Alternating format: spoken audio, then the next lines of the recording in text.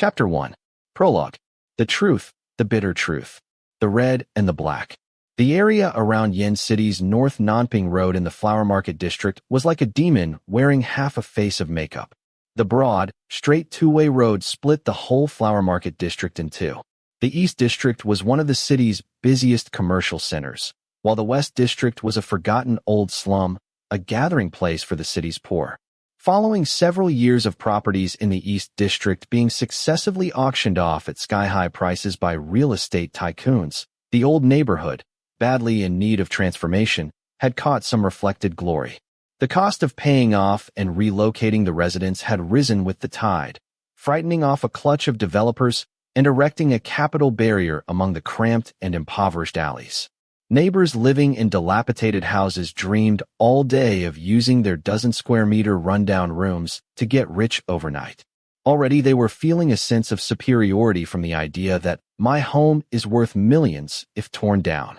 Of course, these slum millionaires still had to put on their slippers and line up to empty their chamber pots every day. There was still a chill in the air on this early summer night. The summer heat that had accumulated during the day was quickly overwhelmed. The barbecue carts illegally occupying the streets packed up and left one after another. The inhabitants enjoying the cool air went home early, too. Occasionally, an old street lamp flickered unsteadily, most likely because the nearby illegally crowded rentals were siphoning electricity off the power line. Meanwhile, one street away in the commercial center, the nightlife was just getting started. As evening approached, in a street-fronting coffee shop in the East District, a barista who had just finished dealing with a mass of customers finally seized a chance to take a deep breath. But before she could smooth her smile-stiffened features back into their original shape, the little bell hanging over the glass door rang yet again. The barista had to once again put on her regulation smile. "Welcome. A decaf vanilla latte, please." The customer was a tall and slender young man with hair almost down to his shoulders. He was dressed in sedate and solemn business attire, wearing glasses with metal frames. The thin frame sat on the high, straight bridge of his nose. He looked down to get out his wallet, his hair swinging forward over his chin and covering nearly half of his face. In the light, his nose bridge and lips seemed to have been daubed with a layer of pale glaze. He looked cold and unapproachable. Everyone appreciates beauty. The barista couldn't help glancing at him a few times. She made conversation, trying to guess the customer's preferences. "Would you like sugar-free vanilla in that?" "No. Extra syrup, please." The customer handed over some change and looked up. The barista's eyes met his. It must have been out of politeness that the customer was smiling at her. Behind the lenses, his eyes curved slightly, a warm and somewhat suggestive expression at once breaking through his earlier display of solemn propriety. The barista now found that while this customer was good-looking, it wasn't a regular and dignified sort of good-looking. There was a hint of peach blossom flirtation in his eyes. Her face inexplicably heated up, and she quickly avoided the customer's gaze, looking down to input his order. Luckily, the coffee shop's delivery guy came along then. The barista hurriedly gave herself something to do. She loudly called the delivery guy over behind the counter to verify the shipping manifest. The delivery guy was a young fellow, around 20, brimming all over with youth. He came into the coffee shop with the golden evening light. His skin was dark. He smiled, showing off a mouth full of small white teeth, and gave the barista a lively greeting. "Hello, beautiful. You're looking happy today. Business must be good." The barista just took her monthly wages without paying attention to how the coffee shop's business was going. Hearing this misplaced flattery, she waved a hand, not knowing whether to laugh or cry. "It's all right. Get to work now. When you come out, I'll pour you a glass of ice water." The young delivery man gave a joyful cry and wiped a sheen of sweat off his forehead. At the corner of his forehead, there was a small crescent moon-shaped scar, like Justice Bow with his prop stuck on crooked. In the time it took the barista to make the customer's order, the delivery guy had cleared his manifest in one fell swoop and come to report back. He leaned on the counter waiting for water and chattily asked, "Beautiful Jie, do you know what building Qingguang Mansion is in?"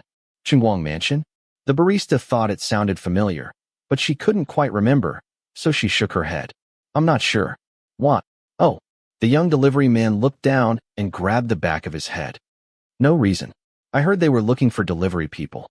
The barista wasn't paying much attention and didn't notice his uncertain little gestures. Putting a lid on the paper cup, she casually said, "I can ask around for you. Your drink, sir. Careful, it's hot." Maybe the coffee-buying customer had nothing to do. He looked at the young delivery guy and idly put in a few words.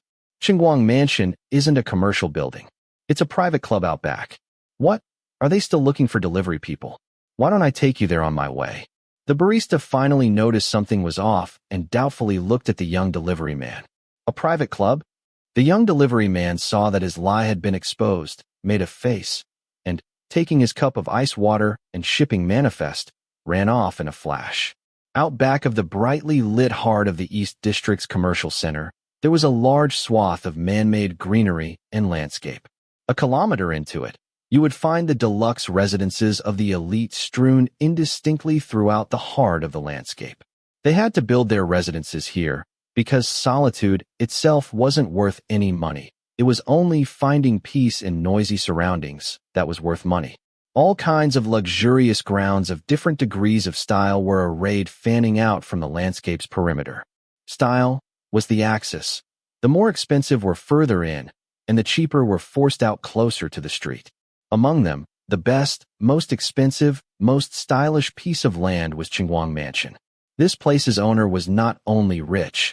As pretensions to culture went, his achievements were profound. The little courtyard had been renovated in the style of the ancients. At a glance, it looked like a protected cultural and historical site. It had been completed not long ago, and in order to show it off, the owner had invited a group of wealthy and estimable friends to come and have a look. Some came to socialize, some to discuss business, some simply to support their clique. There were quite a few who had sniffed out the event and had come to join in the fun, planning to use their faces and bodies as tickets. The parking lot was full of luxury cars of every description, and a festive scene out of Vanity Fair had been set up. When Fei Du strolled over, he had already finished his sticky sweet cup of coffee. He heard from far off the sound of music and voices in the courtyard. He tossed the paper cup into a trash can by the road, then heard someone nearby give an off-key whistle. "President Fei, over here."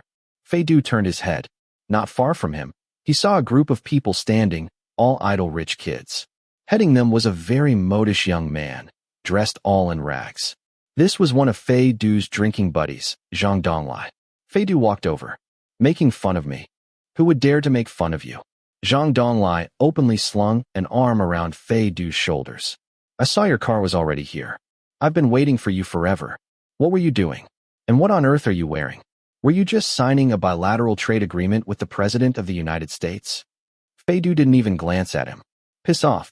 Zhang Donglai accordingly closed his mouth for a minute, pushing his endurance to its furthest point. "No way. This look of yours is too gauche. It's like bringing along someone's dad. How am I supposed to pick up chicks?" Fei Du's steps paused briefly. He reached out a finger, hooked his glasses off, and casually hung them from Zhang Donglai's collar. Then he stripped off his suit jacket, rolled up the sleeves of his shirt, and started undoing buttons. He unbuttoned 4 in a row, revealing a large portion of an indistinct tattoo on his chest, then messed up his hair. He picked up Zhang Donglai's paw, slipped off 3 large rings as crude as thimbles, and put them onto his own hand. "Will this do, son?" Zhang Donglai considered himself a worldly person, but he was still dazzled by this stunning transformation. Fei Du was the head of their group of rich kids, because the rest had their fathers looming over them and were still crown princes. Young Master Fei, meanwhile, had lost his mother at a young age, and as soon as he had reached the age of majority, his father had gotten into a car crash and been left brain dead. Now he had ascended the throne ahead of schedule, putting him a grade above the others.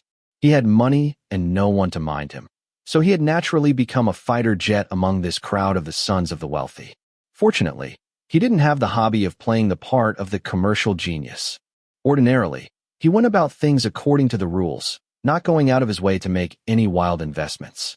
He simply stuck to the word dissipation and wasted his fortune, though it was a fortune that couldn't be wasted away in a short time. Although recently he seemed to have eaten something funny. For a while, he hadn't been going out to fool around. It seemed he meant to wash his hands in a golden basin. Fei Du stuck his hands in his pockets and went a few steps ahead. "Actually, I'm only here as a spectator today. I'll leave at midnight. Master Fei, said Zhang Donglai, that's weak. When a group of rich kids gets together, leaving before the second half of the night was any different from not having come at all. Fei Du couldn't deny it. Zhang Donglai asked why. I'm solemnly and earnestly pursuing a wife, Fei Du said carelessly. Is it suitable to play around while I pursue? It doesn't show quality. Zhang Donglai looked at his shirt and long hair blowing in the night wind. Aside from dissipation, he really couldn't think what other quality Fei Du might have. He quickly went after him and said, You're crazy, ignoring the whole lush forest to go after one old, poor. Fei Du suddenly turned his head and looked coldly at Zhang Donglai. There was something peculiarly contradictory about his manner. Smiling, he was full of flirtation, but as soon as his face turned serious, this keen, solemn feeling would seamlessly take over. His gaze was almost menacing. Zhang Donglai's voice came to a halt. He stared blankly and didn't finish his sentence. He raised a hand and slapped his own face. Bah, I was wrong. Another day I'll apologize to my sister-in-law face to face. The term sister-in-law somehow seemed to soothe Fei Du. The corners of his mouth, which had been pulled tight, softened, and he waved his hand, as though magnanimously ripping out the page of what had just happened. Zhang Donglai rolled his eyes to the heavens. He felt that his majesty had been bewildered by a beautiful concubine, and the future of the nation was in jeopardy. Fei Du suited action to word. As soon as it hit midnight, like Cinderella hearing the clock strike, he promptly left the scene. He passed through a whole crowd of ghosts and demons, avoided a moron raising a glass of champagne to toast him, and went into the woods to find Zhang Donglai. Zhang Donglai was just discussing harmonious concerns of life with a beautiful young woman. Their discussion was in full swing, as if there was no one else around. The moron drunkenly said, You have it all now that your dad is dead. Master Fei, you really are the winner in life. Thank you, my dad isn't dead yet. Fei Du nodded urbanely and looked over at Zhang Donglai. Busy. Zhang Donglai was a rotten and shameless oaf. He whistled at Fei Du. Master Fei, together? No. Fei Du's steps didn't stop. If you see my sexy physique, you won't be able to control yourself, and you'll go off early. That'd be very humiliating if it got out. Right, beautiful? I'm going. Then, paying no attention to Zhang Donglai's shouts, he quickly left by the gravel road. His steps were steady, not at all like someone who had been drinking half the night. By the time he reached the parking lot, he had already buttoned up his shirt again. He very properly called a substitute driver and leaned against a big scholar tree to wait. The beginning of summer in Yen City was always laced through with the scent of scholar tree flowers. It often bloomed out from a corner, almost indistinguishably faint. The exhaust of a passing car could mask it, but if left undisturbed to accumulate, it would arise once again on its own. The distant music coming from Guang Mansion, mixed with raucous laughter and din. Fei Du narrowed his eyes and turned to look. He saw a group of young women playing games with a few pot-bellied and balding veteran fresh meat types. Even though this was Nanping's East District, at this hour most of the shops had already put up their shutters. The true gentlemen and the hypocrites had largely withdrawn before midnight after exchanging business cards to expand their social connections. Those that remained all had a tacit understanding that they were about to take part in the lakes of wine and forests of meat portion of the evening. Fei Du plucked a small white flower off the tree, blew dust off it, then put it in his mouth and slowly chewed. Out of sheer boredom, he opened his contacts. His finger hung over the name, Officer Tao, for a while. Then he suddenly noticed that it was very late and gave it up. He stood quietly.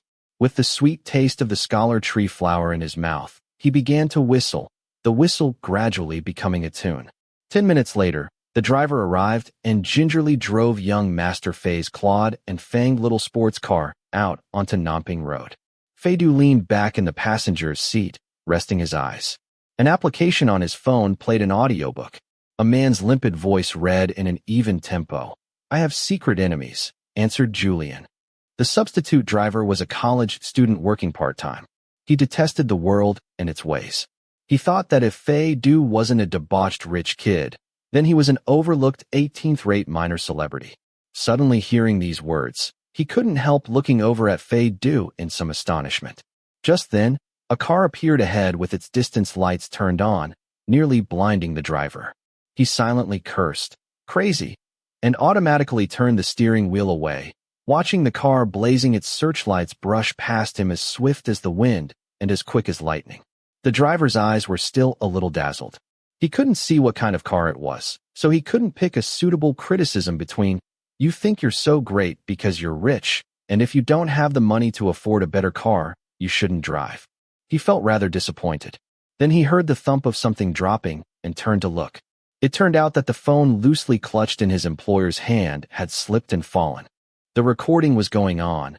"But is the road less beautiful because there are thorns in the hedges which border it? Travelers go on their way, and leave the wicked thorns to wait in vain where they are." Fei Du was asleep, dead to the world. So he had been using the recording as a cure for insomnia. The driver looked away expressionlessly. TSK, so he was just a good-for-nothing. Golden on the outside, but useless on the inside.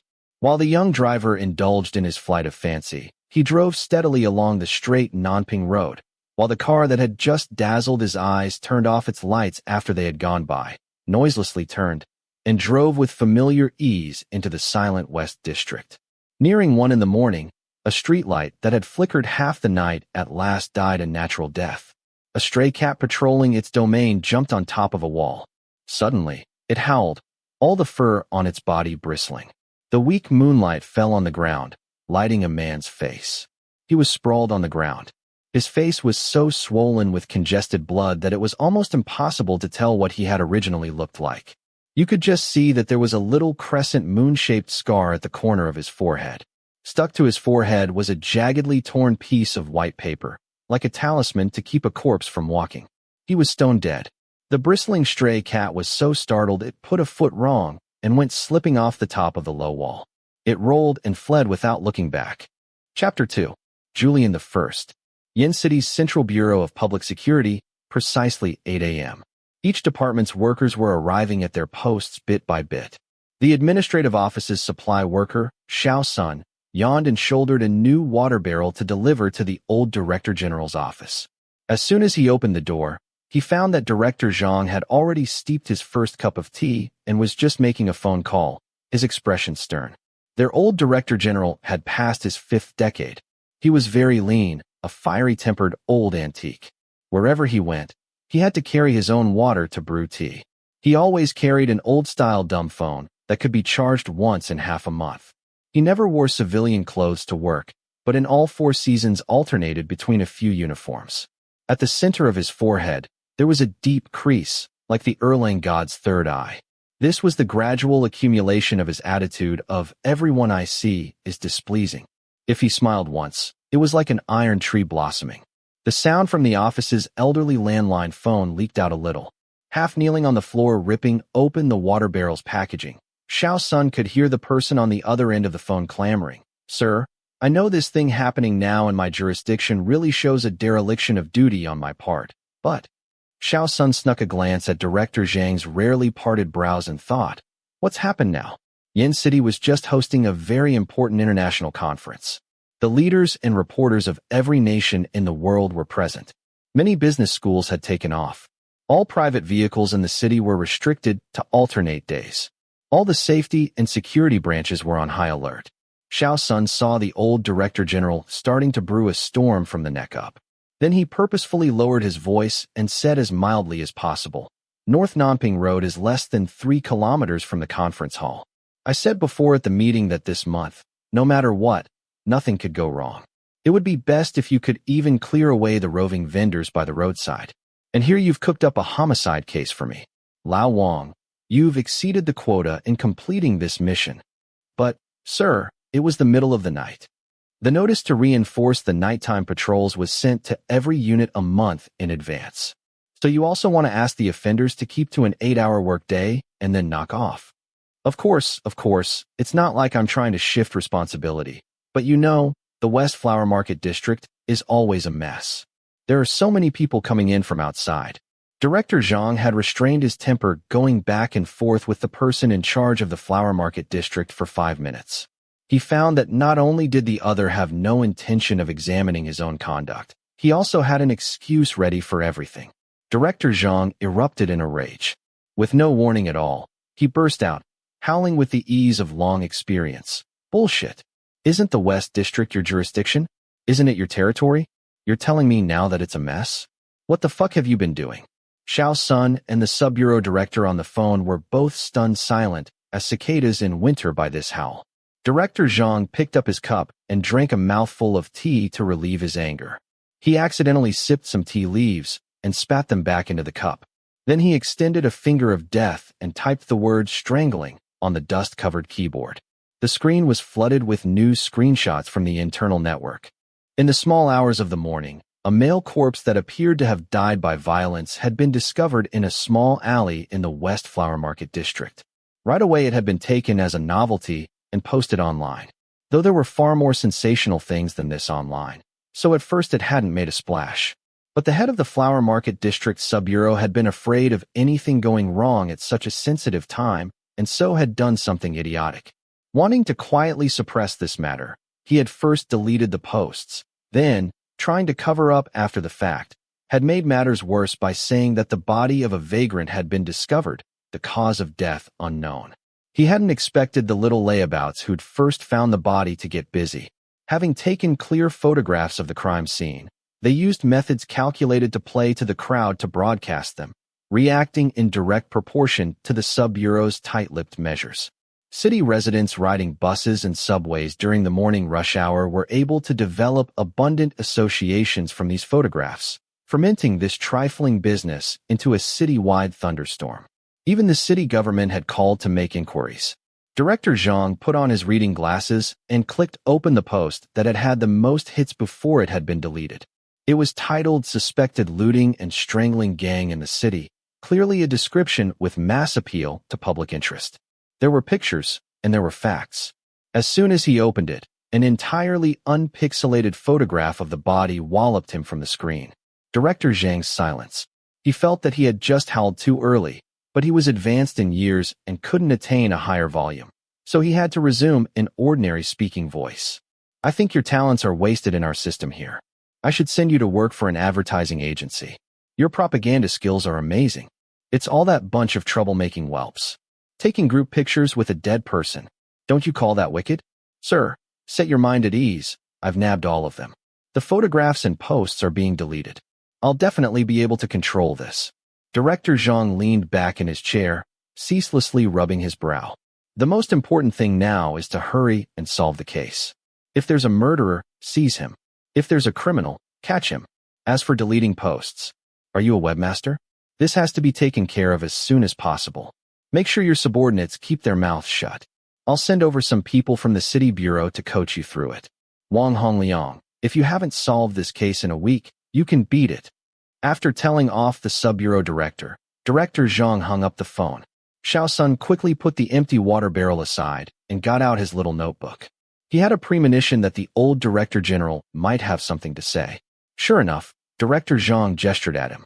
Go call the main criminal investigation team's people in. Xiao Sun looked up. Director Zhang, should I call all of them? Director Zhang muttered to himself for a moment, his glance falling on the LCD screen in front of him. The face of the body in the photograph was swollen, the features warped, but you could still see that the face belonged to a young man. His mouth was open, and he seemed somewhat astonished, blankly facing the camera lens. Find Luo Wenzhou. Tell him to take some people over there himself, said Director Zhang. The case may not be very complicated. Tell him that by the end of the month I'll have dealt with that Wang Hongliang. He'll know what to do. Xiao Sun's silence. Director Zhang's gaze went around his reading glasses to look at him doubtfully. Director Zhang. Xiao Sun squeezed out a smile with difficulty. Captain Luo. He hasn't come in yet. Luo Wenzhou was an idler who came to work as regular as clockwork. As long as he wasn't on duty, he would arrive precisely at 8:30. At 8:29, he absolutely couldn't be found at his desk. Today was a day his car was under the restriction. Luo Wenzhou didn't want to crowd onto a bus, so he had simply gone to his basement and dug up a big old-fashioned bike fit to be put in a museum, fixed it up himself, and wobbled out onto the road.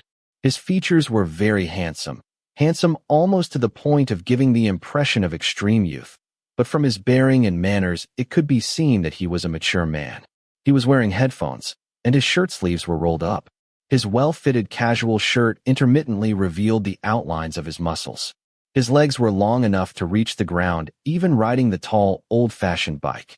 A bag of jianbing hung from the bike's left handlebar, and from the right handlebar 6 or 7 cups of soy milk. With his hands loosely holding the severely overloaded handlebars, Luo Wenzhou sailed through the city bureau's main gate precisely on time. Just through the gate, Luo Wenzhou saw the guard blocking the way of a girl delivering flowers. "You aren't allowed in." "Why aren't you allowed in?" "Miss, this is a public security bureau, not Mount Huagua, all right? All deliveries go to the mailroom to be put through a security check and be logged. How can you put fresh flowers in the mailroom? They'll wilt, won't they?" The flower delivery girl turned, looked at Luo Wenzhou, and pointed. "You won't let me in? So why's the delivery guy allowed in?" The guard's silence. Luo Wenzhou looked up and gave the flower delivery girl a flirty white-toothed smile. "Because the delivery guy is incredibly handsome and surpassingly elegant." The guard was deeply depressed about the city bureau's image. "Good morning, Captain Luo." "Morning. Have you eaten? If you haven't, help yourself." Pushing his bike with one foot on the ground, Luo Wenzhou said, "Who are the flowers for, beautiful? I'll take them in for you." The young lady delivering the flowers felt very flustered and scrambled to look at the card. "Oh, for the main criminal investigation team, for a gentleman called Tao Ran." At precisely 8:30, Luo Wenzhou punctually came into the office and threw the flowers onto Tao Ran's desk. "You little." He had gotten this far when the frustrated and exasperated director Zhang sent someone to catch him. Luo Wenzhou had to hold back the rest of his speech. He leaned a hand heavily on Tao Ran's desk. "Just wait till I get back." The whole main criminal investigation team was startled, simultaneously going dumb as wooden chickens and staring at the bouquet of fresh flowers in front of Officer Tao, as if there was a time bomb buried at their stems. Policewoman Lang Xiao got a magnifying glass and a pair of single-use gloves out of a drawer, then cautiously reached out towards the desk next to hers. She investigated the bouquet of flowers, then picked up a perfumed craft paper card. With everyone's attention on her, her face solemn, this daring young woman opened the card. She saw written in tidy regular script, "The wind is strong, my hands and feet are frozen through, yet my heart is warm. But I don't know why. There is always a softness in my heart. I want to be beside you, just on the point of sadness." "It's signed Fei," said Lang Xiao. "Fei who?" Tao Ran snatched it back. "Don't fool around. Give that to me. After all that fuss, it's just from your girlfriend." Here I was thinking Chief Luo was publicly confessing his feelings for you. The group of colleagues surrounding them all relaxed, each calling out, "I was so scared," one after another. Then, at the speed of light, this crowd of ruffians returned to combat readiness and divided up the breakfast Luo Wenzhou had brought, at the same time dedicatedly carrying the banner of denouncing Tao Ran's heresy. "Deputy Tao, when did you resign? Did you write up a report? Did the association agree? Tao, you really are unfeeling and ungrateful." "Deputy Captain Tao, I only have 37.6 left of this month's wages, no money to buy dog food, but you'll have to do as you see fit." Go on," said Tao Ran, putting away the card. Then he found an inconspicuous place to stash the flowers. "What girlfriend? Don't make a big deal over nothing." Hearing that with such a great public proof of his crime as this revealing bouquet, this person still wanted to go away unpunished, everyone immediately flared into an uproar, planning to encircle and intercept Deputy Captain Tao. Just then, Luo Wenzhou, having rushed off, came in through the door once more and struck the doorframe. "There's been a homicide in the Flower Market District. A couple of you come with me to have a look, quickly." Chapter 3. Julian II. Nanping Road was a morning rush-hour disaster area. The congestion lasted from 6:30 to 10. All over the road, high-level white-collar workers heading towards the East District's commercial center met and clashed with disorderly droves of motor scooters. If a slow-moving public bus had happened along and inserted itself into the fray, it might have manufactured the death trap of the century. The roads in the West District were laid out especially intricately, some wide, some narrow, all jigsawed together. It was common practice among the local inhabitants to put up a mess of private construction. Man-made dead ends were everywhere. Motor vehicles that had mistakenly wandered in were like little bugs caught in a spider's web. They had to struggle for their lives, charging left and dodging right, if they wanted to see the light of day again. Luo Wenzhou stuck his head out the car window and gave a blast on the siren. He yelled, "Handsome, we're conducting official business and can't get through. Could you move that BMW at your gate?"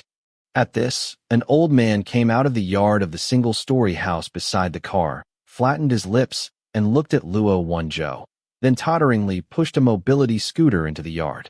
On the left side of the mobility scooter was a sticker reading, "Especially for picking up my grandson." On the right, one reading, "The angrier you are, the slower I'll be." As it moved, a bark came from it. Luo Wenzhou raised his sunglasses from his nose bridge in surprise and looked down. A big yellow dog leapt out from behind the scooter. The big yellow dog sauntered up beside the police car, exchanged a glance with him, then brazenly lifted its back leg at the car's wheel. Luo Wenzhou whistled at it. "Piss, little darling," he said kindly. "When you're done, I'll cut off your little willy, cook it into a pancake, and eat it." This method of eating was truly novel. The big yellow dog had never heard of such a thing. It was struck with awe on the spot by Officer Luo's veteran hooligan attitude, let out a howl, and decamped with its tail between its legs. Lang Xiao blocked her face with her tablet. "Chief Luo, have you noticed that there's an unmarried young lady in the back seat? They've sent over what they currently have from the sub-bureau. Lady comrade, please pick out the objective facts and summarize them for me." Luo Wenzhou slowly pushed the car out of the cleared-out narrow alley. "Ignore the subjective and groundless parts. That bastard Wang Hongliang is a bootlicker. The Flower Market District Sub-Bureau is rotten from the top down. It's all questionable goods. Okay, the victim's name is He Zhongyi, male, 18 years old, a worker from out of town. He was employed as a delivery man for a coffee shop chain. There are indentations on the body's neck. Cause of death is asphyxiation. He was strangled. The preliminary conjecture is that the murder weapon was something like a piece of cloth. Time of death was between 8 p.m. and midnight last night. We have to wait for the medical examiner to get further before we get concrete determinations about the circumstances." "Oh, right. The body was discovered not far from the illegal shared rental the victim lived in, so his identity was confirmed quickly." Luo Wenzhou was a very accomplished driver. Boring his way through the peril-ridden alley with hardly a millimeter's clearance, he still had attention to spare to interrupt and ask, "Where did the rumors concerning the looting and strangling gang come from?" The victim was picked clean. His phone is gone, and his wallet was emptied and tossed aside, though there's no saying whether it was the murderer who did it. Lang Xiao quickly skimmed the email. "Right. The person who reported the case said there was a piece of paper covering the body's face, with a strip of glue on it. It was stuck to the victim's hair. The character money was written on it. Tao Ran turned off the GPS. Turn right ahead, and we'll be there." "Okay." Luo Wenzhou knocked on the steering wheel. "This case is staying with the sub-bureau. It won't be transferred to the city bureau. Do you know what we've come here to do? To guide and supervise?" Lang Xiao asked tentatively. "Do you know what kind of people guided and supervised in the past?" said Luo Wenzhou. Suddenly seeing the light, Lang Xiao said, "Court eunuchs." Tao Ran turned around in the passenger's seat to stare at her. "Is that all the young ladies of your village are capable of?" Luo Wenzhou grimaced as though his teeth hurt. "Go on, I'm being serious here. Director Zhang is going to retire in a few years. Most of the deputy directors are about in step with him. The remainder either have an inadequate service record or are like Director Tsang, keeping their heads buried in technical details and not paying attention to anyone. So when the time comes, it's likely people will be pushed up from all the sub-bureaus." Luo Wenzhou avoided a heap of garbage by the road. He lowered his voice. "The old Director General wants to take that bit of goods Wang Hongliang down on his watch, so in the future the city bureau doesn't end up in the grip of a mere wine sack and food bag. Do you understand our main task?"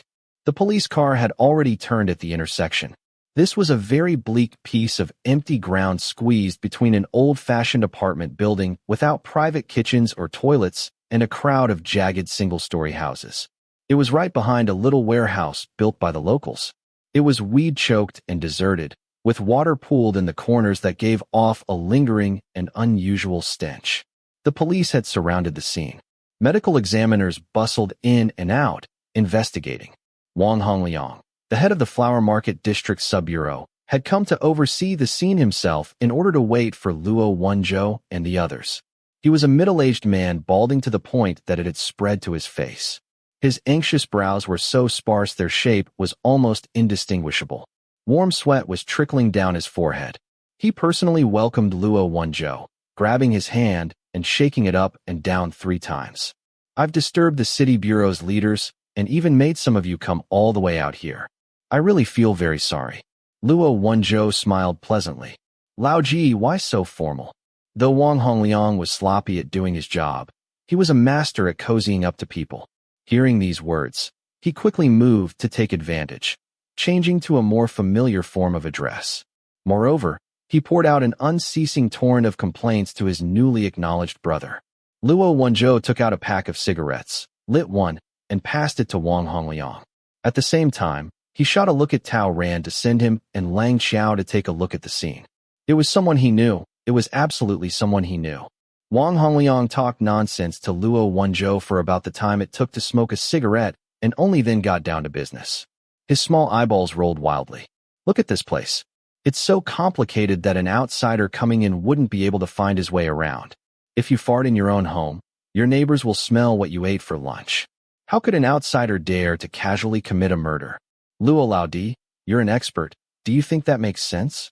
At a sensitive time like this, what Wang Hongliang least wanted to see was a roving criminal mugging and killing people in his jurisdiction, so he was desperately sticking to, it was someone he knew, a private dispute. Luo Wenzhou didn't pick up the thread of his conversation. He plucked off his sunglasses and hung them from his collar, narrowed his eyes, and looked at the bustling medical examiners, then casually dodged. "I'm just the child of an official, in this to make a living. How could I pass myself off as an expert in front of you? Who isn't in this to make a living?" Wang Hongliang spread out his hands despairingly. "Let's go. We'll take a look, too." The newly established Making a Living Club thereupon went side by side onto the scene. There was a young man with a crew cut and glasses sending spit flying as he explained the situation to Tao Ran and Lang Qiao. This young man was very tall. His face was covered in acne. His posture was straight and stiff, like a coffin board cut into a human shape. His speech was dreadfully fast. "This is our newly arrived Xiao Haiyang," Wang Hongliang introduced, pointing. He was a brilliant student, got first on the written examination when he tested in.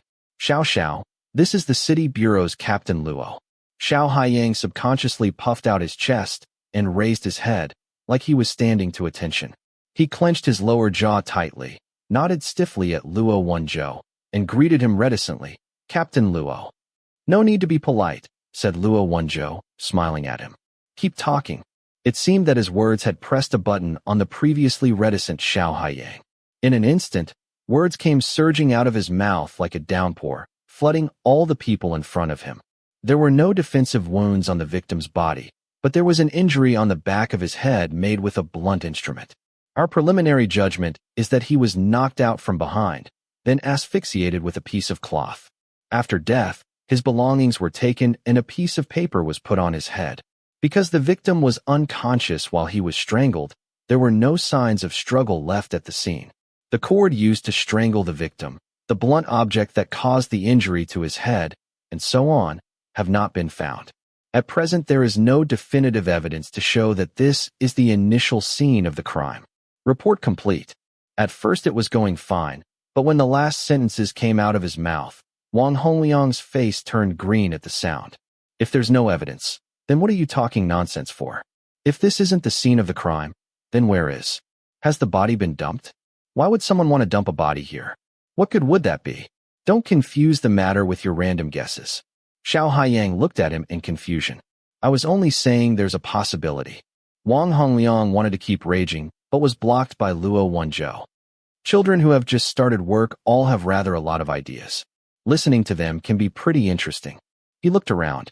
The whole West Flower Market district had an overcast feeling. Confused and disordered power lines hung low overhead, cutting down one of Yin City's rare sunny days to nothing. It was very depressing. "Ask around. Maybe someone heard something," said Luo Wenzhou. "Besides that, I think Director Wang's instinct is generally accurate.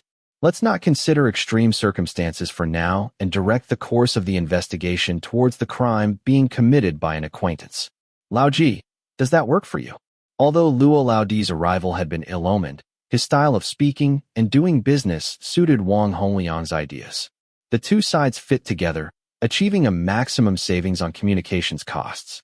What came after would be endless investigation and interviews, which was all the work of the criminal police lackeys. It had nothing to do with the coaches. Their main task was to return to the sub-bureau office to sit and drink tea while they observed the progress of the work, waiting to grab Wang Hongliang's pigtails. But Tao Ran quietly said to Luo Wenzhou, "Chief, you go ahead. I want to stay and go around with them." Tao Ran's name was gentle and refined. His features were delicate. He never got angry with anyone, never used coarse language.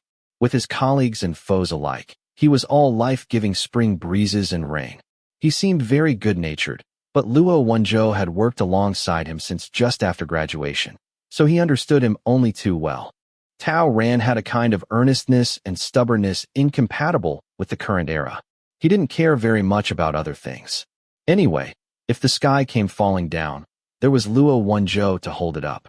But while investigating a case, if there was anything suspicious, he would chase it down to the very end, whether it was his responsibility or not. "The victim was knocked out from behind," said Luo Wenzhou. "If it was a mugger, it wouldn't have been worth it to strangle him. A private dispute is very likely. Wang Hongliang's basic judgment isn't wrong. What's the problem?" The body had already been put into a body bag and removed by the medical examiners. Tao Ran softly said, "It's the shoes. No one cleans up here. If you aren't careful, you'll step in mud. But I just opened the body bag to have a look. The child's shoes are clean." Luo Wenzhou raised his eyebrows slightly. Of course, it's possible that because the victim lived nearby, he was familiar with the area, said Tao Ran. But I think the sub-bureau's little glasses was right. We can't eliminate the possibility that this isn't the initial crime scene. Besides, that piece of paper stuck to the victim's head is strange. Wenzhou, what if this thing isn't so simple? I'm worried Director Wang will be in a hurry to cover it up and won't be willing to investigate properly. Is there any need to worry? Luo Wenzhou sighed. He obviously wants to cover it up. As long as he had a likely suspect, Wang Hongliang could quickly use his official seal to put out a statement saying that this case had arisen from a private dispute, not some strangling killer, like the alarmists on the internet were saying. If there were no other antics, after a few days people would get bored and forget about it. Once events had gone by, they could then say, the Flower Market District's director made an outstanding contribution towards the success of this city's such-and-such distinguished gathering. As for the case, he'd find some errand-running little criminal policemen to slowly investigate. If they found something, they'd catch the criminal. If they didn't, they'd cover it up. After enough covering up, if it all came to nothing, they could leave the matter unresolved. This was Wang Hongliang's style. Otherwise, Director Zhang wouldn't have specially sent Luo Wenzhou. A child came from far off to our city and died in a strange place among strangers, said Tao Ran. It doesn't matter why. We owe him an answer. Luo Wenzhou tilted his head and looked into his eyes for a couple of seconds. Tao Ran quickly added another sentence. So I feel uneasy and want to follow along. I promise no unexpected issues will arise.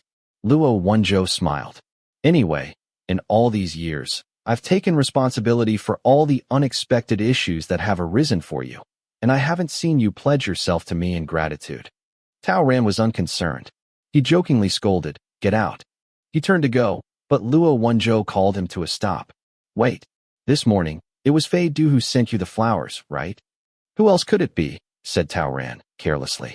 Luo Wenzhou stuck his hands in his pockets and looked at his toes, seeming to be searching for the topic. If I said to you, stay away from that brat, would you think I was meddling? No, you don't really think he means it? Tao Ran smiled. He's always like this. He's just having fun. Never mind that I'm not gay, even if I was bent as a hoop. Luo Wenzhou lightly interrupted him.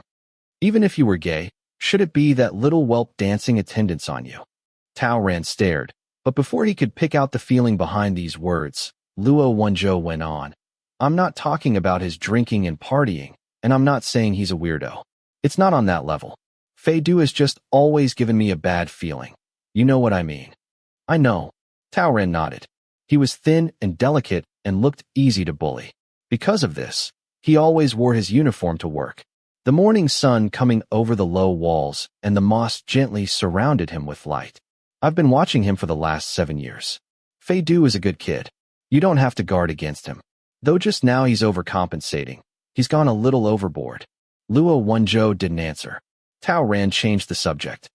Also, who was it back then who wanted to give him something and felt too uncomfortable to put his name to it, and went to such great pains to get a handheld game console from abroad, and made me? Go away. Luo Wenzhou interrupted him expressionlessly. Shut up and get to work. Chapter 4. Julian III. I saw it on the news, too. I hear it was very close to us. Across Nanping Road, then a little further on. When I go see my parents and don't want to cross the bridge, I go around that way. I thought it was a mess before, but I didn't expect. Hey, the two office workers were too engrossed in slacking off and chatting in the tea room to notice that there was someone standing behind them listening in. One office worker's hand shook, nearly spilling the whole cup of hot water as a libation onto the floor. Careful. Fei Du put his hand under the cup she was holding, took it from her, and put it aside. Next time don't pour such hot water. You have such tender hands. What if you burn yourself? Fei Du generally didn't speak at all loudly, and everything he said seemed to be ordinary human speech. But passing through his mouth, human speech could at once turn into something with a covert feeling of intimacy. It often led people to form one-sided affections. Though fortunately, he usually spoke and then left, leaving others ample time to destroy their own illusions. President Fei, you scared me.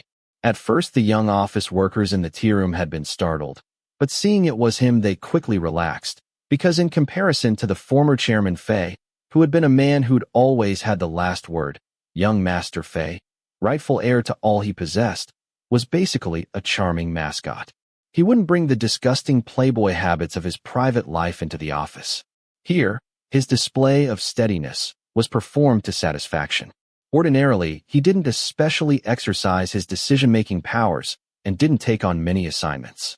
Even when teasing the young ladies with a few stray words, he usually maintained a strong sense of propriety, rigorously adhering to the principle that the rabbit doesn't eat next to its warren. He didn't overstep any bounds. Fei Du used a paper towel to wipe away the spilled hot water, then handed the cup back. He casually asked, "What were you two just talking about?" "We were talking about the West District across the way. Yesterday there was a mugging and killing, and it seems that the criminal hasn't been caught yet. What if the HR department sends everyone an email to remind everyone to be extra careful on the way to and from work?" "All right," said Fei Du seriously.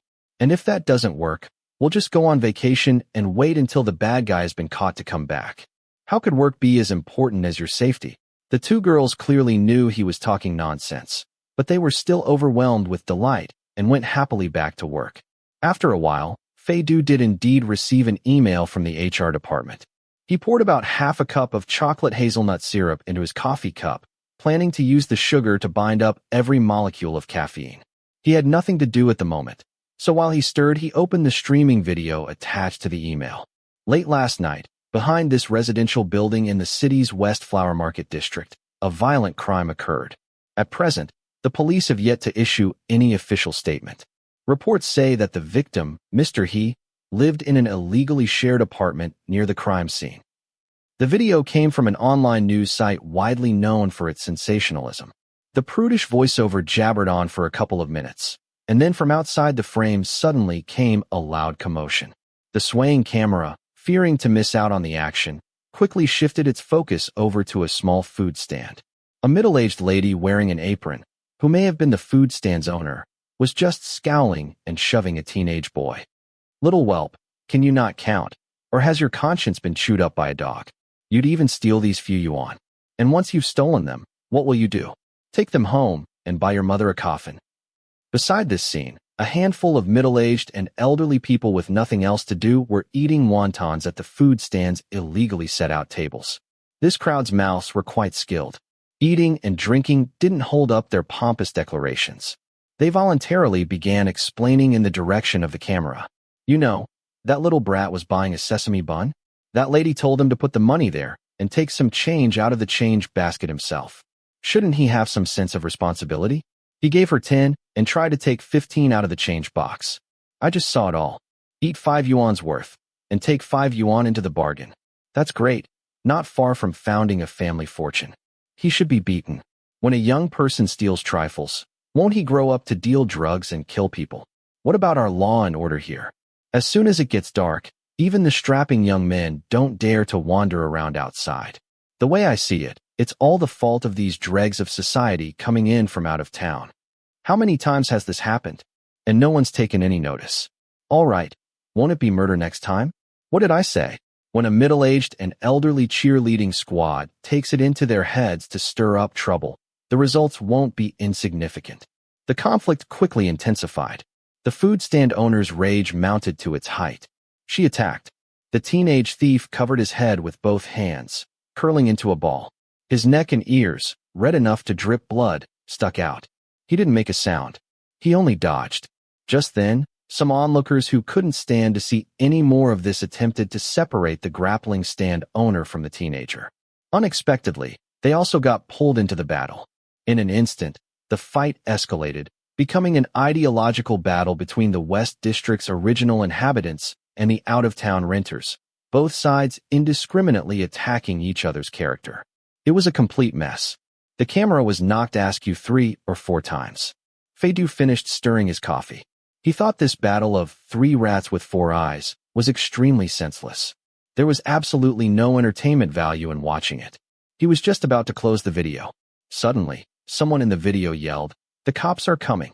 There was confusion, and a few uniformed people forced their way in to hurriedly part the crowd. They were immediately drowned in the ocean of citizenry. One young policeman even got his glasses knocked off. Feidu saw a familiar figure among them. His hand, poised to close the window, paused. Afternoon, at the Flower Market District Sub-Bureau, Wang Hongliang slipped away under the guise of having a meeting. With his hands behind his back, Luo Wenzhou bent to get a close look at Tao Ran. Last time when we went over to help the drug squad catch those drug traffickers, we had a 20-minute shootout, and I don't think anyone suffered such a serious injury. I just knew it. The moment you guys are out of my sight, something is sure to go wrong. When we leave, don't forget to stop by the hospital to get a rabies shot. Some unknown hero's magic claws had left a scratch on Officer Tao's chin. The sub-bureau was in total chaos. The crowd that had taken part in the brawl had had their battle spirits raised. Even after arriving at a public security bureau, they refused to lay down their arms. Mixed in among the cacophonous cursing and struggling, a handful of civil policemen whose vocabularies were clearly pitifully deficient kept saying, "Get down," and "behave" on repeat. Some extra pairs of hands brought in from the local police station stood at a loss, lined up to one side, not knowing what to do. When Luo Wenzhou came in, he slammed his hand heavily against the door, suppressing the two opposing armies with his even more overbearing manner. Everyone was startled by the thunderous sound and turned their heads to look at him. Luo Wenzhou leaned against the doorframe. Who here assaulted a police officer? No one spoke. You think if you don't admit it, the law doesn't apply to you?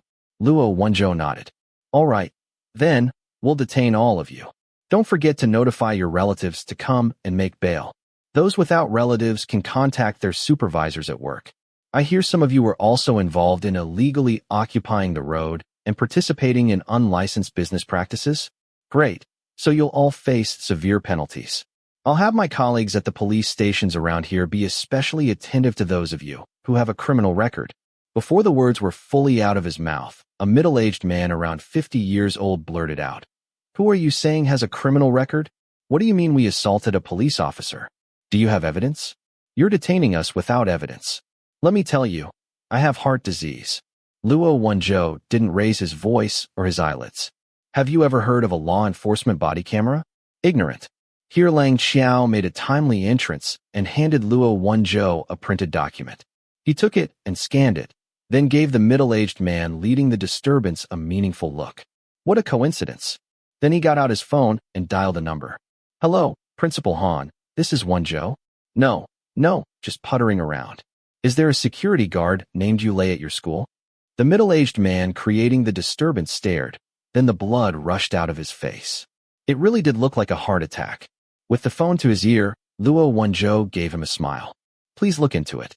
That's you with 2 bars and a hook. The lay that's 3 stones, male, 53. It's nothing. This uncle is old in years but young in spirit. He's been in a fight with some people. He was arrested by my colleagues at a local police station. Now he's been arrested, He says he has heart disease. If he has a heart attack here and word gets out, won't that land us in it? We can't shoulder this responsibility. Annie Han, I'm begging you, send someone to come over here quickly and pick up this high-risk insurance scammer. I did it to protect the safety of the neighborhood and my neighbors. While Luo Wenzhou was still on the phone, the middle-aged man named Yulei was clearly panicking. It was legitimate self-defense. Luo Wenzhou was amused. You know what legitimate self-defense is? Yulei pointed at the few young men who stuck out like sore thumbs among the crowd. It was self-defense. One of those people is the murderer who killed someone last night. I heard it. Luo Wenzhou's silence. No one had expected a farce of law and order to inexplicably evolve into a series of separate interrogations. All the criminal policemen out interviewing and investigating hurried back to quickly collect the witnesses' testimonies. According to that old hoodlum named Yulei, last night after he had turned off the lights and gone to bed, while he was half asleep, he heard a fight. It was two men, speaking with out-of-town accents. The dialect was too heavy for him to understand what they were fighting about, but he sensed that they were people who knew each other. Lang Xiao pushed back her long hair. We've confirmed it. This Yulei lives very close to the spot where the victim was found. The direct distance is less than 50 meters. He lives in an apartment. With the back window open, he should have been able to hear. What time? Said Luo Wenzhou. He's not sure, but he says he goes to bed around 9 and doesn't usually have trouble with insomnia. If he was half asleep, it shouldn't be after 9:30. That conforms with the estimated time of death. Besides that, there are some other people who live nearby who also say they faintly heard something, but there are often drunks getting into fights at night, so the neighbors are used to it. They didn't think anything of it, and they weren't about to go butting in to investigate.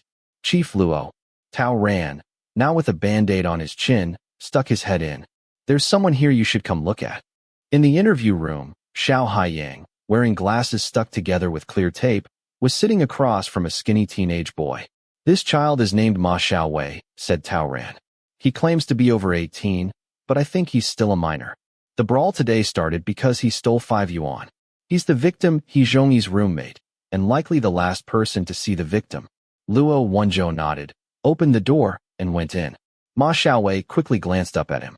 Perhaps Captain Luo's aura was too fierce. The boy's face looked a little panic-stricken. It's all right, said Xiao Haiyang. Keep talking. Ma Xiaowei wrung his hands and spoke in a voice as thin as a mosquito's hum. He Zhongyi comes from H province, the same as one of our roommates, although they aren't from the same town. H province is supposed to be pretty big. I think Zhongyi Ji's hometown is more out of the way. He only came last year. He's pretty nice, outgoing, and he's a good roommate, cleans up regularly. He never had any trouble with anyone. Xiao Haiyang asked. Do you know if he has any other friends or relatives here? Ma Xiaowei's chin sank. Then he thought of something and quickly shook his head. I don't know. I've never seen anyone. Luo Wenzhou cut in. Where were you between 8 and 10 last night? Ma Xiaowei's throat moved. Again he didn't dare to look at Luo Wenzhou. He quietly said, At home. What were you doing at home? And nothing, just watching TV. Alone? Asked Luo Wenzhou. Ma Xiaowei only then seemed to notice what he was getting at. His expression changed. It's all right, darling. Luo Wenzhou pulled up a chair, sat down in front of Ma Xiaowei, and smiled kindly. We're from the Serious Crimes Division. We're only responsible for major criminal cases. You won't be punished for attempting to steal 5 yuan. Don't be nervous. Ma Xiaowei almost couldn't sit still. Luo Wenzhou's tone changed at once. Although I think that if you steal repeatedly without mending your ways, you can still be penalized even without stealing a significant amount. This isn't your first time, right? Ma Xiaowei stiffened at once, his sickly pale face going blank. Luo Wenzhou lightly knocked on the table. You were at home alone watching TV? Where were the people who live with you? He Zhongyi came home after work last night, changed his clothes, and left. Zhaoji, the one who's from the same province as Zhongyi, he's gone back home for a few days to attend a family funeral. There are a few others who went out to find people to play mahjong with, so I was on my own. But I didn't say it was you, said Luo Wenzhou, interrupting his rambling defense. There were some residents who heard an argument happening near the scene of the crime around that time. Given how close your house is to the scene, you would have heard. Did you hear anything then? Ma Xiaowei bit his lip hard. If you heard something, say you heard something. If you didn't, say you didn't. Does the question need this much thought? And maybe I heard a little. The TV was on pretty. Around when did you hear it? Said Luo Wenzhou. 9:15, Ma Xiaowei blurted out. As soon as the words were out of his mouth, Xiao Haiyang, taking notes with his head down, and Tao Ran, listening in from the door, both looked at him. Luo Wenzhou narrowed his eyes. Didn't you just say you maybe heard a little? Then how come you remember the time so precisely now? Ma Xiaowei said nothing. Xiao Ma, tell the truth, Tao Ran said gently. How do you know it was 9:15? Did you actually hear something, or were you near the scene of the crime at the time? What do you know? Not giving Ma Xiaowei time to react, Luo Wenzhou immediately added. If you don't explain yourself clearly today, you could be under heavy suspicion of having committed the crime. I believe it wasn't you, said Tao Ran, playing the good cop to his bad cop. If you didn't do it, then there's no need to be scared. If you know something, then say it. This is a homicide case. I think you understand the severity. Ma Xiaowei instinctively turned an appealing gaze on him. Luo Wenzhou struck the table. Who are you looking at? I'm telling you to account for yourself. It wasn't me. I heard. Ma Xiaowei was about to cry. At 9:15, I heard people arguing downstairs. The voices sounded familiar, so I wanted to go down and look. What did you see? Nothing. Ma Xiaowei's eyes opened wide. I didn't see anybody, not even a shadow, as if what I'd just heard had been an illusion. And the streetlight was broken. I. Luo Wenzhou snorted. Kid, is this a ghost story you're telling us? The rims of Ma Xiaowei's eyes were red. As he looked fearfully at Luo Wenzhou, the blood vessels crawled bit by bit over his eyeballs.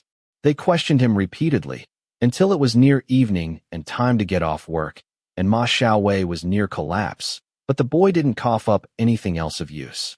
He just told the same inferior late-night ghost story over and over again. I don't think it was him, said Lang Xiao, coming out of the sub-bureau. This kid's psychological quality is unsound. He'll say anything once he's scared. If there really was something, he couldn't have held out long with all of us questioning him. Although the bit about the haunting is pretty strange. Luo Wenzhou made an uncertain sound. What is it? Said Tao Ran. That's not for sure, said Luo Wenzhou. It could be he's only telling a part of the truth. I think he's still holding something else back. Let's talk about it tomorrow. Where are you two headed? Back to the city bureau first, or? His speech was interrupted by a whistle. The three-person team of court supervisors looked up and saw a big SUV at least 2 meters tall parked by the side of the road. There was someone leaning against the car. You've had a hard day, Officer Tao. Could I take you home? Chapter 5. Julian IV. This person was lanky, dressed in a black button-down shirt and a pair of crisply pressed pants. He had his hands stuck in his pockets and his legs stretched out and loosely crossed in front of him. His hair fell to his shoulders. If anyone met his gaze, 2 cupped smiles would pool in his wandering eyes, like an indiscriminate free broadcast. Lang Xiao had reached her present age without ever once having seen a man who would come on purpose to the door of a public security bureau to preen. Deputy Tao, is that your friend? Tao Ran's teeth seemed to be hurting. Lang Xiao was very sensitive. She noticed at once that there was something wrong with the atmosphere and asked curiously, what is it? Tao Ran was just about to go over and say something when Luo Wenzhou, who had been silent until now, suddenly reached out and grabbed his elbow. He raised his chin at the newcomer. Fei Du, what are you doing here? Fei Du gathered up his long legs and raised his eyelids to look at Luo Wenzhou. Oh, I'm sorry. I didn't realize this place had your name on it. Luo Wenzhou narrowed his eyes expressionlessly. Fei Du gave him a smile that wasn't quite a smile. Lang Xiao, who had no idea what was going on, cluelessly picked up a trace of swords out bows bent murderous energy. After a moment, Fei Du smiled like he was asking for a beating. He was the first to look away. Turning to Tao Ran, he said, Tao Ran, get in the car. If I stay here any longer, Captain Luo will give me a ticket. Tao Ran didn't have a chance to answer before Luo Wenzhou interrupted coolly. Did I say we were finished working? The two of you come back with me to the city bureau right now. We have to report our progress to Director Zhang as soon as possible and hold a conference concerning the facts of the case. Lang Xiao's silence. Didn't you just say let's talk about it tomorrow? Fei Du sighed languidly. Superiors going through menopause truly are one of this world's calamities. How about this? Tao Ji and this lovely policewoman can ride in my car. I'll take you back to the city bureau. You've had a hard day. You may as well ride in a car where you can stretch your legs. You mind cars that aren't spacious? President Fei, I advise you not to experience riding in a police transport. I guarantee you wouldn't even be able to stretch your arms. Thank you for the warning, sir. Tao Ran, I've made a reservation at a Western restaurant near your office. Even if you have to work overtime, you still have to eat first, right? Public servants don't eat. The murderer hasn't been caught. How could we have the face to eat? Lang Xiao still hadn't worked out whom she had offended.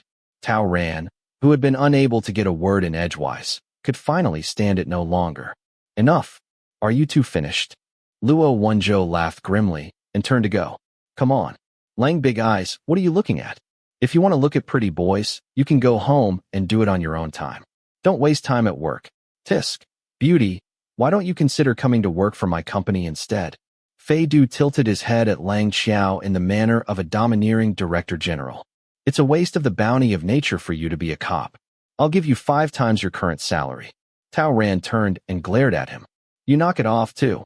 Fei Du looked directly at him and nodded in an exceedingly obedient way, but then of course he lobbed another attack. All right, for your sake. Tao Ran, said Luo Wenzhou, what are you still dawdling for? He couldn't offend either of these lordly show-offs, so Officer Tao rolled his eyes at the innocent night sky and quickly went after Luo Wenzhou. After a few steps, he subconsciously looked back. As was to be expected, he saw that Fei Du hadn't moved. He was standing in place, watching him go. Seeing Tao Ran look back, Fei Du, who seemed to have been ready for this, smiled swiftly, pressed 2 fingers to his lips, and lightly flicked them towards Tao Ran. Tao Ran's silence. If international society awarded prizes for flirtation, young Master Fei might already have received a Nobel. On the way back, Luo Wenzhou turned the police car into the Chang'e 3 spacecraft, racing helter-skelter until he reached the city bureau. The big SUV, which seemed clumsily heavy, stuck to their tail the whole time, leisurely and carefree. Lang Xiao had resisted for ages, but she finally couldn't resist saying something. Who was that piece of fresh meat? His driving is pretty slick. Tao Ran turned to give her a veiled look, warning her to leave well enough alone, but it was already too late. Luo Wenzhou looked in the rearview mirror and saw Fei Du stop his car at the city bureau's gate. He immediately called the main traffic police team next door. There's a car parked at our gate in violation of traffic regulations. Go over there and give him a ticket. The brat's got money. Give him a few. After a while, a young traffic cop returned his call in trepidation. Captain Luo, I gave him a ticket. I told him, you're parked in violation of the regulations. The fine is 200 yuan. What happened? Said Luo Wenzhou. The young traffic cop said, well, he gave me 1,000 and said he was going to park for another 800 yuan's worth. Luo Wenzhou's silence. Lang Xiao looked at him cautiously. Chief, are we still having a meeting? Obviously, said Luo Wenzhou. But Luo Wenzhou couldn't hold Tao Ran up forever. The outcome of their day's work had been perfectly clear. There really wasn't any overtime worth working. Fei Du folded the traffic ticket into a little boat, turned on the air conditioning, and leaned comfortably back in his seat. Calm under pressure, he put an English song on repeat on the car stereo system. When it had looped 8 times, Tao Ran came out. Tao Ran wasn't an especially fastidious person.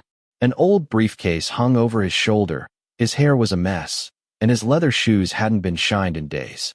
There was a band-aid on his chin, and his face showed traces of frustrated weariness. He really didn't look anything like a beauty who would bring calamity. He came up and knocked on the window of Fei Du's car. Are you still here? When Fei Du rolled down the car window, the sound of the looping, "You raise me up," struggled impatiently out through the crack, flapped out into the night, and scattered melodiously. Tao Ran's expression somehow changed when he heard this song. But before he could say anything, Fei Du turned off the stereo as though nothing was the matter. A video of you guys trying to break up a fight showed up online. I just happened to see it. Fei Du got out of the car and pointed to the band-aid on Tao Ran's chin. I was worried about you. Are you all right? Tao Ran laughed bitterly. Dealing with 10 mass brawls still wouldn't be as fatiguing as getting caught between Luo Wenzhou and Fei Du. Fine. Next time I'll keep a distance from that menopause sufferer. Does that work? Excuse you, that menopause sufferer graduated the same year I did. Tao Ren opened the car door and got in the driver's seat. YVE, you changed your car again. Didn't you say the last few were too flashy? Fei Du casually went around to the passenger's seat. So I bought another one. This one is cheap and steady. From now on I'll use it especially to come pick you up. Tao Ran's hand paused in the middle of buckling his seatbelt. He looked at Fei Du and said sternly, if only I'd made a little more money, worked a little less, and found myself a wife early, my children might be walking by now. I know. Fei Du rested his elbow on the car window ledge, tilted his head, and smiled at him. Just look at those kids who go running after celebrities. They do nothing but waste time and money all day. They don't even have a goal. They're just trying to make themselves happy. Treating you well is the greatest source of enjoyment to me. You've been so good to me all these years, so I take it you must be able to put up with me. Tao Ran's silence. Tao Ran, come have dinner with me. I feel full just looking at you. Tao Ran freed one hand and laid it on top of Fei Du's head. Who are you calling Tao Ran? Show some respect for your elders. I.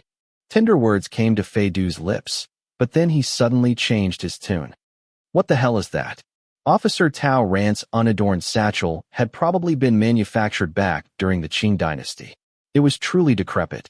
When it had been zipped closed, the zipper often separated on its own according to its mood. Fei Du hadn't noticed. Neither could he tell apart the top and bottom of the ratty bag. He'd accidentally turned it upside down, sending a folder spilling out. A number of photographs scattered over his lap. In the dim light, the corpse's face looked unusually ferocious. Fei Du at once sucked in a breath. If he hadn't been held down by the seatbelt, he would nearly have leapt to his feet. Is that person dead? How come it looks so bad? Those are important materials. Don't mess around. Hurry and pick them up. Fei Du held his neck stiffly straight, firmly refusing to look down and meet the dead person's eyes. And no, blood makes me sick. There's no blood. Tao Ran sighed with fatigue. You aren't even scared of that ghost botherer Luo Wenzhou, but you're scared of dead people? Fei Du was fumbling around trying to get the scattered photographs and materials back into the file, screening his eyes with one hand. He cautiously took a peek, saw that there really wasn't any blood, then relaxed slightly. Pinching the edges of the scattered materials one by one as if he was clearing a minefield, he returned them to their original position. This arduous task made Fei Du behave for 5 minutes. After a while, he asked, Murder? Yes, said Tao Ran. But we're still investigating, so I can't disclose the details of the case. I see, said Fei Du. He didn't ask again. Having restored the contents of the folder, he put it back and examined the bag's broken zipper by the weak light. Poor guy, he said casually. He went to see someone, full of yearning, not expecting that person would prefer him dead. Having sized up the zipper, Fei Du began to tinker. Tao Ran stared. How's that? Well, said Fei Du. You took the photographs of the victim's jacket yourselves, right? The tag hasn't been cut off. We've already looked into that. It was bought at a little shop nearby. The shop owner and the surveillance cameras confirmed that the victim really did buy it himself. I'm not saying the murderer put it on him. Who'd kill someone, then throw in a jacket? Fei Du smiled. If he put the jacket on without cutting off the tag, then it's possible the price was rather high. It exceeded his level of consumption. But he had to wear it for some occasion, so he was going to wear it once and then return it. Students who aren't very well off do that when they're just starting out going to interviews. Was he a lefty? Tao Ran paused. He had gone to look at He Zhongyi's apartment. He quickly reviewed where everything had been placed. No. Fei Du shrugged.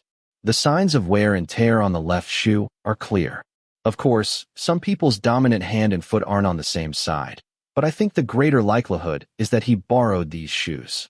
But according to the school security guard's evidence, the person He Zhongyi had met before his death had been a man he was acquainted with, someone from the same province as him, possibly even a relative. Otherwise, they wouldn't have been speaking in dialect. They reached their destination, and Tao Ran stopped the car. You mean? The victim went out of his way to get dressed up before he died. So the person he met was probably a woman. Not necessarily. Although he went to the effort of borrowing clothes and shoes, his outfit tends more towards the formal and reserved. To me, it looks more like he was going to a job interview or to see someone he greatly revered. If he was going to see a girl, someone would have been making a formal introduction. Fei Du opened and closed the zipper of the old briefcase and tugged at it gently. It didn't come apart. He handed the bag to Tao Ran. The zipper came loose. I've tightened it up for you. For example, if I was going to see you, I wouldn't wear a three-piece suit. I'd just spray on a little extra cologne. Fei Du's eyes weren't entirely black. Their color was a little light and looked especially multifaceted in the dimness. When he looked fixedly at someone, his eyes always seemed to be speaking, making the other person sink into them in spite of themselves. Unfortunately, Deputy Captain Tao was blind. He only very seriously considered Fei Du's words for a moment, then thoughtfully asked, "So if someone kills a person and then sticks a piece of paper to his forehead, what do you think that means?" Fei Du dully redirected his gaze. Maybe it was to keep the corpse from rising. Tao Ran's silence. Or maybe the killer felt regret after killing him and subconsciously mimicked the behavior of others, displaying respect and sadness towards the dead. Tao Ran thought about it, then followed up. What if it wasn't covering his whole face? What if, for example, it was just a little strip stuck onto the victim's hair, just covering a little piece of his face from the forehead to the eyes? The forehead. When elders are scolding a child, people in power are bullying the weak, or someone is punishing a pet, they'll all hit the forehead. Or it could be meant to represent a label, the kind you stick on something you're selling on the market. What was written on the paper? Money. Fei Du raised his eyebrows. His long brows slanted until they almost met his temples, looking sternly handsome. What's wrong? I don't know. One word is too little. It's easy to overanalyze and go astray. Fei Du smiled. Tao Ran, we're at your house. Tao Ran came back to himself, just noticing that he had gone overboard with the discussion. He opened the car door and was just about to get out. Then he suddenly remembered something and turned back. Have you eaten? Come up and wait a bit.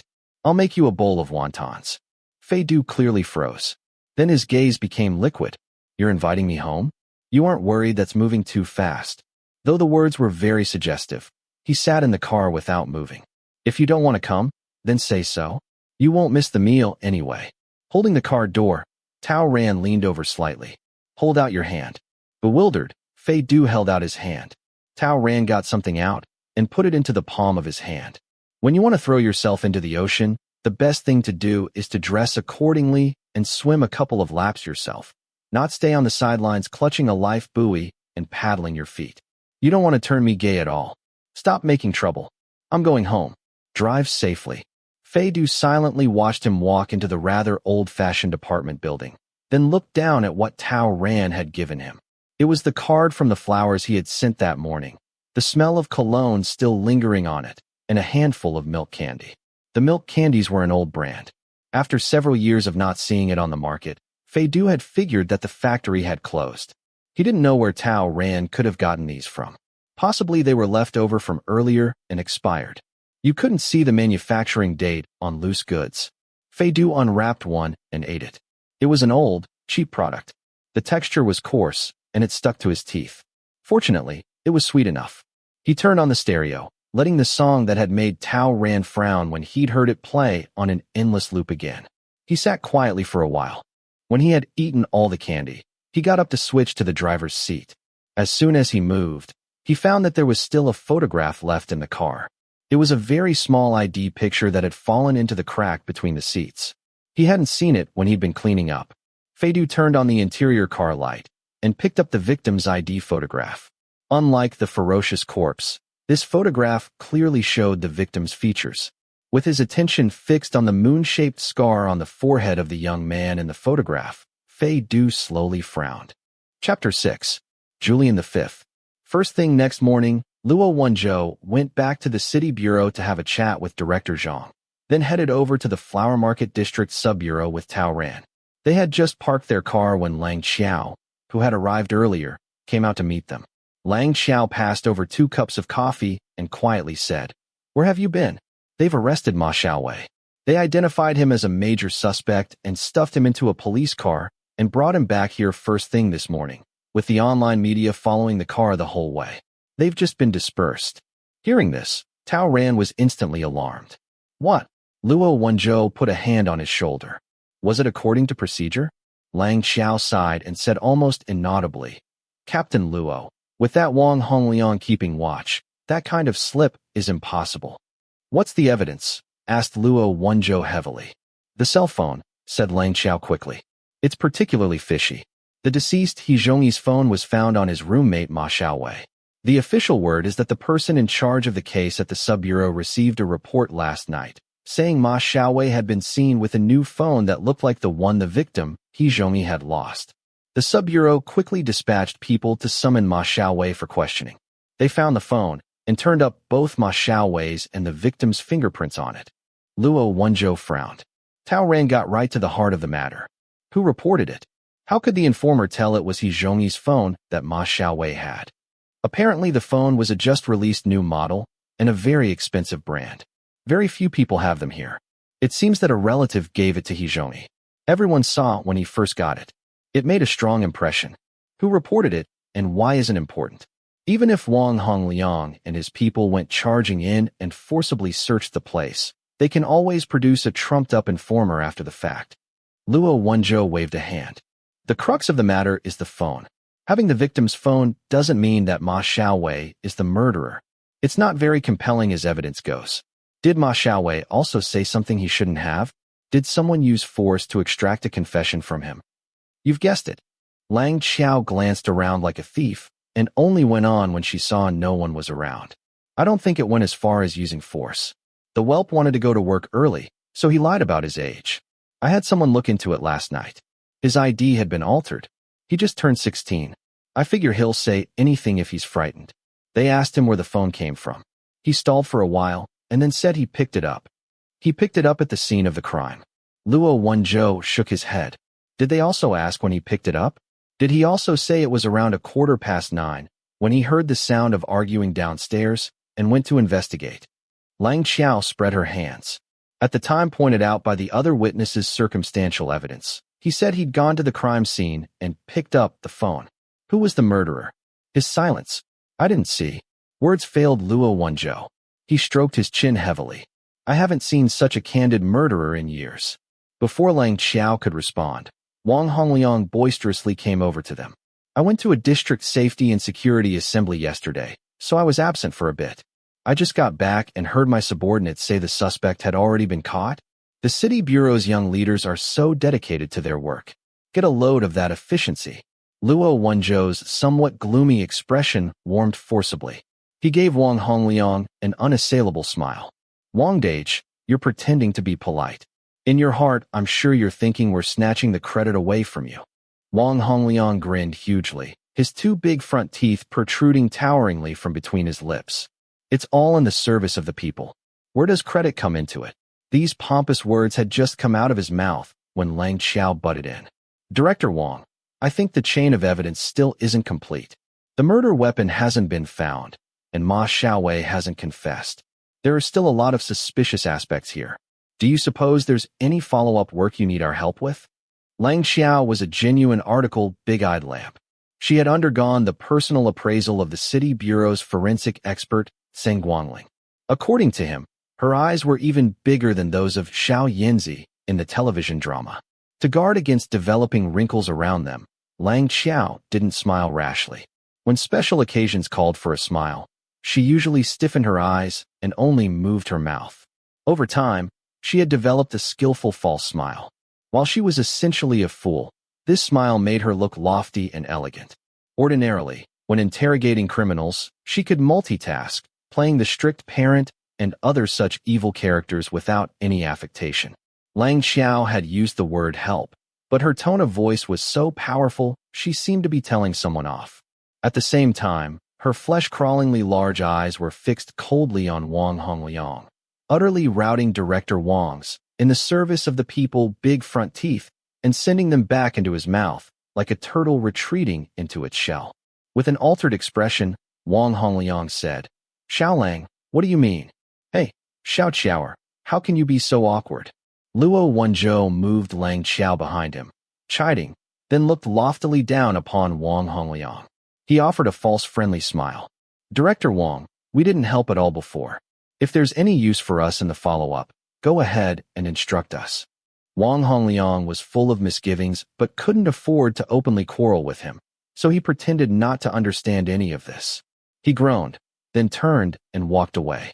Lang Xiao put her hands on her waist and shot a look at Wang Hongliang's retreating figure. I've heard the reports on him would fill up a shoebox. How can he still be so cocky? Luo Wenzhou put a cigarette in his mouth and shot her a look. Aren't you afraid that if we don't manage to get him dismissed this time, he'll make things uncomfortable for you in the future? Huh. Lang Xiao rolled her eyes. Big deal. I'll quit and get by on my looks. A young woman shouldn't be so shameless. The smile on Luo Wenzhou's face crumbled away. He went on. This Ma Xiaowei may be the murderer, or he may just be stupid. I personally incline towards the latter, because if I'd killed someone, I'd definitely have thought of a plausible story. Even if I just said I was at home watching TV and didn't hear anything, it would still be better than telling ghost stories to the police. Up to now, the crime scene hasn't turned up a single trace of the murderer. This person is bold but cautious, cool, and ruthless. He's clearly taken precautions against being discovered. I don't believe he can be this mentally deficient. I also think it isn't him. In a few words, Tao Ran repeated what Fei Du had said in the car the night before. So it seems we should still be looking into He Zhongyi's personal relationships. For example, who actually gave him that phone? Perhaps we can ask the person who lent him the shoes. Luo Wenzhou listened and gave a wow, then hesitantly said, You're saying his shoes were borrowed? That notion is kind of. It isn't my notion. First Luo Wenzhou froze. Then, as if his and Tao Ran's hearts were beating in unison, he instantly understood the implication behind his words. His brow swiftly creased. Fei Du, I told you it's best not to get him involved in these things.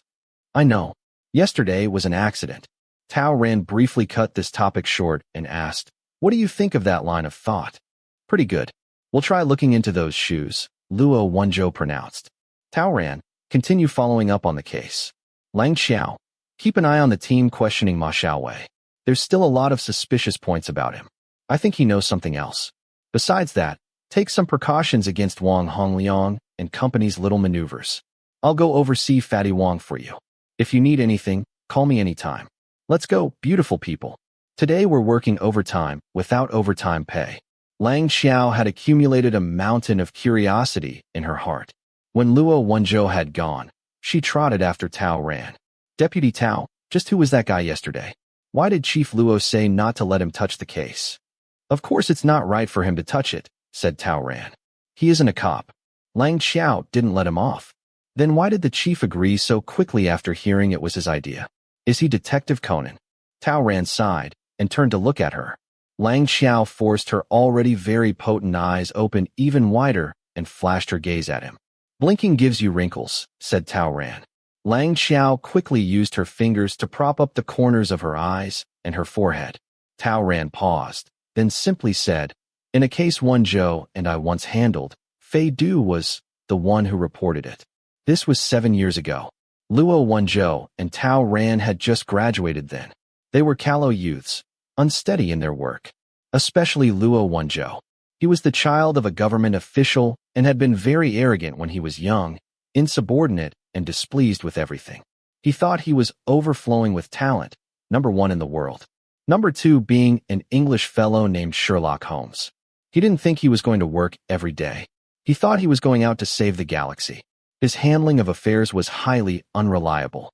When he was just starting out on low-level field assignments, if he was sent out to reconcile a community dispute, he could easily reconcile it into a battle. That afternoon, there was a band of robbers roaming around who needed to be caught. All over, police reacted. The city bureau, every sub-bureau, and even the local police station sent people over. Only the youthful Luo Wenzhou and Tao Ran, who had been judged by their elders as likely to do more harm than good, were left on duty.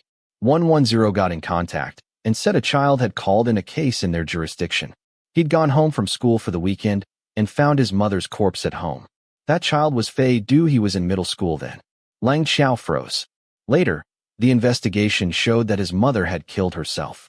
Wenzhou went to tell him in person, but he didn't believe it. Since then they haven't quite gotten along. While he spoke, Tao Ran had already reached the sub-bureau's gate. You must have been able to tell that his family is fairly well off. His father was a standard businessman, away for work all the time. When his wife died, it was several days before he came back. Fei Du wasn't very sociable when he was little. He went through several housekeepers, and none of them stayed. He was usually alone in that big house where his mother died. That was the first proper case that had passed through our hands. It had a special significance. We couldn't let it go. I felt bad whenever I thought of that child having no one to mind him. So during the New Year and other holidays I would take him in for a few days. He had a fair amount of contact with us during that period. As time went on, we found out the child had a special talent. For what? Said Lang Xiao. Tao Ran paused, then quietly said, crime. Lang Xiao immediately noticed that the word he'd used had been crime, and not deduction or investigation or something. But before she could question him further, Tao Ran had already brought the conversation to a halt. He waved at her and hurriedly walked away. Chapter 7. Julian VI. Deputy. Deputy Captain Tao. Tao Ran turned and saw the sub-bureau's waterspout, Wonder, little glasses Xiao Haiyang, pelting towards him. Xiao Haiyang's glasses had been broken yesterday, and he hadn't yet taken the time to switch to new ones. They hung crookedly down over his cheekbones. He stood breathlessly in front of Tao Ran, his expression uncommonly grave as he took several deep breaths. Tao Ran's chest hurt a little just looking at him. Xiao Haiyang's face was as tense as if he'd just had a facelift. He wiped his sweaty palms on his pants and pushed up his glasses, which were on their last gasp. Then he cleared his throat and fished a notepad out of his pocket. Deputy Captain Tao, there's something I want to report to you. Tao Ran good-naturedly waited for him to catch his breath. Don't rush. Anything you have to say, take your time. It's like this. Yesterday, while we were making inquiries in the West District, I discovered the living situation over there is very complex, highly fluid and seasonal. It's normal for renters to move away when they change jobs. As for those overcrowded illegal rentals, they're really more a sort of rundown long-term hostel. Because of this, relationships between people aren't very close, except for people from the same place looking after each other.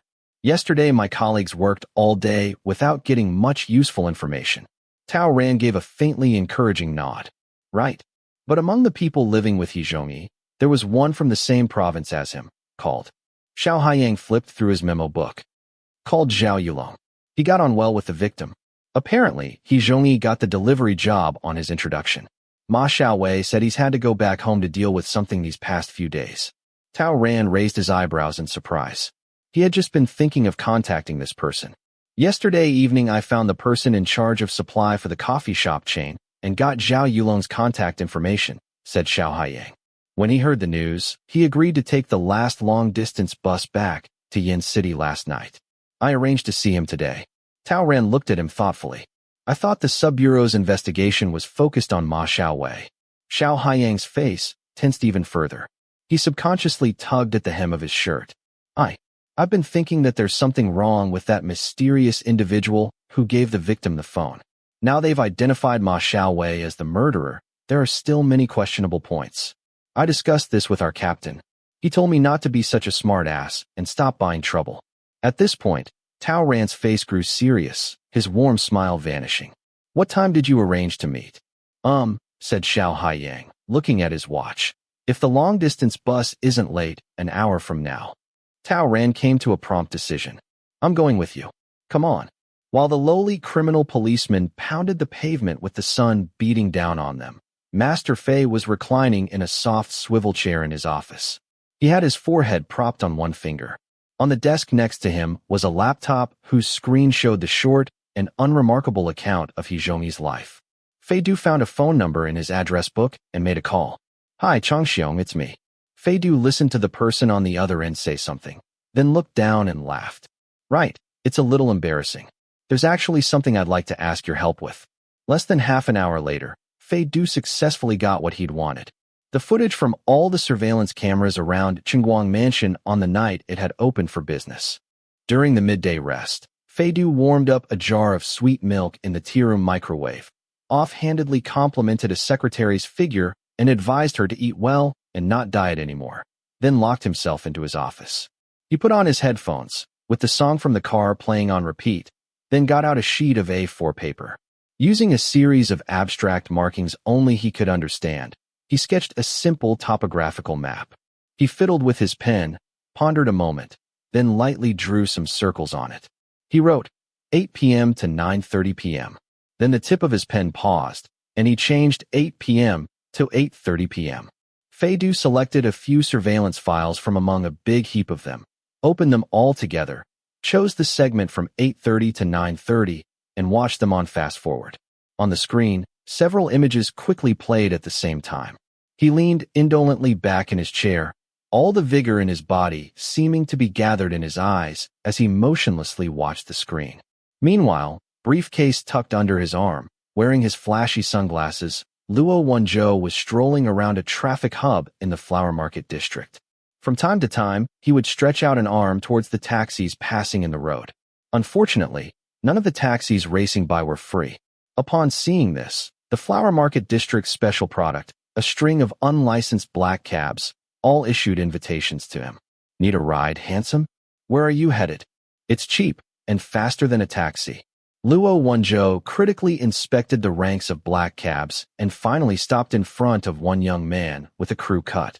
The young man was very alert. At once, he solicitously opened the car door for him. Please get in. Where are you headed? Luo Wenzhou didn't answer. He got in. The crew-cut young man turned on the air conditioning for him and steadily drove out of the line of cars. You still haven't said where you want to go, handsome? Just keep driving on ahead, all right? Luo Wenzhou took off his sunglasses.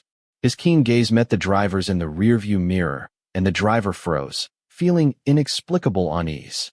I have here an anonymous report. When they had traveled some distance, Luo Wenzhou unhurriedly opened his briefcase, fished out a photocopied document, and casually flipped through it. The driver's expression altered at once. He nearly scraped against the car next to him, meeting with a long horn blast. Luo Wenzhou was unmoved. I'm not with your sub-bureau. Don't panic, just keep driving. I have some things to ask you. Tao Ran and Xiao Haiyang successfully met with He Zhongyi's fellow provincial Zhao Yulong. The three of them went to a little noodle shop together. Zhao Yulong was into middle age. He had been scraping out a living in Yan City for many years. While his position was still insecure, he was a lot more respectable than the young men who knocked around everywhere without catching a break. The man's face had the tired look of someone who had ridden 10 hours and more on a long-distance bus. He blinked hard several times, the generous bags under his eyes trembling. I never expected anything would happen to him. Officers, is it all right if I smoke? No one in the little noodle shop was enforcing anti-smoking regulations. The place was full of men puffing away. Zhao Yulong took 2 big drags and rubbed his face. Zhongyi was a well-behaved kid. A lot of people with nothing better to do go to the pool halls or gaming parlors, but he never did. He was steady, went to work and saved money. He said he wanted to send it home to pay for his mother's medical treatment. He didn't loot or steal or gamble. He certainly didn't cause trouble. How could this happen to him of all people? Ask me anything you want. As long as I know the answer, I won't hold back. Tao Ran had been examining Zhao Yulong. He found that while he held his chopsticks with his right hand when he ate, he held his cigarette with his left hand and kept his teacup on that side as well. This was a common occurrence. In the past, parents would worry their child would fight when eating at the table and forcibly correct a lefty. Tao Ran got a photograph out of his bag. It was of the shoes worn by the victim. I'd like to ask you, if I might, whether you lent these shoes to He Zhongyi? Zhao Yulong took a look. The rims of his eyes nearly reddened. He nodded faintly. They're mine. He passed wearing these shoes. Yes, these shoes are crucial, said Tao Ran. Would you know why he wanted to borrow them? Zhao Yulong looked a little lost.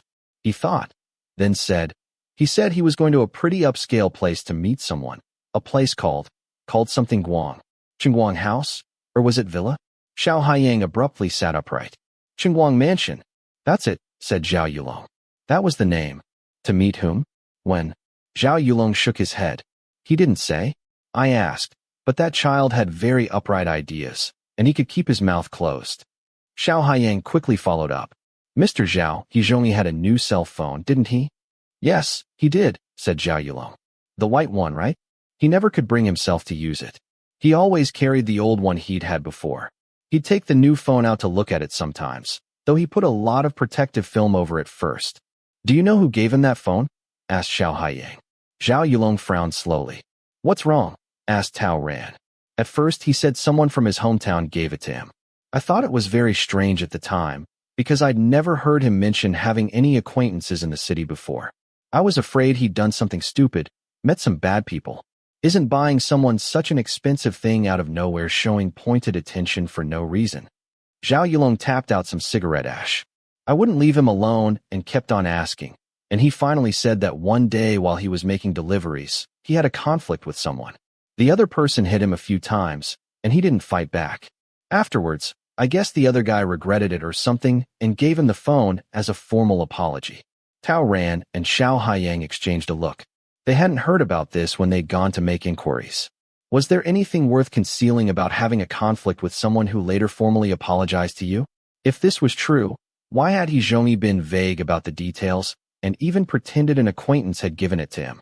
He Zhongyi lived with so many people that if no one had noticed that he'd been beaten up, it clearly showed that the fight hadn't been serious. So why had the other party sent a valuable object along with the formal apology?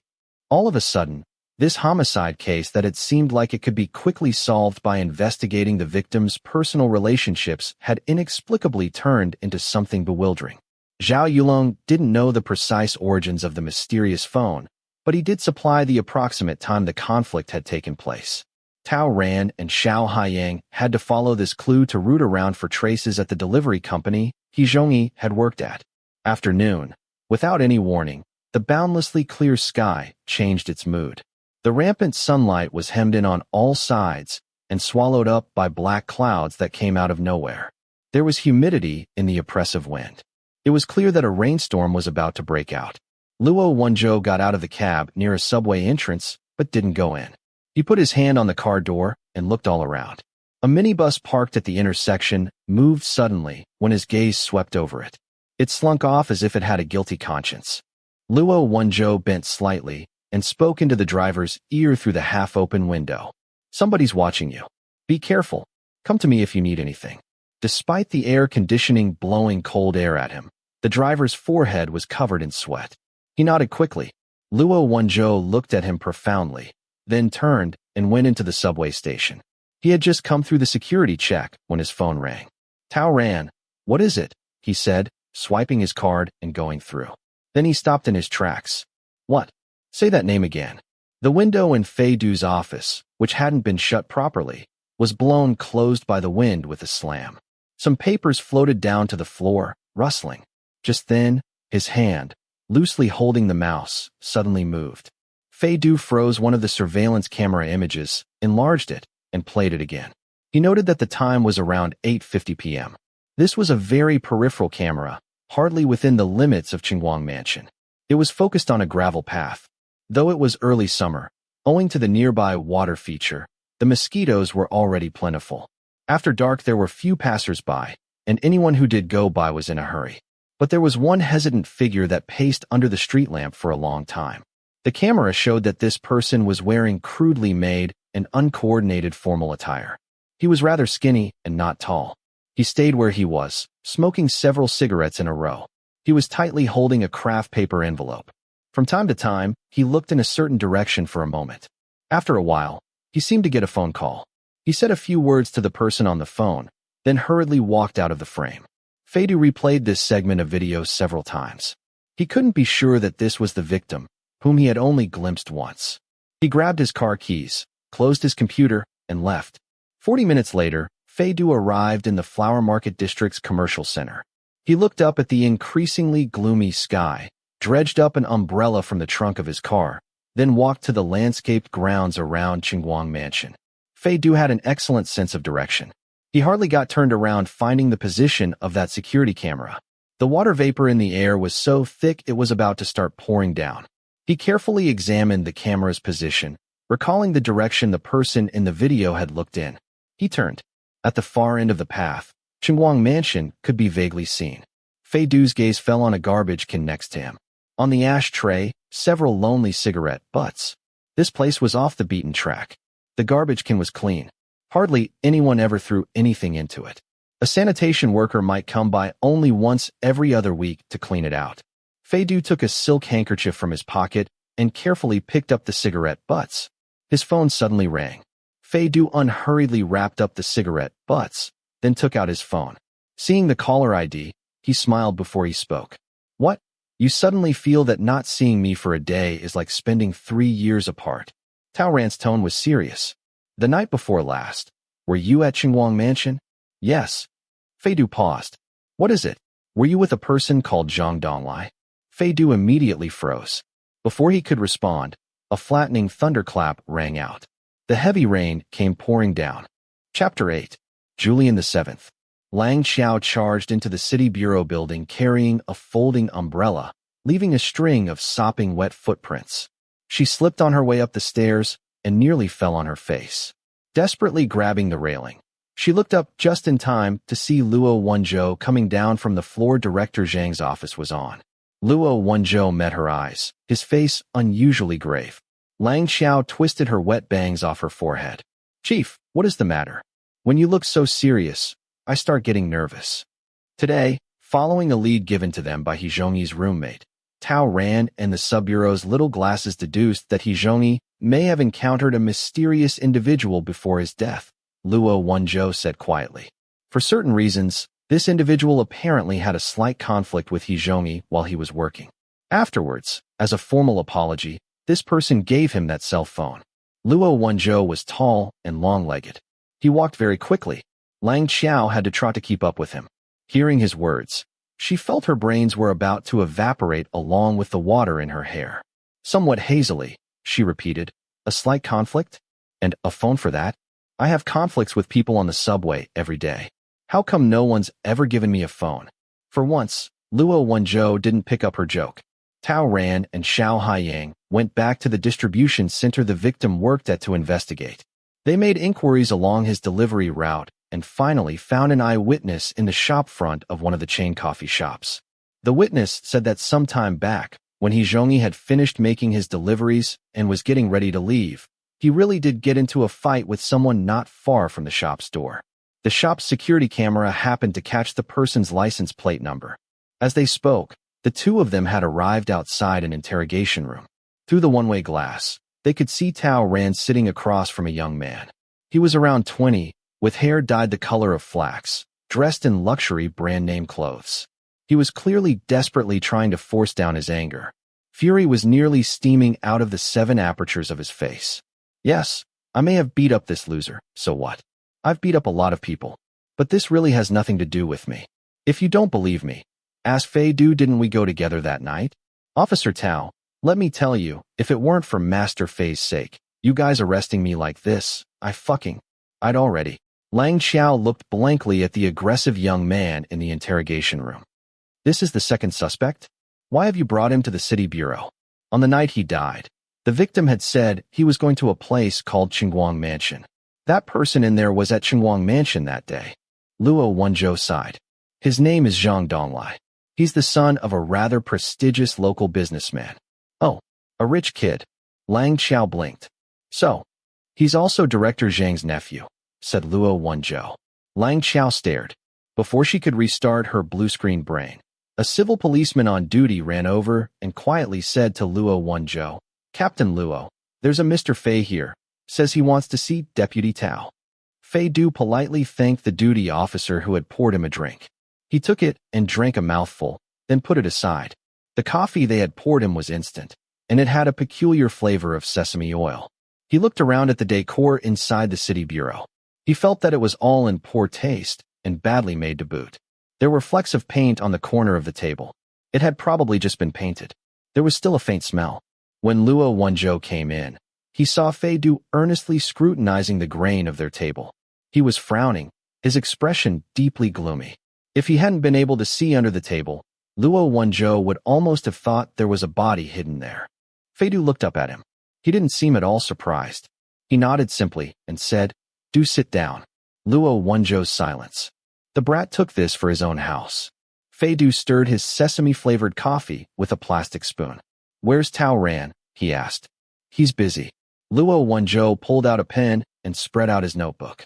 Without any useless small talk, he got right to the point. On the night of the 20th, the day before yesterday, were you with Zhang Donglai? Think before you answer. Fei Du leaned back in his chair, slightly raised his head, and untidily crossed his long legs. While his posture couldn't be called unseemly, it still gave the impression that this place couldn't quite contain him. He looked at Luo Wenzhou with a smile that wasn't quite a smile and asked in turn, Captain Luo, am I a suspect? Luo Wenzhou looked at him coldly. Fei Du spread his hands indifferently. Then you had better be a little more polite to me. If I'm not a suspect, a summons for questioning isn't compulsory. I can leave whenever I want if I'm unhappy. Oh, Luo Wenzhou put down his pen. I have to make you happy first? All right. Why don't you tell me how I should do that? Should I sing you a song, or go out and buy you a bag of candy?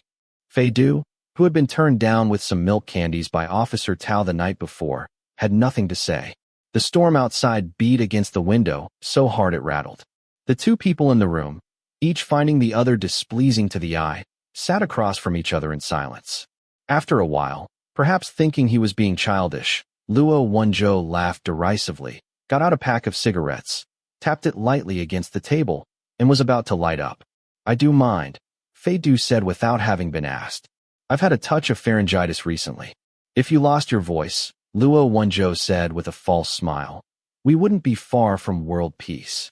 But all the same, he put down his lighter and twirled the unlit cigarette in his hand several times. Zhang Donglai says that he met you at the door of Qinguang Mansion around 8 the night before last. From then until midnight. When you left, you can vouch for his whereabouts. I arrived a little before 8 and left at 10 past midnight, Fei Du said coolly. I did in fact speak to him at both of those times. The events arranged by the owner were rather abundant. If I said he was in my line of sight the whole time, that would be illogical, and you wouldn't believe me, anyway. Luo Wenzhou's hands were busily tearing at the cigarette paper. Why? Weren't you two raising hell together the whole time? Fei Du rested his elbows on the table and leaned forward slightly. The smell of cologne mixed with rain wafted over like threads of silk. Because I don't like sharing partners with other men. Captain Luo, if you ask me such a boring and disingenuous question again, I'll have to say goodbye. I hadn't noticed you were so picky.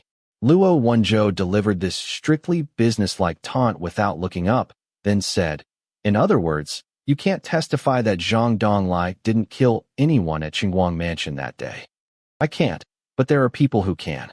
I can have everyone who came in contact with him that night over here within 2 hours. A handbag per person should cover their travel expenses. Luo Wenzhou's pen jabbed at the table. Are you hinting that you're planning to use your wealth to falsify evidence? What? A few fashion models perjure themselves. You're worried the cream of the police force won't be able to get the truth out of them. Fei Du shook his head. No, I'm telling you why Zhang Donglai can't be the murderer. Fei Du leaned back in his chair again, widening the distance between him and Luo Wenzhou. Drawing his voice out in the indolent tone peculiar to him, he said, if it was Zhang Donglai, doing it himself would clearly be unwise. It's entirely in his power to have the victim kidnapped, then illegally detained or killed in secret. Either way, the population of the West District is transient. Dozens of people leave without saying goodbye every day. If one person goes missing, no one will notice. Even if someone reported it to the police, there would still be no one to take heed. Hearing this speech that entirely discounted the law and the state, Luo Wenzhou's hands itched uncontrollably. He wanted to give this scum Fei a good beating. With a great effort, he resisted. The tip of his pen ripped through the paper, leaving an angry hole. Killers often aren't wise when they kill. Oh, you're talking about a crime of passion. Fei Du paused. Aside from the injury that knocked the victim unconscious, was there any other blunt force trauma? Are you questioning me, or am I questioning you? Said Luo Wenzhou. Sounds like the answer is no, said Fei Du in a rather calm voice. In a crime of passion murder, the murderer's emotions erupt, his rage instantly reaching its zenith. It will usually vent itself like an eruption as well. With a victim unconscious on the ground with no power to resist, you would expect to see his head crushed like a watermelon. He was strangled. He leaned his elbows on the chair's armrests, his fingertips propping up his chin. He smiled. Strangling is a lengthy and enjoyable means of killing. Sometimes it even has that kind of flavor to it. Would a person dying of thirst be willing to sit down and sip tea? Personally, I think that sequence doesn't seem very natural. Luo Wenzhou's expression was severe. You think killing someone is sipping tea? It's only a metaphor. Fei Du shrugged, focusing on the minor issue while avoiding the larger one. Zhang Donglai wouldn't kill someone. Even if he killed someone, he wouldn't dump the body. Even if he dumped the body, he still wouldn't dump it in an alley in the West District, where he doesn't know his way around. That's my analysis from the rational point of view. From the intuitive angle, Zhang Donglai is a hopeless coward. When he gets angry, at most he'll curse someone out in public. He doesn't have the guts to kill. From the time Fei had sat down, these last sentences were the only ones he'd spoken that sounded something like human speech. Zhang Donglai was Director Zhang's older brother's son. He was a late-in-life child, and his family was well off. He was spoiled rotten, delicate and useless. Luo Wenzhou had seen him a few times. He really didn't think he had either the courage or the psychological quality. The rest would have to rely on the police force's investigation. He wouldn't get anything out of Fei Du. Luo Wenzhou closed his notebook and stood up to leave. Hey! Behind him, Fei Du suddenly called him to a stop. Luo Wenzhou looked back. A small object came hurtling towards him. He automatically reached out and grabbed it, then found that Fei Du had tossed him a USB drive. Fei Du said, "In a criminal case, there are several circumstances that can easily attract public notice. First, the scale is large.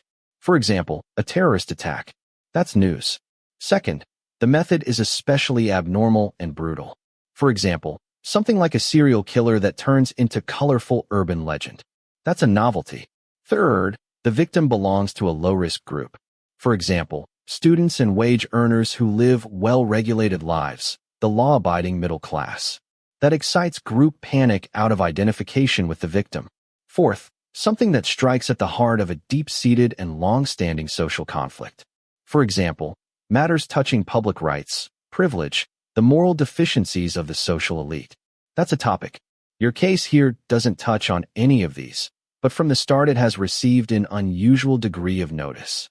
The dull thunder, just about to lay down its arms, crackled indistinctly somewhere very remote, giving his words a lengthy reverberation. Once the temporary unusual notice had passed, according to reason, people would soon have lost interest. But now Zhang Donglai has been implicated, too. Fei Du stood and went up to Luo Wenzhou. Brushing past him, he softly said, "Is that a coincidence, or is someone playing you?" Luo Wenzhou's expression hardened. "No need to thank me. I'm doing it for Tao Ran." Fei Du picked up his umbrella and left without another look at him. "Fei Du," Luo Wenzhou suddenly said, "it's next week, right? 7 whole years. You ought to start afresh." Fei Du ignored him. Maintaining his even steps, he walked away without a look back. Chapter 9. Julian VIII. Wang Hongliang was in the prime of life, but half a lifetime of dissipation had left him somewhat aged before his time. The flesh of his cheeks sagged with a will of its own down to the level of his chin. At a glance, he looked like a Shar-Pei plotting the overthrow of all mankind. He inclined forward, examining the detained Ma Xiaowei while puffing away at a cigarette, blowing out a local southern gates of heaven. Ma Xiaowei was too thin, so thin it nearly gave his face a look of pathetic childish awkwardness. Although he had a cell to himself, his whole body was still pulled taut, his eyeballs nearly starting from their sockets as they rolled every which way without being able to stop long on any one point. Wang Hongliang tilted his head and fixed a look on him, saying to the person next to him, "So they've slunk off and taken him to the city bureau?" The person standing next to him was the head of the sub-bureau's criminal investigation team. This person hardly made his presence known while cases were being investigated. For his orders he relied on the general trend, and for his judgments he relied on his leader, like a mouthpiece transmitting down from above. He held up an ashtray and approached to receive Wang Hongliang's cigarette end. "That's what Xiao Haiyang reported. I didn't expect this. I really never expected it. It hardly seems real. How could there be such a coincidence in the world?" Wang Hongliang laughed aloud, showing teeth but no eyes, becoming a Shar-Pei receiving the songs and praises of emancipated serfs. "No wonder my fortune said that although I would encounter obstacles this year, an eminent person can sometimes turn a misfortune into a blessing. That 3,000 yuan serenity talisman did some good. It turns out that aside from never making and always marring, that Xiao Haiyang may actually have some use." "Director Wang, what do you think we should do now?" the person next to him asked deferentially. Luo Wenzhou has stretched out his hand too quickly. Wang Hongliang combed through the sparse hairs on top of his head. "Just because the city bureau chief's relative is a major suspect, they've gotten out from underfoot." As he spoke, he paced a few circles, then waved his hand. "Never mind. Leave it to them. If even Luo Wenzhou isn't afraid others will say they're abusing power for personal benefit, what do I have to be afraid of?" Now that a second suspect has turned up, it clearly shows this case is much more complicated than we imagined. It's a case of a body being dumped after the killing. It's all the fault of the surrounding masses confusing the course of the investigation with their misleading testimony. The noises they heard had no connection to this case. Let them go investigate where they like, Guang Mansion or anywhere else, as long as it isn't in the West District. We'll do all we can to support the City Bureau's work. Director Wang is bold but cautious, said the head of the Sub-Bureau's criminal investigation team, bootlicking with a smile. Then he said, "Another time you must tell me about the place you got this talisman from. It's really very effective." Well said. Give them my name when you go. They can give you a good discount. Wang Hongliang patted his subordinate's shoulder. You know, when you reach this age, you start to find that not believing in things doesn't work out. To get wealth and promotion, you have to rely on fate. Right? Didn't I hear the victim's relative is coming soon? Send them to the City Bureau, too. He headed outside, then suddenly thought of something, looked back at Ma Xiaowei, and meaningfully said, "Look at that child. At first glance he doesn't look like much, but when you look closely, his features are really lucky, something of the full, prominent forehead, round jaw, and chin look." The person next to him had no idea what he was talking about. Therefore, said Wang Hongliang with a laugh, he's very blessed. While the whole flower market district was deliberating divinity, there was a deep depression hanging over Yin City's City Bureau. Tao Ran left the interrogation room and released a long breath while leaning wearily against the wall. Apparently Zhang Donglai had had a fever as a child that had cooked his brain and made him grow up into an out-and-out stupid cunt. He had to be forgiven 8 times a minute in order to keep up a conversation. And this was the even-tempered Tao Ran. Another person would have been flipping tables long ago. Luo Wenzhou was waiting for him at the door, holding a USB drive in his hand. He was just subconsciously twisting it in his fingers. Xiao Haiyang, who had been listening in on the interrogation, seemed a little scared of him. He was maintaining a fixed distance between them. Luo Wenzhou looked up. How was it? Zhang Donglai says he may have gotten a little drunk that day. He saw an unemployed youth bothering his little sister, thought he was a delinquent, got excited, and hit him. Afterwards, he didn't remember just who it was he'd hit. I showed him a photograph of the victim, and he just said he looked a little familiar. He couldn't be sure. And according to him, he didn't formally apologize to anyone or give anyone a phone. That last part one think is true. The brat still hasn't worked out that there's anything wrong with beating people up. Tao Ran pinched the bridge of his nose. Right? Did Fei Du come by just now? He's already left, Luo Wenzhou confirmed, then remembered something and, glaring at Tao Ran, added, "That little bastard, he's getting more and more disgraceful. It's all your fault for spoiling him." Tao Ran's silence. He thought that this complaint sounded very strange. Luo Wenzhou tossed him the USB drive he was holding. "Go look into this. There may be something useful on it." Tao Ran took it in bewilderment. "What's this?" "I don't know, but I figure it's the surveillance footage from Guang Mansion." Luo Wenzhou looked at the irascible Zhang Donglai through the surveillance camera. "I've met his sister. She's a pretty normal girl. Call her to confirm that what Zhang Donglai said is reliable. I'm going to have a word with Director Zhang." But when Luo Wenzhou went to the Director General's office for the second time, he didn't see the Director General himself. A stocky man looked up and nodded genially at Luo Wenzhou. "You're here." This man was about the same age as Director Zhang. There was an old scar over his right brow, from his forehead to just over his eyelid, but he didn't look fierce at all. Everything about him seemed very kindly. Luo Wenzhou was a little taken aback. Director Lu? Director Lu's name was Lu Yuan. He was Director Zhang's second-in-command. He had been a criminal policeman for many years, solved many major cases, and caught countless diabolical criminals in all the eras when technology was still underdeveloped. He was one of the legends of Yin City's City Bureau. However improper a person was, he would have to restrain himself a little in front of Director Lu. "Right? For now, say anything you have to say to me." Lao Zhang has stepped back to avoid suspicion. "You people, you really shouldn't have brought this person here. When you suspect someone, you have to arrest and investigate him on the spot. What do you mean by bringing him here? Are you planning to use your authority to shield him? Or putting up a sign that says 300 silver coins are not buried here?" Director Lu sighed, then pointed at Luo Wenzhou. "Wenzhou, you're all right, but you're a little too nervy. So young, and already much too shrewd. Luo Wenzhou's expression didn't flicker. He looked out and scanned the empty corridor, then cautiously closed the door. Uncle Lu. Director Lu froze. There's a criminal policeman from the sub-bureau downstairs. His name is Xiao Haiyang. Luo Wenzhou kept his voice very low. When he gave us a report on the circumstances of the case at the very outset, he said, "We can't discount the possibility that this isn't the first crime scene." I thought then that sounded a little unnatural, because whether it is or isn't the initial crime scene is something we determine according to the evidence and the medical examiner's findings. Before the evidence has been collected, absent a clear indication, very few people will discuss whether it's the initial crime scene or if the body was moved. Wang Hongliang reacted, too, berating him right in front of my face. I didn't think too much of it.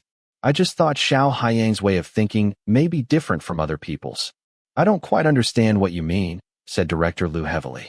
Director Zhang sent me to investigate Wang Hongliang, said Luo Wenzhou. I just received a report from an informer. I now suspect Wang Hongliang is colluding with the Flower Market District's drug trafficking gangs. Director Lu frowned. The Flower Market District is very advanced in fighting drugs. That's right. Don't you think it's funny how they can have so many accurate informers, each leading to an arrest? Luo Wenzhou spoke rapidly. The person who made the report said that they have a network of specially licensed drug dealers. If anyone who isn't part of this organization sets foot within the limits of the Flower Market District's jurisdiction, they'll be ferreted out immediately. Where's the evidence? Said Director Lu. I'm gathering it now, said Luo Wenzhou. Getting back to the homicide case. Yesterday we accidentally received evidence from the masses living around the crime scene, saying that they heard an argument around 9 p.m. Then Wang Hongliang quickly arrested a teenager we suspect was present at the scene at that time. The kid is very skinny. His gaze wanders. He rambles. He gets terrified in an instant. His testimony is full of holes, but no matter how we questioned him, he maintained that he hadn't seen anyone near the crime scene. Now we really have found evidence leading us to suspect the victim's body may have been moved after he was killed. So the question arises, if the argument the local citizens heard wasn't connected with this case, then why did the teenage suspect not dare to tell the truth from the beginning? Why did the criminal policeman Xiao Haiyang hint to me from the start that that wasn't the initial crime scene? Could he have known from the start that no murder had taken place there? Director Lu couldn't help getting up and pacing a few circles. Uncle Lu, said Luo Wenzhou. The threads here are numerous and complicated. There's a lot of ambiguity. I suspect these two cases are connected. It was quite a coincidence that Tao ran and this Xiao Haiyang found Zhang Donglai. If I hadn't brought him back here at once, it's very likely Wang Hongliang would have seized on this and blown it out of proportion, forcing Director Zhang and us to cease our involvement. There's no saying but that the kid they arrested would have turned up at the sub-bureau dead from a drug overdose tomorrow morning, all his testimony put down to the ravings of a drug addict, the murderer determined to be an arrogant rich kid. What are you planning to do? Asked Director Lu. For the moment, treat Zhang Donglai as the chief suspect, said Luo Wenzhou. As long as we appear to turn our attention away from the Flower Market District, separating these two connected cases, Wang Hongliang will probably push his boat along with the current and leave the homicide to us. The main criminal investigation team worked overtime investigating the surveillance footage Fei Du had provided. It was late at night when Luo Wenzhou got home. As soon as he opened the door, he heard a meow, and a house cat stuck its head out. Luo Wenzhou gently pushed it back inside with his foot. What are you meowing at? I haven't eaten yet, either. Huh. He found a new package in the mailbox at his door and picked it up to take a look. Addressee, Luo Wenzhou was written on it in a certain familiar regular script. Luo Wenzhou opened the package. Inside was a sealed evidence bag containing several cigarette butts. Chapter 10. Julian the Ninth. Luo Wenzhou appended the package. There was nothing else in it. But just then, his phone vibrated as a photograph arrived. It was of an out-of-the-way gravel path, decorated with neatly laid-out vegetation and a water feature, secluded and narrow, with a solitary garbage can sticking out in the middle. Underneath was a message without beginning or end. In passing, Luo Wenzhou stared thoughtfully at the photograph for a while, but next to him, Master Cat wasn't having any of this. Master Cat's full name was Luo Igua. It was a 7-year-old middle-aged cat. round-faced, large-eyed, and sleek. It was just a little bad-tempered. Luo Igua batted at Luo Wenzhou's leg with its paw. Twisting its butt, it went over to the corner and crouched down, full of accusation, displaying an empty food bowl to its litter box attendant. Unexpectedly, the stupid tall one only gave it a glance and remained wholly unmoved. Suffering this rebuff, Luo Igua was enraged. It charged truculently and stood up on its hind legs, hugging Luo Wenzhou's calf, yowling as it tore at his pant leg. Luo Wenzhou bent and picked Luo Igua up by the scruff of its neck, holding it aloft. "Have you had your fill of living?" Paws dangling, Luo Igua rumbled out a purr, then complacently stuck its tongue out at him. Luo Wenzhou rolled his eyes and loosened his grip. The kitty deftly freed itself, gave an elegant roll in midair, and landed on all fours. Its wish was quickly fulfilled. It received adequate dry food, as well as a supplemental can of cat food. Luo Igua was deeply satisfied. It found that the principle that a stick makes a filial son hadn't led it astray. Indeed, the litter box attendant wouldn't behave unless he was bitten. Luo Wenzhou crouched haphazardly and petted the cat for a while. Suddenly remembering something, he looked down at Luo Igua's stuck-up large furry tail. Tao Ran had found this ancestor while strolling through the morning market and bought it to give to Fei Du. At first, Fei Du had seemed to like it, but a few days after carrying it off, he'd somehow gotten annoyed and absolutely refused to keep it. Tao Ran had come from out of town. When he'd just started working, he couldn't afford to buy a home and rented all over. There was no saying when he would have to move, so it really wasn't convenient for him to keep a pet. He'd had to put the cat up with Luo Wenzhou. Luo Wenzhou hated cats, hated dogs, hated children 16 years old and under. He'd been mad enough to lose his mind. He had issued a solemn ultimatum to Tao Ran, swearing that if he hadn't found another home for the cat within a month, he'd stew the four-legged nuisance in a pot. The upshot was that 7 years had passed in a flash, another home hadn't been found, and Luo Wenzhou had gone from a foul-mouthed carnivore to a hard-working and ungrudging litter box attendant, while Luo Igua had gone from reserve provisions to the master of the house. This shows that worldly affairs really are hard to predict. Luo Wenzhou pondered a while as he pet the cat, then suddenly stood up, took some leftover bread from the fridge, and walked out. The streets were relatively uncrowded as Captain Luo, who liked nothing better than to arrive at work and leave exactly on schedule, returned to the city bureau. When he walked into the office, aside from the officer on duty, he found one other person, who was still rubbing his eyes as he replayed the surveillance footage. Luo Wenzhou's steps paused. He sighed. "I knew you wouldn't have left yet." Tao Ran stretched. "I have nothing to do at home anyway. What are you doing back here?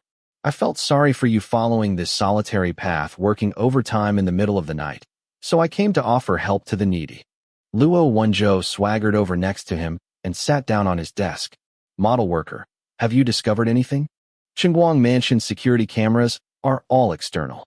Our technical staff has investigated all the footage from 8 p.m. to 10 p.m. on the night of the 20th.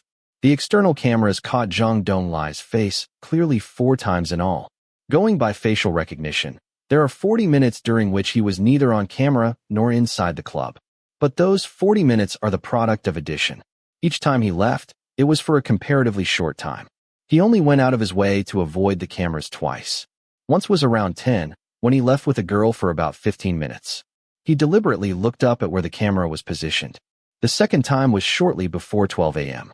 After midnight, the cameras in the club's courtyard are all turned off, so I don't know what time he returned. Luo Wenzhou rubbed his chin. 15 minutes? Tao Ran nodded very earnestly. Right. If we find the girl, she should be able to act as a witness. Luo Wenzhou shook his head. That's really fast. Tao Ran's silence. Before he could react, Luo Wenzhou's tone changed. Like an upright gentleman, he asked, "Is he Zhongyi on camera?" "No. This afternoon they picked out 20-some cameras that may have caught he Zhongyi, but none of them have his face on them. There are some that are further out. I've been replaying them to have a look. I think there's no one who looks like him. Do you really think that if the murderer had killed he Zhongyi at Guang Mansion, he would have inadvertently gotten caught on camera? If the cameras at the entrances and exits didn't catch him, it's also possible that he Zhongyi himself was avoiding the security cameras." Luo Wenzhou stood and paced behind Tao Ran's back. But if there really wasn't anything there, Feidu wouldn't have given it to us. With over 4 hours and so many cameras, how could he have seen anything? He probably gave it to us as reference. Luo Wenzhou shook his head. After a while, he suddenly remembered something. What did you just say? They turn off the cameras in the courtyard after midnight. That's right. Only the ones in the parking lot and some surrounding paths stay on. The cameras are probably turned off so they don't catch a throng of drunkards making fools of themselves. The ones left on are to ensure security. Luo Wenzhou gripped the back of Tao Ran's chair. The security cameras in the courtyard must be placed where they can be seen by the guests, so they can easily avoid them if they want to. But outside the club, to make sure that no unidentified individuals make their way in, some of the cameras will be hidden. Pull up the footage from the ones that stay on all night. Before he'd finished speaking, Tao Ran had already pulled them up. Luo Wenzhou got out his phone and looked at the photograph he'd received. Is there a security camera installed on a gravel path next to a water feature? There is, actually, Tao Ran said a little doubtfully. The timestamp on the security camera footage was 8 p.m. exactly. The whole screen was unmoving pitch black. As they played it through on fast forward, the dark shadow blocking the screen hopped away and freed up the camera lens. It had been a bird. The 4 corners of the recording were dark, with an image in the middle. It was obstructed from time to time by birds coming and going. Possibly the camera was concealed in a tree. Shortly before 8:50, a swaying human figure appeared near the garbage can under the security camera. Tao Ran quickly paused the image. This person must have come to smoke beside the garbage can. He hadn't noticed the security camera in the tree. Wait, this person? I think he looks about right. Tao Ran carefully scrutinized the image for a moment, then sighed. If the cigarette ends were still there, we should be able to tell with a DNA comparison. But there was that rainstorm this afternoon. By now it'll be. What are you smiling about? Luo Wenzhou pulled an evidence bag containing some cigarette ends from his pocket. Go ahead and compare. Tao Ran was astonished. How did you? Where did you? Shoo quietly. Luo Wenzhou put a finger to his lips and said almost inaudibly, a very obnoxious young person sent it to me. Tao Ran seemed even more astonished. Have you two called a ceasefire? Luo Wenzhou put a hand on the back of his head and returned it to its previous orientation. Are there any other leads nearby? Wait a second. Saying this, Tao Ran rolled out a marked-up map. This path only goes to 2 places. Guang Mansion at one end and a public area at the other. This person clearly didn't go towards Guang Mansion when he left. He went the other way. As soon as you get out onto the road, there's a bus stop. I like public areas, said Luo Wenzhou with a smile. You can investigate around them without needing to play nice with these rich people. The two of them quickly left the city bureau, headed straight for the traffic police team near the bus stop. The night was thick, the dew about to descend. Luo Wenzhou turned off the car's air conditioning and opened the window to air out the car. Any lead we find tonight, said Luo Wenzhou. Don't tell anyone else yet, including our colleagues on the team. Tao Ran froze. What? Nothing. I figure that in a few days, the sub-bureau will formally request that the case be transferred to us, said Luo Wenzhou. At that time, you'll concentrate on He Zhongyi's case. Leave the rest alone. Before we've tracked down the real killer, let Zhang Donglai stay under suspicion for a few days. Maybe he'll even develop some memory. Tao Ran heard an unusual trace of solemnity in these words and couldn't resist tilting his head and looking at him. The corners of Luo Wenzhou's eyes turned up. We're both single men. If you look at me like that again, I'll act like a brute. Flirting with me is free, right? Tao Ran very magnanimously waved his hand. That's right. I haven't seen you go out with anyone in a long time. What happened to that guy who came to play pool with us last time? Luo Wenzhou said. Oh, he went to study abroad. He's studying Chinese in Italy. Tao Ran nearly choked on his own saliva. That unreliable? How come? Luo Wenzhou shrugged expressionlessly. He had one hand on the steering wheel and the other on the half-open window. What do you want him to be reliable for? Anyway, my dad hasn't retired yet. Though he's never said anything to me, it doesn't make a very good impression, after all.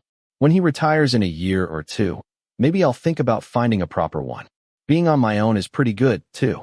The old man truly is addicted to work. I really can't comprehend it. I've wanted to retire for ages. Tao Ran sighed. You should be content with your lot. Your family's very open-minded. Luo Wenzhou heard the meaning behind these words and immediately asked, "Your family's pressuring you to get married?" "Like you wouldn't believe," said Tao Ran. Luo Wenzhou looked at him. "I have niche interests. What's your problem?" Tao Ran thought, then issued a short but forceful answer. "I'm poor." Luo Wenzhou couldn't help it. He laughed out loud. "What are you laughing at? My pitiful salary is just enough to pay back a housing loan." Poor is an objective fact. Tao Ran pulled his rumpled hair carelessly. "Although I've managed to scrape together a down payment. So at any rate I qualify to go on a blind date. I think that's about enough for this lifetime. I don't think it's absolutely necessary to marry a goddess." Luo Wenzhou shone the car's headlights on a street sign and found they weren't far from their destination. His gaze rested calmly on the road ahead. Is there a goddess? In senior middle school, there was a classmate in the class next door who looked like Angie Chiu, said Tao Ran. We haven't been in touch for years. Maybe she's already married, and if she isn't married, that still doesn't mean I have a chance. We're nearly there. Wait while I call and have a word with the guys on duty. 5 minutes later, Luo Wenzhou parked the car. Tao Ran was about to get out when Luo Wenzhou, suddenly turning to him, said, I want to ask you something rather serious. Tao Ran was bewildered. What? Supposing? I say just supposing you were a woman, said Luo Wenzhou. Would you want to marry me, or Fei Du? Tao Ran's silence. Supposing. Tao Ran considered it for a long time, and then issued a conclusion. If I were a woman, I doubt I'd have any attention to spare for the two of you. I'd be spending all day worrying about how to come out to my mom. No coming out. All the women have died off. Then the other. All the other men have died off, too. Saying this, Luo Wenzhou didn't manage to keep a straight face. Laughing, he said, it's just the two of us. With over 6 billion people annihilated by Luo Wenzhou's brief words, the corners of Tao Ran's mouth twitched. At last he unfeelingly said, Then I guess it has to be you. Despite all he could do to hold it back, Luo Wenzhou didn't manage to restrain the wily smile of someone who had just pilfered a chicken. You choose me? You're sure? Tao Ran counted on his fingers. I can only choose you. I think Fei Du won't be of legal age to marry for another 2 months. What are you doing? Luo Wenzhou was leaning back in his seat and laughing as if he'd just scored a signal victory. Tao Ran entirely failed to understand what he had to be pleased about. He thought back a bit. Then he was struck by something that made him break out in gooseflesh. Shaking his head, he got out of the car. He didn't see that Luo Wenzhou was so despicable that he recorded this conversation. As long as it wasn't on private property like Guang Mansion, investigating security camera footage was pretty easy for the city bureau's personnel. The camera at the bus stop hadn't caught what time the person they suspected of being He Zhongyi had arrived in the neighborhood of Guang Mansion, but it did give them an enormous pleasant surprise.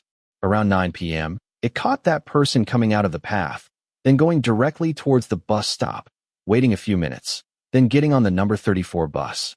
During this time, he looked up to examine the route information, which was sufficient for Luo Wenzhou and Tao Ran to determine that he was in fact He Zhongyi. Meanwhile, a psychological counseling clinic had reached the end of its business hours. The last client stood, graciously said goodbye to the counselor, and got out a beautifully packaged box of chocolates. You've worked hard, Dr. Bai. I thought you would like this flavor, so I brought some for you to taste. The counselor was already accustomed to this. This client named Fei Du was very good at appealing to people. He handed out sweet talk free of charge, never came late, never lost control of his emotions, and usually brought along an exquisite but not overly expensive little gift. Even all the cleaners at the clinic knew him. She hadn't thanked him yet when his phone vibrated twice. The counselor swallowed her words and smiled to indicate that he should go ahead and see to it. Fei Du made a gesture of thanks and found that there were 2 messages on his phone. The first message was very brief. Many thanks. The second had an audio recording attached and a message that read, Courtesy demands reciprocity. Fei Du put the phone speaker next to his ear. Luo Wenzhou's voice. Supposing you were a woman, would you want to marry me or Fei Du? All the other men have died off, too. It's just the 2 of us. Tao Ran's voice. Then I guess it has to be you. Luo Wenzhou's voice. You choose me? You're sure? Tao Ran's voice. I think Fei Du won't be of legal age to marry for another 2 months. Fei Du's silence. Chapter 11. Julian X. The counselor carefully scrutinized Fei Du for a moment She had seen a complicated expression of unspeakable irritation flash across the young man's face, which made him seem more than ordinarily young and lively. She was almost a little astonished by this. Feidu had been referred to Dr. Bai some years ago. His previous counselor had been her shitty, an expert in young people's problems. Before that, he had gone through an unknown number of counselors. Probably Feidu himself didn't clearly remember how many. It sounded as though he was simply a difficult person. When referring the patient to her, her shitty had naturally contacted her in advance. Dr. Bai had wanted to know what problem had brought this child to seek psychological counseling, and also why his current counseling couldn't continue. In fact, I don't know what his problem is, her shitty had said. He's pretty cooperative. If you ask him to say something, he'll talk about it. I've tried to discuss the problem of the lack of affection during his childhood and his mother's unfortunate death, and so on. He doesn't evade anything. His manner is very sincere. When you don't have anything to say next, he'll sometimes even very considerately hand you the next topic. Baijie, you understand, right? Dr. Bai had quickly heard his implication. The patient was uncooperative. Dr. Bai had been working for many years. She had seen each and every type of uncooperative client. There were the ones who fabricated things during the evaluation. There were the ones whose relatives were forcing them, who persisted in thinking they didn't have a problem. There were also those who thought themselves very clever and tried to reverse analyze the counselor, and the process became a battle of wits. A psychological counselor wasn't all-powerful. There would always be some people who, for various reasons, would never be able to build a relationship of mutual trust with the counselor, and the counseling would fail in the end. These patients were either referred to others or slowly gave up on psychological counseling and didn't come again. Feidu was, without a doubt, a special case among special cases. He belonged to the type that fabricated at the initial evaluation, and moreover his fabrication was totally unassailable. He was also an engaging conversationalist during the sessions. He evaded very little. At first glance, he even gave the impression of having nothing to hide. When he had been a little younger, he had already been very adept at self-control. If the conversation touched on a sensitive subject, he would display neither aggression nor defensiveness towards the counselor. His emotional feedback was direct from start to finish. The only problem was that it was too direct. Encountering keenly felt pain, the healthiest and most powerful person still couldn't maintain an inward intellectual calm from start to finish. After all, a mighty AI only needs to have its batteries charged. It doesn't need psychological counseling. Dr. Bai used countless methods without being able to establish an effective doctor-patient channel of communication. She could only lay down her cards and acknowledge to him, "My level of expertise ends here. I may not be able to help you. If you believe you still need help, I can try referring you to a better counselor." She hadn't expected Feidu to refuse. Further, after going through over a month of treatment with no outcome, like someone with more money than brains, he had doubled the counseling fee, buying out the last 2 hours of Dr. Bai's schedule every Wednesday evening. And every time he came, he would very sweetly compliment, "I feel very comfortable here with you. It's really helping me." If Dr. Bai didn't think she was old enough to be his mother, it was possible she would have gotten the wrong impression and suspected this little playboy was coming to try to pick her up. There weren't so many things worth talking about in his ordinary life, so Feidu would borrow a book from her, then come to return it the week after. He would discuss the borrowed book with Dr. Bai, just as if he wasn't coming for psychological counseling, but instead was doing graduate studies with her. Very slowly, she found that although the effects were slight, this method could sometimes make him reveal a bit of his true ideas. Though as soon as she tried to follow up, he would once again very cunningly avoid her. He was like a person living sealed in a castle, surrounded on all sides by an iron fastness with only one clear window, from behind which he quietly observed the people outside. Only by remaining very composed could you make him cautiously open the window a crack. Dr. Bai cautiously examined Feidu, then asked him, "A friend?" "A practical joker who bites the hand that feeds him." Feidu ground his teeth lightly and put his phone back in his pocket. "I'll be going now. I'll come bother you again next week." According to habit, Dr. Bai saw him to the door. With one hand on the door, Feidu signaled behind him with the other that there was no need to see him out. Then he suddenly remembered something and said, "Right, Dr. Bai, I suppose next week will be my last time coming." I thought I should tell you ahead of time so you could arrange to give the time to someone else. Dr. Bai froze and automatically asked, You feel that your problem has been resolved? You won't need to come again after this. Feidu nodded. Yeah, lately I've felt like I've slowly been moving on from where I started and sampling new modes of life. I'm very grateful for your help all these years.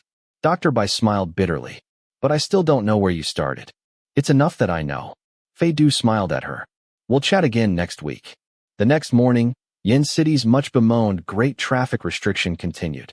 As for one person, once again riding a jangling broken-down bicycle, looking like he was delivering takeout, some cat hairs still stuck to his pant leg, in this condition having an unavoidable encounter with his luxury sedan driving rival in love. Who knows how another person would have reacted? Captain Luo, anyway, was habitually shameless. His psychological quality was sufficiently firm. His pedaling gave the bicycle the imposing bearing of an aircraft carrier. Using the foot brake, he stopped the bike by the side of the road and raised his chin at Feidu. Come to give charity to the comrades at the traffic police team again. You local tyrant? In a while I'll have them give you a wholesale VIP parking ticket. Feidu unhurriedly opened his mouth to return fire. I still get hit with a ticket when accompanying a friend's sister to cooperate with a police investigation. Captain Luo, your bureau truly won't attend to legitimate business if there's no way to make a profit off of it. Then he looked the doors of the city bureau up and down. The words, Tisk, how poor, clearly hanging on the corners of his eyes and the tips of his brows. Luo Wenzhou looked behind him and saw a young man and woman get out of the car. The girl's eyes were red. Looking closely, there was some resemblance to Zhang Donglai. Luo Wenzhou got off his bike-shaped carrier. Zhang Ting. Zhang Donglai had a little sister named Zhang Ting. Luo Wenzhou wasn't well acquainted with her. After all, she was a well-behaved young lady who didn't get tossed in little dark rooms in police stations for speeding like her useless big brother. Zhang Ting was about to answer when the man next to her stopped her. The man walked up, gave Luo Wenzhou a business card, and rushed to open his mouth before Zhang Ting could. Hello, officer. I'm a lawyer. I have accepted the position of assisting the party Zhang Donglai. I'd like to understand something of the circumstances of the investigation from you.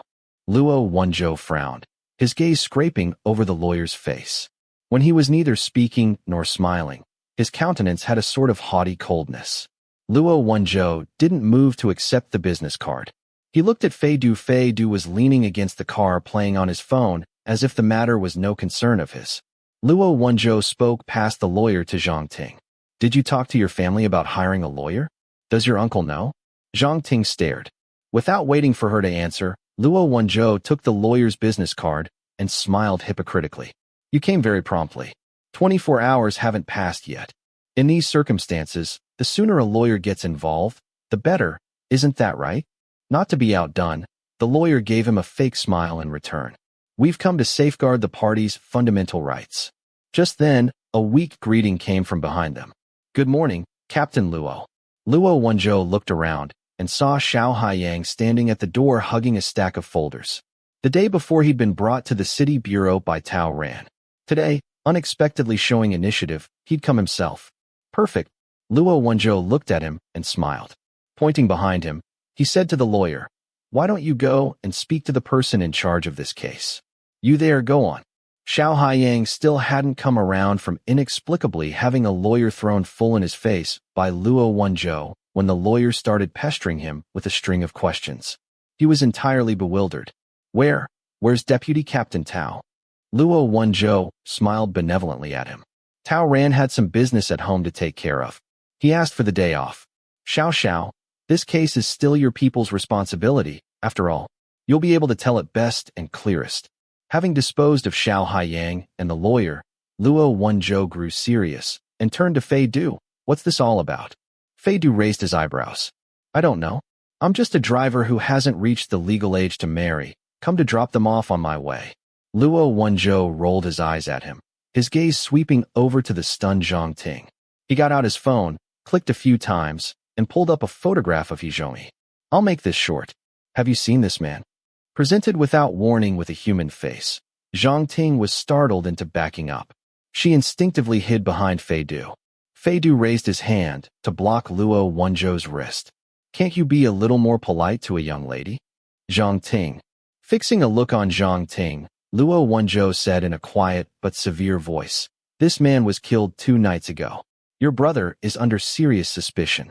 This is a homicide inquiry. Every sentence of your testimony is essential. What are you doing hiding behind someone who has nothing to do with this?" Zhang Ting trembled and clutched Fei Du's sleeve. "It's all right."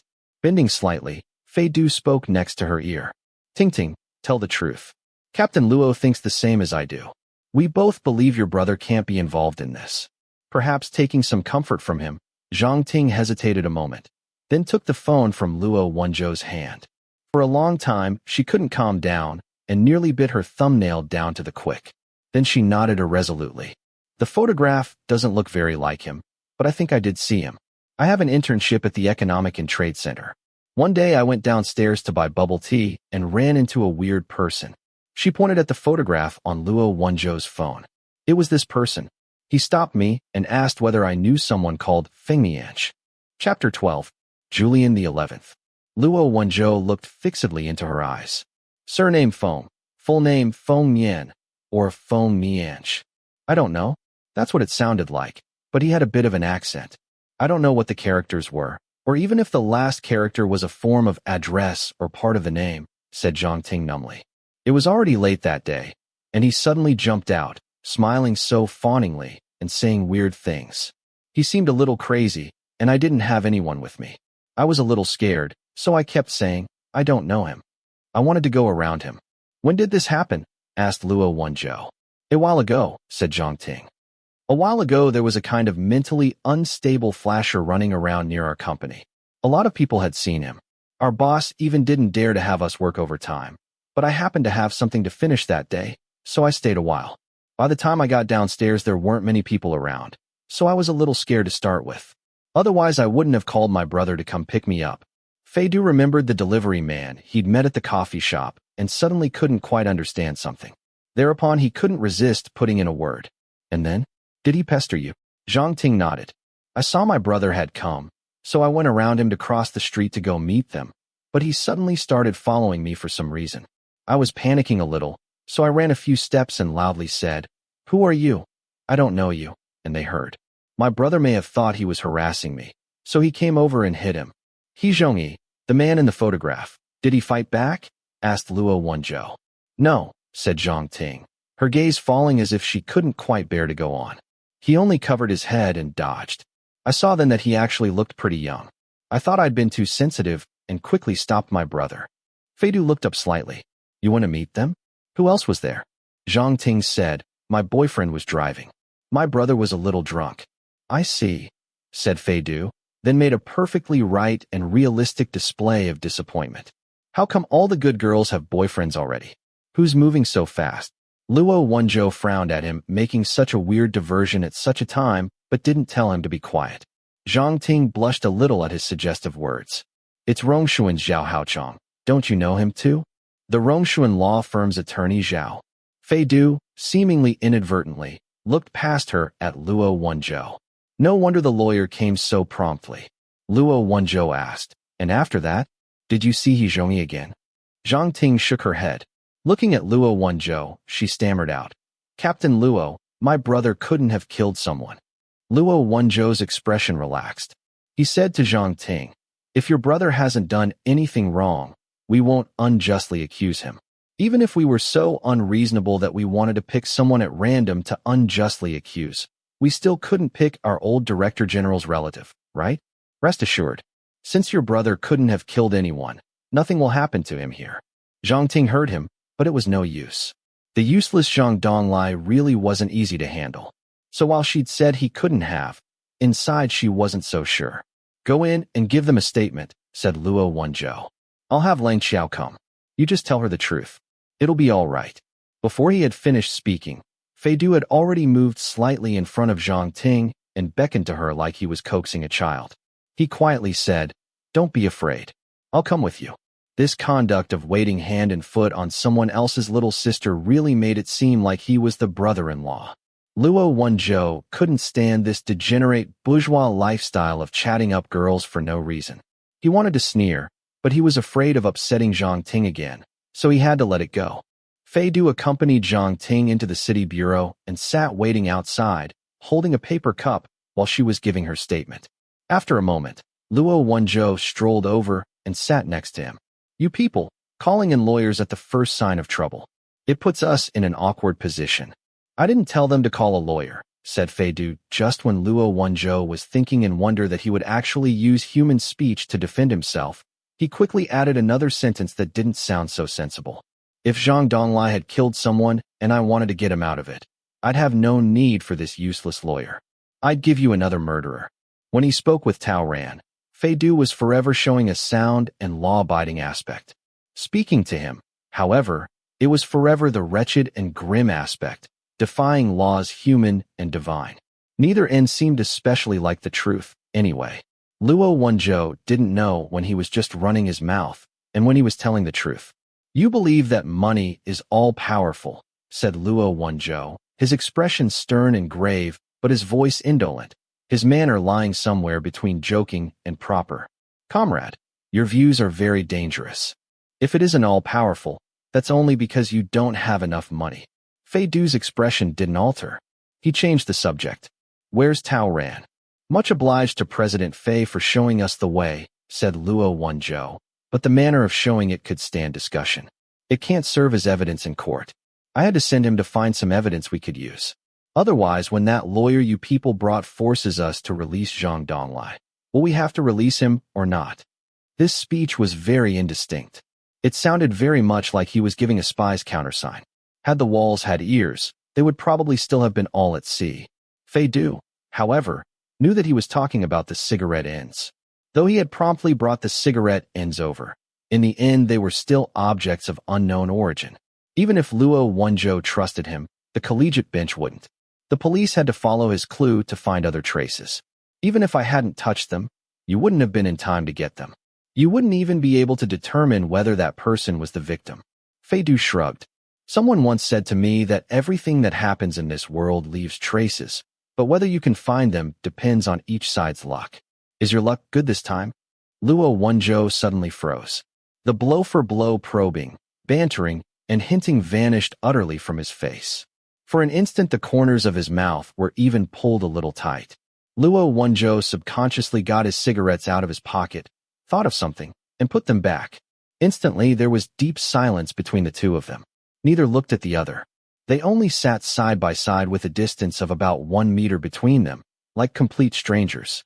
The windows and doors were locked. None of the rooms showed signs of forced entry.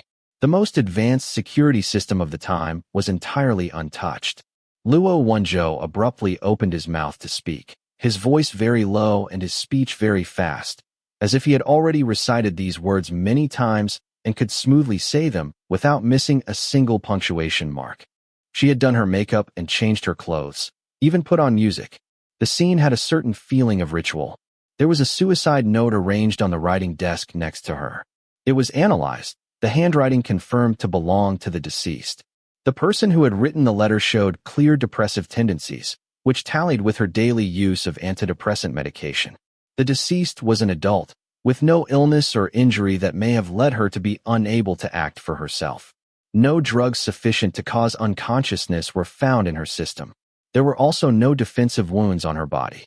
That's all the evidence we collected at the time. You were the one who reported the case. You reached the scene before we did.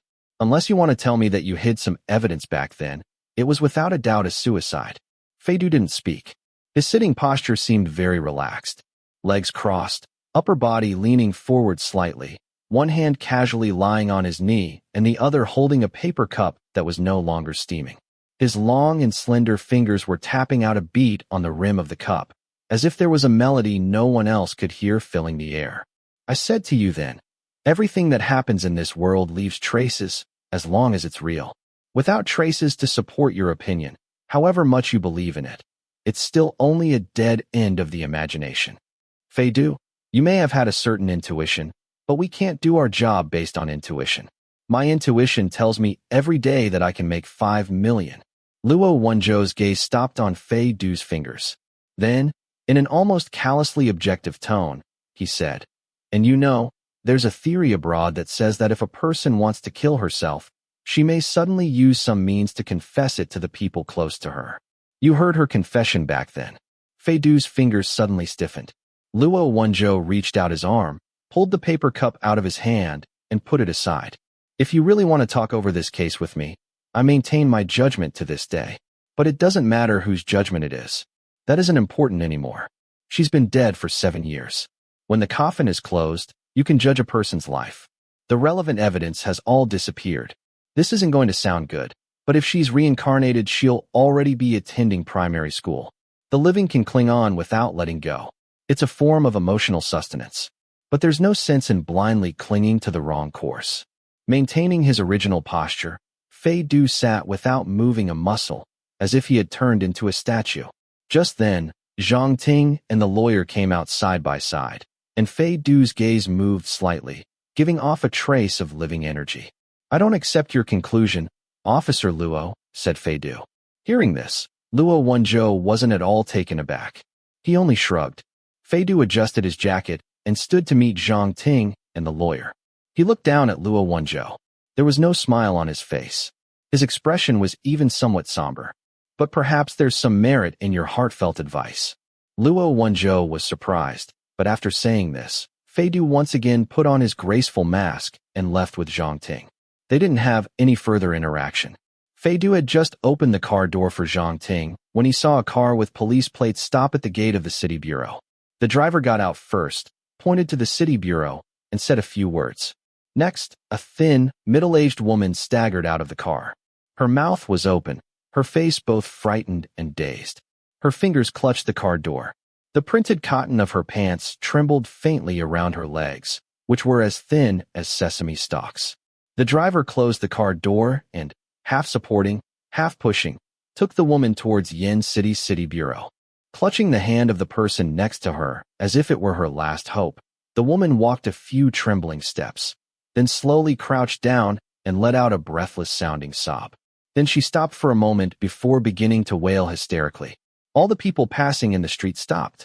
Some even got out their phones. Fei Du's brow creased lightly. He heard the lawyer chattering to Zhang Ting. Their so-called serious suspicion has no evidence to support it. Miss Zhang, set your mind at ease. I'll stay here to keep an eye on things. When the time comes, they'll have to release him. He Zhongyi's mother suffers from uremia. She has to go for dialysis constantly. He was the family's only source of income, Lang Xiao was saying quickly next to Luo Wenzhou. The sound of the woman's crying had the power to penetrate into the city bureau and echo. Lang Xiao frowned as if she couldn't quite bear it. Will she be all right crying like this? She's already sick. I don't want something else to happen. Luo Wenzhou didn't have time to answer. Another officer from the criminal investigation team came trotting over. Chief, the Flower Market District Sub-Bureau has sent in a request. Because the murderer is suspected of having moved the corpse, the original scene of the crime is unclear, and the Sub-Bureau's jurisdictional powers are limited, they want to pass the 520 case on to us. Captain Luo, the lawyer Zhang Ting brought keeps questioning our procedure for taking the suspect into custody. We didn't have enough evidence to arrest Zhang Donglai. Should we release him? Chief Luo Wenzhou pressed his hand down, pressing down everyone's simultaneous talk. Amidst the sound of Zhongyi's mother crying, he picked up his phone. Tao Ran, go ahead. Wenzhou, I've got the surveillance footage for the number 34. Chapter 13. Julian the 12th. Around 9:10, Zhongyi got on the number 34 bus at the East Nanping Road stop. When the number 34 arrived at the Wenchang intersection stop 20-some minutes later, Zhongyi got off. A security camera near Wenchang intersection caught his back. Several minutes later, he walked out of range of the security cameras. He didn't show up again. Luo Wenzhou had grown up in Yan City. When he heard the names, he understood the approximate location. Wenchang Street was to the southeast of the Flower Market District Commercial Center. In other words, after leaving Qingguang Mansion, the victim had not only not gone home, he had gone even further in the opposite direction. I'm at Wenchang intersection now, Tao Ran said over the phone amid the noisy din of traffic. So at any rate, Zhongyi wasn't in the West District between 9 and 9:30. The argument the people living around there heard at the time wasn't related to the homicide. Ma Xiaowei was wronged. What was Wang Hongliang doing snatching him up in such a hurry? If I didn't know better, I'd think the police had killed Zhongyi and wanted to find someone to take the blame. Captain Luo. Just then, a criminal policeman ran over and passed Luo Wenzhou a stack of materials. The medical examiners have sent over their report.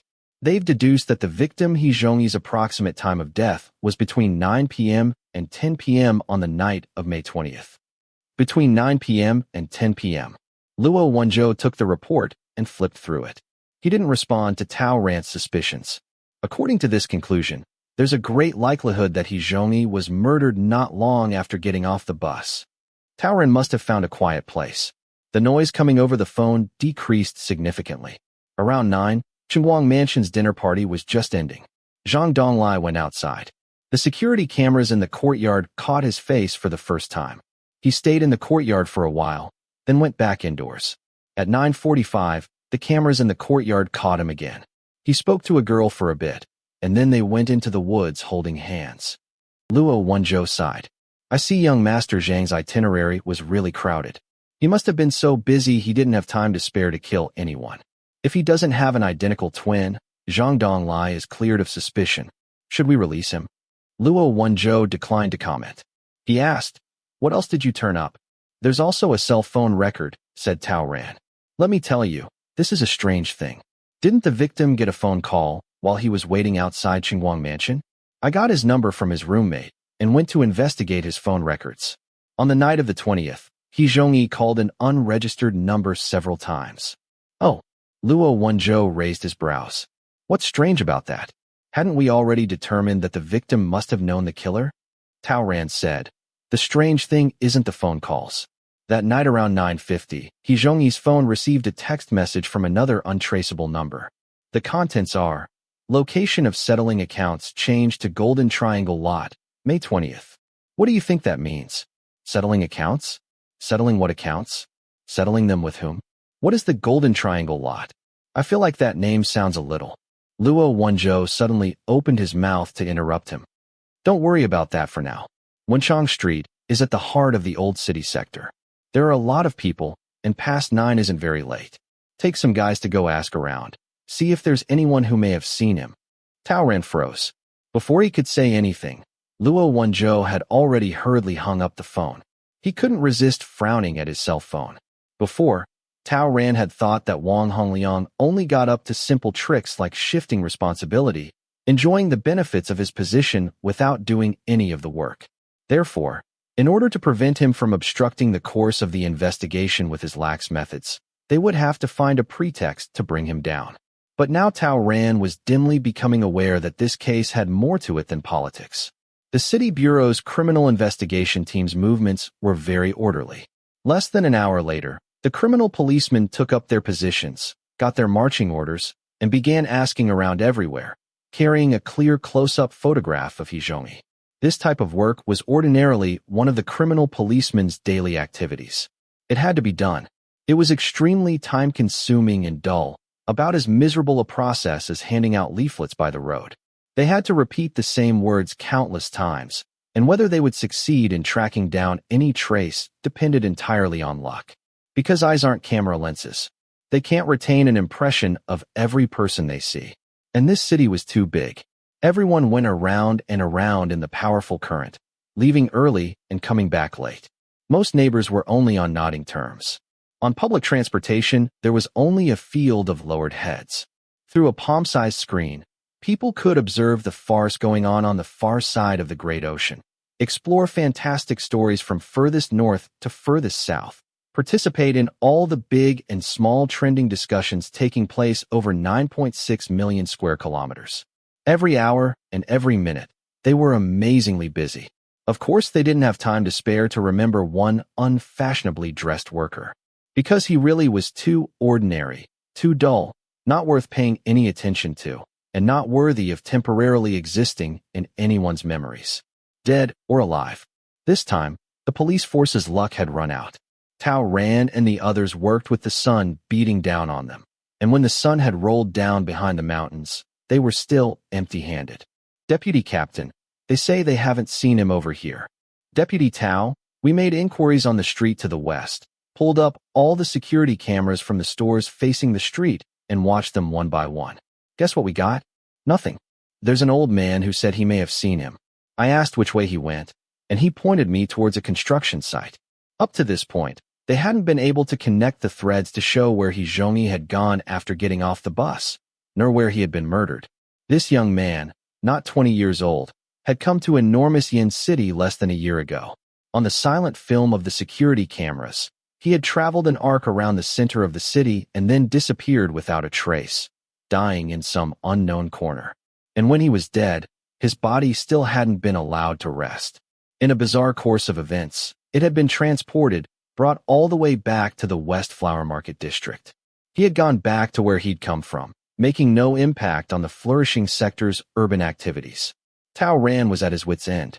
He had no choice but to disband the throng of criminal policemen who had been roasted by the scorching sun until oil was pouring out of them, then briefly report to Luo Wenzhou that they had failed to make any advances in their work.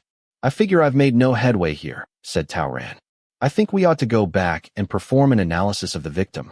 Are you out somewhere? Luo Wenzhou seemed to be in someone's car just now, because the sound of a car radio reporting on the road conditions was coming through the phone. The anchor was just using the process of elimination to describe all the places in the city without a traffic jam during the evening rush hour. Luo Wenzhou agreed indistinctly, paused, then turned off the radio. Or you could think of some way to keep following up on the Zhang Donglai thread. Zhang Donglai. Tao Ran had been talking all day. His throat was steaming, and his brain was a little foggy. He blankly asked, hasn't he already been virtually cleared of suspicion? Zhang Ting said that when He Zhongyi stopped her, he asked her about a mysterious individual surnamed Feng. If He Zhongyi hadn't incorrectly identified him, then this mysterious individual has likely crossed paths with Zhang Ting and her crowd.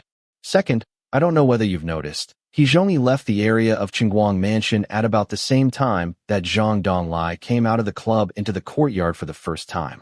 Zhang Donglai obviously wasn't planning to leave Guang Mansion then, so aside from getting a breath of fresh air, why did he go out? Tao Ran stared at first, then quickly came around. There were people who left when the dinner party ended. He went to see them off.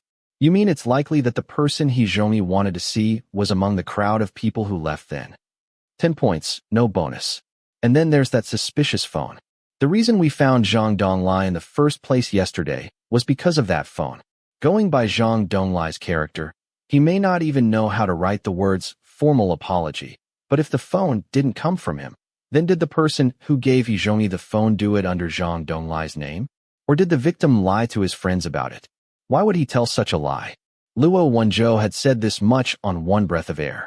He took another breath and counseled, look, why don't you get off work? Come a little early tomorrow.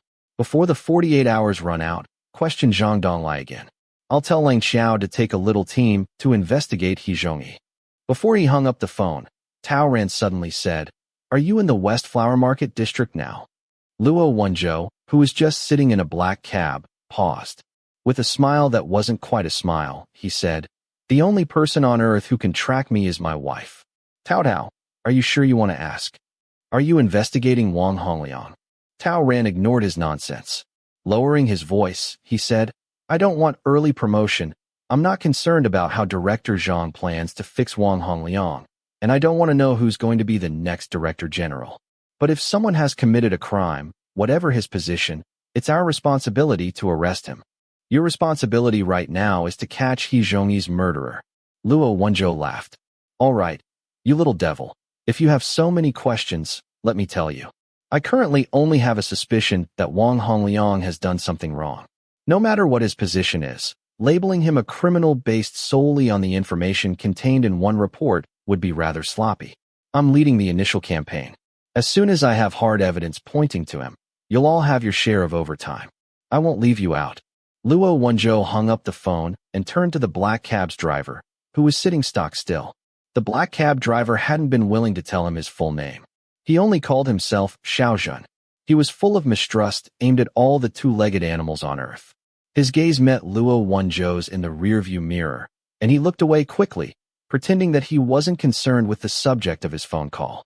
Luo Wenzhou said, this case is currently under investigation. When the investigation is over, you'll be able to reveal the details as you see fit, but while the investigation is ongoing, I'll trouble you to keep them secret. Xiaozhen's gaze flashed. What are you talking about? I didn't understand that. Luo Wenzhou fixed the young cab driver with a look through his sunglasses. Last time you told me that your big sister was murdered by Wang Hongliang and his drug trafficking gang. But I went back and looked into it and found that your sister was arrested for prostitution and later died of a drug overdose. Xinjiang. This touches on the person in charge of public safety for a whole district and all the people working under him. We can't prosecute based solely on your words. When he exposed Xinjiang's full name, the young man slammed on the brakes, stopping by the side of the road. Luo Wenzhou's expression didn't flicker. You're parked in violation of traffic regulations. If you get a ticket, I won't grant you leniency. Xinjiang's face was ashen, humiliation and anger mingled in his expression. He stared fiercely at Luo Wenzhou. My sister wasn't that type of person. Luo Wenzhou was entirely unmoved. He knocked on the car window and said one syllable at a time. E6 Danmei. My sister didn't have time to tell me anything, said Xinjiang. She wasn't sleeping at night then, and she was always afraid of something.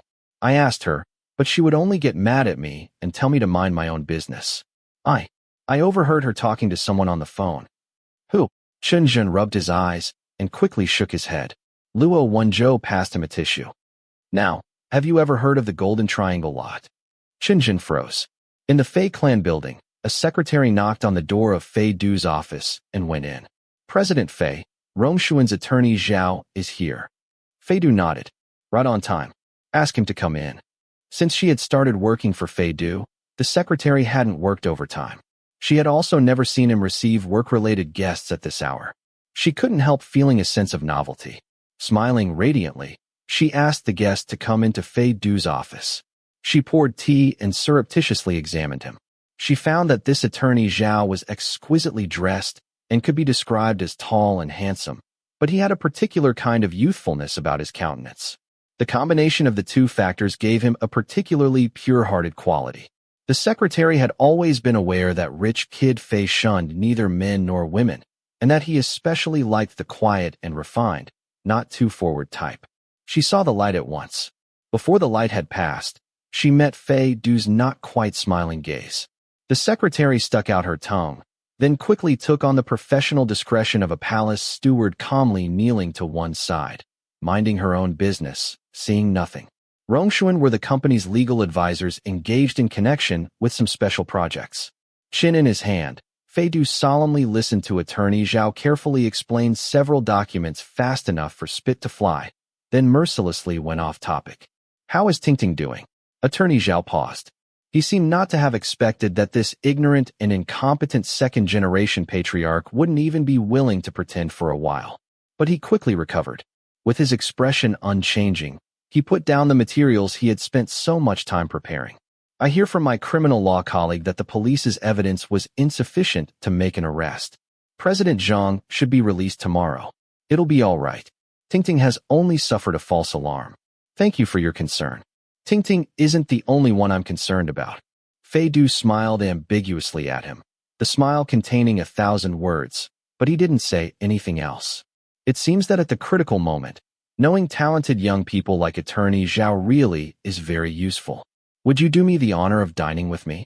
Attorney Zhao frowned faintly, as though he was planning to refuse, but Fei Du had already stood up and, brooking no argument, was gesturing at him an invitation. The Fei clan was Rongshuan's largest client. The two sides had been working together since before Fei Du had taken over. They had always been one of Rongshuan's major bankrollers. Zhao Haochang couldn't afford not to defer to him. He very unwillingly stood up.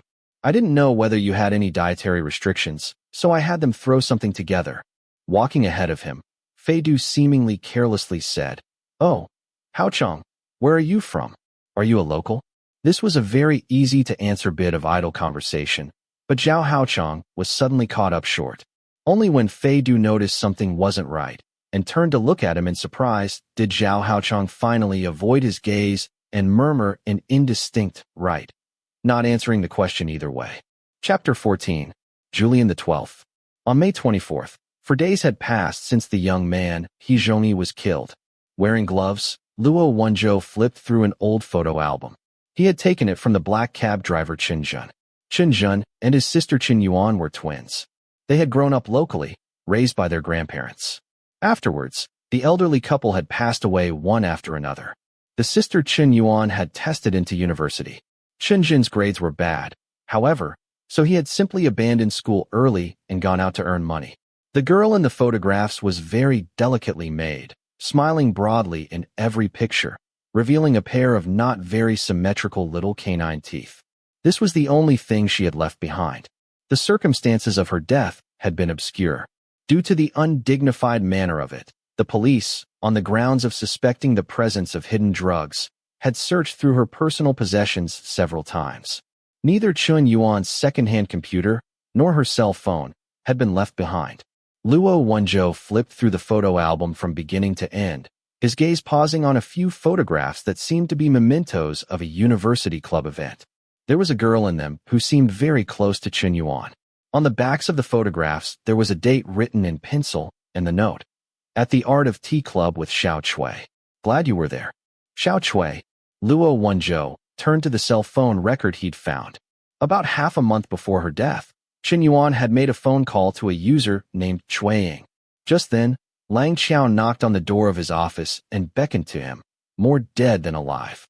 "Chief, come and watch the moron. Tickets 10 yuan each, your money back if he isn't moronic." Yen City Bureau's Criminal Investigation Team's appreciation for young Master Zhang was extraordinary. Out of every 10 sentences he said, 9 were bullshit. Being detained at the City Bureau for 48 hours had boiled off his initially scant brains. It was anyone's guess what had been left behind in the empty shell. The intellectual level of the words that came out was deeply affecting. Zhang Donglai's voice. "Feng Mianch. Never heard of him. I don't know anyone with the surname Feng. Is it a man or a woman? Why don't you tell me what they look like? I may have slept with them and not remembered the name. Was there anyone I knew at Qingguang Mansion on the night of the 20th? I knew all of them. What? Who was there? Police uncles. Honorable police uncles. That night I got half a liter of white wine poured into me. I don't know how many glasses of red, cut with half a dozen glasses of champagne. The Holy Trinity. I was doing all right if I could still remember my own name. How could I tell you everyone who was there? I haven't quarreled with anyone recently. I'm very friendly." "Huh. Hitting people counts? Oh, then I really can't say. So I hit them. What are they going to do to get back at me? Don't you know who I am? How many times have I said it? That phone didn't come from me. I only give gifts to my intimate friends. Anyway, if I were going to give someone something, it wouldn't be a stupid phone, right? Who are you insulting?" Aside from spending money and sleeping, young Master Zhang's daily life was full of chaos. Matters big and small passed before his eyes like mist, making absolutely no impact on him. His psychological state could be described as free of earthly concerns. Luo Wenzhou listened in for a while and issued a categorical assertion concerning Zhang Donglai. He said, "This child got dropped on his head by his dad when he was little." With all the patience in the world, Tao Ran tried every possible method to quiz him again and again from each and every angle. Yet he was still unable to extract any useful information from Zhang Donglai's carelessly formatted memory. In a flash, the time came. The lawyer Zhang Ting had found stood at the City Bureau's doors, contending on strong grounds that the Criminal Investigation Team had to release Zhang Donglai. "There's really nothing I can do." Tao Ran let out 2 long breaths and helplessly shrugged his shoulders at Luo Wenzhou. Luo Wenzhou considered and lightly lifted his chin. "The evidence is insufficient. Let's release him."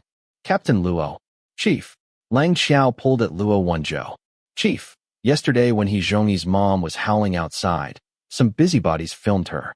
Now there are a whole bunch of people who think there's no smoke without fire and are waiting to see the fur fly. If you release him just like that, how will it look when it gets out?" "We can release Zhang Donglai." Tao Ran thought about it, then proposed, "According to the victim's time of death and last known whereabouts, his alibi is fairly clear-cut." "No, don't mention any of that for now. Just say that the evidence is insufficient," said Luo Wenzhou, interrupting him. "Don't announce the details of the investigation. Release him." Hearing this arbitrary decision, Lang Qiao couldn't help saying, "Chief, have you been infected by Zhang Donglai? If it can infect you through a window, his mental deficiency must be a virulently infectious disease." Luo Wenzhou rapped once on the back of her head. "Glib, aren't you? Careful you don't get laugh lines." Meanwhile, Tao Ran muttered quietly to himself for a moment, then thoughtfully said, "You're thinking, right? Starting now, no one is allowed to reveal any details concerning the course of this investigation. Tell them the evidence is insufficient. No comment. We're currently once again investigating all of the victims' relationships starting from childhood." Luo Wenzhou nodded at Tao Ran, then evenly said, "This is discipline. Anyone leaks, I'll deal with them. Disperse." A little transient worker had met an unusual death. The city bureau's director general's nephew was a murder suspect, and he had been quickly set free due to insufficient evidence. This news was even more explosive than Lang Qiao and the others had been afraid of. Before the procedures for setting Zhang Donglai free had been finalized, all kinds of print and digital media were already staking out the city bureau's doors. The criminal investigation team's phones were like a hotline, ringing one after another, wave after wave. Even Director Zhang's replacement, Director Liu, was alarmed and called Luo Wenzhou in to question him. Director Liu looked out the window at the people crowding outside the reception area. With a rather grave expression, he asked Luo Wenzhou, "Are you sure you can handle it?" Luo Wenzhou smiled at him without the least shred of concern. "I'm on the job, and you're still worried?" Director Liu rolled his eyes at him. "When you want to let out some line to hook your fish, you have to be careful not to let it slip away. The city's higher-ups are sure to put pressure on us for the next few days. I'll hold them off for you, and you can do as you see fit." "Thank you, Uncle Liu," Luo Wenzhou thought, then lowered his voice slightly. "You can relax about Wang Hongliang, too. People just haven't been looking into him for the past few years. I don't believe anyone can blot out the sky with one hand." Director Liu pursed his lips and turned serious, looking at him. "As long as you can verify that the substance of that report is true, it doesn't matter how extensive his network is or who is protecting him. As long as Lao Zhang and I are still here, we'll be able to handle him. And you be careful, you hear me?" Luo Wenzhou came downstairs just in time to run headfirst into Zhang Donglai's group of family and friends. In order to minimize the social impact, the Zhang family hadn't sent their people to come pick him up. They only had Zhang Ting show her face, wanting to be as low-key as possible. But things unexpectedly turned out contrary to their wishes. Children are a debt. Zhang Donglai's crowd of disreputable companions had somehow gotten wind. Wanting nothing but to see the world in chaos, they ran over to the city bureau as a group. Several luxury cars parked at the city bureau's doors, and several gorgeously dressed young men and women made brilliant appearances, though it was unclear whether they had come to mount the stage or make fools of themselves. The lawyer rolled up his sleeves and went in first to scoop up Zhang Donglai, while Zhao Haochang didn't budge from Zhang Ting's side. Among Zhang Donglai's crowd of good-for-nothing friends, the young couple stood out, refreshing and refined, simple and honest. Fei Du was of course present as well, though this time he had come purely as an outside observer and was unobtrusively standing behind Zhang Ting. When Luo Wenzhou saw him, he was wearing his beast in human clothing getup, earbuds stuck in his ears, completely absorbed in playing a game on a very old model PSP. Luo Wenzhou had meant to bundle up the forces of evil and throw them out, but when his gaze fell on Fei Du's scratched-up old game machine, his expression suddenly relaxed. In a groundbreaking occurrence, he didn't open his mouth to pick a fight. Almost gently and peacefully, he strolled over beside Fei Du, taking a deep breath to mentally prepare himself. Even if he saw the brat playing some violent and bloody assault game, he had determined he would maintain his emotional stability. But after spending so much time preparing, when he looked over at the screen of Fei Du's old game machine, he saw a crowd of charmingly naive, big-eyed lamps running around. This domineering director general was enthusiastically playing patapon. Luo Wenzhou's silence. While Fei Du was surmounting all difficulties on his path to victory, Zhang Donglai at last breezed out. Before he'd even made his way out of the police station, he was already beside himself with joy and loudly proclaimed, "All of you here today are my brothers who have passed through life and death with me. If there's anything you need in the future, just say the word. I, your brother, will be pierced from both sides by knives for you. Pierced until I turn into a knife block." Fei Du's big-eyed legion had been progressing steadily, but this bloodthirsty cry knocked them off tempo. The drumbeat skipped, and the troops were at once defeated in a landslide. Luo Wenzhou held back until he got a game over, then slowly spoke. It's always perplexed me a little why you'd hang out with Zhang Donglai and his ilk. Fei Du shot a glance at him and calmly stuck the game machine in his pocket. Because I think he lives especially philosophically. Luo Wenzhou was unable to distinguish whether these words had a positive or negative connotation. Fei Du waved a hand at Zhang Donglai, who was running over to him, turned to give Luo Wenzhou an artificial smile, then went to talk to Tao Ran. The crowd of young masters swaggered out of the city bureau. Even thinking with your toenail, you could imagine how this excited the media lurking outside. Lang Xiao seemed to have seen the next week's worth of trending topics. She couldn't resist covering her eyes with her hand and quietly saying to Tao Ran, "I can't look." "Then don't look," said Tao Ran. "Get to work." When the young masters had just walked out through the gates, without warning, a figure suddenly burst out among Zhang Donglai's group of friends and relatives. She was small and skinny, her hair withered and yellow. This was He Zhongyi's mother. The leading wastrels looked in helpless bewilderment at this comically dressed woman. Someone quietly said, "Who's that?" He Zhongyi's mother's eyes were dry and bloodshot. They swept over these people's faces. Her lips trembled violently, and a voice as indistinct as a kitten's came out of her throat. "Who killed my son?" Her pronunciation was unclear, and her accent was heavy. Only when she had repeated herself 3 or 4 times did they understand what she was saying. Zhang Donglai's expression sank slightly. He rather calamitously said, "Who knows? It wasn't me, anyway." Then he looked down, avoided the woman's line of sight, and started walking away, brushing past her. His group of friends and family followed closely after him, splitting into 2 halves as though they were avoiding the plague, keeping away from the woman as much as they could. A voice from the crowd. "Is that woman a little insane?"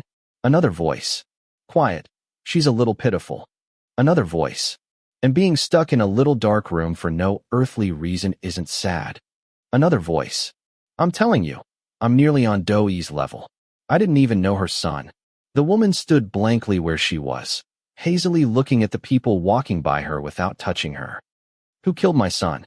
"You. All of you, you can't go." Seeing that this crowd of people was about to walk away from in front of her eyes, the woman panicked, clawing wildly at the air, accidentally catching a girl's hair. The girl shrieked as if she'd had her tail stepped on, snatched back her hair, and clutched it in front of her chest. She leapt away and hid behind a friend. A young man next to her instinctively reached out to block the woman. "What are you doing? Are you crazy?" The woman bumped into his solid arm and fell to the ground, bumping into Fei Du, who was bringing up the rear. Fei Du had been saying goodbye to Tao Ran. Being bumped into unexpectedly, he was startled and took half a step back. Before he could react, she reached out a hand like a chicken's claw and desperately grabbed Fei Du's costly pant leg like she was grasping at her last hope. Over and over, she said, "You can't go, you can't go. You owe me an answer. You can't go." A few policemen went over wanting to pull her off, and the young man who had knocked her down came over as well, frowning. "Master Fei." Wrongly attacked, Fei Du frowned as he looked at the woman clinging to him, then awkwardly patted her shoulder. "Would you like to stand up?" The woman suddenly looked up, her gaze locking with Fei Du's. She was sobbing, tears running down her face. Her appearance really wasn't very dignified, powerful grief having turned her into a heap of mud. Fei Du suddenly froze, seeing someone else in her eyes.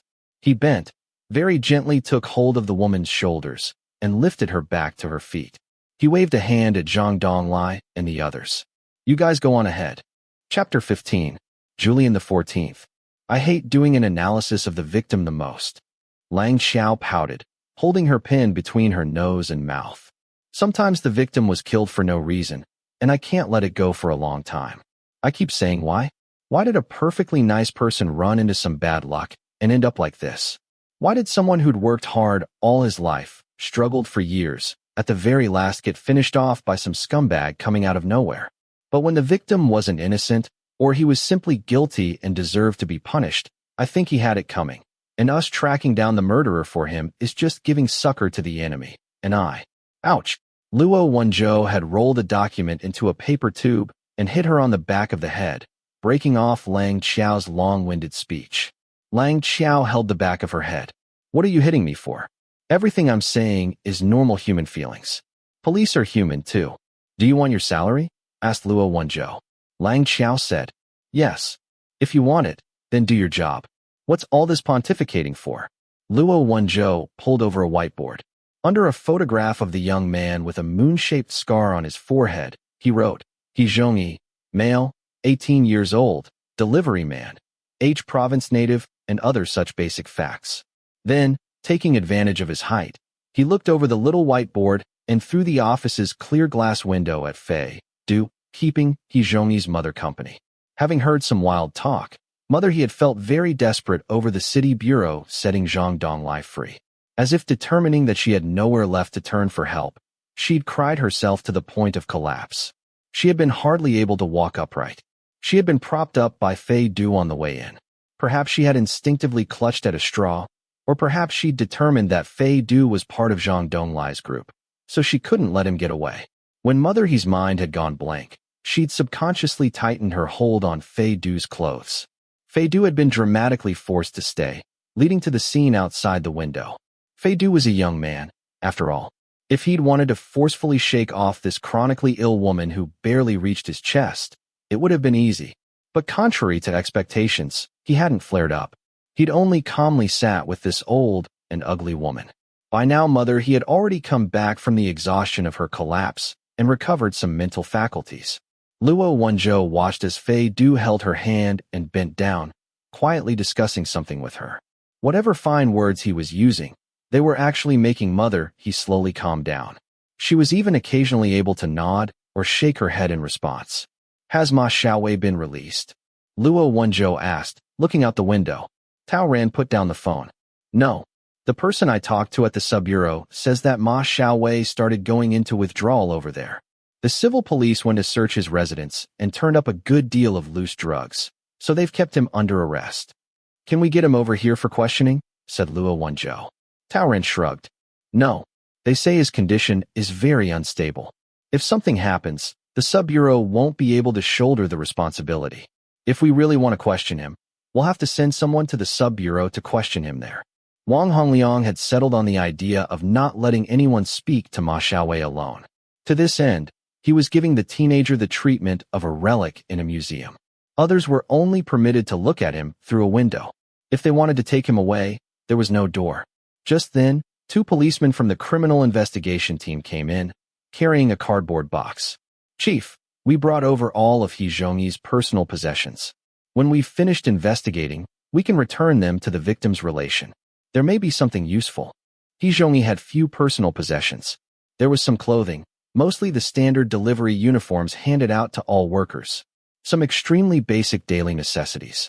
The cell phone packaging he hadn't been able to bring himself to throw away. And a diary. It was called a diary, but it really didn't have the contents of one. It was basically a ledger and record book. Aside from being a delivery man, He Zhongyi must also frequently have done short-term temporary work. There were scattered bits of income all over. Scraped together, his monthly income could measure up to that of a white-collar worker. The ledger was kept very carefully. Even things like spending 2.5 yuan to buy breakfast were recorded. Luo Wenzhou flipped through a few pages, then suddenly paused. What did the piece of paper stuck to the victim's head look like? Let me see it. Someone next to him quickly got out a close-up photograph and passed it to him. The character money was crooked, written in unprepossessing childish handwriting. The right-hand hook was very large, almost occupying the territory of the whole character and looking very uncoordinated. It was identical to the character money written in He Zhongyi's ledger. This character is in the victim's own handwriting. Tao Ran paused. Hold up. I remember that when He Zhongyi was waiting outside Qingguang Mansion that night, he was holding a craft paper envelope. Could the piece of paper have come from the envelope? We never found that craft paper envelope. What was in it? Luo Wenzhou quickly skimmed through He Zhongyi's notebook. Could it have been cash? Look here. Outside the window, Fei Du was nodding in agreement. The money to pay for your treatment really was considerable. But back then, he must have only just come to Yen City, just started working. Where did he get so much money? Hoarsely, Mother, he said in a low voice. He said he got an advance from his fixture. Fixture? Fei Du wasn't very familiar with this usage of the word. He only came around after a pause. You mean the place he worked at? Mother, his health was poor. She was a village woman who rarely had contact with the outside world. She didn't understand the employment relationships of manual laborers with their temporary and toilsome work. Many people earned just enough to live to the next day. Bosses and workers each suspected that the other could run off at any time. A boss who was willing to give a worker an advance on his wages was basically engaging in charity. But even if a boss was accumulating merit by doing good deeds, and so was willing to help out in an emergency, giving an advance on a month or two's wages would already be very kind. The money to pay for Mother He's treatment, however, would probably make up a few years of a delivery man's wages. There was no way selling physical labor could repay such an enormous favor, but selling one's body would just about cover it. But when President Fei, who had some understanding of male beauty, objectively recalled the briefly glimpsed Hizhomi, he thought that based solely on looks, that young man really wouldn't be worth such a price. So who had lent him the money? Why hadn't he told even his own mother the truth? There was a debt of 100,000 yuan recorded in Hizhomi's ledger, but there was absolutely no explanation of where this mysterious debt had come from. With regards to this, the city bureau's criminal policemen all went into action, spending the better part of the day questioning Hizhomi's co-workers and acquaintances. Everyone they asked was totally bewildered. They not only didn't admit to lending him the money, each in turn also said that they hadn't even known about him borrowing it. When Luo Wenzhou and Tao Ran returned to the city bureau, they found Mother He curled up on some chairs, sleeping. Fei Du had gotten a thin blanket from someone and put it over her. Tao Ran went over and, keeping his voice low, asked, "Why is she sleeping here?" I said I could take her to a hotel, but she didn't want to. She insists on waiting until you've caught the murderer. Fei Du looked up and saw that Tao Ran's forehead was covered in sweat. He frowned, got a tissue out of his pocket and handed it over. "Do you always work this hard? It makes my heart ache to see it." Before Tao Ran could answer, next to him, Luo Wenzhou coolly said, "This is what it's like for the people's police. If your heart aches, pay some more taxes and don't make so much trouble. Though, now that I think of it, President Fei, don't you domineering director generals have a myriad of business affairs to attend to? How come you always seem so idle?" Fei Du smiled slightly. "I don't keep my crew of professional managers around just so they can run their mouths. I'm truly very grateful for Officer Luo's concern for the security of my financial affairs, but it's really not necessary. Even if I threw away all my family's property, the interest I collect on the spare change left in the bank would still be more money than you'll earn in your lifetime." Tao Ran's silence. As expected, these two mental deficients couldn't keep the peace for 3 minutes at a time before they were at it again. Grabbing one with each hand, he forcibly pulled the two fighting cocks apart. With one hand, he dragged Luo Wenzhou into the office. With the other, he pointed warningly at Fei Du. Not finding this at all uncongenial, Fei Du very suggestively grabbed his finger. Luo Wenzhou lost his temper. "That little." Tao Ran closed the office door and very helplessly said, "In a while when I get off work, you two can make a date to go fight it out to your heart's content." Luo Wenzhou acutely picked out some implication behind these words. "Oh, you have something after work today?" Tao Ran turned and looked at him. "I have a blind date." Luo Wenzhou was stunned. Tao Ran patted his shoulder. "I've reached the age where I can't keep you company as a bachelor anymore." Luo Wenzhou's gaze flickered to the floor. He muttered to himself for a moment, then smiled. Pointing at Tao Ran, he said, "You traitor, going and selling out the club without so much as a by your leave. Our undying drop-dead league will never let you off." Tao Ran considered. "Then I'll bribe you.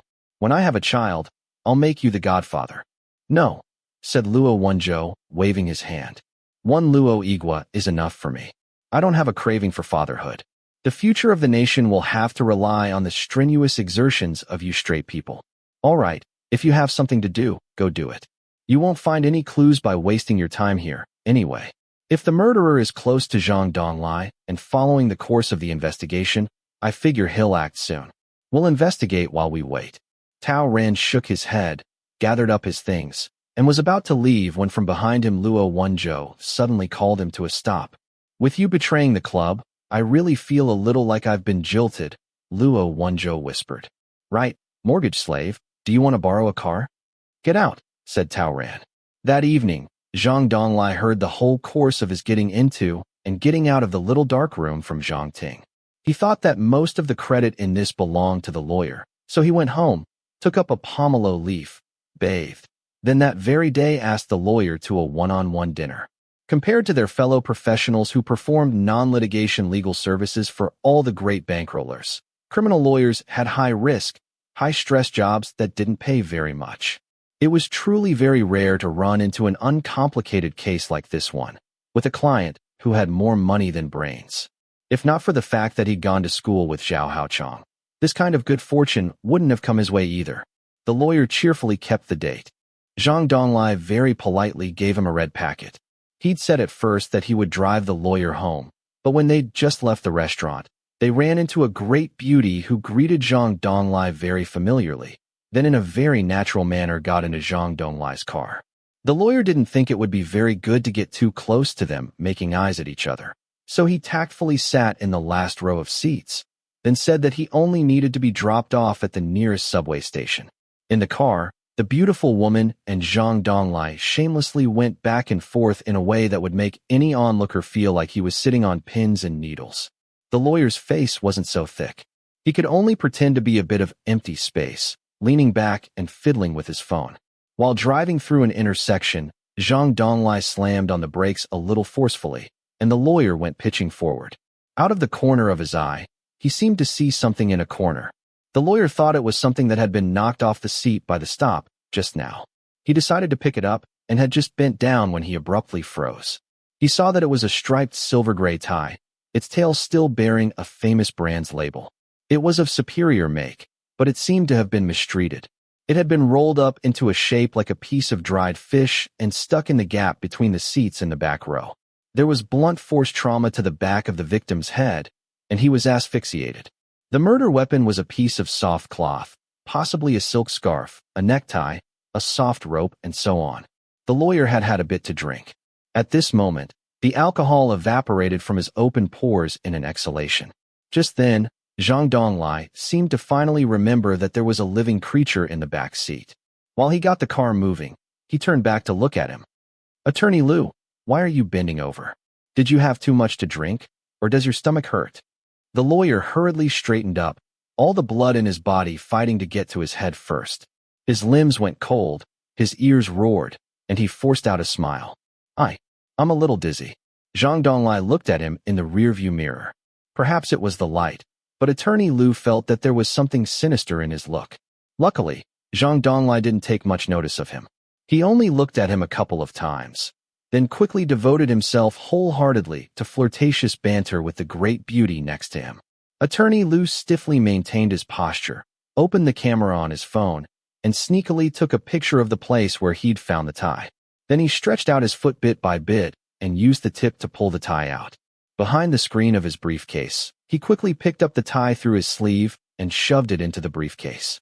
Before he'd had time to pull his hand out, Zhang Donglai once again unexpectedly looked at him through the rearview mirror. "Is it the subway station up ahead, Attorney Liu?" Attorney Liu was so startled his heart nearly stopped. He completely lost his powers of speech and nodded falteringly. Zhang Donglai raised his eyebrows. "Why is your face so sweaty? Is the air conditioning not cold enough?" His companion in the passenger's seat wasn't having this. "Don't turn it down anymore. I get cold." If it hadn't been for this entirely ignorant, silly girl interrupting, Attorney Liu thought he would have gone out of his mind with fear. He didn't know how he managed to get out of Zhang Donglai's car. Zhang Donglai politely stuck his head out the window. "Attorney Liu, are you really all right? I really don't need to drive you home." The lawyer strove to arrange his facial muscles. "There's really no need." Luckily, Zhang Donglai's thought processes were addled by lust, and he didn't seriously want to drive this sturdy fellow home. Having received a confirmation, he quickly stepped on the gas pedal and drove off. The night wind blew past, and Attorney Liu discovered that his spine was soaked. Chapter 16. Julian the 15th. Tao Ran went out and saw Fei Du, hands stuck in his pockets, waiting for him at the door. The woodpeckers, making an uproar at the gates, had yet to disperse. With the city bureau having just been forced to release a very suspicious-looking rich kid, even Fei Du could see the pressure hanging in the air over the criminal investigation team. So he had made his preparations to wait until the day wore out. He hadn't expected Tao Ran to be in such a hurry to get off work. He paused slightly. Tao Ran spoke first. "Fei Du, come over here. I have something to say to you." Fei Du blinked, then looked at the woman curled up on the chairs. What about her? Hearing this, Tao Ran was at some difficulty. It's fine, said Luo Wenzhou, coming out and leaning against the door. When she wakes up, I'll ask her what she wants. There's a guest house by the gates where our people stay when they're traveling for business. It's safe and cheap. If she's willing, I'll have them get her a room over there. If she still isn't willing, I'll have the officer on duty make up a simple bed for her. Hesitantly, Tao Ran said, Isn't that against regulations? A word from me will take care of it. Luo Wenzhou waved a hand. Hurry up and go. No one frets as much as you do. Hearing this, Fei Du asked in surprise, What? Tao Ran, do you have something to do tonight? Tao Ran didn't answer. He only said, Come here. Luo Wenzhou watched Tao Ran pull Fei Du aside. Because they'd just gone around, he had for the moment forgotten the game machine and its associated tender feelings. He swept a critical gaze over Fei Du's back, feeling that every stitch of him expressed the word flirtation. Put him in a spy drama, and you wouldn't need any makeup to turn him into the classic image of a traitor to the nation. But however flirtatious he was, what was the use? He'd be jilted just the same. Luo Wenzhou suddenly felt an odd twinge of schadenfreude towards his fellow sufferer. In high spirits, he hung back by the office door unwilling to leave, wishing his neck could grow long enough to observe the process of a second-generation patriarch meeting with a rebuff up close. Luo Wenzhou had known Tao Ran for many years. They had been through everything. Searched for missing children together, fought diabolical evildoers together, won honor and written self-reflections together. Their relationship ran deep. Though Tao Ran was poor and wretched, he was a nice person, nice in a quiet and obliging way. As time went on, this would almost unavoidably bring about a few inordinate ambitions in a gender, male, interest, male individual. But on the subject of sexual orientation, Tao Ran walked an entirely separate road from Luo Wenzhou. He was straight enough to hold up the sky. Insisting would have been cruel, so Luo Wenzhou had quickly put on the brakes, only sometimes putting in a few words brushing up against the bounds of propriety from force of habit. Tao Ran's reaction had always been neither ashamed, nor angry, nor over the line. He was entirely magnanimous. And there were some beautiful thoughts whose beauty could only ferment if kept hidden away. Once exposed to the clear light of day, it was very easy for them to be sterilized by the ultraviolet rays. And now, with Tao Ran clearly displaying that he was about to move on to another stage of life, Luo Wenzhou followed along readily, releasing these non-polluting worries, which under the ultraviolet rays had been almost entirely neutralized. Aside from a small handful of regretful dust, this didn't arouse any notable waves, but rather the relief of a problem coming to its natural resolution.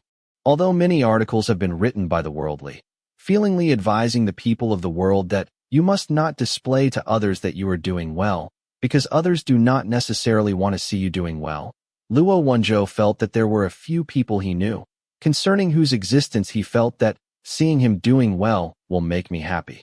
Even if a meteoric rise gradually took that person farther and farther away from him.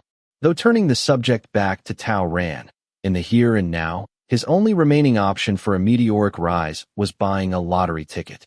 Fei Du had an unusual sensitivity. Often he could tell from a single look more or less what another was going to say. This time, when Tao Ran pulled him aside, he seemed to have some premonition.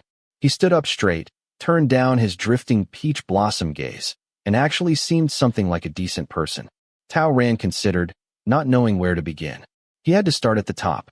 He drew a line in the air with one hand and said to Fei Du, "The first time I saw you, you were only this tall, hugging your backpack, curled up in my car. When I called your dad's number for the third time and got a busy signal again, you looked up at me, and I thought then, I have to look after this child." Fei Du's eyelashes flickered lightly as he looked at Tao Ran.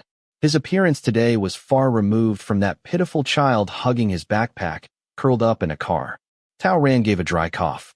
"And in the blink of an eye you've grown so big."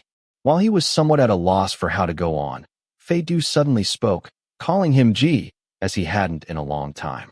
Tao Ran froze, then heard Fei Du say, "I've troubled you too much, haven't I?"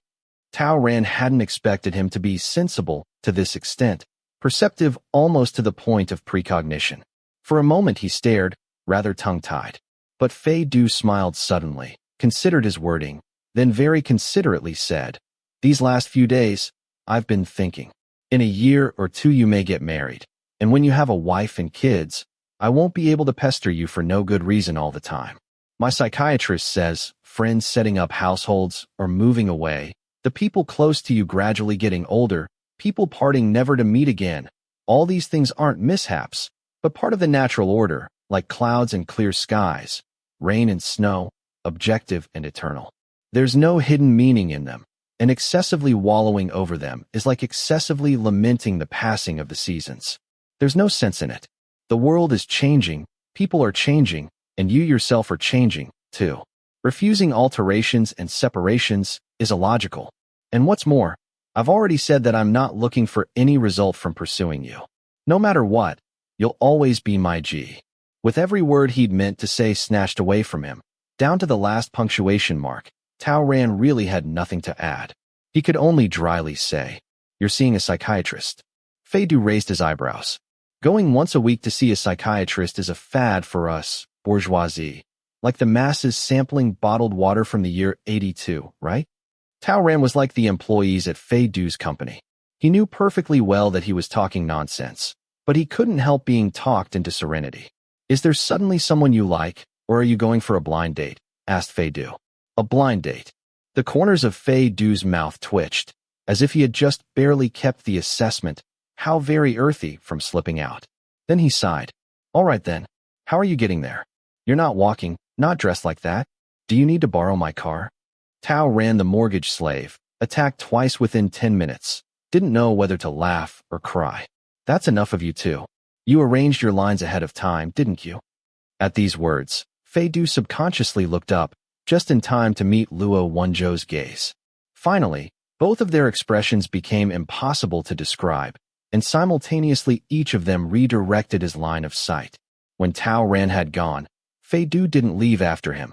He waited until he had seen Luo Wenzhou call over the civil policeman on duty and make appropriate arrangements concerning Mother He. Only then did he gently put his business card into her hand and turn to leave. Luo Wenzhou didn't know what was wrong with him. Perhaps he thought that when Fei Du turned around, he seemed to have a desolate look. Or perhaps, having entered the alliance of the jilted together, an emotional link had arisen between him and this silk-clothed demon, smuggling in some sympathy. At any rate, he impulsively opened his mouth to stop Fei Du. "Hey, I guess you're eating alone tonight." Fei Du took a deep breath and turned around. The nearly free from human desires and passions appearance he had shown as he walked away was at once overwhelmed by his lively poisoned tongue. "For once in 100 years, I'm living like you elderly empty nesters." Faced with this display, Luo Wenzhou's hand started to itch. He would have loved to go back 5 seconds and slap himself. "Teach you to run your mouth." But with matters as they stood, trying to back away would have been petty. So Luo Wenzhou, expressionless, said, "You placated the victim's relation today, kept her from talking a lot of nonsense to the media. That was a help to us. On behalf of the criminal investigation team, I can get you something to eat here if you'll stay." Fei Du's steps paused. He looked a little surprised. In fact, Luo Wenzhou was only being polite. He hadn't actually expected that President Fei would really condescend to stay, just as Fei Du hadn't expected that when Luo Wenzhou had said, "Get you something to eat here," he'd meant it literally. The location was the city bureau's dining hall. Silent for once, Fei Du stood at the dining hall's doors, smelling the maze of scents, looking at the colorfully painted ceiling, then at the glittering floor tiles. His gaze briefly surveyed the red, yellow, and blue plastic chairs, and finally fell on the decorative painting on the wall. Quoth the painting, "The food infinitely nourishing, the mince infinitely fine."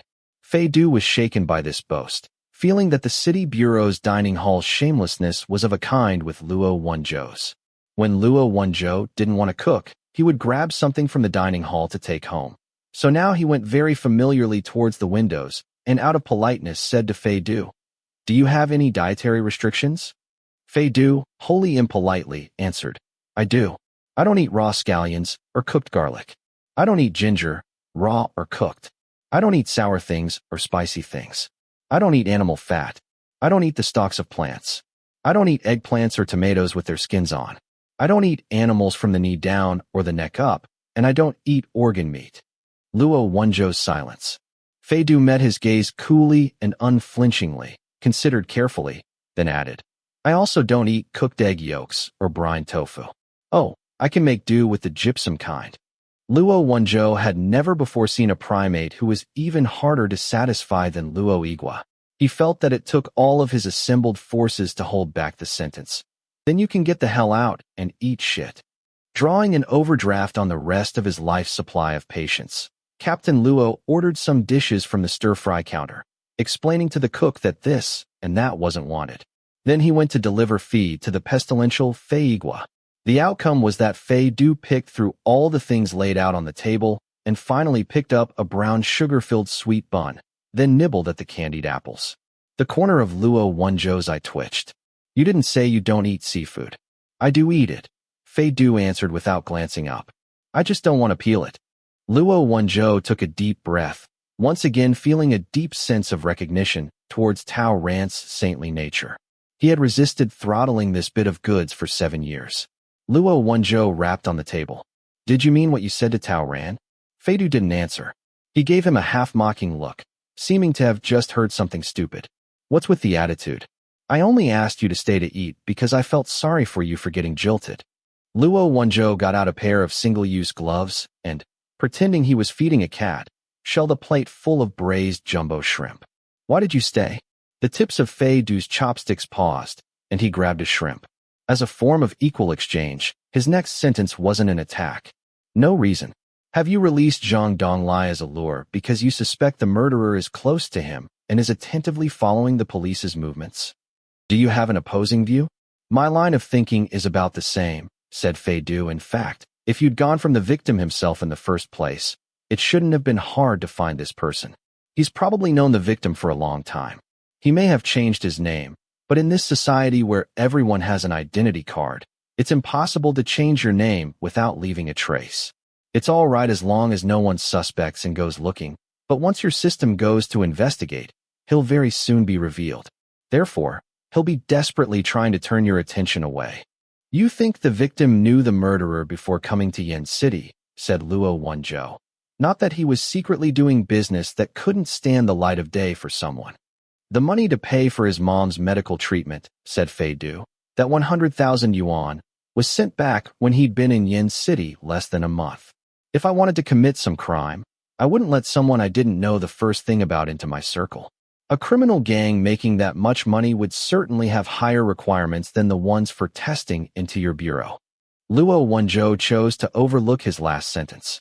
And if he had a mysterious hometown acquaintance who introduced him to a criminal gang?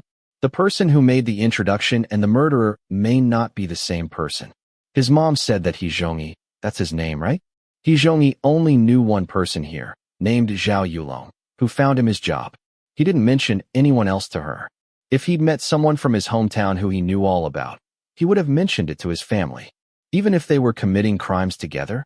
Especially if they were committing crimes together, said Fei Du, he'd know it wasn't safe, so he would subconsciously seek out a sense of safety. Tell his family, I'm with so-and-so. It's a form of overcompensation to comfort yourself. Why are you so sure there has to be this hypothetical gang involved? Luo Wenzhou's chopstick stopped. He stared at the edge of his bowl, deliberating for a moment. I can't tell you in too much detail. Because on the night he was murdered, the victim's phone received a mysterious text message whose meaning was unclear. Because he was likely murdered in the East Palace Gate district, but his body was moved to the West Flower Market district, half an hour's drive away. And because we just happened to receive an informer's report concerning the West Flower Market district. Fei Du frowned, at last revealing a trace of surprise. Just then, Luo Wenzhou's phone suddenly rang. The call came from a number that wasn't in his contacts. Luo Wenzhou picked it up. Hello.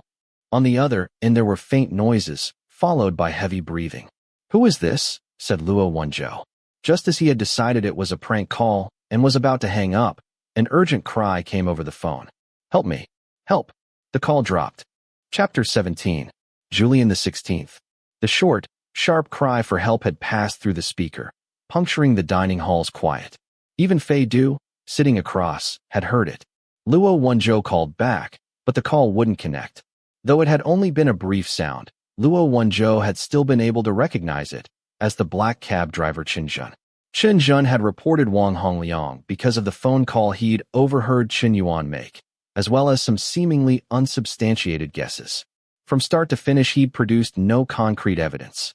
There was no telling whether Chen Yuan hadn't left anything behind because she'd been afraid of burdening her brother, or whether, having silenced her, Wang Hongliang had gone in under the guise of cracking down on drugs and removed all the clues. At any rate, all Luo Wenzhou had gotten from Chen Zhen had been his sister's old photo album. When they'd parted, Luo Wenzhou had distinctly felt the young man's dissatisfaction and had purposefully enjoined him.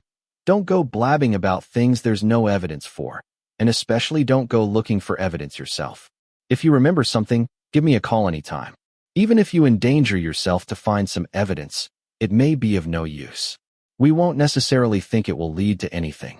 Luo Wenzhou had thought he'd covered both the emotional and the logical aspects, which should have been enough to keep that brat Chen Zhen well-behaved. But not a full day later, he'd gotten into trouble.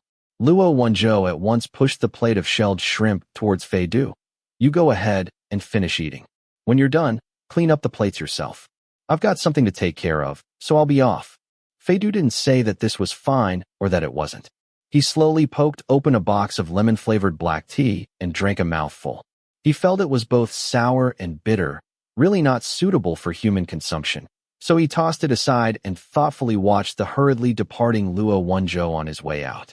Luo Wenzhou had Chen Zhen's contact information, but the number that had called him just now had been totally unfamiliar. As he drove swift as the wind towards the flower market district, he gave Director Lu a call. Uncle Lu, it's me. It's an emergency. I don't have time to submit a request for clearance. Can you think of a way to locate 2 phone numbers for me? Despite getting a call out of nowhere after getting off work, Director Lu was unsurprised. What numbers? Where are you? Luo Wenzhou rapidly told him Chen Zhen's number and the unfamiliar number from earlier. Director Lu jotted them down. Before hanging up, he asked, "What's going on with you right now? Can you guarantee your safety?" Safety is your humble servant's middle name. Luo Wenzhou gave an inscrutable laugh, then turned the steering wheel and left Nanping Road, headed right into the West District. The night had turned sultry without any warning. The summer heat was oppressive. Birds occasionally hurtled daringly through the sea of cars, almost skimming the ground, hinting that a rainstorm was about to strike. Friday's evening rush hour regularly lasted longer than usual, but luckily this was the last day of the traffic restriction. The city center was warming up for the weekend. The enormous outdoor sky screen unfolded, dazzling the eye with its scrolling LEDs. These nighttime lights relentlessly pursued all the people coming and going and crossed over the wide road to flash over Luo Wenzhou's car, ceasing hostilities only when he had thoroughly wound his way into the complicated streets of the West District. Director Lu was both orderly and reliable. Not much time had passed when a technician returned Luo Wenzhou's call. Chen Zhen's phone had been located near the West District's West Guangjing Street. The unfamiliar number's position was close by. It was registered under a real name. It belonged to a woman named Wu Xuechuan. Wu Xuechuan. Luo Wenzhou was a little taken aback. It's registered under a real name? Yes, that's the name. The technician gave him a definite reply. Captain Luo, I'll send her identity card information to your phone in a bit. The GPS told him he was near West Guangjing Street. Luo Wenzhou slowed his car. The reason why he had dared to rush over alone in the middle of the night was that he had determined that Wang Hongliang wouldn't dare to do anything to him. A creep like Wang Hongliang habitually bullied those below him and fawned on those above him, clearly separating haughtiness and reverence, dividing people into various grades and ranks. For him, there were people like ants whom he could crush as he liked, and people whom, however he loathed them, he'd still have to hold his nose and make up to. Luo Wenzhou himself wasn't anything much, but luckily his dad hadn't retired yet. If Chen Zhen had run into danger while calling for help, whoever he'd run into would definitely know of Luo Wenzhou's existence. The phone number had been recorded and would be easy to trace. Wang Hongliang ought to have understood at once that it was only a matter of time before Luo Wenzhou arrived. According to reason, Wang Hongliang would now take the initiative to contact him and feel out his disposition, seeking a private channel for resolution. But so far he hadn't. Luo Wenzhou quickly realized. Whatever had happened tonight, It was likely Wang Hongliang still didn't know about it. It may have been his subordinates acting on their own. This was very dangerous, but it was undoubtedly also an opportunity. Luo Wenzhou's phone made a noise as it received Wu Xuechuan's identity card information. He parked his car at the end of West Guanjing Street. West Guanjing Street had an open-air barbecue, a night market, and major health services, among other functions, all collected into a pedestrian street. Being a pedestrian was the only way to get by here. Because of the vendors' stalls illegally occupying the road, no motor vehicle apart from a buggy could drive in. The air was full of the smoky smells of roasting meat. Bare-armed, burly men fried river snails in iron cooking pots until they sizzled. Heavily made-up special service workers stood at the street corners. Skewer sellers did non-stop business, and the smell of the sewers wafted progressively up. Not far off, some people were brazenly scooping up recycled waste cooking oil. Luo Wenzhou's gaze swept around. He was nearly stifled by the flood of people. He stood deliberating a moment, then went over to a black cab driver mustering point. The black cab drivers had called quitting time long ago. They were just gathered into a group to gamble. One middle-aged man who was having luck at cards, cursing up a storm, slammed his poker hand down on the hood of a car and laughed, showing a mouthful of uneven yellow teeth. "Fuck, how's that, good enough for you? Pay up." Saying so, he stretched out his hand and asked his companions for a cigarette. Before his companions could provide, a hand suddenly reached over from behind him, passed over a cigarette, and even lit it for him. The handful of black cab drivers turned their heads all at once. They saw a broad-shouldered, long-legged man who was very easy on the eyes. It was Luo Wenzhou. "Buddies, I need to ask you about something." Luo Wenzhou very politely produced a round of cigarettes. Then, smiling radiantly, he said, "Yesterday my car was under the restriction, so I rode with one of your brothers and accidentally dropped the contract that had just been signed in the car. The contract is just some paper, not worth any money to anyone else. But if I can't get it back, I'll have to kill myself to atone. You wouldn't be helping me for nothing. Anyone who saw him and can tell me, I'd be very grateful." Having said so much, Luo Wenzhou wasn't at all vague. He suited action to word. Not pressing on to ask his question, he first opened his wallet and gave each person a bright red banknote. "Allow me to trouble you. If you give me the information, I definitely won't go back on my word." He was a fair hand at deception. He gave a minutely accurate account of the car's make, model, and external appearance, but was vague about the license plate, saying the first two letters and the last number, skirting past, then describing the driver's appearance with broad gestures. The black cab drivers had their own organization and territorial partitions. With this bit of information, it was easy for them to come to a conclusion after a many-voiced discussion. "Isn't it that brat Shenzhen?" Luo Wenzhou closed his mouth in good time, his gaze level, floating doubtfully from one to the next, displaying just the right amount of confusion. With the promise of a pecuniary reward, the black cab drivers rapidly broke up their game and obligingly dove into the intricate system of narrow alleys. Luo Wenzhou lit himself a cigarette and had yet to finish smoking it when he got the information he wanted. Someone claimed to have seen Shenzhen's car parked by the road, then gave him the exact location as well as Shenzhen's phone number. The number didn't connect, of course. Luo Wenzhou quickly handed over the cash and settled up, then had the person take him to where Shenzhen's car was parked. It was an outdoor parking lot, outside of West Guanjing Street, the spots regularly laid out, but with no one to mind it. Shenzhen's second-hand sedan was parked on its own by the roadside. People came and went, but there was no sign of the car's owner. The parking lot's sole security camera had been half smashed by some juvenile delinquent. Its bones were already cold. The person who had given him the lead must have felt that the money had been too easily earned, felt apologetic, and undertook to ask around to find out where Shenzhen had gone. Alone, Luo Wenzhou walked a circle around Shenzhen's car. He found the ground by the driver's side door scattered with cigarette ends. When the person standing here had stomped out the ashes, he'd left behind a frantic-looking footprint. Luo Wenzhou stood just where the footprint was, leaned back against the car door, and looked all around. Shenzhen had ignored his warning and acted alone. In all likelihood, he had been in a very fevered condition. Then what had he been doing standing here alone, smoking several cigarettes in a row? Had he suddenly developed some qualms about his own conduct? Or had he been waiting for someone? Just then, The person who'd taken his money came trotting over and quietly told Luo Wenzhou, "I think you'd better leave a note on his car. When he sees it, he'll get in contact with you. I just spoke to that woman selling clothes over there. She saw Chen Jun. He was acting weird. He stood here for ages, then went into the Great Fortune Building." The Great Fortune Building? Right there. The informer pointed just across from where Chen Jun's car was parked. It was a brightly lit up entertainment center with big signs advertising pool, cards, massage, karaoke hanging by the door. A line of cars was parked in front of it.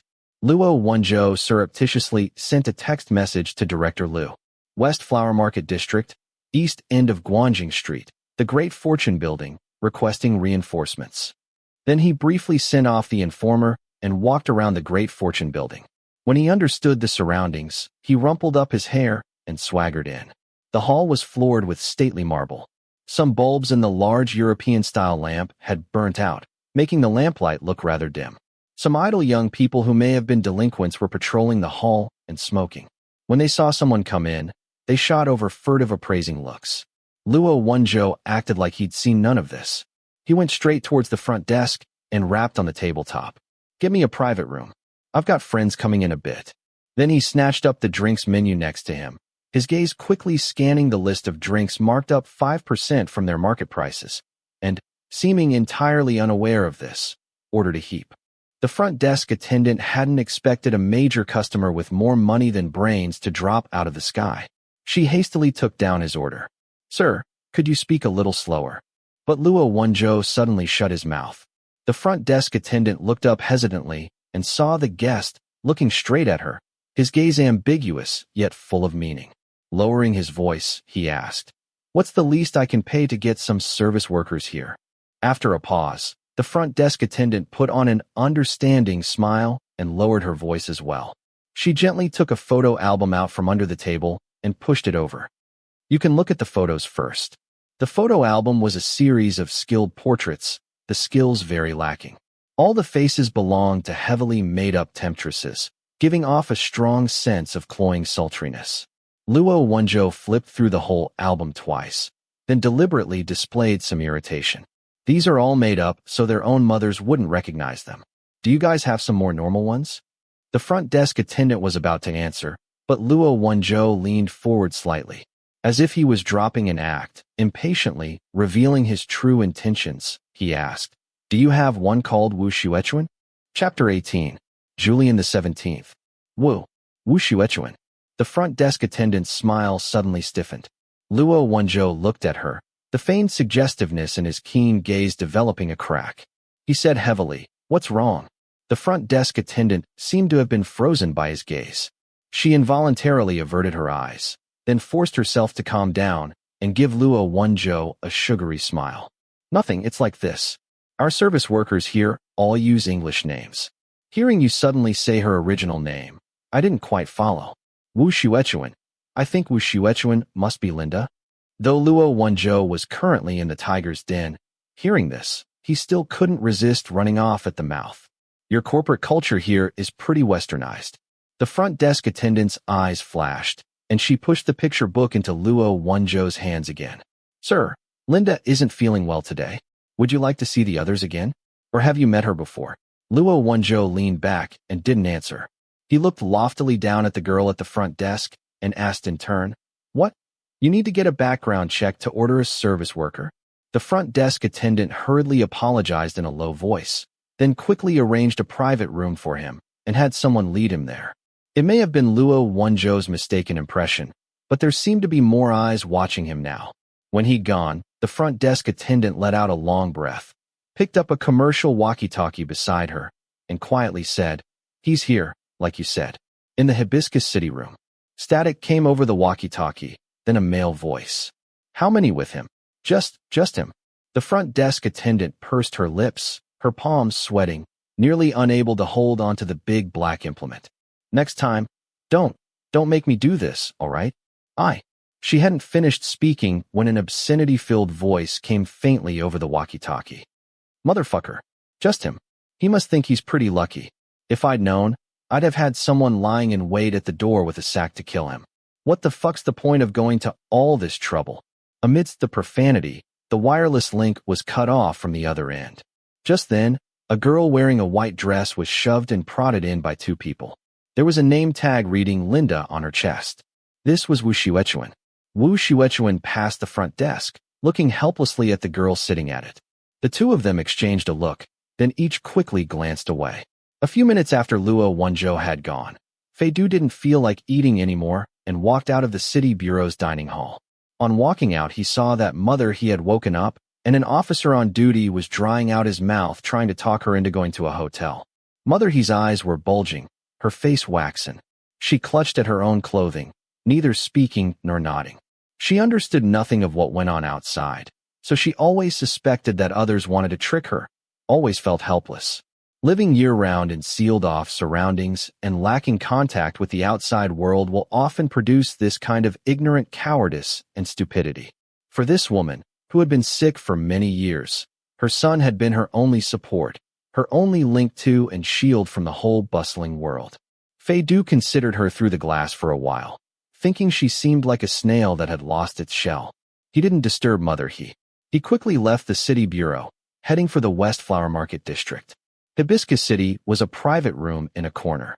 Luo Wenzhou felt there was something off as soon as he came in, because in here it didn't look as dim as in the other private rooms. His gaze swept around the room, finding some arcane mysteries in a corner. While going around the Great Fortune building earlier, Luo Wenzhou had found that, owing to a problem with the construction, there were some unsealed windows at the building's four corners. It seemed that one of them was in this room. No one opens windows in karaoke rooms, so blackout curtains had been pasted over the wallpaper, sealing the window from inside. Perhaps too much time had passed. The places where the curtains were glued had come a little loose, some light from the street lamps leaking in through the crevices. Luo Wenzhou looked around, seemingly indifferent, turned on the music, and examined the ceiling as if looking for a smoke alarm. Apparently having noticed nothing unusual, Luo Wenzhou got out his cigarettes and lit one. He held his lighter in one hand and very naturally cupped the flame with the other, using this gesture to furtively unfold a piece of paper hidden in his palm. The second time the front desk girl had pushed the photo album towards him, using the album as cover, she passed him a note. On it was a line scribbled hastily in ballpoint pen. "Someone's lying in wait for you." Luo Wenzhou was a little surprised. Of course he knew there was someone lying in wait for him. Qinzhen had phoned him to call for help. The other party would certainly anticipate that he would come. Because of this, Luo Wenzhou had mentioned Wu Xuechuan at the door on purpose, publicly barging right in, acting experienced but not very brilliant, showing himself fully alert but alert in an entirely muddle-headed way. This way, the person behind the scenes would be sure of success and wouldn't feel cornered and get desperate. He would even try to be clever, circling around Luo Wenzhou. Luo Wenzhou had planned to use himself to lure the enemy in, playing a hand of the Oriole walking behind. But he hadn't expected that the front desk receptionist, a complete stranger to him, would secretly help him. It seemed obvious that arranging for him to be in the Hibiscus City room with its secret window was another one of the girl's maneuvers for helping him. If anything went wrong, the room had a window, and he had a means of escape. Luo Wenzhou pinched his chin, feeling boundlessly moved. He thought, being good-looking has some benefits after all. Just then, the private room's door was opened from the outside. Luo Wenzhou calmly put down his lighter, crushed the note in the palm of his hand, and looked up. There was a girl wearing a white dress standing at the door. Her dyed hair looked a little faded. Her makeup was unusually thick. The girl smiled at him, puckering her lips, and coquettishly said, "Hello, sir. I'm Linda." Luo Wenzhou was speechless. This person's nose and mouth seemed to have been flattened and then rebuilt with makeup. He really couldn't quite tell whether this was Wu Xuechuan. Some attendants followed her in, bringing the drinks he'd ordered. Luo Wenzhou nodded at the girl. "Sit." Linda was devoted to service. After coming into the room, she wasn't idle. While starting a conversation with Luo Wenzhou, she quickly laid out the drinks. Luo Wenzhou was just thinking of tapping out his cigarette ash, and she very alertly held up an ashtray and said, "You've ordered so many drinks, handsome. There must be a lot of guests coming. Do you need me to call some more girls?" Her voice was sweet and simpering, but it inadvertently sounded a little nasal.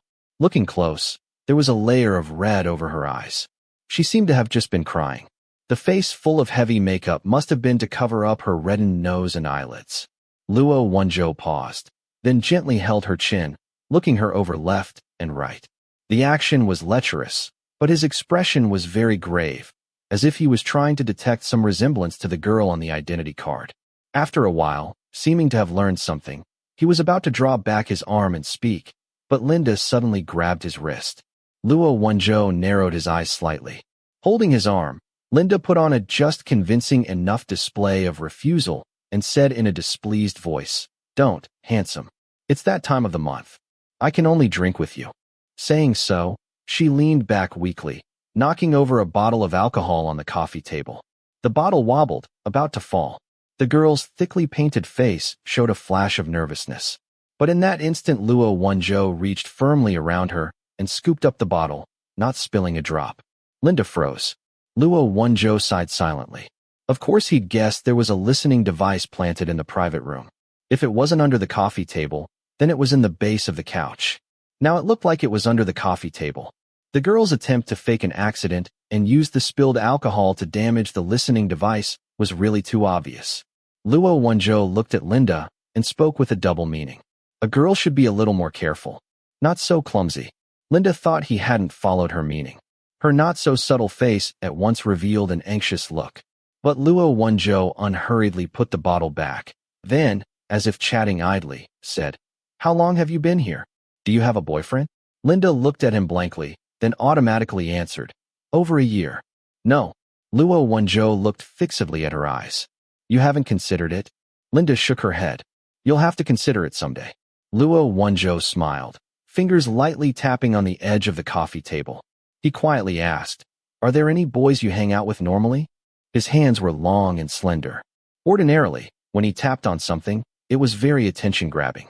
Linda instinctively watched him and found his fingers weren't tapping in the same place, but going up, down, left, right, apparently forming the character Chun. She knew there was a listening device in the room. Linda's. Wu Xuechuan's eyes immediately misted over. She forced back her emotions and spoke deliberately. There's one. He used to be my neighbor. People were bothering me after work, and he helped me. He's always looked after me. But what's the use? I belong to this place. Inside, he must hate me." "Hate you," said Luo Wenzhou. Wu Xuechuan hadn't said disdain. She'd said hate. In a couple of sentences, she'd explained her relationship with Chen Zhen, as well as the fact that she belonged to this place, and surely knew some of this place's internal affairs, maybe even those related to Chen Yuan's death. Luo Wenzhou paused, then quietly said, "Is this boy still in the area?" Wu Xuechuan nodded at him. "I don't have the face to see him. As long as he's safe and sound, I'll be satisfied." Luo Wenzhou relaxed a little. It seemed that Chen Zhen was only temporarily confined, and this girl was even more clever than he'd imagined. He leaned back lightly against the couch, then asked, "What does he do?" Wu Xuechuan was accustomed to entertaining guests and in the habit of weighing words and observing expressions. Seeing his relaxed pose and hearing his words, she understood that Luo Wenzhou had gotten her hint and was now asking her what Chen Zhen's purpose in coming to the great fortune building had been. Wu Xuechuan forcibly restrained her impulse to look in the direction of the security camera, organized her words, then whispered, "I don't know. He must be busy. I heard there's a child in his family who left home a little while ago. He must be searching all over. He heard the child had come over here once after school. She seemed to have picked up some no-good boyfriend. A few days ago he came to ask me about her. A young teen went missing," said Luo Wenzhou. "So how come they didn't call the police?" "It's no use. No one cares." Hearing the word police, Wu Xuechuan stiffened all over and stammered out these sentences. Then she seemed to remember something and added, "The name of a place was written in the child's homework notebook, a place around here. He lives far away, so he asked me about it." Chen Zhen had come to ask about the Golden Triangle lot. The security camera and the listening device, meanwhile, were transmitting every bit of their back-and-forth chat to the ears of some people. They were in a certain luxurious private room on the second floor, choked with the odor of liquor and another peculiar smell. Next to them, some men and women, clearly already out of their minds, were shooting up, then writhing wildly together to get their blood flowing as fast as possible. A circle of men sat on the couches, keeping an eye on Luo Wenzhou through the camera and their headphones. Their leader was the captain of the Flower Market District's criminal investigation team. They were comparatively clear-headed. They hadn't touched the drugs and only had a little to drink. They were completely ignoring the cavern of silken webs going on behind them. One of them poked at the screen and said, "This Luo's been yammering with the woman for more than 10 minutes. Why hasn't he stopped talking nonsense yet?" The captain coldly said, "Haven't you noticed? He's been indirectly getting at what happened to that brat. Now he knows he's not dead. He won't dare to act rashly." "How do you know that?" "The brat definitely didn't tell him anything." Captain Huang adopted a strategizing manner. If Luo knew there was anything here, he wouldn't have dared to come barging in so openly. Come to think of it, the woman's a real turncoat. We'll have to think of a way to get rid of her. "Captain Huang, how do we take care of Luo?" "Report it to Director Wang tomorrow." "Director Wang?" "Director Wang's getting on in years. He's gone soft. There's no telling if tomorrow he'll take along some cash to that brat's house and beg him to let it go. Even if this Luo is sensible and gets into our boat, afterwards we'll have to keep paying tribute to him. It'll never end. Better to deal with the problem once and for all." The captain gave a somber laugh. "But we can't take care of him here. There's just been a big case in the West District. It's too sensitive now. We'll have to be a little more subdued." "You mean, leave the brat Luo for now. Wait for the storm to pass. Use that whelp as bait to lure him in." Captain Huang licked his lips. "On the way, if he happens by coincidence to run into a criminal and have some fun first. After all, ours is a dangerous profession. First make sure the whelp will obey." "Did you give him the shot?" A person next to him quickly stood up. "I did. I'll go have a look." Captain Huang looked up, disgustedly avoided the attentions of a drugged and delirious woman, slowly sipped his drink, and thought, "So this is the level of the city bureau's elite. Revealing himself before he's gotten 2 full sentences out, and all of it on camera. It looks like every walk of life is the same. Whether you can get ahead depends entirely on who your father is." Expression ruthless, he drank a mouthful and watched Luo Wenzhou still exchanging coded signals with the streetwalker. An unspeakable cynicism rose in his heart. Just then, the person who'd gone out suddenly came rushing back in a panic. "See Captain Huang." The captain looked up impatiently and saw his subordinate, ashen-faced, looking as if he'd been struck by lightning, babble out, Dead. Captain Huang frowned. "You dumb fucker, can't you even speak clearly?" "Dead what?" That. The subordinate pointed to the place where Chun-Jun had been confined, tongue tying itself into a dead knot. Captain Huang came around swiftly, his scalp bristling. He shot to his feet, sent his glass smashing right into his subordinate's face, then roared, "Dead! Who told you to touch him?" The subordinate tearfully held his face, which was streaming with liquor. No one touched him. I just gave him a shot, just a little dose, just a little." "Captain Huang, if you gave it to these bastards they definitely wouldn't even notice it. Who'd have thought he'd die? Is he a fucking insurance scammer?" It was possible to die of a single drug overdose, but after all how much counted as an overdose varied from person to person. There were some people who could eat a peanut or drink a mouthful of milk and die of an allergic reaction. So of course there were also people who'd die if they touched drugs at all. But those were only a few extreme cases. No one had expected that a lively, strapping young man like Chun-Jun would be so weak. Captain Huang's mind buzzed. Suddenly, he turned and stared fiercely at Luo Wenzhou through the security camera. As if to himself, he said, "This is major now. We'll have to dispose of him." Chapter 19. Julian the 18th. After hearing these astonishing words, the circle of clear-headed people all looked at Captain Huang, eyes wide and mouths hanging open. Captain Huang paid no attention to any of them, irritably pacing a few circles around the room with his head down. Just then, someone quietly said, "But he's from the city bureau." These people had neglected their duties, bent the law for their private ends, harbored criminals, and collected illicit money from all of this. Of course their hands weren't clean, but taking money and keeping your mouth shut was one thing. Killing someone with your own hands was another. The people in this room for the most part hadn't been mixed up in any concrete affairs. They'd only had to turn a blind eye, sit, and wait for their hush money to come in. Meanwhile, they still went to work, still collected their wages. At most they received some gray income, occasionally went out to some recreational social engagements. None of them thought of themselves as utterly evil. Moreover, Having been deeply influenced by Wang Holiang's worldview, they unanimously believed that while the deaths of a few prostitutes and delinquents didn't amount to anything, raising their hand against a member of their own profession, now that was going too far. When the eyes sitting under someone's forehead are looking directly ahead or looking up, they often think that what they see are humans. Looking down, however, they often think that what they see are animals, beasts of burden, those without power or influence, drifting in the current of events and struggling for survival. The old, the weak, the sick, the crippled, for the most part belong to this category.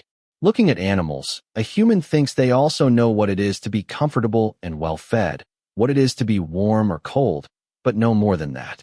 So it's all the same if they die. After all, the idiom only says that human life is beyond value. Other lives don't hinder the affairs of heaven. The death of a Chen Zhen was an accident, a mistake.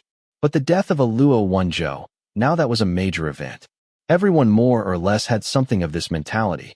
Only Captain Huang with his bear's heart and leopard's guts was unexpectedly distinguished. Captain Huang, that won't do. That really won't do. Another person opened his mouth. If you ask me, all right, what's his name's dead, we'll take care of the body. If Luo Wenzhou can't find a trace of him dead or alive, what's he going to do? What's he going to do? He knows the brat disappeared here. Captain Huang's teeth were tightly clenched, his words squeezed out from the crack between them. Today he'll go home empty-handed. But what about tomorrow? What about the day after that? Are you planning on doing nothing but squatting here waiting for him 24 hours a day, idiot? Can you guarantee that everyone here will keep their mouths shut tight? Business is business. Now there's been a death. Never mind him. If we tell Director Wang what happened today, even he may not be willing to protect you. The person spoke falteringly. They're our own people. Our own fucking people are exactly what I'm worried about. On the night of the 20th, why did a dead man inexplicably turn up in that place? You were all there. Did any of you see? Even if it was just some asshole killing someone and dumping the body, what kind of coincidence made him throw the body there? It's like marking us out on purpose. Captain Huang gave a shudder at his own words and exerted himself to swallow a mouthful of saliva. And that brat just now, popping up out of nowhere asking about that place. Which one of you's going to tell me how he knew about it? If it hadn't been caught on the security cameras, if I hadn't just been there, tomorrow you'd probably have been wearing those handcuffs in your pockets. How does a kid who drives a black cab get in touch with the captain of the city bureau's criminal investigation team? Huh? Do you know? No, you don't. You all fucking understand shit. Someone had turned off the music in the room. The ones who had taken drugs were all still muddle-headed, but the sober ones were dead silent. There must be a connection between the 520 case and what happened today. We must have a mole. Staring at the security camera image, Captain Huang took a deep breath and spoke one word at a time.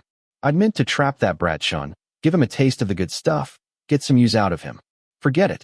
Now that we've been pushed to this, we'll have to get rough and ready. What do you say? Are you guys up for it? At first no one answered. Captain Huang sighed heavily. Fine. You're a useless bunch. Do whatever you like, then. Go and turn yourselves in. Go on. Maybe you'll get leniency. Just then, the person who just had liquor splashed in his face opened his mouth. I was the one who gave him the shot. Captain Huang turned and gave him a sidelong look. I'll go. You gave him the shot. And who else was there who touched the brat? When he made a break for it, who knocked him out? Captain Huang indistinctly twitched the corners of his lips, his gaze sweeping over all of them. Who tied him up? Who watched the door? Oh, as far as watching the door goes, I'd also like to know, since Xiaosong says he clearly only gave him a little bit, how'd he die, huh? They all shook their heads one after another, saying nothing. Anyone who thinks he's got nothing to do with this can go, said Captain Huang with a slight smile. But when you're gone, be sure to watch your mouth. Everyone had a mouth, and anyone with a mouth had only to walk out the door to be a potential mole. No one wanted to acknowledge himself as a mole in front of this savage. Finally, no one answered. Be careful, Captain Huang said expressionlessly. While investigating the 520 case in the West District, Captain Luo unfortunately ran into a crazed drug addict and died in the line of duty. Luo Wenzhou looked at his watch. It was over 20 minutes since he'd called for outside help. The thick soundproofing material couldn't block out the music from next door, which sounded like a house being torn down. He was sitting across from a girl with a not especially dignified job, beside a table covered with alcohol worth the best part of his month's wages. Maybe the air conditioning in the room was too cold. A chill wind blew over his neck, and from out of nowhere Luo Wenzhou had a rather bad feeling. He then took up the heavy ashtray on the table and weighed it in his hand. To Wu Xuechuan, he said, "You're still pretty young. Isn't there something else you can do? Do you want to change jobs?" Wu Xuechuan shook her head. She didn't respond, only rolled up the long sleeves of her dress and showed him the track marks on her scrawny arms, as well as the bruises left behind by inexpert injection. She was very pale, making the bruises look even more ghastly. Old habits are hard to break. Luo Wenzhou was silent.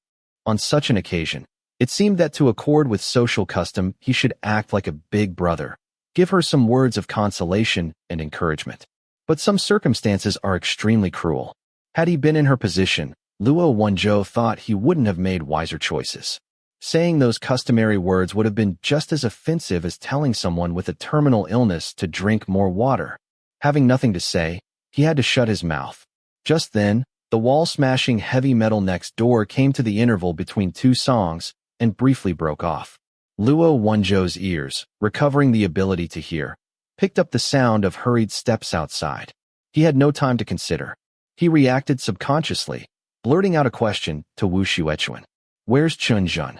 Wu Xuechuan was stupefied by his sudden question and blurted her answer as well. "In the second-floor west storage room." She'd just spoken when Luo Wenzhou hauled her up and pushed her towards the window. "Run!" Wu Xuechuan backed up a few steps and twisted her ankle on her high heels. She was still a little muddled. Leaning hesitantly against the wall, she said, She'd meant to say, "I'll be all right. I'm one of theirs. They won't do anything to me." But this lengthy speech hadn't yet set out when Luo Wenzhou decisively interrupted. "I'm telling you to run. Take off your shoes and don't waste words." As he finished speaking, the door of the private room was kicked open. A few colorful young men charged in, bringing with them the thick smell of alcohol and another distinctive stench. They didn't say anything before attacking. Luo Wenzhou hefted the expensive ashtray from the table. A reflection flashed at the corner of his eye. He reached forward to block with the ashtray, metal screeching against glass. A melon knife connected with the ashtray and slid off. Luo Wenzhou brought the ashtray down, fiercely slamming the knife wielder's wrist and forcing his arm back. He brought up his knee into the knife wielder's underbelly. The knife wielder's stomach contents nearly came up at this blow. The melon knife slipped out of his hand, and Luo Wenzhou smoothly snatched it up, seizing the person by his yellow hair and shoving him against the wall. He crouched down to duck another attacker, picked up a bottle of possibly fake Remy Martin cognac, and bashed the big frying pan-like bottle against the attacker's head. These attackers were all delinquents picked up from somewhere. Each one looked like a living ghost. Drug users, to judge by their appearances. Luo Wenzhou was richly experienced in street brawls. He was young and robust, exercised regularly, and added an extra egg to his jianbing every day. Therefore, he had the advantage in cleaning up this crowd of drug addicts. He glanced back and saw that Wu Xuechuan, heeding his roared command, had taken off her shoes and escaped out the window. Then he took a deep breath and headed towards the second-floor storage room. Why, after such a long spell of tranquility, had they suddenly attacked him? He didn't have time to spare to think too much. In a few steps, he'd leapt up to the second floor. An idea coming out of nowhere seized his chest. He thought, has something happened to Chunjun? The little delinquents he'd knocked over banded together and came in pursuit, baring their fangs and brandishing their claws.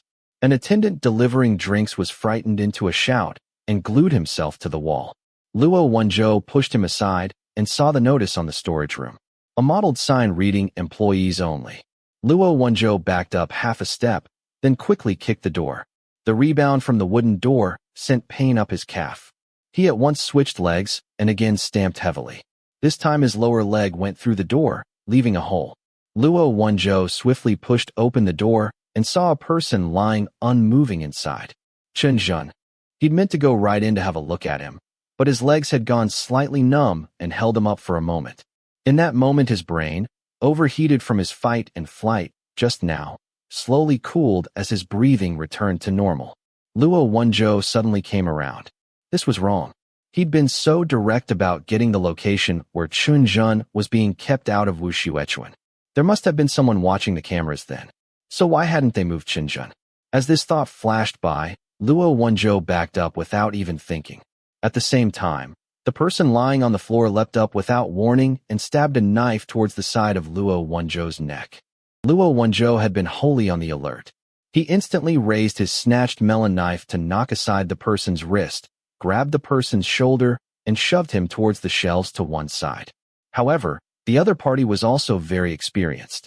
He drew back his shoulder to minimize the force of the blow and used the rebound of the shove to punch Luo Wenzhou under the ribs. Luo Wenzhou's breath caught, and the knife nearly slipped out of his hand. He narrowly dodged the other's grasp, grabbed him by the arm, and spun him halfway around, then slammed his foot against the back of the attacker's knee. The person shrieked and fell to his knees. By the weak light, Luo Wenzhou could at last clearly see who he was holding. He didn't know this person's name, but he'd seen him waiting upon Wang Hongliang. Luo Wenzhou forced his head up by the hair. Where's Chun Jun? The person he'd kicked into a kneeling position was Captain Huang. He stared fixedly at Luo Wenzhou, entirely unrepentant. Instead, he laughed quietly. Waiting for you up ahead. Luo Wenzhou understood the implication. His pupils contracted. At the same time, there was a sound behind him, and Luo Wenzhou instinctively half-turned, raising his arm to protect his face. There was a loud and clear crash. A bottle of alcohol, and Luo Wenzhou's left arm suffered nearly equal losses. The people waiting to take him unawares swarmed up from behind, armed with knives, bottles, cudgels, and chains, all pelting towards him. Hard-pressed, Luo Wenzhou dodged left and right, wounds quickly blossoming all over him. Before leaving, he'd actually requested a sidearm, but until his life was hanging by a thread, he didn't dare to take it out. Because he wasn't at all sure that Wang Hongliang's hired thugs would be willing to behave and observe the 5 prohibitions. These people currently thought he was entirely unprepared and could be dealt with using cold steel. They also didn't want to create such a large disturbance in the middle of a crowded neighborhood, so they were willing to fight hand-to-hand with him. On his own, it was better to fight hand-to-hand than to use guns. And moreover, the Great Fortune building was in fact close to a crowded area. The problem would get more serious if people were caught in the crossfire. Just then, a piercing police siren suddenly sounded. The crowd of people stiffened.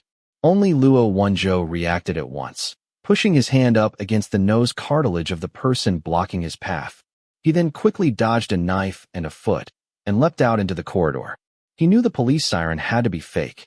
The West District's roads were hard to navigate, and it hadn't been half an hour yet. The backup he'd called wouldn't have come this fast. Worried about an ambush, Luo Wenzhou didn't take the stairs. He burst into a corner bathroom, pulled open the window, and jumped down. By this time, he had a gash down his back, not to mention the rest of the big and small cuts and bruises. He couldn't quite lift his left forearm. The bone may have been fractured. 2 hours earlier, he'd been speculating that the killer in the 520 case would take the bait of Zhang Donglai while feeding the cat in the dining hall, not expecting that 2 hours later he'd have been transported into an action film. One's lot in life was simply as inconstant as Luo Igua. Suddenly, there was a shout from behind him. Dage, over here. Luo Wenzhou looked around and saw Wu Xuechuan, barefoot, desperately waving her hand at him. Luo Wenzhou's scalp bristled. Didn't I tell you to run? What are you still doing here? That alarm device was me just now, said Wu Xuechuan. You don't know your way around. I'll lead you out. Did you find Xinjun? Before Luo Wenzhou could answer, the pursuing force arrived. There he is, get him. Luo Wenzhou grabbed Wu Xuechuan. Following her babbled directions, they came to a short wall behind the Great Fortune building. Luckily, Wu Xuechuan was light as a feather. Luo Wenzhou hefted her up onto the wall, then jumped over it himself. When he landed, the left arm he'd forced into use rudely went from a dull ache to an unbearable sharp pain. Luo Wenzhou furrowed his brow and hissed in a breath. A cool evening breeze blew, and the blood soaking through the back of his shirt chilled him to the marrow. Under the street lamps, Wu Xuechuan clearly saw his blood-stained condition and was scared out of her wits, nearly shrieking. Which way? Said Luo Wenzhou. Shaking, Wu Xuechuan pointed in the right direction. In the next instant, the man grabbed her and ran for it. It's all right, said Luo Wenzhou, casually consoling her. They didn't get my face. Wu Xuechuan's silence. The two of them went through several little streets. After a number of confusing turns, they actually saw the open road. Luo Wenzhou finally relaxed and said to the breathless Wu Xuechuan, "For now, come back with me to the bureau, then." His words came to an abrupt halt. On both sides of the road, the clamoring vendors' stalls had backed up in a flash, and the pedestrians had dodged away even more thoroughly. Several rumbling motorcycles were blocking the end of the street. They had been respectfully awaiting him for a long time. Luo Wenzhou glanced at his watch out of the corner of his eye. Given the time, his backup should just about be here. So he hid Wu Xuechuan behind him and smiled at the leading motorcyclist, saying glibly, "Buddy, I think there's been a misunderstanding. Can we chat?" But the leader didn't suffer from the villain dies by talking too much disease. His icy gaze shot out from his helmet and fixed on Luo Wenzhou, and he quickly hit the gas, the motorcycle leaping up and heading right for them. Luo Wenzhou had no choice. He grabbed the handgun in his pocket. When he had yet to take the gun out, suddenly, an engine sound even more aggressive than the motorcycle's rumbles roared up. The motorcyclists hadn't expected a brainless drag racer to appear in this place. They subconsciously panicked and dodged, immediately scattering. A sports car as colorful as a poisonous snake appeared out of thin air like a flash of lightning, executed a practiced turn, and brushed against the back wheel of the moving motorcycle, sending it and its rider flying up into the air. Through the half-open window, the side of a face, half blocked by hair, appeared. The newcomer didn't look directly at Luo Wenzhou, only tersely said, "Get in." Chapter 20. Julian the 19th. Luo Wenzhou was just as surprised as the hoodlums by Fei Du descending from the heavens. But the situation was desperate, and Captain Luo wasted no time. He promptly came to a decision, first shoving Wu Xuechuan into the car, then jumping into the passenger's seat himself. He hadn't sat down properly, yet when the car's open windows automatically rolled shut, and it started forward with a howl. Luo Wenzhou was nearly forced backwards against the back of the seat. "Why do I get the sense your mood isn't very stable?" Hey, though Fei Du hadn't turned to look at him, the smell of blood didn't rely on a person's line of sight. It kept floating over in a steady stream. The little sports car's acceleration was already dizzying, and next to him was a moving bag of blood to pile dizziness on top of dizziness. With the two combined, President Fei's brilliant moment went by, and, not at all brilliantly, he was heading right for an electricity pole. The pitch of Luo Wenzhou's voice altered, and the veins stood out on the corners of Fei Du's forehead. In this extreme crisis, he carefully turned the steering wheel and drove clear. Having survived disaster, the electricity pole unfortunately had yet to relax when it witnessed the car roll up and then down. President Fei had accidentally driven up onto the curb. Luo Wenzhou buckled his seatbelt as quickly as possible, feeling that he'd just come out of the dragon's pool and ended up in the tiger's den. Having avoided dying at the evildoer's blades, he was going to die at the hands of this suicidal driver. "You're driving like a maniac," Luo Wenzhou hollered at him. Fei Du didn't even dare to breathe too deeply. As soon as he did, he would smell it. "Who told you to sit in the front?" "I'm about to throw up." Luo Wenzhou's silence. Being nauseated when faced with a handsome and elegant young man? What was the matter with him? Cold sweat was pouring off of Fei Du soon. He simply wouldn't be able to see the road clearly.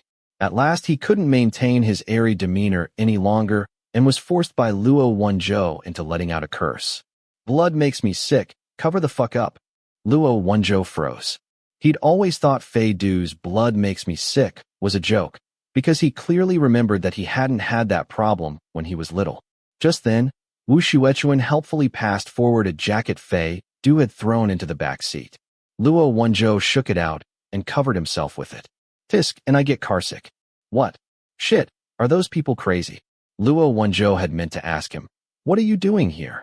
But when he glanced at the rearview mirror, he found that the motorcycles were actually chasing them. Though it wasn't broad daylight now, they were still on a road in a lawful society. This was getting brazen. Captain Huang and the others hadn't expected that a whole crowd of people wouldn't be able to stop one Luo Wenzhou in their own lair. But once you've shot your arrow, there's no getting it back. With things as they now stood, they could only carry on, whatever the consequences, frenzied to the end. Most likely it really does only take 3 steps for a common person who thinks of himself as ordinary to go from wisely coming to terms with reality to desperate criminal. According to reason, a first-class sports car shouldn't have been surrounded and intercepted by a crew of motorcycles, but the actual road conditions always played a part, especially in the cramped West Flower Market district, where the conditions were complicated and the roads long and full of obstacles. There were places where a rocket couldn't outrun, especially for picking up my grandson mobility scooter. Feidu wasn't familiar with this place to start with. He hadn't had time to turn on the GPS, and it was dark. He could only rely on feeling, and there was a source of pollution next to him, making him feel he was barely functioning. This path really was beset by perils on all sides. Feidu's hands and feet were cold, and even his heart rate was becoming irregular. His stomach was about to revolt, contents ready to come surging up. His hands grasping the steering wheel were white.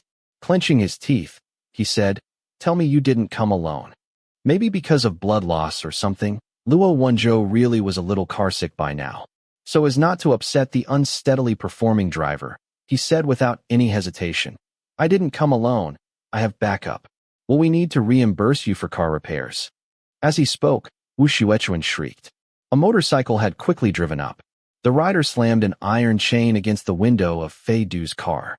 The window narrowly hung on without breaking, but it developed a spiderweb of cracks on the spot.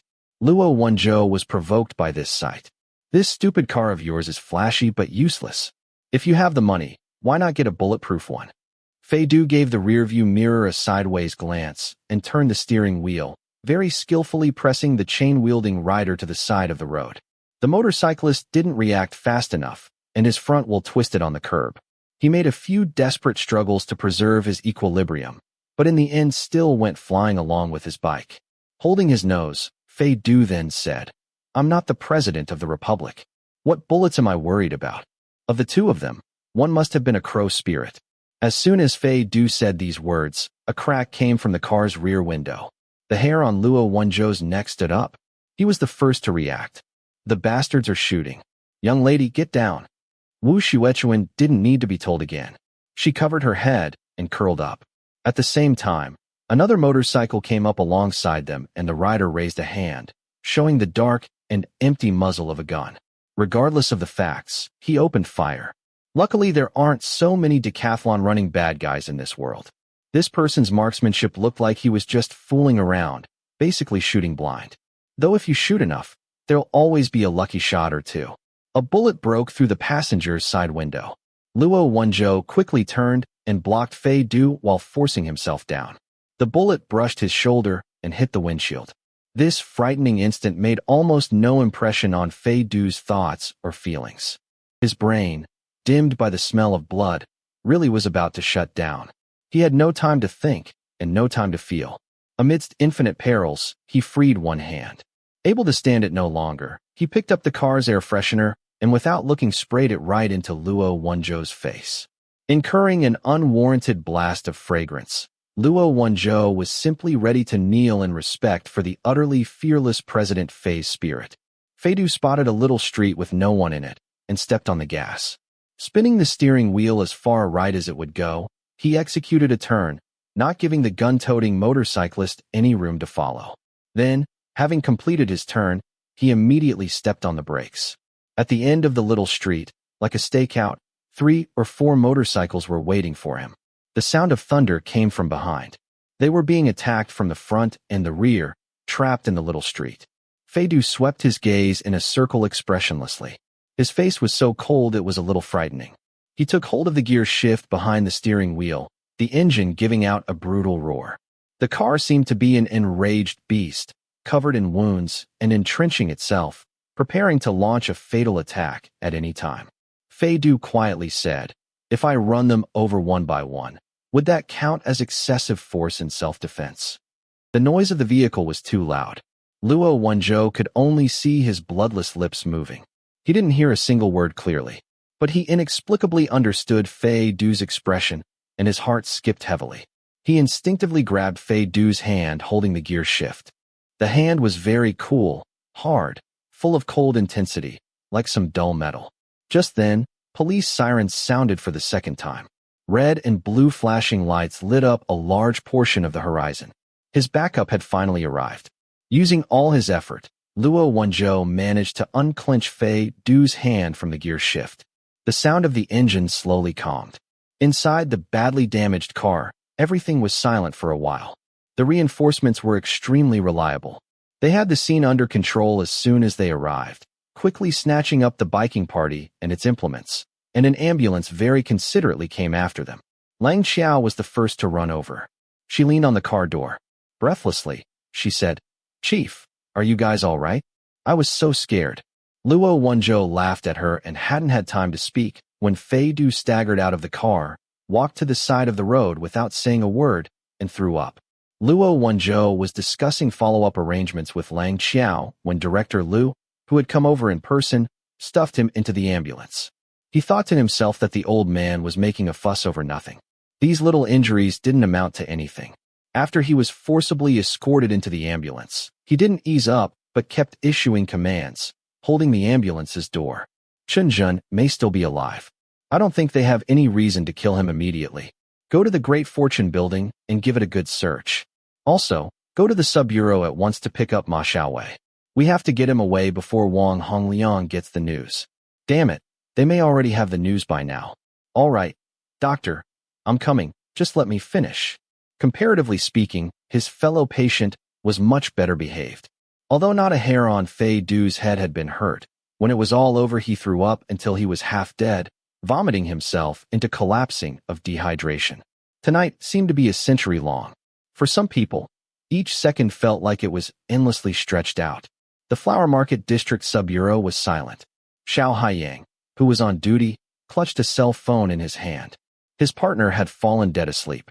Carefully avoiding being seen, Xiao Haiyang headed towards the place where Ma Xiaowei was locked up. There was a text message on the phone. "We've been caught. Notify Director Wang at once. Get rid of Ma Xiaowei, ASAP." Ma Xiaowei was curled up and sleeping, having some unknown nightmare, twitching from time to time. His still childishly innocent face was so thin it had lost some of its original appearance and looked like a monkey's.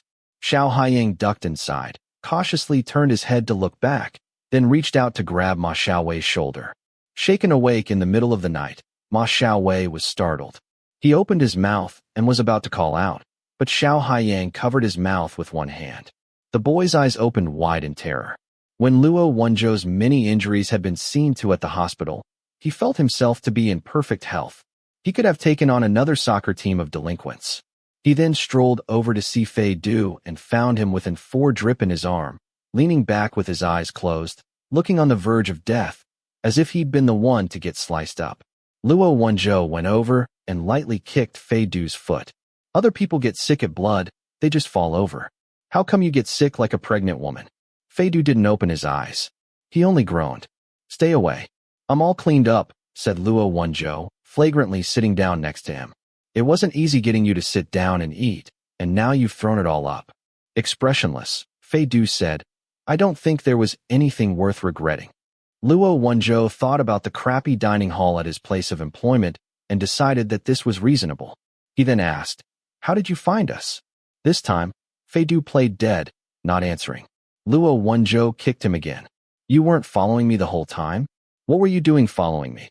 Fei Du's usual reaction to this sort of low-level prodding would be to coolly give him an expression that said, There you go making trouble again, you stupid fucker, then glance away. But right now he really felt too bad. His stomach had turned over several times and hurt like it was being pulled out. The impossible to get rid of smell of blood still seemed to linger at the tip of his nose. Opening his eyes was all it took to get dizzy, and next to him there was a menopausal asshole not giving him any peace. Simmering with rage, he let slip a snort. Then what did you go there for? Said Luo Wenzhou. Leaning against the hospital's snow-white pillow, Fei Du frowned deeply and mobilized all the self-restraint he had ever possessed to force himself not to swear. I went to see where He Zhongyi lived. The place where He Zhongyi had lived really wasn't far from the street behind the Great Fortune building, and the two roads in fact had some similarities. Luo Wenzhou waited a long time without hearing Fei Du's next words, looked at Fei Du, then suddenly saw the light. And then you got lost, right? Hearing this, Fei Du said nothing, only turned his head away and pretended he'd only heard the wind by his ear. Luo Wenzhou saw this hint of humiliated anger and wonder, feeling that Fei Du had revealed a trace of something of an ordinary mortal. The truth made him seem for the first time a little amiable. Luo Wenzhou quickly dialed back his crassness.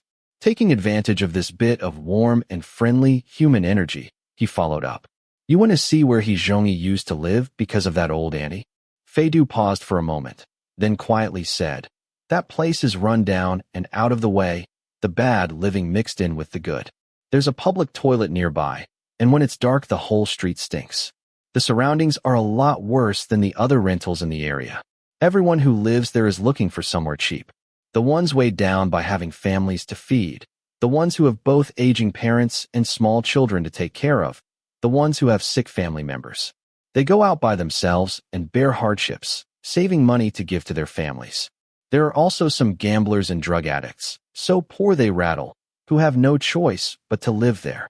He Zhongyi didn't use drugs, according to his friends, and he didn't gamble. He scrimped and saved. Luo Wenzhou rubbed his chin. He kept daily accounts. His ledger was very detailed, and all the income had a minus sign in front of it. He was saving money to settle his debt. Fei Du opened his eyes. And the mysterious creditor may have told him, I'll give you the money, but you can't mention me to others. Luo Wenzhou frowned. As they dredged up the circumstances of He Zhongyi's life, however he looked at it, he didn't think he could have any connection to the drug trafficking network. This matter had not only not come clear, it was growing increasingly convoluted. He pinched the skin between his brows. Forget it. We've caught the rats, anyway. When the time comes, we'll find out during questioning whether there was a connection. Fei Du made a faint noise of agreement and closed his eyes again, not wanting to pay him any more attention. The two of them sat together in silence for a moment. Then Luo Wenzhou suddenly rubbed his nose. Taking advantage of the friendly atmosphere of recently shared trials and tribulations, he opened his mouth and asked, There's one thing I've never understood. Back then, with your family's case, there was me, Tao Ran, the medical examiners, as well as the old medical examiners and old criminal policemen specially brought in to make sure our judgment wasn't mistaken. A whole crowd of people reached the same conclusion. So why am I the only one you've made life difficult for? Fei Du laughed mockingly. It's all right. Tell the truth. Feigning politeness, Luo Wenzhou added, I won't be angry. Fei Du heard this and spoke, indeed not being polite. He said, Because that idiotic look of yours, like you think everyone else is blind and you have X-ray vision and can see through everything, is really annoying. Luo Wenzhou's silence. Having heard it, he really was pretty angry. Just then, Luo Wenzhou's phone vibrated. He looked down, and his expression at once became very peculiar. The bit of anger he'd felt vanished without a trace. He held back for a while, then weakly said, So, you see. Fei Du looked at him in bewilderment. My colleague says that your car, it's very seriously damaged, and there may not be a way to repair it domestically. Oh, said Fei Du, what about it? Luo Wenzhou took a deep breath, threw caution and shame to the wind, then in one breath said, They say the cost to repair it is really too high, about the same as buying a new one. Several years of our reward fund won't cover it. Would it be all right if we gave you a silk banner instead? Fei Du's silence. Luo Wenzhou regretted it as soon as he'd spoken. He really wanted to pick up the colleague who'd sent him the text message and shake the water out of his brain. Who knew what organ he'd been using to think up such a lousy idea? But Fei Du, after staring for a moment, suddenly laughed. And it wasn't at all fake, but true helpless laughter. Luo Wenzhou felt awkward and didn't know whether to laugh or cry. But before he could work through his 100 feelings mixed together, his phone rang again. This time it was Lang Qiao. Lang Qiao's voice was very solemn. Captain Luo, we found Chunjun. He's dead. Luo Wenzhou's relaxed expression sank, and he abruptly sat up straight. What?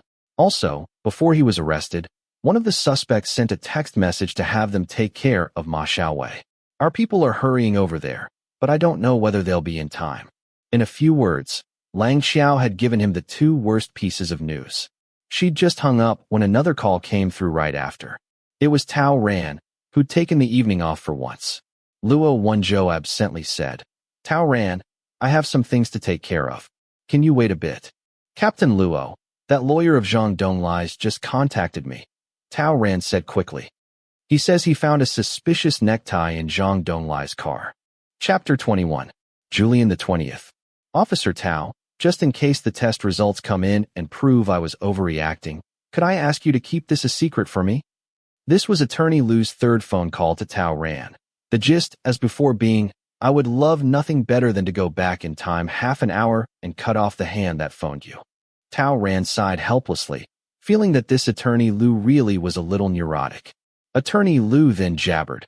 Otherwise, I'll really have no way to carry on in this profession. What would you call this thing I've done? You absolutely can't tell anyone else about this. My well-being and my family's are in your hands. Tao Ran could only reassure him for the third time, all but raising his hand to heaven to swear and signing his mark. The overcautious and indecisive lawyer on the other end was finally forced to agree to bring the tie to the city bureau at once for testing. Having dealt with him, Tao Ran very apologetically turned his head and smiled at the young woman in the back seat. Sorry. He'd been disturbed by Attorney Lu in the middle of watching a movie.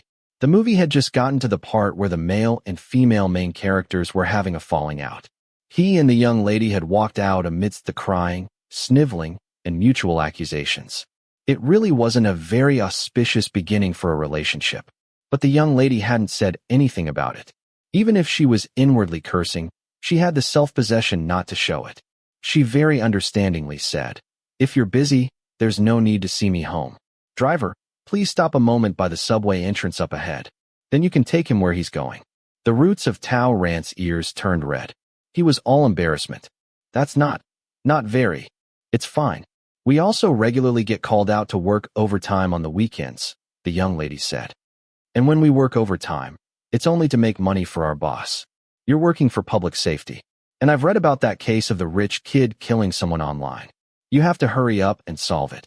Stuttering a little, Tao Ran said, It's not necessarily the rich kid. We're still not sure of the killer. As they spoke, the taxi had already come to the subway entrance. The driver, all smiles, stopped the car and waited for the young lady to wave Tao Ran goodbye. Before leaving, the young lady remembered something and turned back to say to him, It's very nice to be able to meet an old classmate when I'm away from home, even if the way the two of us met was a little awkward. If there had been a hole in the ground, Tao Ran definitely would have jumped in without a backward glance. This far from home, what were the chances of ending up on a blind date with your senior middle school classmate? And then what were the chances that the senior middle school classmate would just happen to be the person you had a crush on back then? Of course, there was nothing worth celebrating about here. Even if he'd managed to get a date with Audrey Hepburn, at this moment he'd still have to throw her aside and go work overtime. When he had seen the girl go into the subway station, his critically obstructed intellect at last returned to its regular path. Deputy Captain Tao shook his head to force the porridge in his head to turn back into normal brains and once more focus on the case. Looking on from the sidelines, the taxi driver issued a conclusion. Young man, you have hope. Tao Ran laughed bitterly. Driver, turn back up ahead, go to the city bureau. When it came to watching the fun, the middle-aged to elderly driver didn't distinguish between big and small matters. He was very interested in both emotional disputes between men and women and in rich kid killing people cases. He really wanted to corner Tao Ran and have a nice chat. At this point, Tao Ran began to regret that he'd turned down his two asshole friends' suggestions of borrowing their cars. To make the chatterbox next to him close his mouth, he had to pretend to be nearly asleep, put on his headphones, and play a random app with sound to stop up his ears. The audiobook on the phone flowed into his ears amidst soothing background music. And what will be left for me? Answered Julian, coldly, if I despise myself. This was a very niche audiobook platform. There weren't many bestsellers on it. For the most part, it was long-in-the-tooth masterpieces, always broadcasting hypnotic prose. And only customers who presented themselves as reading leaders could request items to be broadcast. A reading leader had to submit a lengthy original essay analyzing the merit of the work, then be selected by the editor. Only then would the platform broadcast the chosen audiobook, and when the reading was complete would also share the reading leader's commentary. Tao Ran didn't listen very attentively. He only used the music playing in the background to block out the noise as he arranged his train of thoughts. The taxi quickly drove onto a side road and was about to reach the city bureau. Tao Ran was about to turn off the audiobook when he heard the concluding statement. Well, having played the famous French author Stendhal's The Red and the Black for you to this point, next we'll share the commentary of the reading leader, whose ID is the reciter. This ID seemed to be a sudden bolt of lightning, instantly striking Tao Ran where he was. Friday evening ought to have been pleasant and relaxed, a whole city full of people welcoming the weekend. But everyone at the city bureau was either working overtime or on the road hurrying back to work overtime. After receiving Tao Ran and Lang Xiao's phone calls, Luo Wenzhou couldn't sit still in the hospital anymore. His ideas just happened to coincide with Fei Du's. Though President Fei didn't have anything to do, his main issues were that the public hospital had too many people and the conditions were poor. The two of them were for once of one mind, but their actions diverged. Fei Du quickly called his assistant and had her bring over a car, while Luo Wenzhou shamelessly hitched a ride. It was already nearly 10. Lang Xiao sent Luo Wenzhou a message on WeChat, reporting the latest developments. He didn't speak for a good while. After a long time, he finally opened his mouth and spoke without preamble. The medical examiner's preliminary determination is that Chun died of a single drug overdose. Having heard Luo Wenzhou's unilateral chat at the hospital, Fei Du more or less understood the circumstances in which his dear car had been scrapped. He knew who Chun was. There was no smell of blood next to him. The temperature in the car was comfortable, and Fei Du had just eaten the midnight snack brought over by his assistant. He firmly stopped the car at a crosswalk to wait for the red light, taking this time to drink a few mouthfuls of banana milk to fill in the gaps. The banana milk made him very even-tempered. He answered, "That sounds a little strange. It doesn't seem very civilized." Hearing the word civilized, Luo Wenzhou shot him a look. "I don't dare to have such high expectations of criminals." Fei Du said, "However bad a person is, he still wouldn't be willing to take just any desperate risk. For example, those people who wanted to wipe you out and finally turned to shooting up the street. That was because they had already exposed themselves in front of you. If you got away, they were done for. They only became frenzied because they were afraid of that outcome. There's causality there. They wouldn't devolve for no reason. True lunatics find it very hard to stay submerged in society for long." On this point, great minds thought alike. Wu Xuechuan had confirmed that Chun was safe, and if the girl hadn't been lying, then it proved that at least as far as she had witnessed, the sub-bureau's captain and the others hadn't intended to kill him. Moreover, if they'd wanted to kill Chun in the first place, they never would have permitted Luo Wenzhou to talk so much nonsense with Wu Xuechuan. But Chun had died of a drug overdose, which didn't sound like an accidental death. "They may have been the ones to inject the drugs," Fei Du said unhurriedly. "Although it strains the understanding that people who have regular contact with drugs wouldn't manage to control the dose and slip up and kill someone.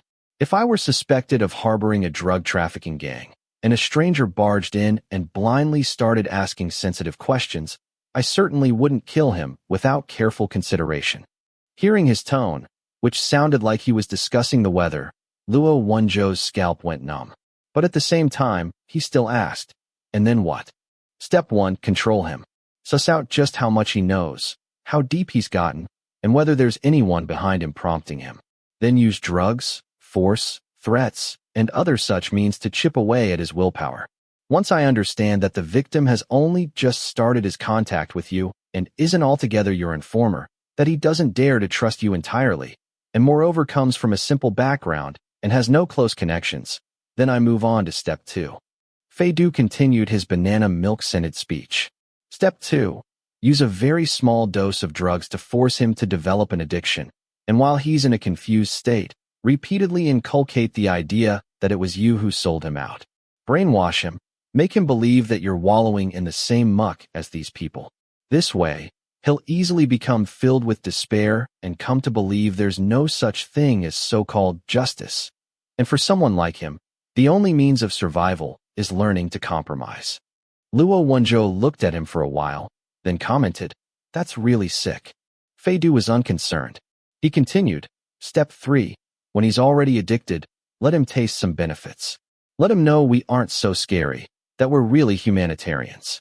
That will settle it, establishing two serious constraints on his mentality and physiology. Afterwards, this person will be mine to use. When you and your people come in full force to scoop him up, I only need to tell him that our two sides have just had a little conflict over splitting the profits unevenly and are in a mutual struggle right now. Carrying resentment towards you, he'll become a plant in your organization. Perhaps it was because the atmosphere between the two of them had just eased, and perhaps it was because the scent of banana milk suffusing the inside of the car made it impossible to be serious. For the first time, on hearing this unique discourse of his, Luo Wenzhou didn't erupt. He was silent for a while, then suddenly said, "If you decide to break the law one day, we really may have a lot of trouble." Feidu made no comment, and next heard Luo Wenzhou say, "But you're just saying that, and you're only saying it to me. You haven't put it into practice, and you haven't filled the world with killing without a trace training programs, so my colleagues and I can occasionally have a little break from work and go on dates. Therefore I should thank you on behalf of the organization." Feidu's silence. How come this reaction wasn't the same as usual? Luo Wenzhou nodded to himself and very kindly said, "We should give you an extra silk banner. Is there anything else? Give us a consult." Feidu thereupon shut his mouth tightly and didn't utter so much as a punctuation mark all the way to Yin City's city bureau.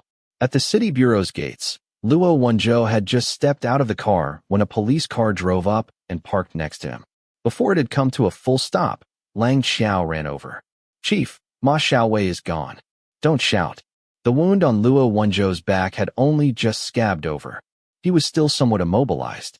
He used one hand to get out his cigarettes and put one in his mouth, then unhurriedly said, "It's a good thing that he's gone." Lang Xiao's unusually large eyes widened 2 sizes as she stared at Luo Wenzhou. She opened her mouth and had yet to speak when her gaze suddenly went past Luo Wenzhou and fell on a place not far behind him. That's. Luo Wenzhou accordingly turned his head and saw that a cowering human figure had appeared across the street, sticking out his head in the direction of the city bureau. Another person came over and led him across the street.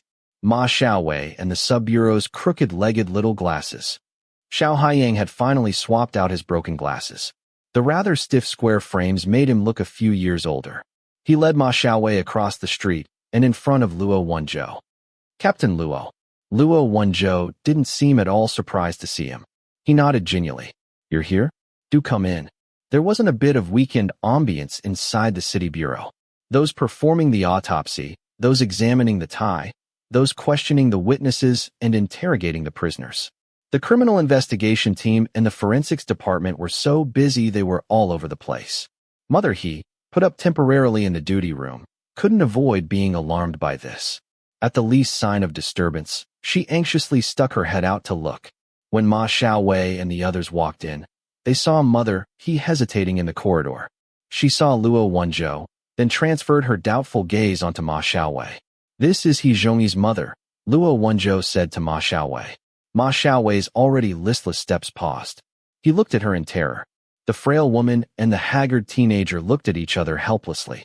After a while, perhaps because the teenager's appearance had made her think of her son, Mother He tentatively asked Ma Xiaowei, Do you know my son?" Ma Xiaowei immediately backed up half a step. "My Zhongyi is a good boy. You know him, don't you?" Mother He took half a step forward, looking ardently at Ma Xiaowei. As she looked at him, tears began to stream down her face. She straightened her neck and took a long, thin breath. "Who killed him?" "Huh, child, you can tell Auntie. Who was it that killed him?" Ma Xiaowei's eyes reddened. Without warning sign, he knelt on the floor with a thump. "Me, it was me." He began to wail. "I wronged Zhongyi Ji, I wronged you. I'm sorry." Chapter 22. Julian the 21st. This was Ma Xiaowei's second time opening his mouth to accuse himself of killing someone in a public security bureau. This groundbreaking teenager was wailing more powerfully than the victim's relation, nearly knocking his head against the floor. 2 policemen next to him reacted, going over and pulling him up, drawing him away amidst Mother He's sorrowful cries. Luo Wenzhou hadn't expected his casual introduction to precipitate such an event. His head swelled. He had a premonition that this would be a sleepless night. He had to quickly send his building's property manager a text message, imploring a serving of cat food for the starving and freezing Luo Igua. Lang Xiao was about to lead Fei Du away to give a statement. Luo Wenzhou looked up and called him to a stop. "Hey," said Luo Wenzhou, without appellation or inscription. "Thank you." Fei Du hadn't expected this person's dog mouth to sprout an elephant's tusk. He was rather taken aback. His steps paused. With the elegance of a president giving an inaugural speech, he very solemnly nodded. "You're welcome." Luo Wenzhou appraisingly watched his model-like back out of the room, oddly reminded of a strutting poodle. He really wanted to chase after and put a walking stick in his hand. But after fighting for 7 years, the two of them had only just seen the dawning light of a ceasefire, and Luo Wenzhou didn't want to go borrowing trouble. He therefore forced down all his marvelous ideas, turned and patted Xiao Haiyang on the shoulder. "Why don't you come with me?" Xiao Haiyang silently followed him to an individual interrogation room. Somewhat nervily pushing at his glasses, he looked directly at Luo Wenzhou. "I'm not here in the capacity of a police officer assisting with an investigation, am I?" Luo Wenzhou gestured at Xiao Haiyang. "Please sit. Tell me, what capacity do you think you're here in?" Xiao Haiyang didn't stand on ceremony. At his words, he sat down, very upright. "Am I a suspect or a witness?" Luo Wenzhou laughed, and according to habit crossed his legs and leaned back. The wound on his back immediately protested, shrieking towards his pain receptors, hurting so much he nearly grimaced. Luo Wenzhou forced himself to preserve his demeanor and awkwardly sat up properly, chattily asking, "How long have you been at work?" 2 years, a year and a half, said Xiao Haiyang. "Oh, so you only finished your trial period recently, right?" Luo Wenzhou nodded, recalled for a moment, then continued, "When I was little, my dad originally wanted to have me test into the Armed Forces Academy, but I was still going through my rebellious phase. Whatever he said, I did the opposite. I said, I'm not going to go study missiles in the Sahara. Then I ran back to school and submitted a bunch of forms. At the time, I was very deeply impressed by Hong Kong gangster films and thought all policemen were like Tony Leung and Louis Koo, so I ended up in this line of work." Xiao Haiyang very seriously responded, "The Sahara isn't in Chinese territory." Luo Wenzhou's silence. This young person really knew how to talk. Xiao Haiyang may also have noticed something off about this response. His posture became a little more tense. "Please go on." Luo Wenzhou felt that Xiao Haiyang perhaps didn't even know how to say relax, so he abandoned his efforts on that score and became businesslike, coming right to the point. "Anyway, you're a fellow professional who's performed meritorious work. Whether you're a witness or a suspect remains to be seen based on the outcome of the investigation. You've already mentally prepared for that, and you've also prepared to divulge everything you know. Is that right?" Xiao Haiyang nodded. "Good," said Luo Wenzhou. "I'll start from what's right in front of us, then. Why did you bring Ma Xiaowei here tonight?" "Because there were people who wanted to kill him to silence him," Xiao Haiyang answered without pretending to take time to think about it. As he spoke, he fished a phone out of his pocket. It was already very properly sealed in an evidence bag. He passed it to Luo Wenzhou. "I was on duty tonight with another colleague. This is his phone. When this message came, he was asleep." Luo Wenzhou scanned the text message through the clear bag. It matched what Lang Xiao had said. He put it aside. "Why would you read someone else's texts?" Xiao Haiyang said, "I've been keeping watch on him." This young man's speech was very fast. He didn't smile much, and when he spoke to people, his body language was always tense. From time to time, he made little gestures like pushing at his glasses or clenching his fist. He didn't seem like an experienced adult, but rather like a middle school boy at the stage of development where his limbs were uncoordinated. Looking at him, Luo Wenzhou felt that if you split Fei Du's oiliness and gave Xiao Haiyang half, the two of them would be just about normal. "And why were you keeping watch on him?" Xiao Haiyang pursed his lips. "Can I start at the beginning?" Luo Wenzhou nodded, and Xiao Haiyang took a deep breath, considered for a moment, then began as if giving a careful and detailed analysis. "Our atmosphere, there isn't much like it is here at the City Bureau. When there isn't an important occasion or some major case, we normally don't see Director Wang. If he has any orders for us, they go through Captain Huang. Oh, that's the Flower Market District Sub-Bureau's Criminal Investigation Team's leader. His full name is Huang Jinglian. Captain Huang's relationship with the deputy captain isn't very good, but there are some colleagues in our department who are his confidants and protégés. Sometimes there are things he'll just call his own people to handle, and other people won't know what they're up to. The deputy captain has basically been undermined by him. He doesn't have any control. I'd always thought Captain Huang was picking out the best jobs for his favorites, which didn't bother me very much. Ever since I was little, those types of cliques haven't had anything to do with me. But then one day, one of the local police stations reported a case. They'd found a girl's body. It was just time for the night shift, and I should have been on duty. I was already prepared to set out, but a colleague stopped me. It was the owner of that phone. He said he had something to do at home the next day and asked if we could swap shifts. It's normal for us to privately swap shifts, so I didn't think much about it and agreed. In the end, Captain Huang and that colleague went out to the scene. Huang Jinglian was there at the time. Luo Wenzhou paused, then followed up. What was the name of the girl who died? Chen Yuan, said Xiao Haiyang. Luo Wenzhou narrowed his eyes faintly. Why do you remember it so clearly? Does Chen Yuan have some special meaning for you? I remember most of what I see. I can still recite the license plate number of the police car you drove to the scene at the start of the 520 case, if you need. Luo Wenzhou didn't know whether to laugh or cry. This little glasses style simply didn't fit in at all with the Flower Market District sub-bureaus. He quickly waved his hand. No need to recite it. I believe you. Go on. Xiao Haiyang paused, then returned to the original topic. There was actually something special about the victim. There was a photo of the body sent over. When she died, she was wearing an open-work blouse and a miniskirt. Her face was thickly made up, and the blouse was on backwards. There's a type of women's blouse that has the buttons on the back. If there's no collar, at first glance it's very easy to get the front and back mixed up. You only feel that the underarms and the neck aren't in the right place when you put it on. My first thought was that it was very possible someone had dressed her after she died.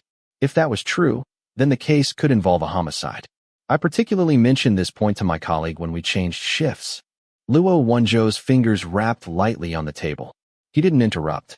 He'd obtained the materials from Chen Yuan's case and clearly remembered that there had been nothing unusual about the clothing on the body.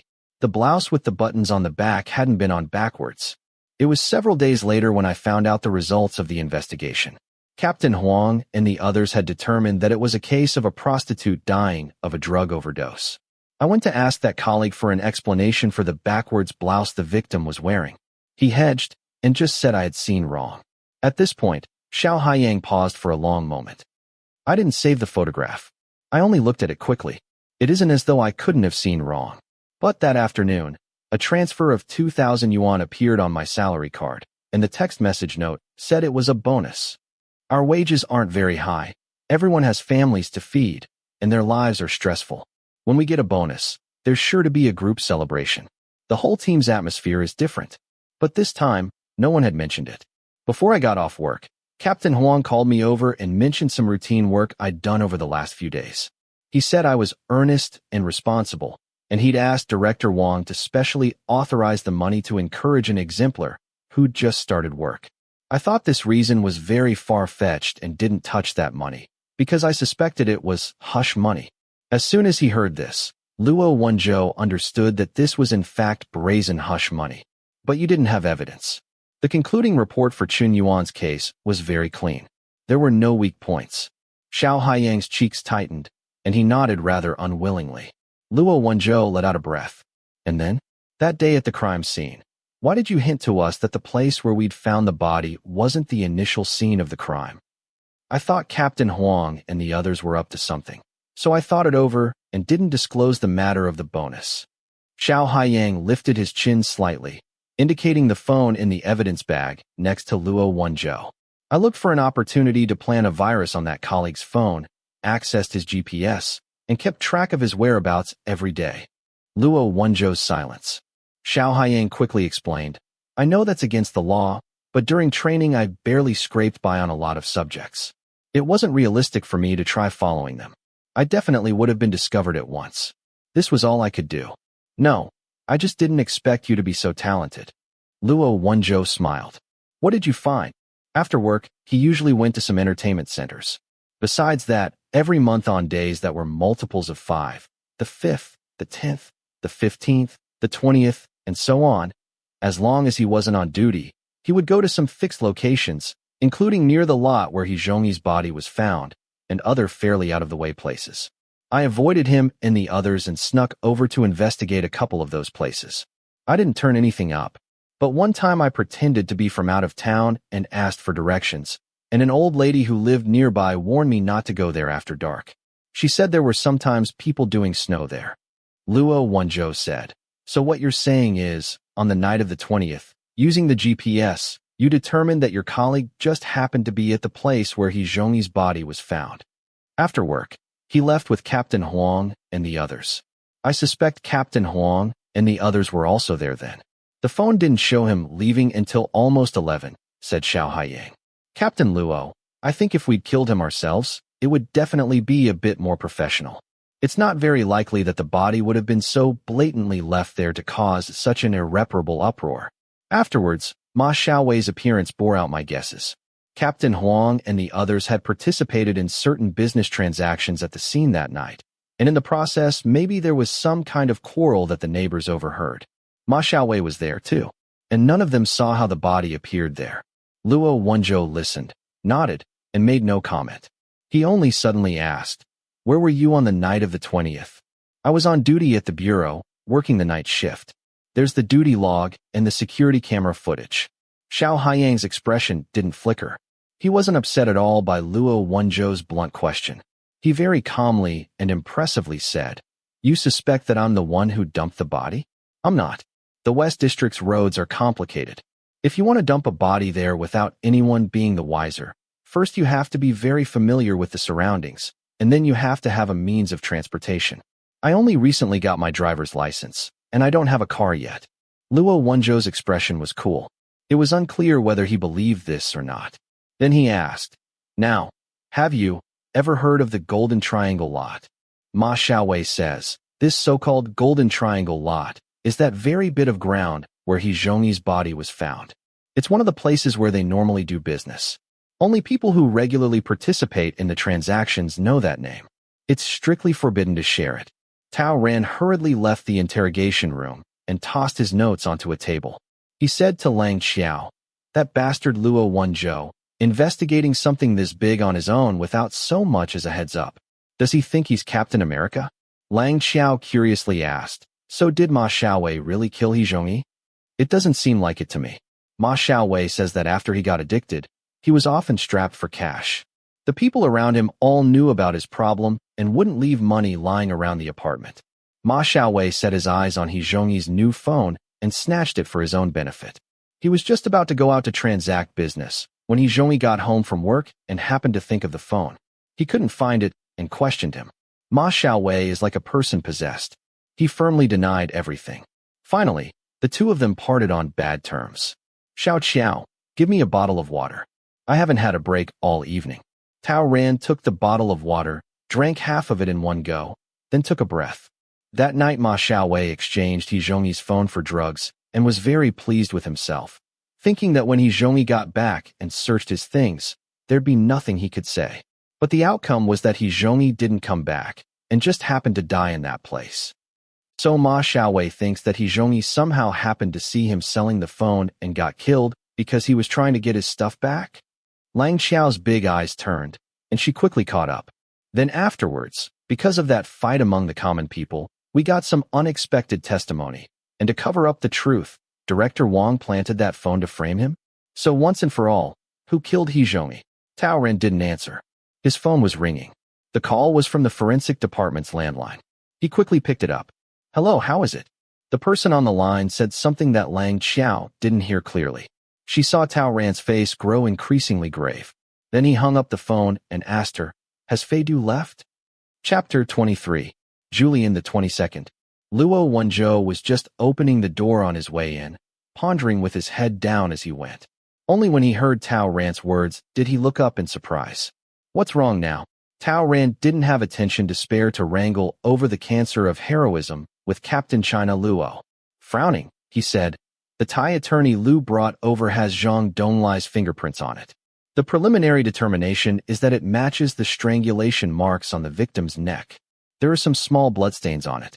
Some skin broke on He Zhongyi's neck when he was strangled. Working overtime, the DNA test results can be ready by tomorrow morning at the earliest. The medical examiners say it's very likely that this is the murder weapon." Luo Wenzhou listened silently. Then he looked up at the clock. It was close to midnight. Go after him, he said. I figure Fei Du hasn't left, and if he has, it was only just now. We can catch up. Fei Du in fact hadn't left. After giving his statement, he'd gone to sit with Mother He again. Perhaps it was because there was someone with her, and perhaps because the sight of the city bureau all lit up in the middle of the night had given Mother He a bit of hope. Her mood had steadied considerably. She could even voluntarily exchange a few words with Fei Du before you came. I think I saw that man from this afternoon. What's his name? She meant Attorney Liu, but she couldn't remember what he did, stalled for a moment, found that the inside of her head was a ball of paste, and simply passed over it. She asked, have they found new evidence? Mother He was sitting in a comfortable chair, but President Fei wasn't so comfortable. He had nowhere to put his legs, and this young master wasn't willing to ruin his image by curling up, so he could only sit twisted into an upright position to one side. His legs soon started to go numb, and he couldn't resist tapping on them. Could be. What are your plans once they've caught the killer? Will you go back home? Mother He's eyelids drooped. She didn't answer, only glanced at his hand tapping his leg, and said, You aren't with the police, right? It's very late. You should hurry home. Aside from his numb legs, Fei Du in fact didn't feel tired at all. For young loiterers, this was when the nightlife was just getting started. It was the time he was most alert. Unfortunately, there were no beauties around today. His only companion was a skinny, dried-up middle-aged woman. Despite that, Fei Du's treatment of great beauties and middle-aged women was indiscriminately good. From 10,000 flowers and grasses, he had even cultivated some grades that didn't have a trace of lewdness to them. It's no problem. I'll stay with you a while, Fei Du told her. My mother passed away when I was little. While she was alive, she was always taking medicine for her illness and couldn't go out and work. My father was busy with work and rarely came home. I was attending school then. My school was far from home, and I lived with a housekeeper near the school. I only came home once a week to see her. Mother He looked Fei Du over somewhat bashfully. Such a good-looking young fellow. Your mother must have been crazy about you. Looked forward to you coming home every day. If a mother has no skills of her own, then the only thing she is left to look forward to every day is seeing her child. After he heard this, Fei Du smiled at her without turning a hair. Yeah. He looked up and saw Luo Wenzhou and Tao Ran coming over, both their faces looking worn from working overtime. Tao Ran waved him over from a few steps away. Fei Du unhurriedly walked over and smiled at Tao Ran, showing his teeth. How did the date go? Fei Du's sense of propriety was comprehensive. He'd said he would change, so even his manner of address and body language changed completely.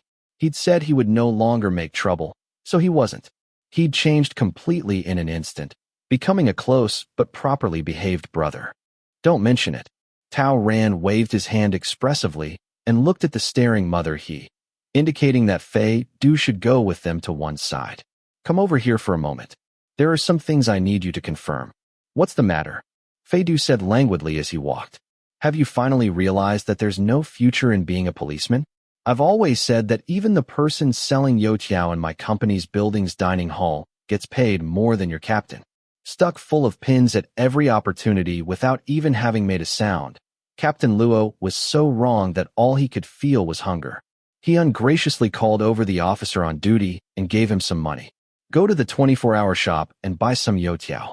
Mother He craned her neck, watching Fei Du as he walked away. She was sitting in a corner. Her tears had dried, and a clear film had formed over her eyes, reflecting the cold city and the cold night. Suddenly, her phone rang. It was a piece of trash that had been knocked off the market by the many types of smartphones long ago. The only function it had was receiving phone calls. She shivered and answered in a flurry. Hello. Whispery static came over the phone, followed by a strange voice. Did you see that lawyer?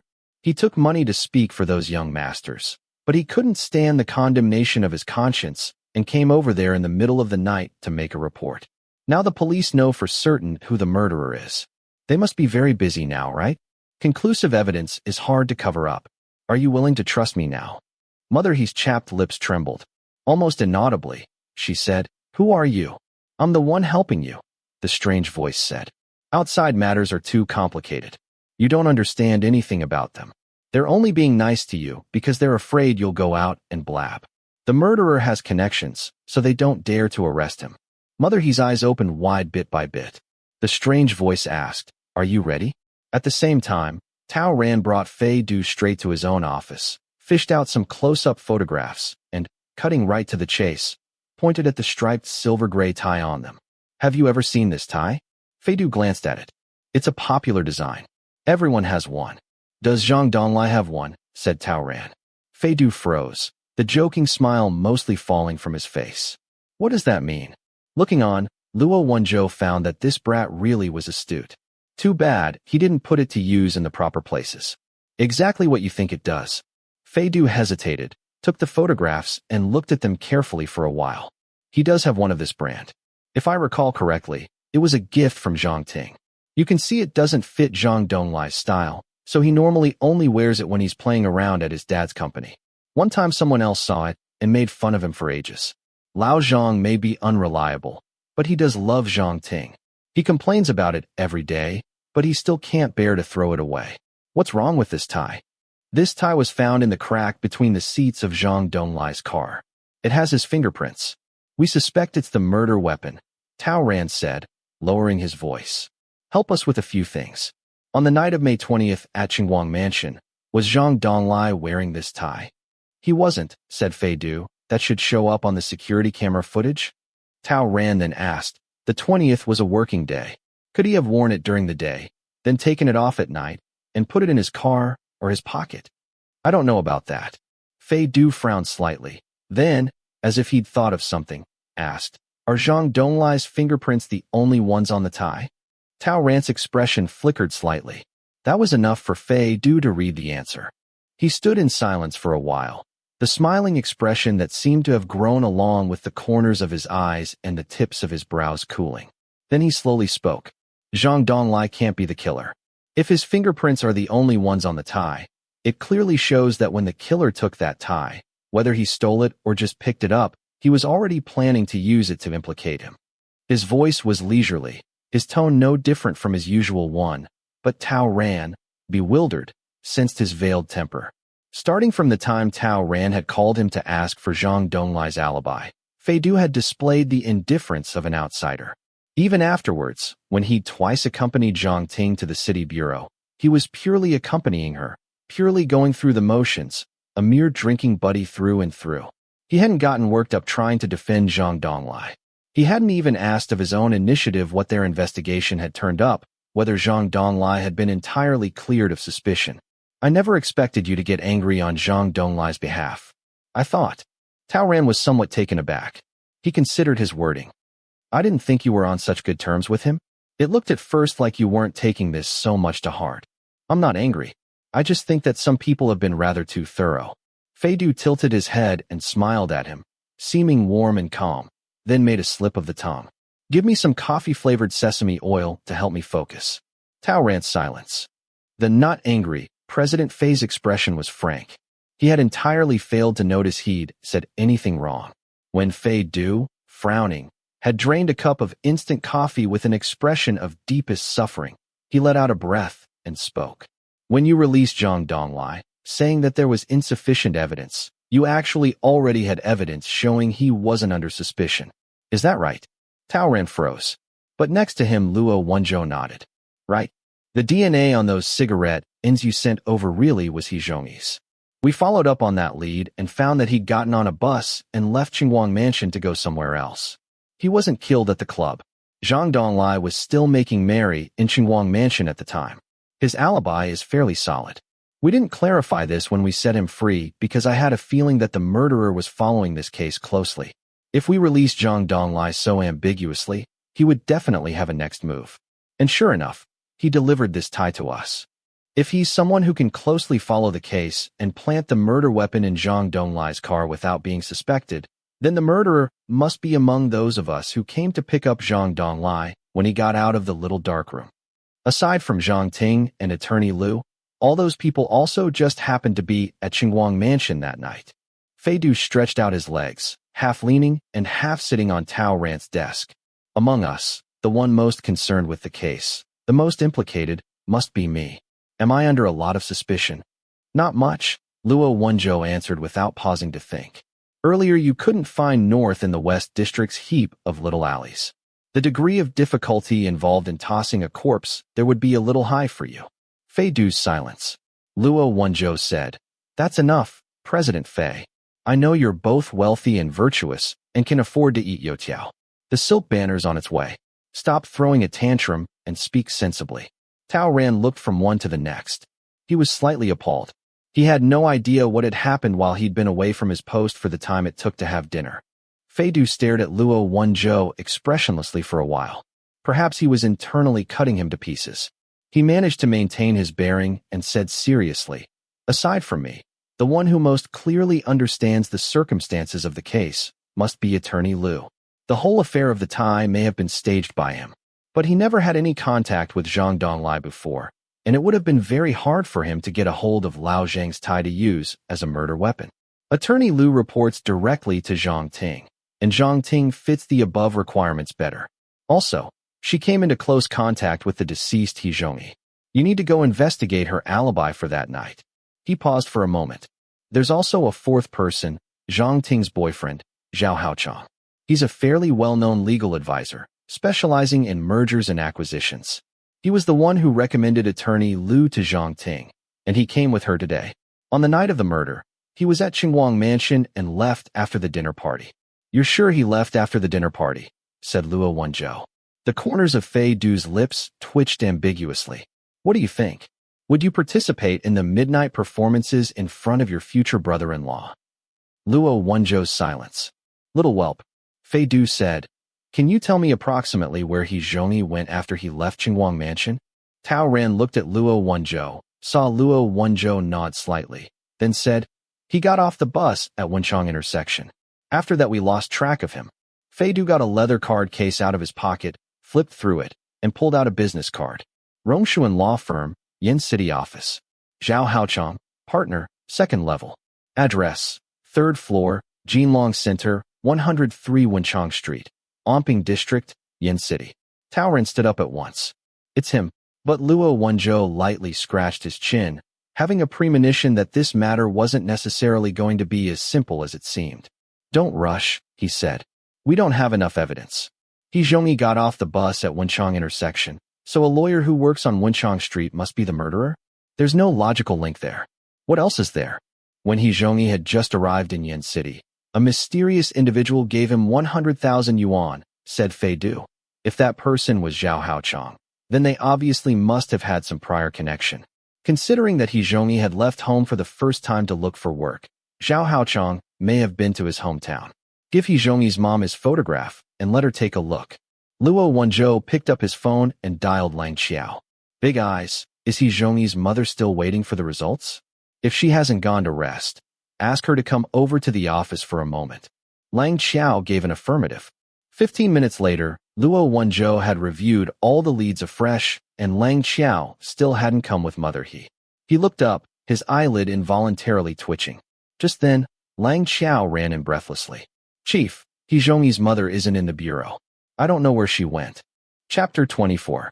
Julian the 23rd. Strange. I checked all the bathrooms. No one saw when she left. "Hey, Chief, what's wrong?" "Review the security cameras." "Go." Luo Wenzhou's thinking had yet to come clear, but he already felt a chill arising from intuition climbing up his spine. "Hurry." Lang Xiao stared for an instant, then turned and ran. The security camera footage was quickly reviewed. What it showed was very clear. After Fei Du stood up and left, Mother He received a phone call. The person on the phone said something that in a few words turned her into a human stone. The duration of the phone call was about 2 minutes. Afterwards, Mother He stared emptily for a while. Then she stood and wavered for a moment, looking several times in the direction Fei Du had gone, but he didn't return. She lowered her head in disappointment, then seemed to come to a decision. She noiselessly left the city bureau. The security cameras extended to the city bureau's gates where Mother He, without the least hesitation, quickly crossed the road. She came to an intersection and turned. After that there was no trace of her. There was no need for Luo Wenzhou to issue an order. Lang Xiao at once took people to follow Mother He's path around the corner, where they split up to search. "I just went to ask Xiao Haiyang," said Tao Ran, quickly walking over.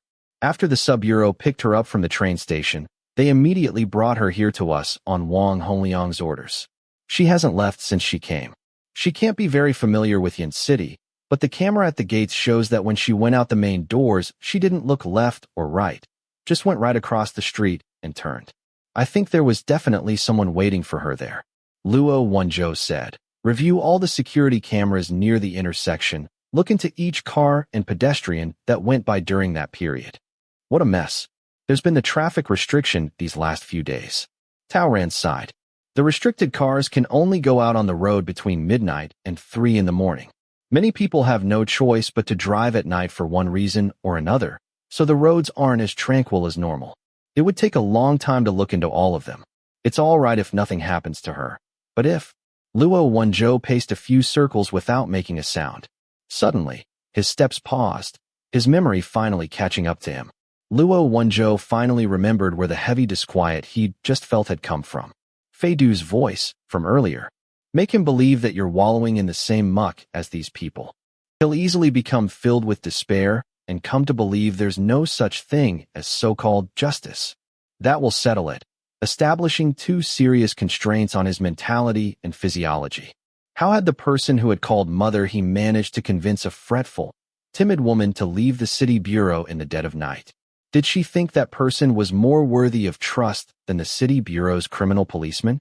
Or did she not trust the police at all? Had she also thought that there was no such thing as so-called justice, lost hope, and gone to use her own methods to seek the justice she wanted? He swiftly turned to look at Fei Du. Fei Du had his head lowered, his hair hanging down and blocking his face. Against his black shirt, all his exposed skin looked unusually pale, like a vampire that had never seen the light. There was a moment when Luo Wenzhou thought, why does he understand these people so well? When he wasn't mixed up with those rich kids who thought they were a law unto themselves, when he was alone, what did he think about? Just then, Fei Du suddenly opened his mouth. As if speaking to himself, he said, and I didn't hear it. What? Said Luo Wenzhou. I asked her, what are your plans once they've caught the killer? She didn't answer, only told me to go home. She'd also said, if a mother has no skills of her own, then the only thing she is left to look forward to every day is seeing her child. This woman hardly had any ability to work. She was a useless person, crushed by disease. Wasn't her son the only part of her whole life that she could look forward to? Now that her son was gone, what did she have left to do? What else could she do? Fei Du lightly pinched the skin between his brows together, as if in self-mockery. When he turned his head, the corners of his lips quickly twitched upwards in a bitter false smile. Almost inaudibly, he spoke to himself again. And I didn't even hear what she meant. Tao Ran acutely picked up that there was something off about him and quickly asked, are you all right? I'm fine. Fei Du looked at him and, as if nothing was the matter, asked in turn, why do you ask? Tao Ran said, while a case is going on, our lines of sight are usually concentrated on the deceased and the suspects. It's really normal to overlook the victim's relatives, especially when it gets busy. It's natural. The crucial thing now is to find where she is. Fei Du nodded composedly. Yes, that's right. Does she still think that Zhang Donglai is the killer? That we only released him because we're abusing our power to protect the Director General's nephew? Tao Ran asked. Would she have gone to find Zhang Donglai? Do we need to call him? You can call Zhang Donglai to remind him to be careful, but I think she wouldn't have.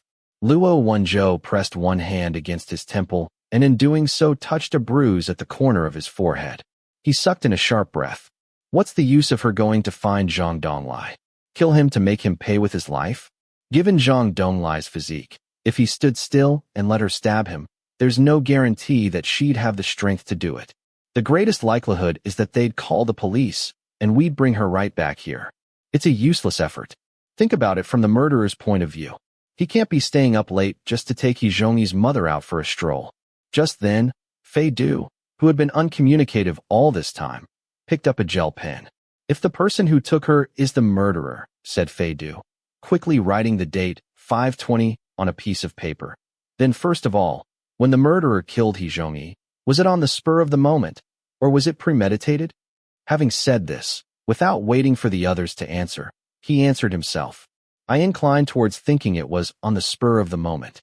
Because on the night he was killed, Hizhongyi asked around about Qingguang Mansion's precise location. Luo Wenzhou asked, how do you know? I saw Hizhongi at the cafe where he was delivering goods and happened to hear. I'm sorry, I didn't hide it on purpose. I just thought it was a detail that could be overlooked. Luo Wenzhou didn't follow this up. He nodded. That makes sense. If the murderer had already wanted to kill Hizhongi that night, he wouldn't have been vague about the address. Tao Ran didn't know why the two of them were going back and forth like this. He was a little bewildered and was just about to speak when Luo Wenzhou waved a hand at him. Let's perform a simple analysis of the suspect. The security camera footage shows that Hizhongi received a phone call, then left Qingguang Mansion, heading for Wenchang Street. It looks like someone arranged to meet him. At that time, the murderer must have already known that he was outside the mansion. What would they have said on the phone? Fei Du slightly closed his eyes, lightly tapping the desk with the shaft of the pen. No one saw me. I wasn't caught on the security cameras. I just want to talk to you. For some reason, the murderer decided to kill Hizhongi, said Luo Wenzhou. According to our inferences just now, since it was on the spur of the moment, it isn't very likely that he had the murder weapon ready. Most likely, that fool Zhang Donglai took off his tie and tossed it somewhere, and the murderer happened to see it. He had a flash of brilliance and thought of a very clever plan. Now, the second question is, why did he arrange to meet the victim there, at Wenchang Street? Tao Ran thought about it. If the murderer is Zhao Haochong, Wenchang Street is where he works. It's easier to operate in familiar surroundings. Wenchang Street isn't the only place he's familiar with. If it was only to get a sense of security, wouldn't somewhere near his home be better? Luo Wenzhou slowly crossed his arms and met Fei Du's eyes. He found that the expression in them was very cold, so cold it was as if they were made of inorganic matter. He didn't avert his gaze. Looking straight at Fei Du, he asked, "What's your view?" "I've dug a hole and put a scapegoat into it. Now, of course, I need to exclude myself," Fei Du said. "It's for his alibi." Tao Ran, after all, wasn't Captain China, who became more vigorous the more he got sliced up, and he wasn't a nocturnal youth. Now that it was the latter half of the night, he was physically very weary. His head, having had a big pile of information stuffed into it, had been mixed up into a pot of porridge. Slow down, slow down. How does the alibi work? We clearly saw Hizhongi go to Wenchang Street. Luo Wenzhou lit a cigarette, turned his back and sucked in 2 mouthfuls, then stretched out his arm to let the smoke float out the door as much as possible. In a slightly muffled voice, he said, "Tao Ran, did you forget that us finding that security camera footage was an accident?" Tao Ran gave a start. That was right. That night, Hizhongi had carefully avoided the security cameras, but he had underestimated how much rich people feared death. Aside from the obvious security cameras, the paths outside of Qingguang Mansion also had some hidden cameras. The one that had captured him was among these. A camera in a treetop camouflaged to look like a bird's nest. Neither he nor the murderer had known about the eternally recorded scene, and the police had only made it to the bus stop by following this accidental camera's lead, then traced the direction Hizhongi had gone in. The East Flower Market District had too many security cameras of all kinds. Public ones, transportation ones, business ones, private ones. There was no exception. If you didn't already know when a person had gone by a certain street, it was unrealistic to review them one by one. He could have chosen a companion and found some excuse, for example that he'd had a bit to drink, gotten a ride with that person back to his office. Then he'd have found some work and called one or more underlings to work overtime. That's normal in a law firm. No one would think there was anything wrong. As a second-level partner, he'd have his own office. While the others were busy, he could slip away and use his scapegoat's tie to kill Hizhongi, hide the body, then come back to the office, acting like he'd just gone to the bathroom. Fei Du drew a complete circle on the piece of paper. Like this, he'd have complete proof. I went back to the office with so-and-so, then I was at the office working the whole time. If you hadn't happened to trace Hizhongi, then the murderer's alibi would have been virtually unassailable. Hizhongi's body turned up in the West Flower Market District, and the primary suspect Zhang Donglai was in the East Flower Market District that day. Luo Wenzhou quickly understood his implication. The murderer has tossed out his trump card of the tie. In order to make sure his alibi is unassailable, his next step ought to be to eliminate Hizhongi's mother, who could expose his identity. At the same time, he'll continue to reinforce our idea that the murder occurred in the Flower Market District. Therefore, it's likely that the murderer would take Hizhongi's mother to the Flower Market District. Tao Ran was already contacting the policeman out searching for Mother He. All sections take note. The search will focus on the Flower Market District. Feidu, the West District, or the East District? Feidu was silent a moment. East District. Luo Wenzhou looked up. Why? The visual impact will be stronger. It'll be better able to compel you to arrest Zhang Donglai again. Also, Feidu said quietly. I have an intuition. Luo Wenzhou and Tao Ren stood up at the same time. Feidu calmly raised his eyes. Can I come with you? Luo Wenzhou hesitated for a moment. Come on. Chapter 25. Julian the 24th. Wang Xiujuan. Female. Han ethnicity. 48 years old. Educational record. Elementary school dropout. The mother of He Zhongyi, the victim in the 520 case. Her husband had died in an accident 10 years earlier, and she herself had then suffered serious illness. She basically had no ability to work, ordinarily relying on a little hand basket weaving and the negligible rent from 2 mu of arable land to survive. Before coming to Yan City, the furthest she had gone had been to the hospital in the provincial capital. The first time in her life that she came to Yan City, it was because she had been parted from her only child forever. Apart from this, in everything that concerned her, there was basically nothing special worth mentioning. As far as her tangible and intangible happiness, her anger, grief, and joy, whether there were any expectations or desires in her unremarkable life, it wasn't to be thought of. Continue investigating any suspicious cars that passed near the city bureau. Have you located her phone? Captain Luo. Her phone was in a garbage can not far from the city bureau's gates. Luo Wenzhou picked up the walkie-talkie, opened his mouth, then put the walkie-talkie back down.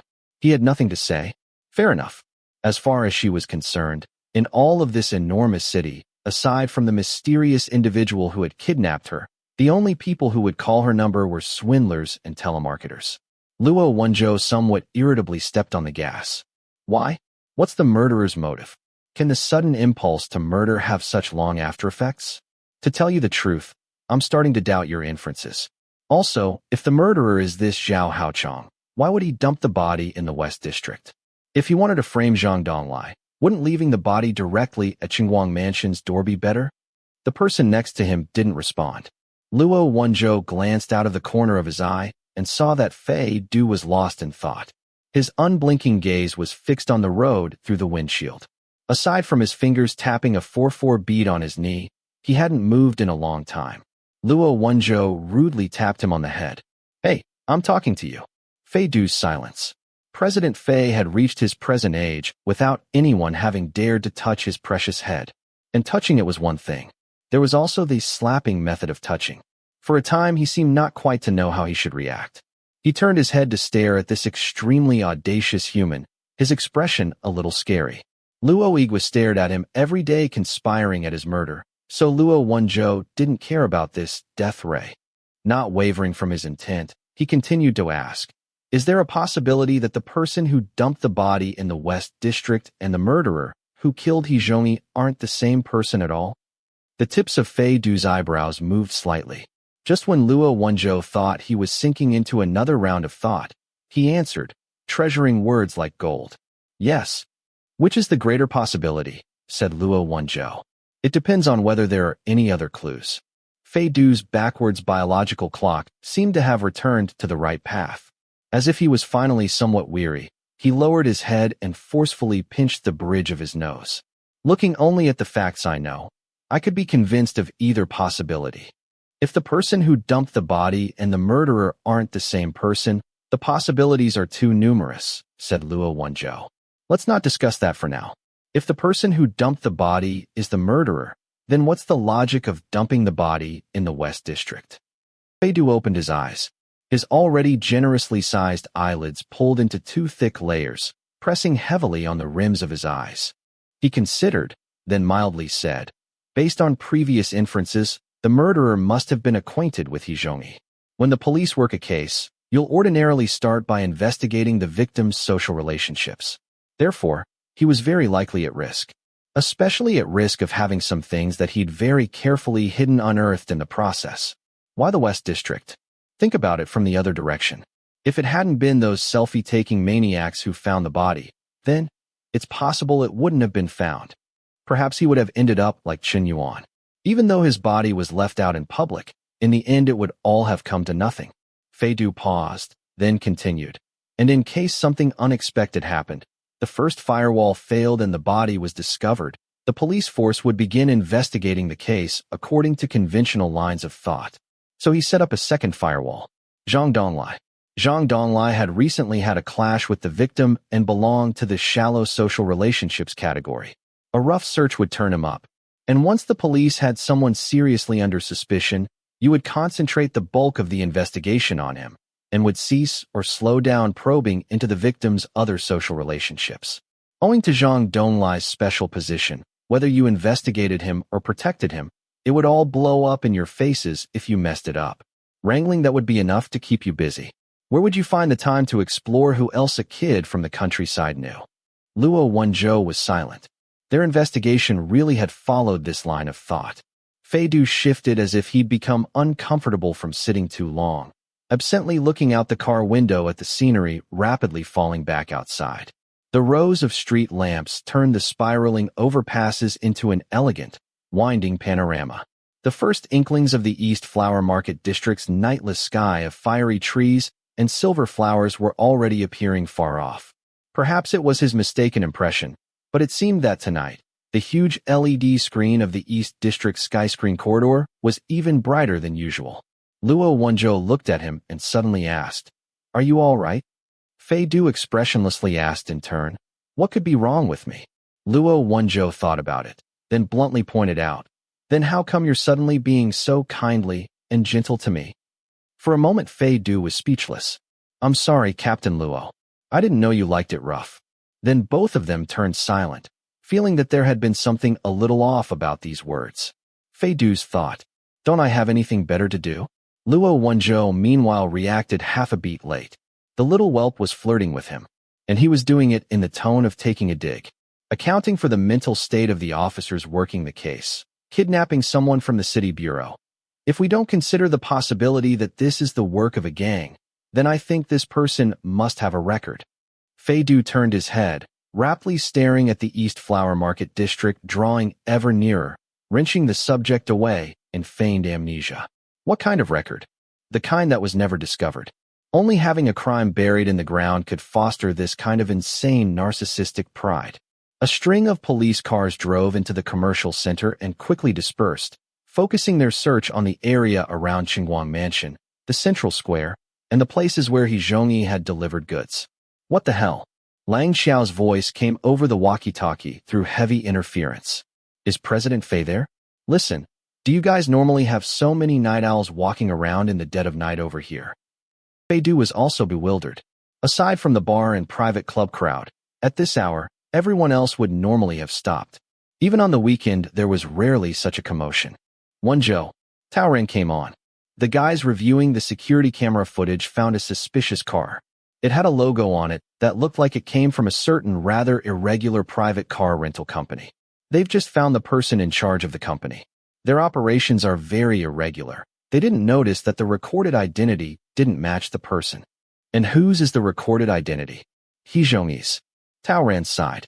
About 15 minutes ago, the rental car drove into the commercial center. Hey! Without any warning, a round of applause burst out all around, abruptly cutting off Taoren's words. Luo Wenzhou stopped the car at the side of the road and got out to look.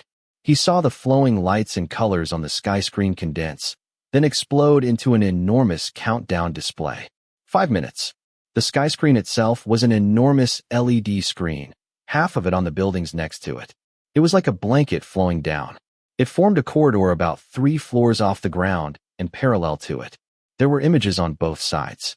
Whether you were in the central square or in the surrounding buildings, you would be able to see the scrolling images. Someone explained over the walkie-talkie. Chief, apparently the closing ceremony rehearsal is going on over at the conference hall tonight. The observation deck at the Economic and Trade Building is a first-rate lookout point. All the LED screens here are going to play a live broadcast. Whatever, said Luo Wenzhou. How is the investigation going in the areas we're focusing on? There's nothing around Guang Mansion. We've asked several security guards who all say they haven't seen her. We can't get the security camera footage. They're saying it's private property, so if we want to get the footage we'll need to have a warrant. There are too many people in the square. We're asking one by one. The coffee shops are all closed, and there's no one around. We'll go follow his usual delivery route. Captain Luo, we haven't located that car yet. We're expanding the scope of our search. The sound of everyone reporting at once poured into Luo Wenzhou's ears. He quickly arranged them in order of priority and was about to issue orders when he saw Fei Du suddenly get out of the car, gazing at the countdown on the sky screen above his head with a frightening expression. It was already at 4 minutes and 40 seconds. Luo Wenzhou stared. What's wrong? In order for a method of suicide to attract notice, it has to make a big stir. Ordinarily, it's at some symbolic location or somewhere crowded. Fei Du's eyes slowly opened wide. Under everyone's gaze. How could you make it so everyone can see, but no one has time to stop it? Luo Wenzhou looked up at once. The East District's high-rises stood like trees in a forest, like fish scales and combed teeth, pointing at the sky. Looking up at them from below was almost dizzying. The countdown had fireworks expanding and contracting in the background, the constantly shifting rich colors setting off the brief time on the display. There are 7 or 8 skyscrapers here and countless other buildings. Luo Wenzhou grabbed Fei Du's shoulder. Which building's rooftop will she be on? Fei Du's face looked as though it had been smeared with white paint. Luo Wenzhou realized at once that he'd asked a ridiculous question. Fei Du wasn't an immortal. He grabbed his walkie-talkie, running in long-legged strides towards the nearest trade building. All groups take note. Immediately start searching all the rooftops. Fei Du had an intense feeling that when the countdown ended, something terrible would happen. For a moment, he stood blankly where he was. Luo Wenzhou hadn't even stopped to close the car door. He was already gone. But what could they find in less than 5 minutes? For a time, the woman's face, teary-eyed and smiling, flashed before his eyes, blurring and gradually expanding, dangerously linking up with distant times, spreading as far as that summer day in the extravagant but solitary big house. Just then, the sharp sound of a car braking scraped over his mind. The criminal policeman who had turned up nothing searching around Qinguang Mansion had arrived. Tao Ran got out, leading a big group of people. Tao Ran was quickly saying something into his walkie-talkie as he directed everyone to split up. The countdown was at exactly 4 minutes, then 3 minutes and 59 seconds. Fei Du suddenly picked up his phone and quickly dialed a number. It's me. Is the skyscreen corridor owned by the Economic and Trade Center? Get me there presently, quick. The street full of bars was all lit up, bright as day. A number of merry-making guests heard the commotion of the light show and one by one went over to the central square carrying colorful cocktails, cheerfully shouting out along with the countdown. Under the glorious lights, the harried policemen traveled back and forth among the buildings. There was no time to wait for the elevators. They had to run up the emergency stairs, arrive breathless at the rooftop, hold up a flashlight to search. Finding nothing, they turned back and went to search the next one. The woman stood on high. Had the person who had brought her there already left, or was he somewhere watching her? She thought that this person had been a little familiar, but she hadn't strained herself to find out who he could be. On the contrary, the trace of familiar feeling had placated her. Though it was already summer, in the dead of night the wind on the rooftop was still cold. She looked down. From her high vantage point, the unceasingly flashing LED screens and laser lights of the commercial center were dizzying. Wang Xiujuan's thought, how much electricity does this take? At home, in order to save electricity, she would sit out in the yard in the evening, wash up by feel and by the light of the moon. She wouldn't turn on the lights if she didn't have to. She had never seen such an extravagant night scene with her own eyes. The woman once again looked at the countdown on the big screen. 1 minute and 5 seconds, 1 minute and 4 seconds. She bent over with some effort, picking up a big sign from the ground. Her grievance was written on the outside of the sign. On the inside were 2 sturdy straps, so she could wear the sign like a pair of wings on her back. She didn't know whether the sign would break if she jumped from such a high place, so there was also a testament hidden in her pocket. That person had printed it for her. She could only approximately read what was written on it, having forgotten most of the reading and writing she'd learned in elementary school. The minute position on the countdown had already become a 0, and the second count was quickly decreasing. The woman clenched her teeth. Wearing her wings, telling of deep injustice, she stepped over the railing. Chapter 26. Julian the 25th. With 45 seconds remaining on the countdown, the whole sky screen suddenly froze. Then, under everyone's blank gazes, a photograph of a young man spread over it. He was 18 or 19, very ordinary looking, a little dark, his posture facing the camera very cautious, but he was still smiling widely, showing all his white teeth. The gaze of the woman on the rooftop encountered this beaming photograph without warning. She went still. She was straddling the railing with 1 foot in and 1 foot out, the wings on her back fluttering in the night wind. What the woman saw, all the people gathered in the central square to wait for the closing ceremony rehearsal also saw. Luo Wenzhou had just finished searching a building and was exiting. He lifted his head and saw the transformation outside. He staggered and nearly rolled down the steps at the entrance. A criminal policeman next to him, meanwhile, sucked in a breath. Captain Luo, the broadcasting rights must have been bought up. Can they suddenly change it like this? It's another smashed-up car. Shut up. Luo Wenzhou's steps didn't stop. He lifted his walkie-talkie. Group 1, respond. Have you found the car? Take note of all intersections. If the car's driver makes an appearance, seize him at once. Give Fei Du the car's make, model, and license plate number. Have him throw it up on the screen. Encourage people to call in. At the same time, in the Trade Center building's control room, a crowd of workers were so busy their feet didn't touch the ground. Is the recorder connected? Where's the video processor? Lights, lights, lights. Hey, look out for that wire. In the midst of this noise, Fei Du was resisting the impulse to pace, forcing himself to stand unmoving in a corner. His leather shoe, which had at some point picked up a smudge, was tapping lightly on the floor. It seemed that the whole world contained an unhurried melody in 4/4 tempo that he could use any time to separate himself from all the surrounding sounds. Suddenly, the lights came on in front of him. Fei Du looked up. President Fei, the equipment's ready. The woman on the rooftop stared greedily at the boy in the photograph for a long time. To tell the truth, it was a strange thing. His face was clearly ordinary. No one would look twice at him in the street. But in her eyes, he was unspeakably adorable. His clumsy square chin was adorable. His very wide-set eyes were adorable. His sparse brows were adorable. Even his 2 front teeth, with a slight gap between them, were adorable. She could have looked at him for 10,000 years without seeing enough. Unfortunately, she couldn't. As soon as this thought arose, her memories surged up like a tide, slow but inexorable, the gleam in her eyes like an obstinate reef being gradually submerged. She raised her head, wiped her eyes, and remembered. Zhongyi was gone. She clenched her teeth, preparing to step over with her other leg, hoping that they could reunite over there. Just then, the picture on the sky screen dissolved and a video was inserted. The hastily put-up background was a stark white wall. A few lights shone on it from different angles, so bright they hurt the eyes. A young man wearing a black shirt appeared in the center of the screen. Likely because the equipment had been set up so quickly, it seemed that the aspect ratio wasn't quite right.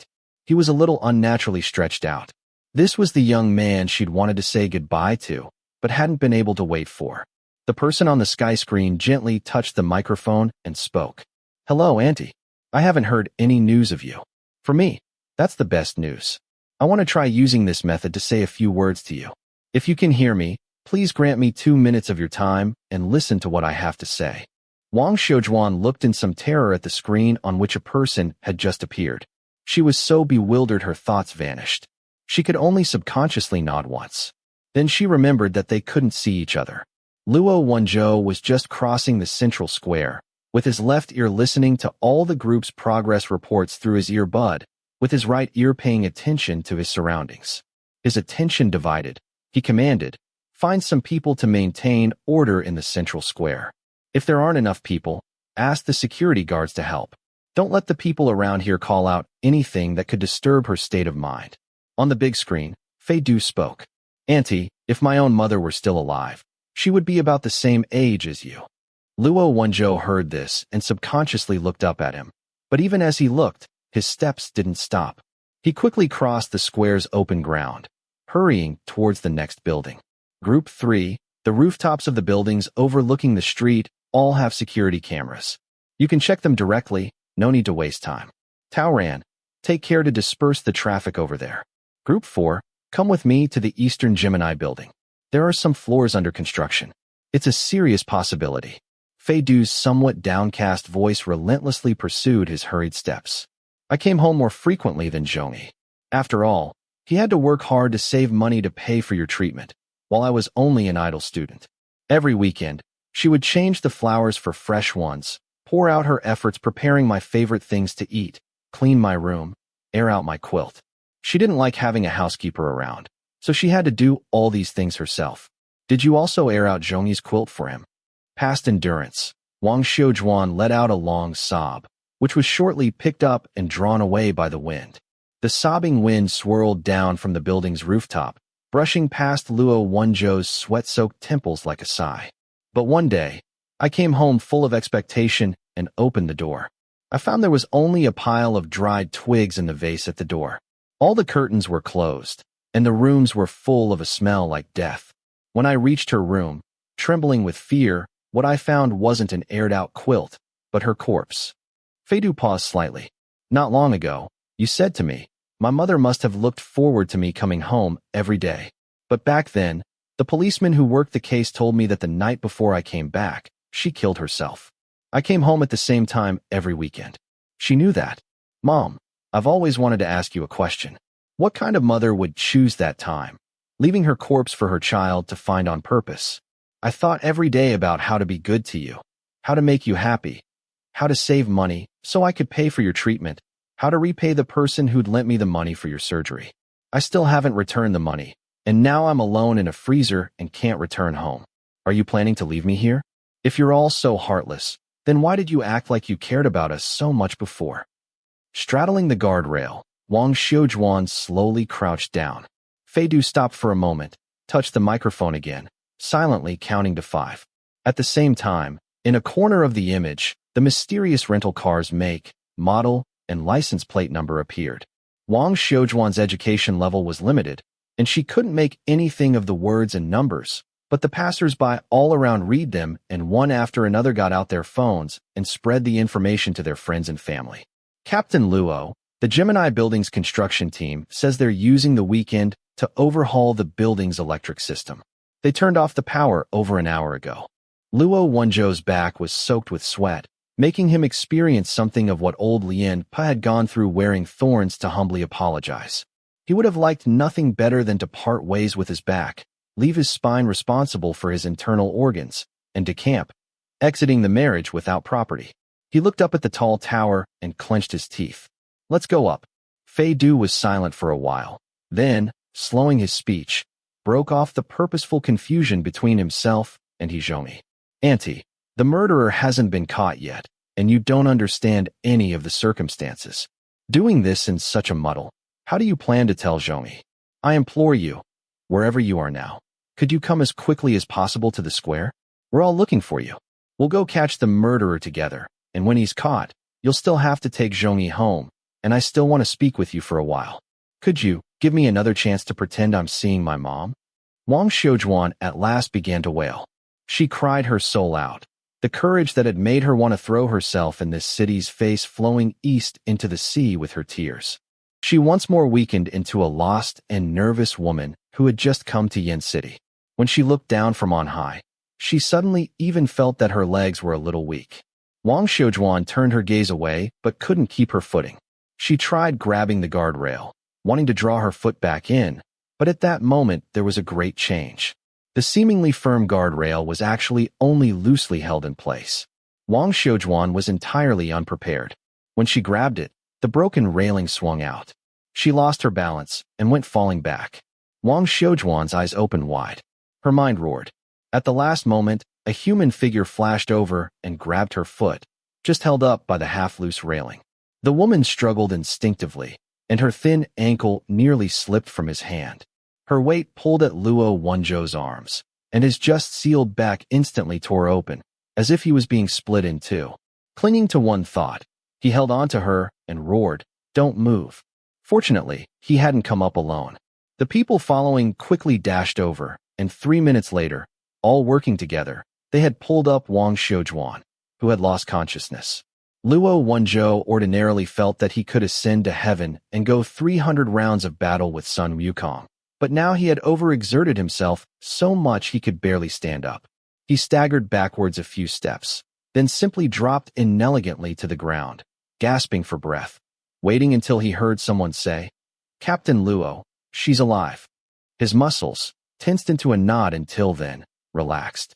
As soon as he relaxed, Luo Wenzhou found that the blood and sweat on his back had mixed together. The pain made him suck in a shaking breath. HSS. Fuck, I'm just about done for. Just then, Lang Xiao's voice came over the walkie-talkie in his pocket. Chief, a couple just reported seeing the suspect's car in the landscape park. The lights were on inside and they were afraid the murderer was still in there, so they didn't dare to go over. A park? Where? Said Luo Wenzhou. About a kilometer from the central square, I think. It's pretty deserted at night. No one but couples sneaking around goes there. That's not right. It can't be that far away, Luo Wenzhou said amidst the insistent pain. He closed his eyes. Coordinate with the repair team. Make them turn on the building's emergency power supply. Turn on all the security cameras. Position people to watch the camera's blind spots. This murderer sent a lawyer to keep track of the investigation, and he kidnapped someone right from the city bureau. I don't believe he'd be willing to quietly hide away from everyone when he hadn't seen the outcome he wanted yet.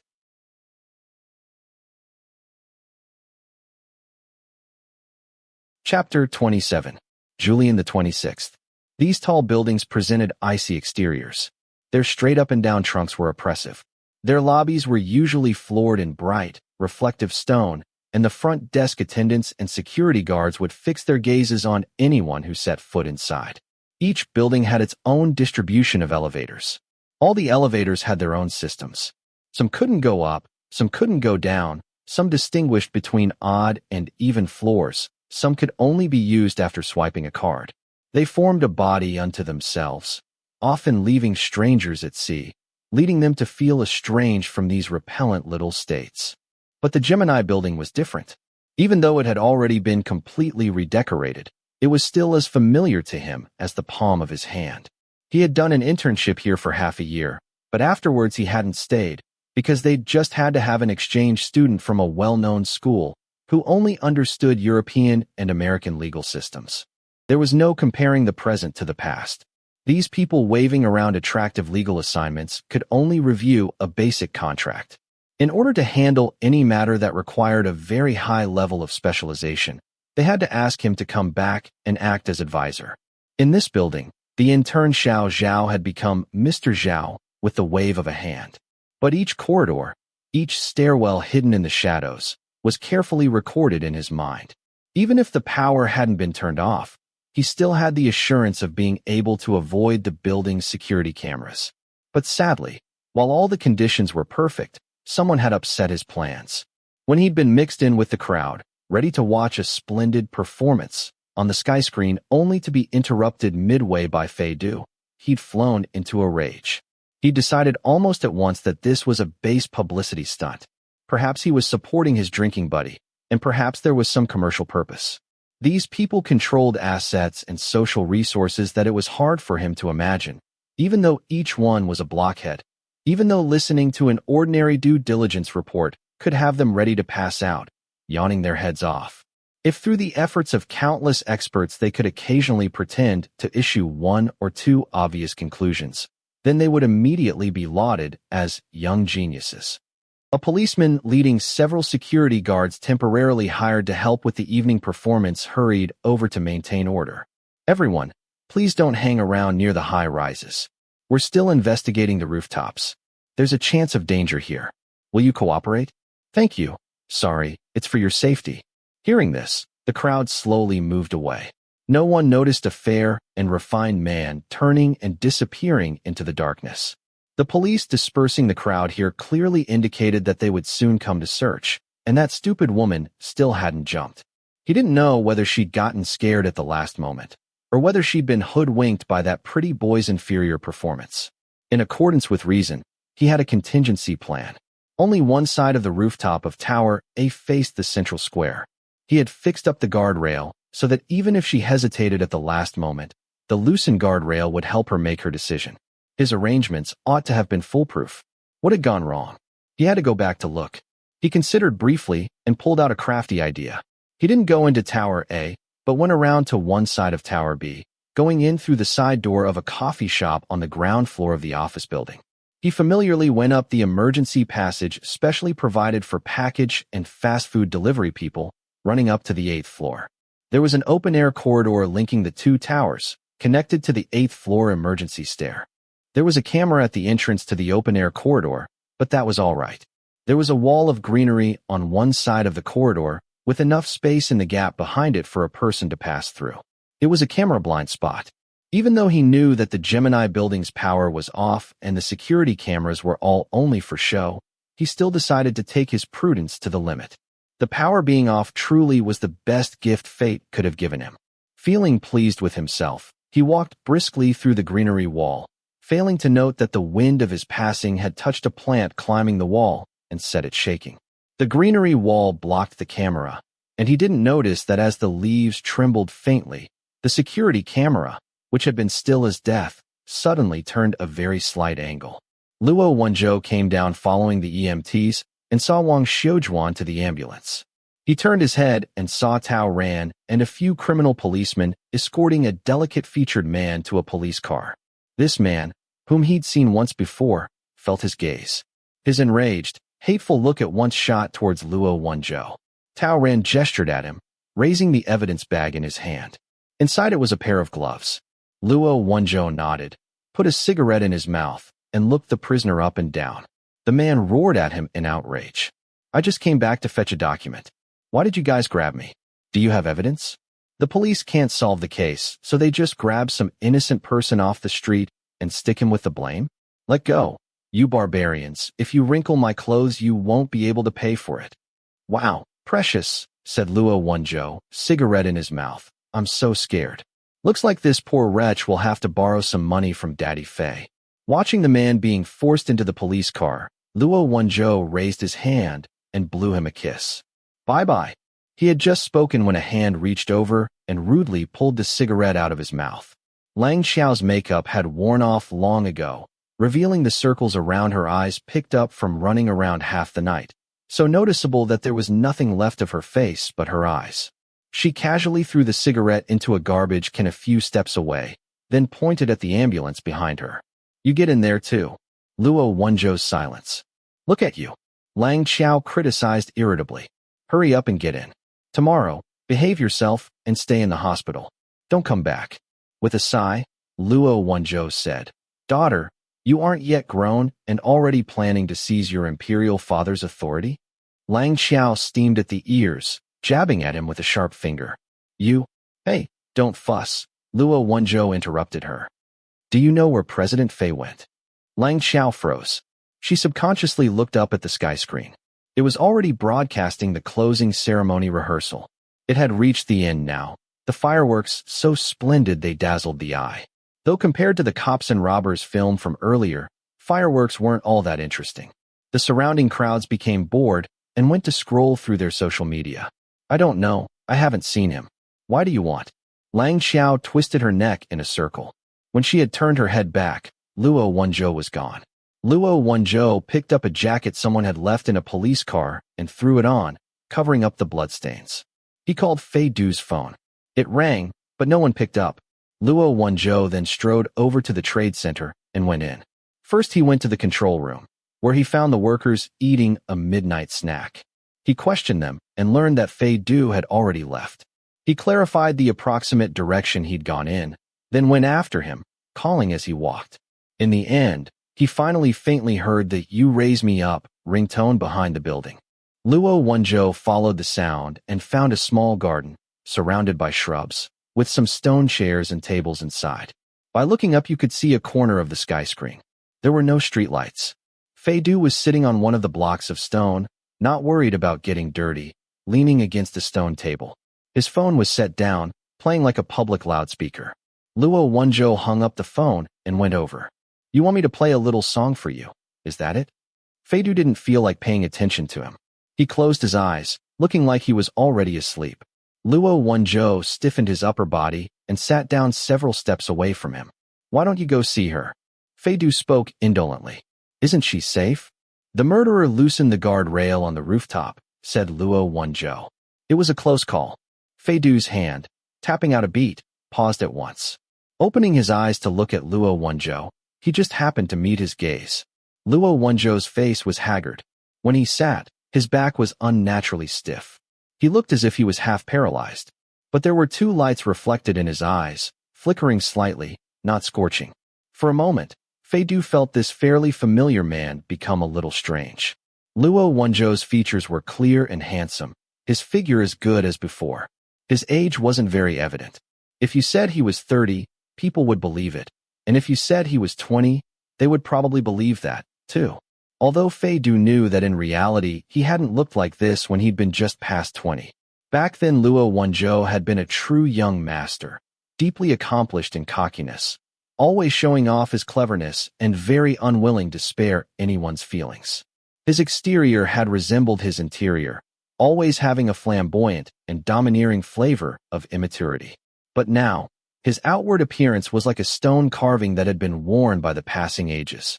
The originally blurred outlines had come clear, while the spirit floating on top had settled. Seen from a greater depth, it was unexpectedly almost gentle. Luo Wenzhou shifted his posture slightly. What you said on the skyscreen just now, was that true? Fei Du carelessly raised his eyebrows. Of course not. I was just blending my own experiences with hers, trying to establish an emotional connection. Luo Wenzhou hesitated for a moment. He had little experience speaking properly to Fei Du. They had always entered the personal attack stage at the first misstep. He considered for a long time without settling on the appropriate wording and could only continue as before, saying whatever came to mind. I investigated your dad back then, said Luo Wenzhou. This wasn't at all novel. A woman dies in her home without a sound, and her only child maintains that she didn't commit suicide. For insurance, aside from the forensic evidence, the people close to her would also have to be looked into slightly. Therefore, Fei Du looked at him a little impatiently, wanting to make him stop saying useless things. In the process, I found that there was another group of people following him. I grabbed them and asked what they were doing, and found that they were a bunch of unemployed young men calling themselves private detectives. You were the one paying them, right? Fei Du's patience came to an end. He stood up to go. There was another time when you were doing your homework at Tao Ran's house and left behind a few pieces of unused graph paper. There were indentions on it, and I went over them with pencil and found that it was your father's itinerary. It was already more than 2 years after your mom's death. I thought then, these 2 years and more, had you always been keeping track of your dad's whereabouts? Luo Wenzhou paid no attention to Fei Du's bearing, quietly saying, I thought that was horrifying, and then when your father had his accident. Having heard this much, Fei Du's steps paused. He was just passing Luo Wenzhou. Suddenly, he laughed silently. He looked down at Luo Wenzhou, his gaze a little dangerous, and asked, You suspected it was my doing? Luo Wenzhou looked directly into his eyes, which could throw out peach blossoms at any time, and couldn't help being moved. This brat really was well worth looking at. Fei Du bent slightly, put a finger next to his lips, and in a voice almost as quiet as a whisper said to him, It may very well have been me, Captain Luo. Think about it, whether he died or became brain dead, I was the only heir to his enormous property, as long as... He hadn't reached the end of his words when Luo Wenzhou suddenly forcibly interrupted his pretentious performance. He grabbed his collar, pulled his neck down, and smacked him on the forehead with the palm of his hand. His palm was very hot. Fei Du felt like he'd been hit by an iron. Stupefied, he backed up half a step. I'm talking nicely to you. Why are you being so obnoxious? Said Luo Wenzhou. Fei Du came around and angrily pulled at his collar. Who was the obnoxious one? Luo Wenzhou's next words were, but I suddenly thought, a person willing to open up his own chest in public to save a woman who was a complete stranger to him must not be a dangerous person. I was planning to apologize to you for all these years of prejudice and suspicion. Fei Du froze. But before the sneer he was brewing had matured, he felt an entirely unexpected weight on his collar as Luo Wenzhou heavily fell forward right onto him. Fei Du instantly felt that he'd been wrapped up in a scalding electric blanket. After a blank pause, he tentatively touched Luo Wenzhou's forehead with the back of his hand. It was burning, feverish enough to send up steam. Fei Du pinched the edge of his jacket and lifted it to take a look. After that look, he immediately twisted his head away. He wanted to throw up again. He stood still in this strange position for a while, calmed his roiling stomach with difficulty, then stared expressionlessly at Luo Wenzhou, as if he were considering whether this piece of pork belly would be better stewed or sautéed. Then he must have thought that this person was coarse and tough, the texture of the meat too old. Feidu gave a tisk of disdain, bent, and tried out a few positions. He didn't want to carry him on his back or in his arms. He tried pulling him up over his shoulder by his belt, but found that this bit of goods was rather heavy. Feidu tossed the unconscious Luo Wenzhou aside on a stone chair, picked up his phone, which would soon be out of battery, and called Tao Ran. "Hello, is this 110? In a tone that wasn't nice at all, he said, "I've picked up an old man, and I think he's about to bite it. How do I hand him into the state?" Chapter 28. Julian the 27th. Luo Wenzhou lay face down on his hospital bed, bored to death. Owing to his record of jailbreaking, he was being watched especially closely. He faintly heard Tao Ran talking to the doctor. After a while, the doctor left. The door of the hospital room creaked open, and he heard the steps of soft-soled leather shoes. Without turning his head, Luo Wenzhou began to recite his lines. "I can't go on. You have to. Hurry and marry a good man, and when you're married to another, don't mistreat Igua. Igua's fate has been cruel, a motherless child." Tao Ran coughed several times as if he'd eaten chicken feathers. Luo Wenzhou heard that there was something wrong and quickly twisted his head around to look. He saw their director Lu standing next to him with his hands behind his back. Director Lu answered affably, "I'd like that, but I'm so old. No one would have me." Luo Wenzhou's silence. Propping himself up on the hospital bed, he quickly sat up. "Director Lu." Lu Yuliang put his briefcase aside, bluntly sat down, and put a hand up to his close-cropped hair. Pointing to the top of his head, he said, "Do you see that, little monkeys? In one night, half of my hair has gone white." Luo Wenzhou and Tao Ran, one sitting and one standing, didn't dare to speak. "This morning, first the higher-ups called me in for questioning, and then I hurried over to see Wang Hongliang." Lu Yuliang sighed. "That piece of work." He clung to my sleeve and wept, saying his supervision had been lax, that a leader's responsibilities were serious, and also that he requested the association not deal leniently with him. He's simply, as a quality leader facing his juniors, Lu Yuliang in the end managed to swallow down the profanity that came after this. He shook his head gloomily. "What have Huang Jinglian and his crew given up?" "Two groups have been taking turns questioning them," said Tao Ran. "We'll see how long they can stick it out. Other than that, I've requested a search of Wang Hongliang's personal assets, although at the moment it seems that his assets have already been moved. On the face of it, he's clean. No matter how much investigation it takes, we have to grab him by the tail. We must have hard evidence for this. Everything needs to be solid. Otherwise, we won't be able to answer for ourselves to anyone." Hearing this, Luo Wenzhou suddenly had a thought. "Uncle Lu, what about Director Zhang? With such a big mess coming out of the sub-bureau, the real higher authority whose supervision had been inadequate was Director Zhang, and in addition to that, Zhang Donglai had been implicated in a homicide case. This didn't need to be spoken to be understood." Lu Yuliang sighed and put his hand on Luo Wenzhou's shoulder. Then he turned and looked at Tao Ran. "What about He Zhongyi's case? What's the connection between the two cases?" Tao Ran wasn't like Luo Wenzhou, who could offer anyone a cheeky grin.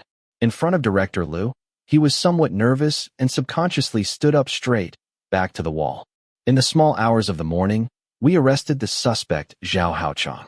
We found a pair of gloves in his pocket, which had paint and iron filings on them. The suspect must have been wearing these gloves when he damaged the security railing on the roof of the Gemini building. But he's very sly. He only acknowledges loosening the railing as a practical joke and utterly denies everything else. Also, he claims that he has an alibi for the night of May 20th. Don't you have conclusive evidence that on the night of the 20th the victim disappeared on Wenchang Street?" asked Lu Yuliang. "The security cameras only caught the victim getting off the bus at Wenchang intersection. Afterwards we lost track of him," said Tao Ran. "And Zhao Haochang's colleagues say that he was working overtime at the office the whole time. We can't say he was the killer just because the victim passed by his office. We still haven't revealed to Zhao Haochang that we have that security camera footage. He's a lawyer. Though he doesn't specialize in criminal law, he's very quick. It's likely he would hear that that's the only card in our final hand, and it would put us on the defensive." Luo Wenzhou laughed bitterly, feeling that there really was a meeting of the minds between Fei Du and Zhao Haochang, those two beasts in human clothing. Their lines of thought about the alibi were exactly the same. Has Wang Shoujuan been able to identify him? The victim Wang Shoujuan says that the person who picked her up last night was wearing dark glasses and a face mask. He was also wearing a wig, and he'd changed his clothes. It was hard to determine his appearance. Taoran paused. We showed her a photograph of Zhao Haochang, and she doesn't seem to have recognized him. It's about the same with the rental car company. The wig and the jacket that the suspect used were both found in the abandoned rental car. We couldn't pick up any fingerprints. Should our next step be to consider a lie detector? You can get it ready, said Luo Wenzhou, thinking, but there's no rush. There's a point we haven't cleared up. What is the connection between He Zhongyi's case and the sub-bureaus? Before Tao Ran could speak, his phone suddenly vibrated twice. Lu Yuliang and Luo Wenzhou looked at him. Tao Ran raised his head. A piece of bad news, and a lead that may or may not be useful. The bad news is, the bloodstains on Zhang Donglai's tie have undergone DNA analysis. The blood does belong to the victim, He Zhongyi. Lu Yuliang stood up, his expression rather grave. And the lead, said Luo Wenzhou. The lead is that Wang Shoujuan has just remembered the person in the photograph. She says that he looks very much like a boy from her village called Zhao Fengyan. Only he's changed so much that she didn't recognize him at first. Zhao Fengyan. Fengyanji. Luo Wenzhou wanted to stand up at once. He made it halfway and nearly keeled over. HSS. Someone told me that it's very likely the murderer had a record. Immediately look into the whole history from Zhao Fengyan to Zhao Haochang, focusing on any unsolved cases of suspicious death among people close to him. Lu Yuliang repeated the words someone told me, then frowned. On that subject, I heard that valiant car owner later paid full price for 5 minutes of broadcasting rights on the East Flower Market District skyscreen during the closing ceremony rehearsal and performed a suicide intervention for Wang Shoujuan. How much did the broadcasting rights cost? He said it wasn't much. Tao Ran answered very sincerely. Not as expensive as that car of his. Director Lu felt a trend among the few remaining black hairs on his head to turn white. Your criminal investigation team. The old man considered the sum of money he had heard about, and his blood pressure started to rise. He deliberately asked, "Do you understand the situation? Is there a female comrade who's encountered some trouble in her personal emotional life?" Speechless, Luo Wenzhou and Tao Ran looked at each other helplessly. Lu Yuliang seriously reviewed the young women on the criminal investigation team and uncertainly asked, "It couldn't be Xiao Lang?" Having said this, he himself thought that fool Lang Qiao wouldn't have attracted a domineering director general. He looked at Luo Wenzhou again. Lu Yuliang remembered some secrets that to this day he'd been unable to entirely accept and suddenly glowered, pointing at Luo Wenzhou. "It's not your doing, is it?" Luo Wenzhou immediately said, "Injustice. A singular injustice throughout the ages."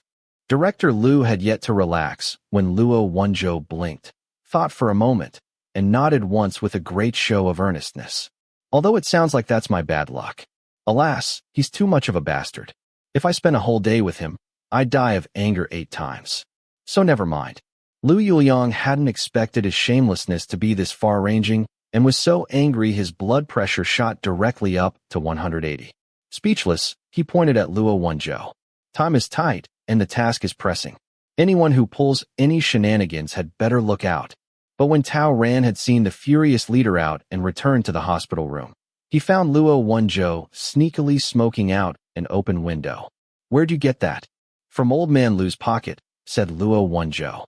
"Hey, are you my brother? I need to run off in a bit. Will you cover for me?" Tao Ran's temples throbbed. "What are you going to do now?" "Chen Yuan, that black cab-driving kid's sister. She died an unnatural death half a month ago. Before that, she'd phoned a girl she hadn't contacted in a long time. I've been thinking that there was something unusual about the call, and I want to go find her and clear it up." "Does it have to be today?" Tao Ran said helplessly.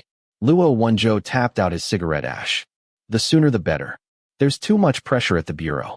Frowning, Tao Ran considered their captain's pitiful appearance. He wanted to say something, but he felt it would have been a waste. He had to come to compromise. "All right. What's the girl's name? What does she do?" "Chuaying. She's a second-year graduate student at Yin West Poli Sci." Tao Ran froze at once. Yin West Poli-Sci? Then was the Chun Yuan who died also at Yin West Poli-Sci. What's wrong? Said Luo Wenzhou. Zhao Haochang graduated from Yin West Poli-Sci. Taoran said quickly. Last year, I think he got an invitation from their academic advisor and came back to supervise some real-world experience for the students. Luo Wenzhou stubbed his cigarette out on the windowsill. Shit. Let's go. At this time, in another hospital room, Lang Xiao, not blinking an eye, was listening to He Zhongyi's mother Wang Xiujuan speak. Fei Du was next to them, wearing single-use gloves and peeling an apple.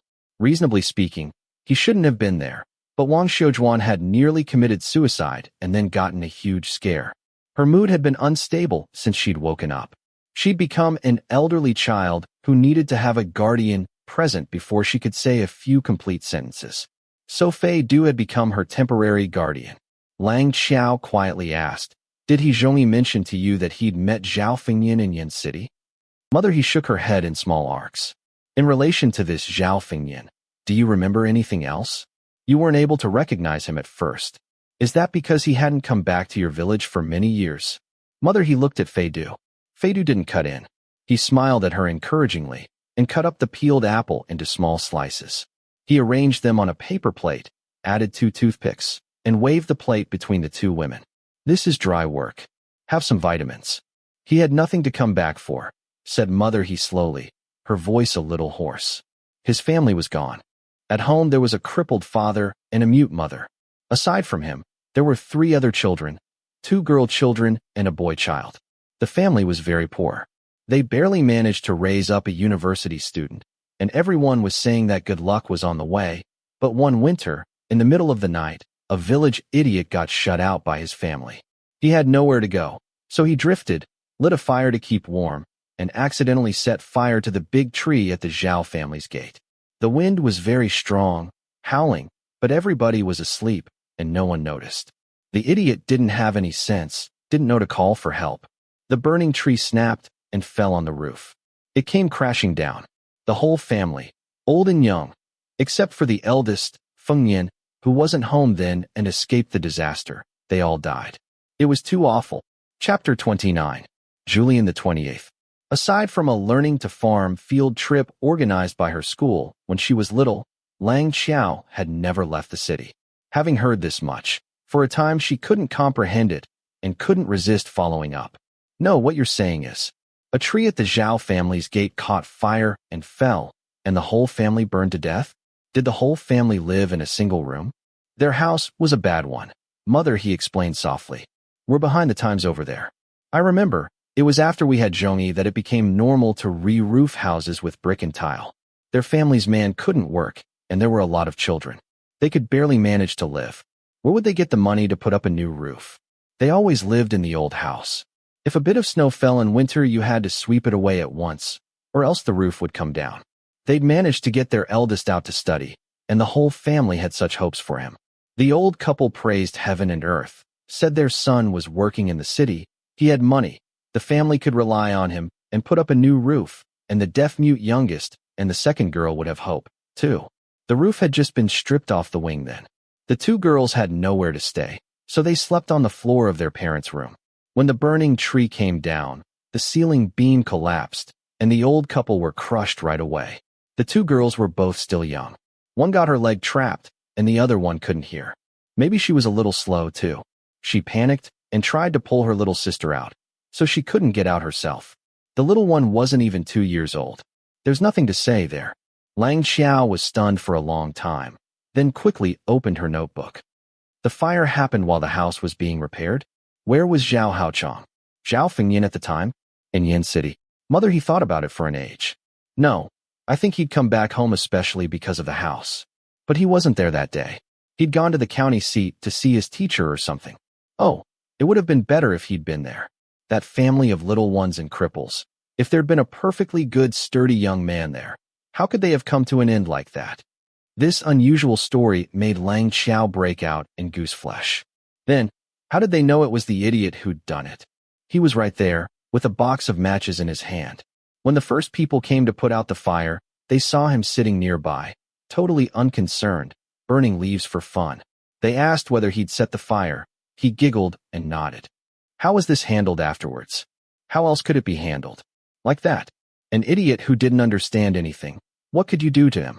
His parents were gone. His brother and sister-in-law saw him as a burden. The sister-in-law made a scene all over the place, said her family had no money, they weren't responsible, told them to go tie him up and shoot him. The police station in town sent people. When they saw that it was an idiot, they couldn't do anything, either. They took some photographs and left. Lang Xiao spoke. How could they not be responsible? If an incompetent individual injures another person's life or property, wouldn't the guardians bear the liability? Mother, he looked back at her in confusion and fear. She didn't understand this imperial edict Lang Xiao had pronounced. Lang Xiao exchanged a helpless look with her, then suddenly noticed that she'd said something stupid and felt so awkward she forgot how to speak for a time. Just then, Fei Du, who hadn't uttered a sound all this time, put in a timely word. Do you remember what kind of person this Zhao Fengyan was? What his relationship with Zhongyi was like? Of course I remember. The whole village knew that the Zhao family's eldest had great prospects. Zhongyi and the other little ones were always following him around. He was a big boy, not willing to play with them. He would usually say something to get them to leave him alone. But with those little idiots, it was always Fengyanji this, Fengyanji that. Mother, he had said this much when she thought of something, and her eyes reddened. Someone passed her a wet paper towel, and she took it and mopped her face for a long time. The Zhao family's eldest was pretty studious. When he was at home, he didn't go out, just sat alone indoors reading. When he'd go out in the fields to help his family, if he met anyone he knew from the village, he'd say hello and nothing else. He was a very quiet child. Fei Du nodded thoughtfully. And afterwards, this Zhao Fengyan never went back. I didn't know where he'd gone. I never expected he was in the city, and he'd changed his name and become so important. Mother He's words suddenly paused, and her eyes slowly opened wide. She seemed to be awakening from a dream. The person driving the car who took me away yesterday was the Zhao family's eldest? I didn't recognize him. Why? Why didn't he tell me? Does he have something to do with my son's case? Fei Du sighed and leaned slightly forward. Using a soothing voice, he said, they're still investigating. Why did you go with him? What did he say to you? He said that he was a person who specially handled lawsuits for people, that there was a person surnamed Lu who did the same job, and he was that rich person's. That person who came to the Public Safety Bureau last night. Attorney Lu, said Fei Du. Right, attorney. He said this attorney Lu had evidence of who the killer was, and he'd snuck over to the Public Safety Bureau to report it because his conscience was bothering him. But there was no use having evidence. Because the murderer was an important person, the police didn't dare to touch him. My son would have died for nothing. I panicked, asked him what to do. He said, in this society, if you want to right a wrong, you have to make a splash. When Tao Ran took Lang Xiao's phone call, he was serving as driver, taking Captain Luo, lightly wounded and refusing to leave the front, towards Yin West Palisai. I sent someone to investigate. When Zhao Haochang had just graduated, he didn't have money to rent an apartment and lived in the West Flower Market District for the better part of a year. That should explain why he's so familiar with the West District's terrain. Also, I confirmed with Attorney Lu that Zhao really was very concerned with Zhang Donglai's case. Before Zhang Donglai was released, he paid even closer attention than Zhang Ting. Lang Xiao took a breath and continued. And Attorney Lu also says, since the business of the tie concerned his career, he didn't breathe a word about it to anyone but the police, not even his wife. Zhao Haochang definitely couldn't have known. The phone was on speaker in the car. Luo Wenzhou interrupted her. But he can quibble and say all important people are like that. Or perhaps he'll simply say that it was something he made up to fool Wang Shijuan. Make a splash doesn't necessarily mean he was telling her to go kill herself.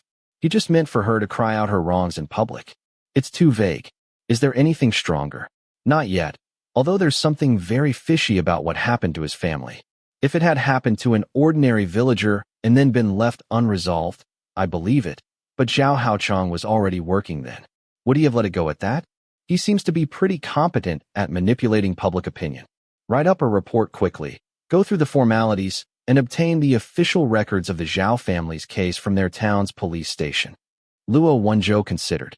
Can we trace the phone he gave Zhongyi? Lang Xiao sighed. Smuggled goods. We can't track it. What about the 100,000 yuan? Said Luo Wenzhou. A voice unhurriedly put in a word from beside Lang Qiao. In some rather intricate M&A projects, a reliable legal advisor will often get some gray income. Sometimes it may simply be cold hard cash. You won't find it. Luo Wenzhou's silence. It was clearly an objective statement. Then why did it seem like a provocation coming out of a certain person's mouth? What brilliant ideas does President Fei have? Said Luo Wenzhou. The phone line was silent for a while, and Luo Wenzhou was thinking that he'd just put in a word and left. That was something Fei Du would do. But then, Fei Du suddenly said, I called Zhang Donglai this morning and asked if he remembered where his tie had gone. It turns out that he didn't even know he'd lost the tie. He thought about it for ages before he remembered and said that the day of the party at Qinguang Mansion, he had in fact gone to work during the day. In the evening, he changed at the office in order to attend the event and left his previous outfit there. He couldn't have put something as big as a tie in his pants pocket. If he lost it when he changed, then my earlier inference was perhaps an error. When Zhao Haochang took that tie, he must not have known that He Zhongyi was waiting outside the mansion for him, and he didn't know he'd used the tie to strangle someone. So his motive for doing this is worth deliberating. You're saying he simply stole it. Given his income, such a small, worthless thing isn't worth pilfering, said Fei Du. There's no saying but that he was just hoarding a memento. Luo Wenzhou shuddered. Hoarding Zhang Donglai's stuff? If I recall correctly, that was the first time Zhang Donglai took him to a social occasion like the one at Qinguang Mansion in a private capacity, said Fei Du. While chatting with He Zhongyi's mom, I suddenly thought that his character seemed very closed off. Perhaps he would have some special way of commemorating events. Why don't you go investigate? Erlang, did you hear that? Request a warrant to search Zhao Haochang's home. Luo Wenzhou issued a prompt decision, heard Lang Qiao's affirmative, then quickly hung up the phone. He turned his head and expressed to Tao Ran. An idiot burned his whole family to death, and Zhang Donglai, who's no better than an idiot, strangled someone from his hometown. The young genius attorney Zhao has truly lived surrounded by injuries from idiots of all kinds. Tao Ran's lips moved. He didn't speak. And what brilliant ideas do you have, Deputy Captain Tao? Nothing. Tao Ran hesitated for a long time. It's not about this. I just suddenly had an outrageous idea. Report it to the throne. It won't kill our imperial presence. While they were stopped at a light, Tao Ran turned his head and looked at him. What do you think? Could there be someone who already knew who the murderer was before we made a breakthrough? Nonsense, said Luo Wenzhou. You killed someone. Aren't you going to know about it? You need the police to affix their seal? Aside from the murderer? Asked Tao Ran. Luo Wenzhou froze. Tao Ran, what are you trying to say? Just then, the light changed, and the driver behind them honked somewhat testily to hurry them. Tao Ran pursed his lips, turned back to the road, and drove on. It's nothing, he said. Forget it. My imagination's running away with me. I think I could go write novels. Yen West Policized Graduate Campus should be up ahead. Right. Luo Wenzhou picked up a folder. First I'll try calling Chueying. The girl's photograph, department, phone number, and other such materials were all there. Luo Wenzhou had just dialed when several young people came out of the graduate campus's back gate. Among them, one girl fished a phone out of her bag and seemed to be hesitating about an unfamiliar incoming number. Tao Ran looked at the students from afar, then looked at the photograph in the folder. He suddenly poked Luo Wenzhou with his elbow. Look, doesn't that young lady look like the one you're searching for?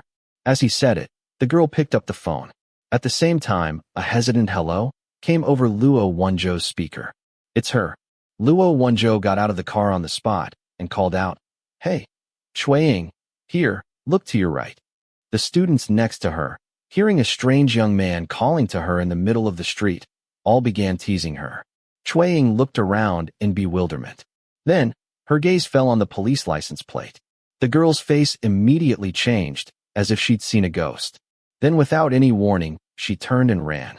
What's going on? Luo Wenzhou asked Tao Ran as he gave chase. That young woman turned and ran when she saw you. You're done for. Tao Ran, doomed to be single all your life. Tao Ran clenched his teeth. You scared her. Luo Wenzhou had no plans whatsoever of finding a young lady to share his days, and therefore was untroubled. The two of them cooperated in tacit understanding, one chasing and the other blocking. They had nearly caught Chueying when she suddenly leapt heedlessly straight into the road. A taxi was just driving by. The sharp sound of its horn pierced the air. Tao Ran deftly grabbed her by the back of her collar and pulled fiercely, yanking Cui Ying back to the side of the road. The hastily braking taxi narrowly brushed past her shoulder, the sharp wind raising the girl's hair behind her. Recovering from his fright, the taxi driver rolled down the window and let out a torrent of abuse. A breath had caught painfully in Tao Ran's chest. He could only wave his hand in apology. 20 minutes later, Tao Ran and Luo Wenzhou took Cui Ying to a brightly lit cold drinks bar. This'll do, right? You chose the place yourself, and the street outside these French windows is full of people. If you yell, you can call over half a city's worth of people. You can send a text message to your friends telling them where you are. Luo Wenzhou irritably tossed his work ID on the table. My badge number. You can take a photograph and post it on Weibo. But don't post my photograph directly. Pixelate it or Photoshop it. Cui Ying's silence. Tao Ran ordered some drinks. Worried that Cui Ying's wariness was too strong, he didn't touch them, but asked the clerk to put them in front of Cui Ying. Why did you run? Head down. Cui Ying didn't speak. You're afraid of police cars? Or afraid of the police? Tao Ran asked quietly. Seeing she still didn't answer, Tao Ran lowered his voice and said, This may be good news. The Flower Market District Sub-Bureau's Director General Wang Hongliang was arrested last night. Cui Ying froze immediately. Then she at last cautiously looked up. Luo Wenzhou knocked on the table. Be sensible, all right? Please, young lady, push up your glasses and take a good look. Have you ever seen such a handsome bad guy? If I'd wanted to make a fortune, I'd have gone out and made it with my face long ago. Would there be any need to risk breaking the law? Don't listen to his nonsense, said Tao Ran. Young lady, I don't know how to make you trust us. Cui Ying suddenly said in a quiet voice. Isn't there also one surnamed Huang? Luo Wenzhou exchanged a look with Tao Ran. She did know something. Huang Jinglian, said Luo Wenzhou, becoming serious. He pulled up a mugshot on his phone. Suspected of abusing his power, trafficking in drugs, murder, and other crimes. I arrested him last night. I've still got a glorious silk ribbon on my back. Cui Ying subconsciously opened her mouth to speak, then tightly closed it again. She looked at Luo Wenzhou and Tao Ran, full of suspicion, trying to use all of her limited experience to judge whether these two people had truly arrested Wang Hongliang or had only concocted these facts and taken some seemingly real pictures to trick her. She couldn't even tell whether Luo Wenzhou's work ID was real or fake. Young lady, said Tao Ran, do you know Chunjun? He was Chun Yuan's brother. Last night, Chunjun died, and we caught the killers. But because we lack evidence, we can't get to the person behind them.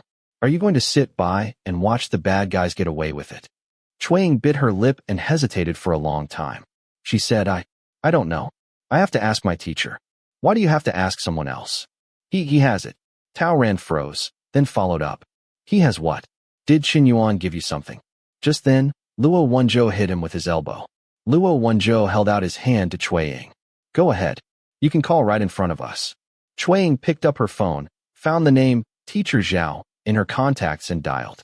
She called twice, then said in surprise, No one's picking up. Of course no one was picking up. He'd spent the night squatting in a little dark room. Luo Wenzhou, with a great show of earnestness, got out a little notebook. How about this? Give us your teacher's contact information and we'll go have a chat with him. Cui Ying hesitated. Qin Yuan called you 2 weeks before she passed away. I think she told you something. This must all have happened around that time. Investigating which teachers you had contact with and which one of them was surnamed Zhao would be easy. I'm only asking you to save a little effort. You've divulged this much already, anyway. Cui Ying was flustered for a moment, then agreed. His name is Zhao Haochang. He's our Xixiang. Our practical experience class invited him to act as coach. He was there for 3 months, said the inexperienced girl. Then she told him a phone number. That's his contact information. Luo Wenzhou considered her for a moment, then suddenly said, If I recall correctly, Qin Yuan didn't go on to a graduate program after graduation, but went right to work. I guess your teacher didn't know her. Cui Ying didn't notice that he was fishing for facts and shook her head. He didn't. I understand now, said Luo Wenzhou.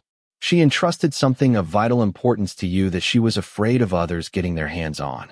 She didn't even give her brother a hint. You thought this thing was too scary. You were at your wits' end over having it. So you went to someone you trusted and left the thing with him. That's about right. Cui Ying's expression flickered. She didn't answer. You trust him so much, said Luo Wenzhou. Your teacher must be pretty handsome. Cui Ying blushed. On the one hand were the police, whom she didn't trust. On the other was the person she had a crush on. If they told her Zhao Haochang had been arrested, there was no need to say what Cui Ying's reaction would be. Luo Wenzhou sighed inwardly. What was there to do? Seduce her? Looking at the trembling Cui Ying, an idea suddenly flashed through his mind. Chapter 30. Julian the 29th. When she was alive, Qin Yuan must have known that none of her personal property would escape notice. Even her close relative had eyes on him. During the critical days after He Zhongyi's body was found in the West District, Wang Hongliang had gotten nervous and sent someone to shadow the clueless Qin Zhen. So what about Qin Yuan, who had waded in deeper? She was a girl without support. How had she been able to dodge Wang Hongliang's vast nets and secretly deposit something with Cui Ying? He didn't know at the moment whether Wang Hongliang and the others had closely investigated Qin Yuan's contacts, but it seemed that for now at least they had no quarrel with Cui Ying. Why? There were only two possibilities. Either Wang Hongliang and his crowd of bastards were all stupid, or they thought they had already gotten what they'd wanted. Qin Yuan had used some means to deliver something to Cui Ying, and not long after, Qin Yuan had died, and at the same time Wang Hongliang and his crew had restrained themselves and not touched Cui Ying. What did that say? Luo Wenzhou's expression cooled. Two possibilities. First, the naive, easily probed girl in front of him had sold out Qin Yuan. Second, the panic-stricken Cui Ying had consigned the whole thing to someone she trusted. Zhao Haochang. Zhao Haochang, never mind why, had sold Qin Yuan out to Wang Hongliang. Just then, Tao Ran's phone got a call from the city bureau. Tao Ran listened in silence for a while, then looked down and typed on his phone for Luo Wenzhou to see. Tao Ran's message. Wu Xuechuan just finished giving her statement. She identifies Huang Jinglian and the others as having protected the drug trafficking network, participated, and deducted a percentage. But she never saw Wang Hongliang. Luo Wenzhou frowned slightly. Tao Ran typed quickly. As for Qin Yuan, she says they call that morsels over there. Wu Xuechuan's own words are, there was someone else above Huang who never showed his face. He thought the place's girls were dirty and only liked to play around outside. When he ran into a girl who was hard to tame, he'd use some drugs. When he got tired of her and she was worn out, they'd drop her off over there with them. Wu Xuechuan said that one of Huang Jinglian's crowd liked filming things. Following her identification, we found some videos on that person's computer. Most of them are group sex and drug taking. One of them shows Qin Yuan. From the images, the medical examiner judges that she was likely dead then. Luo Wenzhou shot Tao Ran a questioning look. Had Huang Jinglian given anything up? Tao Ran shook his head. Luo Wenzhou silently spun a pack of cigarettes around several times, then suddenly spoke. Have them send over that video. His careless manner had abruptly turned solemn, startling Cui Ying. Cui Ying looked very much like a student. Her hair was long, she wore delicate glasses, and she had a slight tendency to chew on her straw.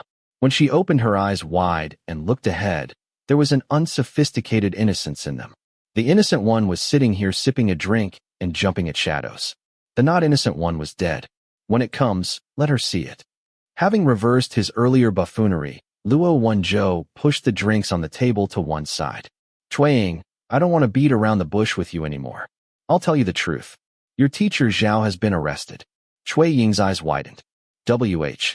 Tao Ran's phone vibrated, a segment of a video file arriving. Luo Wenzhou took the phone, opened it, and put it right in front of Cui Ying. The lights in the image were dim. There was a crowd of people in all kinds of contortions, cries rising and falling. The cameraman's hands were unsteady, the image shaking dizzyingly. A man wobbled out of a small door and waved a hand to the person behind the camera. Come look, guys. I think this one's done for. He'd started to laugh weirdly to himself before the words were out of his mouth. This sort of confused laughter was a typical symptom of a drug overdose. Then he bent over and dragged a naked woman out of the door behind him. Cui Ying didn't know what kind of restricted film this was. She subconsciously wanted to turn away her gaze, but Luo Wenzhou stared fixedly at her. Zhao Haochang is suspected of murder, disposing of a corpse, abduction, and other crimes. Gooseflesh rose on Cui Ying's forearms. Then, in the video on the phone, The camera suddenly pulled in close, the cameraman saying in a voice like a spoiled child's, "Let me film her, let me film her." The camera lens traveled up and down Chun Yuan's corpse, constantly focusing on her face and private parts. Shuiying covered her mouth, looking like she was about to throw up. At the same time, Luo Wenzhou smacked the table. "You see, this is how Chun Yuan died." Shuiying stood up at once.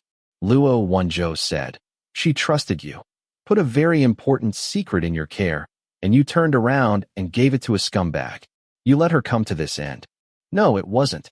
Shuiying shook her head, her voice weak. "If it wasn't him who sold out Chun Yuan, are you going to tell me it was you?" Luo Wenzhou asked callously. "Do you want to explain to me why she died a few days after calling you?" Eternal good cop Tao quietly got into position. "Don't scare her.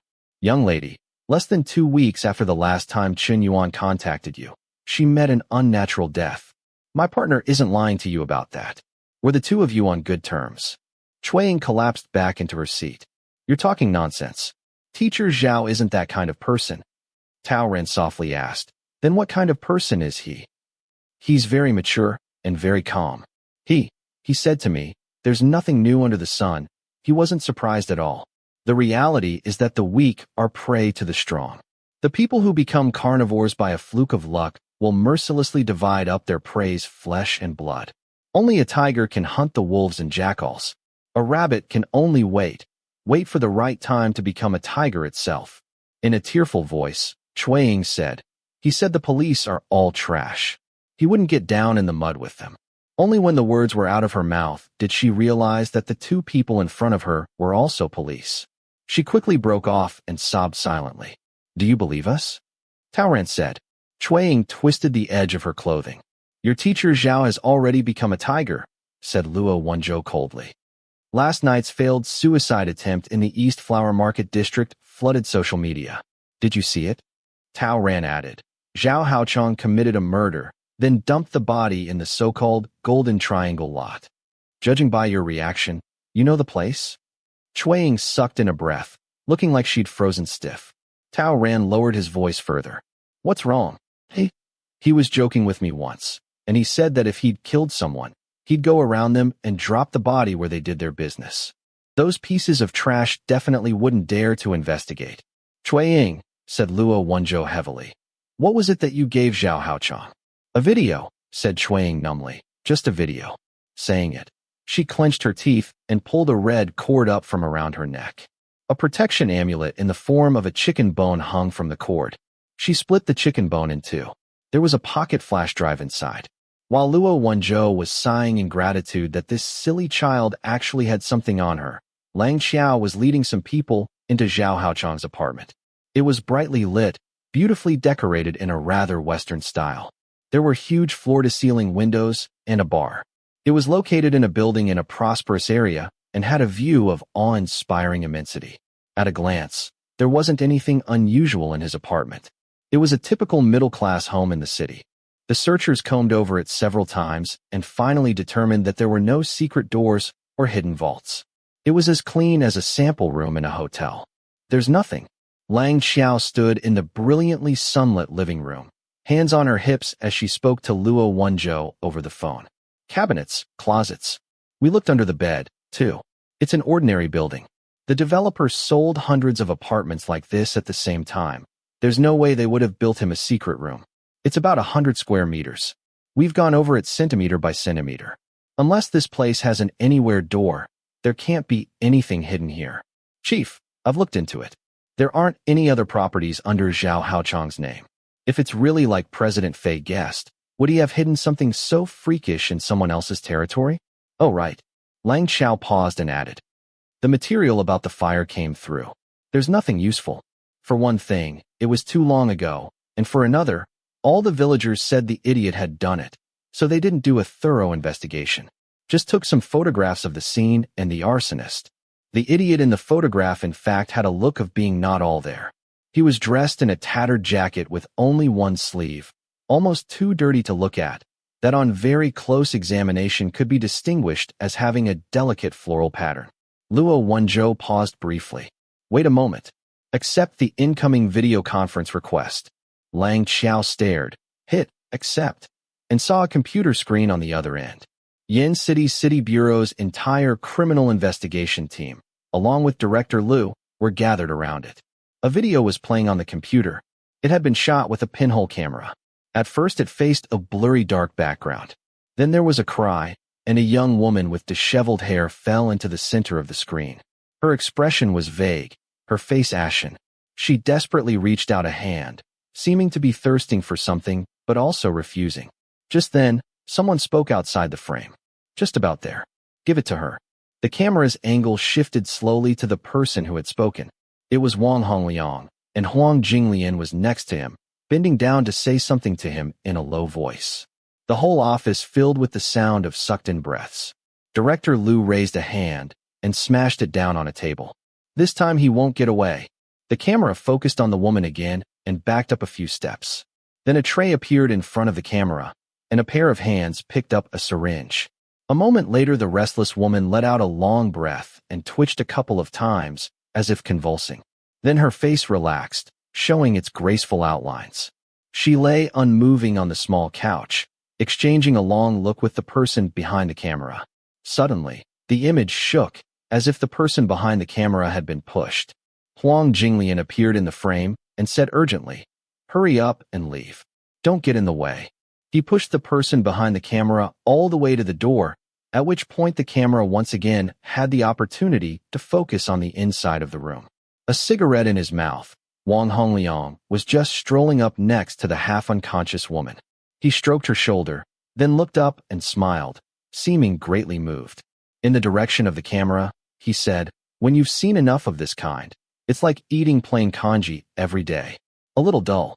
The person behind the camera hurriedly backed up a few steps and shut the door of the room with a bang. The video ended. The woman who was injected with narcotics in that video is dead. Cause of death is again a drug overdose. The case was resolved exactly the same way as Chun Yuan's. Luo Wenzhou lit a cigarette. Chun Yuan filmed that video, and not long after she was buried among the files in the same way, as if she'd recorded her own ending. When Chun Yuan was at school, she often worked to make some money to bring home. She had a lot of absences, and her grades weren't especially good. After graduation, she didn't pass the judicial exam, and because of her family background, she couldn't stay on to pursue her studies like her classmate. At first she tried a law firm, but because she lacked the relevant credentials, her salary wasn't ideal. To lighten the strain on her household as quickly as possible, she found a sales job with comparatively good pay and flexible hours. She wanted to get by for a while, pass the next year's judicial examination, and find regular work. The company she worked at sold counterfeit brand-name imported liquor. The Great Fortune Building was one of their major customers. That's where she met Huang Jinglian and the others.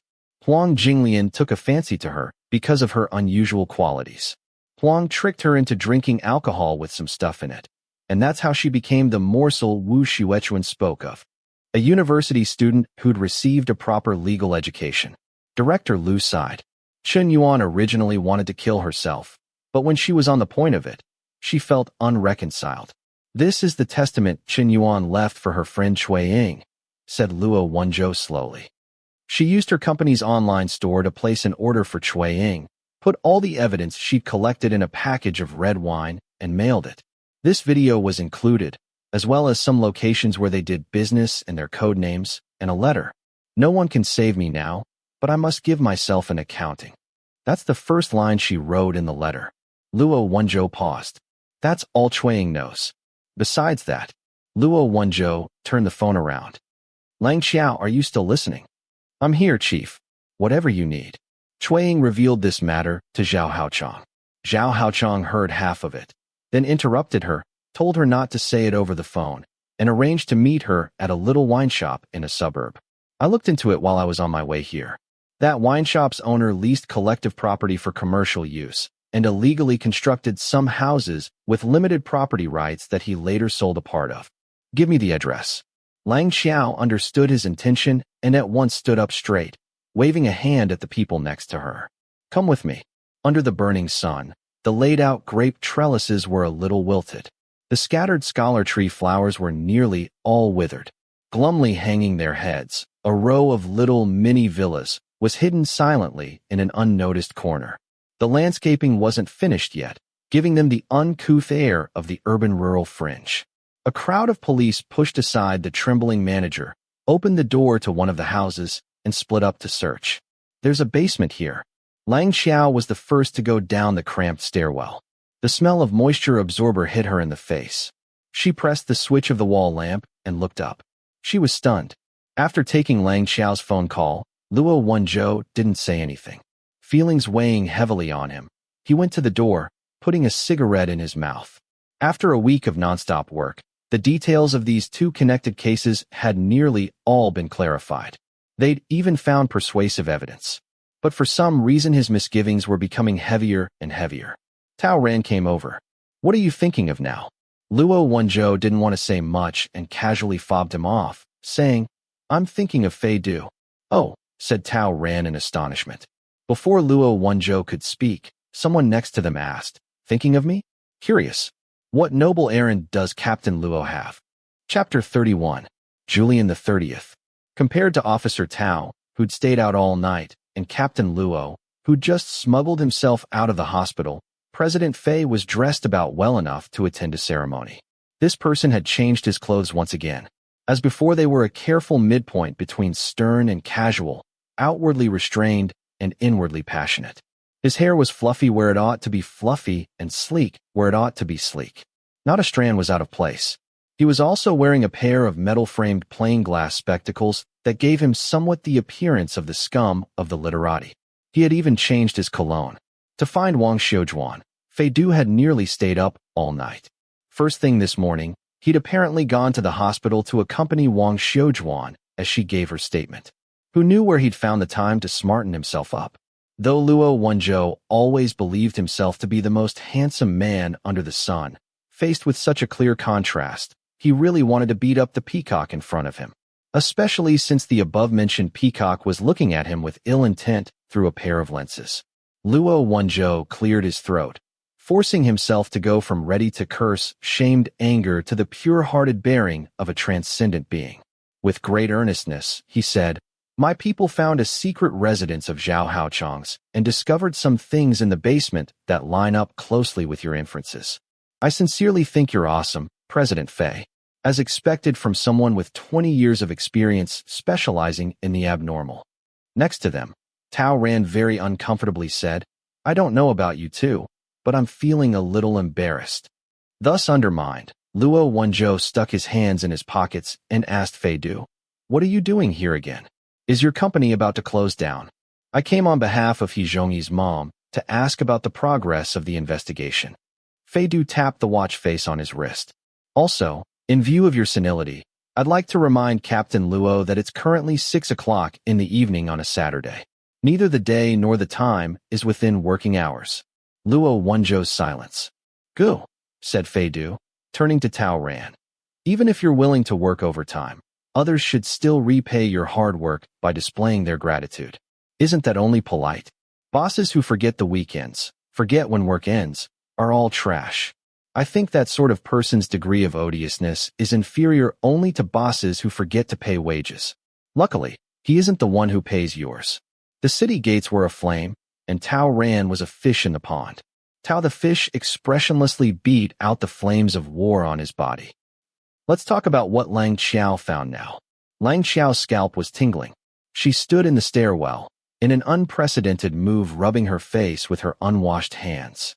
The basement was laid out like an old-fashioned library, with several enormous cabinets reaching to the ceiling. The cabinets were full of small squares, and in each square stood a clear glass jar.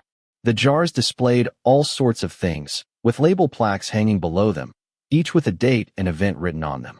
A chill, stale, unspeakable smell came towards her. The hairs on the back of Lang Xiao's neck stood up bit by bit. For a moment, she thought these jars were like the ones used to keep laboratory specimens in. But the most chilling thing wasn't the cabinets. It was a floor lamp standing among them.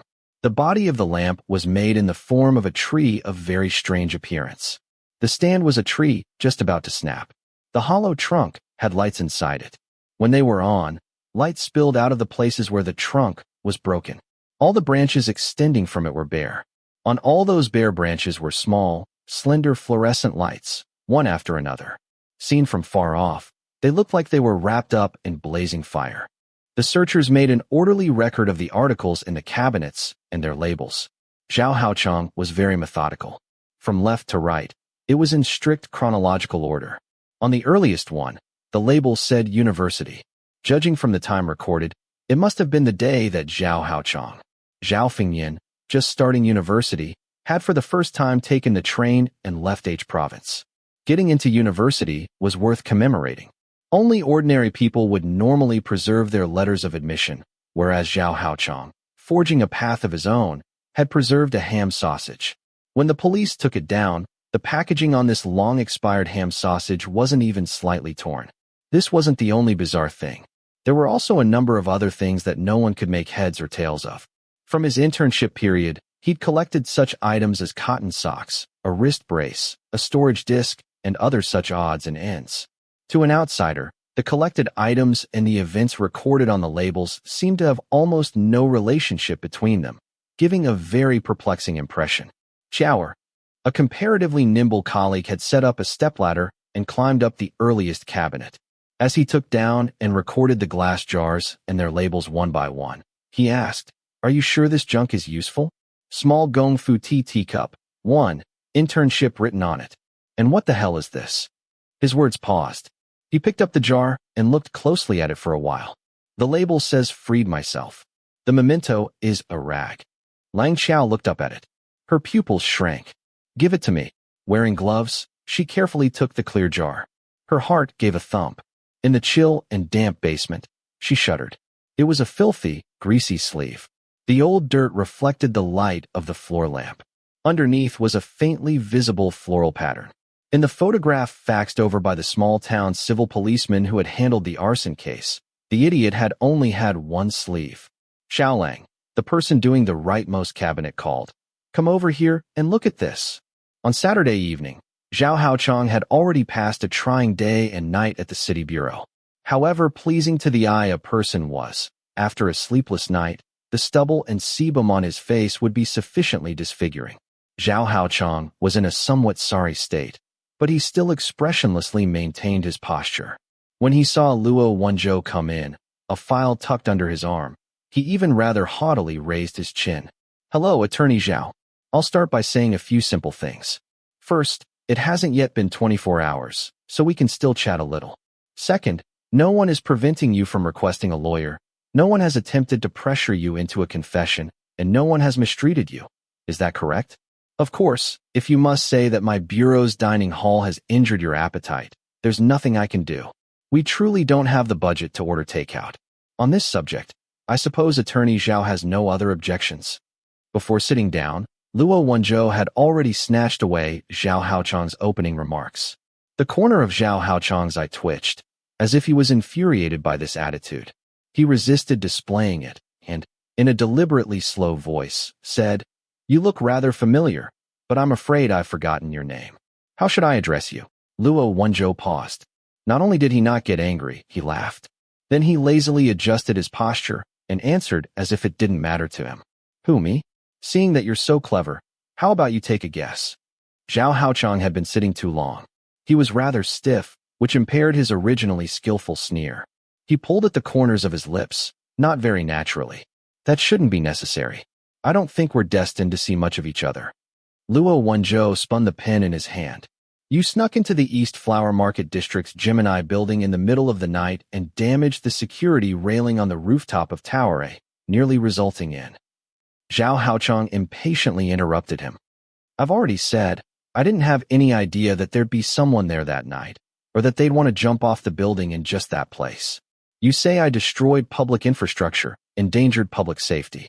Okay, I admit it. I'm sorry, I can write a self-examination. A fine is no problem, either. Officer, not everyone can be paid out of the taxpayers' dollars. Those of us that have jobs are very stressed. Sometimes in order to chill out, you know, we may very well be a little irresponsible. I've learned my lesson, all right? Thank you. Don't keep sending different people here to repeat the same words to me."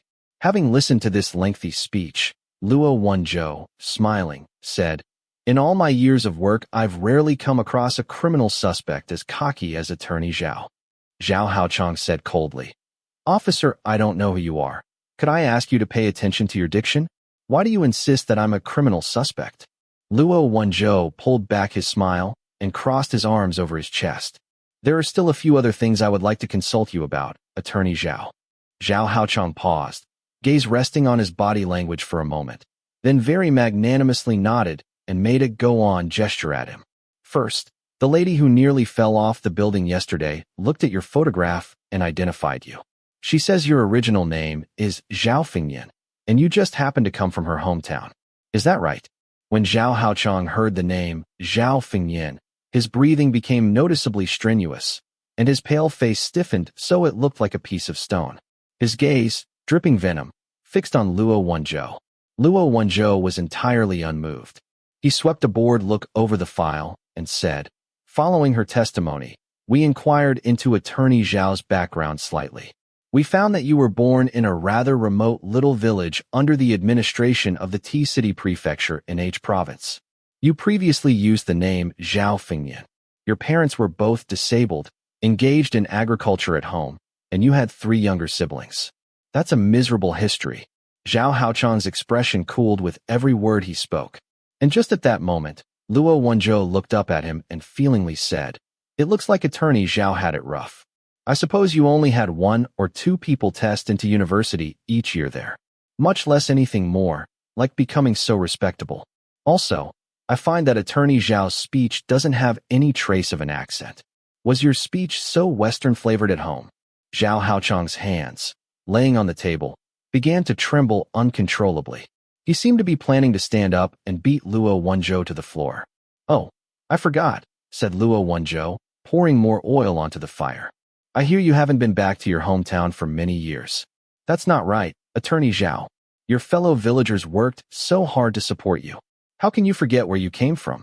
Zhao Haochang pounded on the table, breaking off Luo Wenzhou's words. He was nearly standing, already out of his chair, leaning forward a little like a beast of prey ready to pounce. Several breaths later, using some enormous quantity of willpower, Zhao Haochang suppressed his violent rage and sat back down. Is that so? What a coincidence. I didn't know. Each word Zhao Haochang spoke seemed to carry the scraping of enamel. I left home many years ago and don't remember those people very well. Also, officer, I completed university entirely on student loans and scholarships. I saved for travel expenses myself. I didn't trouble anyone to support me.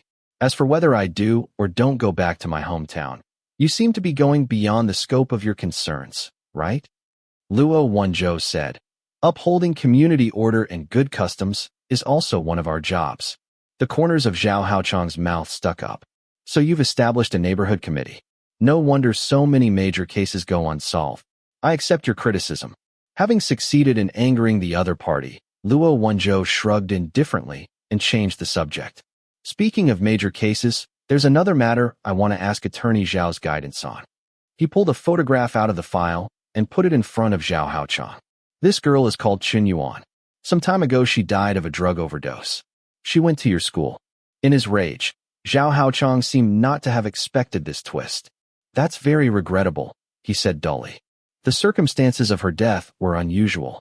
2 weeks prior to her death, she contacted a university classmate called Cui Ying and passed on to her some important evidence identifying the Flower Market District Sub-Bureau's Director General as having participated in illegal activity. Luo Wenzhou looked him in the eye. We just want to pay a call on this young lady. She submitted the evidence to us. She also mentioned you. Zhao Haochang's eyes flickered and the fist laying on his knee tightened, as if he was quickly recalling his own oversights. Luo Wenzhou said, Cui Ying says that she shared Yuan's story with you, and you prevented her from reporting it. Did this take place? It did. Zhao Haochang quickly settled on a method for responding and sat up slightly straighter. I really did watch that video. It truly was horrifying. But where should I have reported it? To their superiors? Officer, even sitting here across from you right now, I still don't know whether you're vermin with a human exterior. What if you're in it with them? Wouldn't reporting be walking right into a trap? We common folk of limited abilities can only play it safe. Is there anything wrong in that? There isn't. What did you do after you found out about this? Asked Luo Wenzhou. I want to make an inspection, said Zhao Haochang, but I didn't dare to go too deep. Because one time when I was pretending to drive past, some people I suspected of being drug traffickers kept their eyes on me for a long time. I realized then that this was a very dangerous business and warned Cui Ying that she absolutely couldn't say anything about it. We could only act like it had never happened. Luo Wenzhou lowered his voice slightly. Cui Ying said that you once told her, if you'd killed someone, you'd leave the body in one of the drug trafficking locations in the West District, and they wouldn't dare to investigate. Did this take place? The corner of Zhao Haochang's eye began to twitch nervily. It was a long time before he took a deep breath. I've been good to Cui Ying. She's a member of my school, in the same tradition as me. I've always tried to protect her. I don't know why she'd say that. It's clearly only a joke. I may have said it, and I may not have said it. Although if a joke can be used as information against me, used to fabricate a charge against me, I really don't know whether this is modern civilized society or whether I'm in the great Qing dynasty's literary inquisition. Luo Wenzhou suddenly interrupted him. Where were you on the night of May 20th? Without even thinking about it, Zhao Haochang responded. First I went with some friends to Qingguang Mansion, then a friend took me back to the office to work overtime. I only left close to midnight. Where is your office? Wenchang. We got the security camera record from the number 34 bus. Again Luo Wenzhou didn't let him finish. He pressed on. He Zhongyi, the victim in the 520 case, got off the bus at Wenchang intersection between 9 and 10 that night, and then was murdered. In order to confuse the issue, the murderer dumped his body in the West Flower Market District, right at one of the drug trafficking locations. Do you have anything to say about that? Watching the interrogation room surveillance feed, Tao Ran quietly said. He was infuriated from the start, and later he didn't expect that Cui Ying would sell him out. Just now he was a little out of control. When Captain Luo mentioned the number 34 bus footage, he clearly panicked. Fei Du pushed up his glasses. Go. Does you letting me in here accord with regulations? It's fine, said Tao Ran. Director Lu specially authorized it. He's busy dealing with Wang Hongliang right now, or else he'd be here in person to get a look at you. Fei Du thought about it. He didn't have any interest in granting an interview to a middle-aged man with a face full of wrinkles.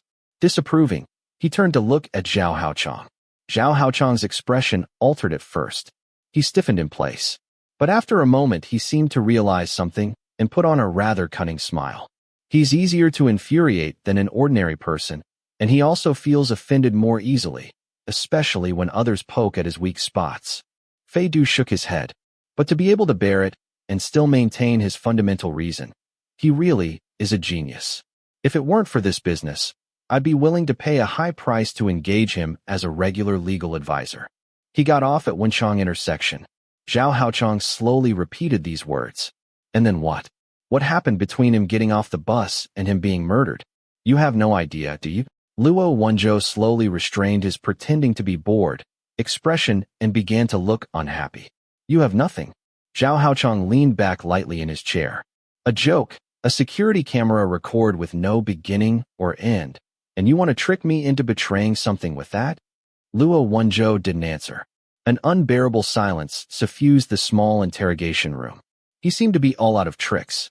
Zhao Haochang couldn't restrain his laughter, then seemed to remember who this policeman at his wit's end was. Captain Luo, your solving of cases is too sloppy, he said, reaching out the diamond-inlaid brand-name watch on his wrist, tapping it towards Luo Wenzhou. It hasn't been 24 hours yet. I see you have nothing else, so can I leave early? If not, you can also give me a bed. I'd like to lie down. Luo Wenzhou inexplicably disliked his movement of tapping the watch. He gazed at him silently. His expression amused Zhao Haochang to the greatest degree. He had succeeded in suppressing his fury, but he didn't succeed in suppressing his complacency. Let me give you a word of advice, Captain Luo. Not everyone is going to fall for your outmoded interrogation techniques. Don't think so highly of yourself. Saying so, he stood of his own accord and ostentatiously adjusted his lapels. Zhao Fingyan, Luo Wenzhou said quietly. Don't think so highly of yourself.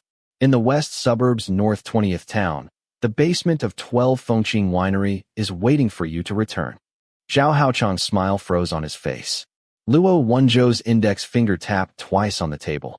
Can you explain why the victim He Zhongyi's old phone would be in your house? Chapter 32. Julian the 31st. The interrogation room's door opened, and two expressionless criminal policemen came in, flanking Zhao Haochang to each side and pressing him back into his seat. Shining handcuffs clicked, closing on his flashing wrist, the metal of the cuffs a distant echo of the metal of the watchband, the two weirdly complementing each other. Magnificent, cold as ice, and sharp. Looking on from outside, Fei Du narrowed his eyes and assessed. Your handcuffs are very aesthetically pleasing. Could I get a set to take back as a souvenir? Tao Ren didn't catch up at once. What do you want handcuffs for? Fei Du turned to look at him. Then, seeming to realize he'd been indiscreet, only meaningfully curved his peach blossom eyes. Tao Ren belatedly groped his way to the meaning of this. As a conventional man whose life contained only overtime and home loans, Deputy Captain Tao really couldn't appreciate this bourgeois-style lakes of wine and forests of meat. Seeing Fei Du's disgraceful behavior, he strongly felt his field of vision had been polluted. He then justly reprimanded. Talk nonsense again, and you can get out. Fei Du gave a dry cough, properly suppressed his magic powers, which were unsuited to the venue, and didn't say a word. The ice-cold handcuffs made Zhao Haochang give a fierce shudder. He came around, and, not losing hope, tried to defend himself as before. Slow down, what house? Luo Wenzhou coldly interrupted him. You want to say the house isn't yours? Attorney Zhao, that isn't what the Fengqing Winery security cameras say. The panic on Zhao Haochang's face could no longer be suppressed. The handcuffs clanked. Luo Wenzhou enjoyed his expression, then unhurriedly added. Also, who told you we lost track of Hizhongyi after he got off the bus at Wenchang intersection? No, it's not possible. You're under suspicion of premeditated murder and purposefully disposing of a body. Fearing that the victim's relation would recognize you, you also tried to coerce an innocent woman to publicly commit suicide and damaged high-elevation guardrails. You involved yourself in the investigation repeatedly, attempting to mislead the police and frame another person. Zhao Haochang, the evidence of these crimes is conclusive. What more do you have to say? Luo Wenzhou suddenly looked up and glanced at Zhao Haochang, the corners of his lips turning up roguishly, displaying a pampered lordling's scornful sneer, stabbing right at the pit of Zhao Haochang's heart. Luo Wenzhou said, You've worked hard and struggled so many years. You were a step away from ascending to the heavens, and then with one wrong step you slipped and became a murderer. What fate has ordained in the end comes to pass. What is not ordained cannot be asked. Zhao Haochang, I pity you. It was as if a needle had been stuck into Zhao Haochang's chest. He lost control, hysterically crying out, You call that conclusive evidence? Did you film me killing him? Did you find my fingerprints or DNA on the phone? Zhang Donglai's fingerprints on that tie are clear as day. Isn't that direct evidence? Which is solid, which is flimsy. Why are you saying it was me? Because Zhang Donglai is your director general's relative? Because his family's rich? Isn't falsifying evidence and arranging frame-ups the police's specialty? Who knows whether you put that phone? Howling to the end of his breath, Zhao Haochang suddenly got a clear look at Luo Wenzhou's derisive expression. He quickly came back to himself and felt the inside of his head roar, all the blood in his body surging outwards to his stiff limbs. Luo Wenzhou rested his elbows on the table and leaned forward slightly, attentively watching Zhao Haochang's bloodshot eyes.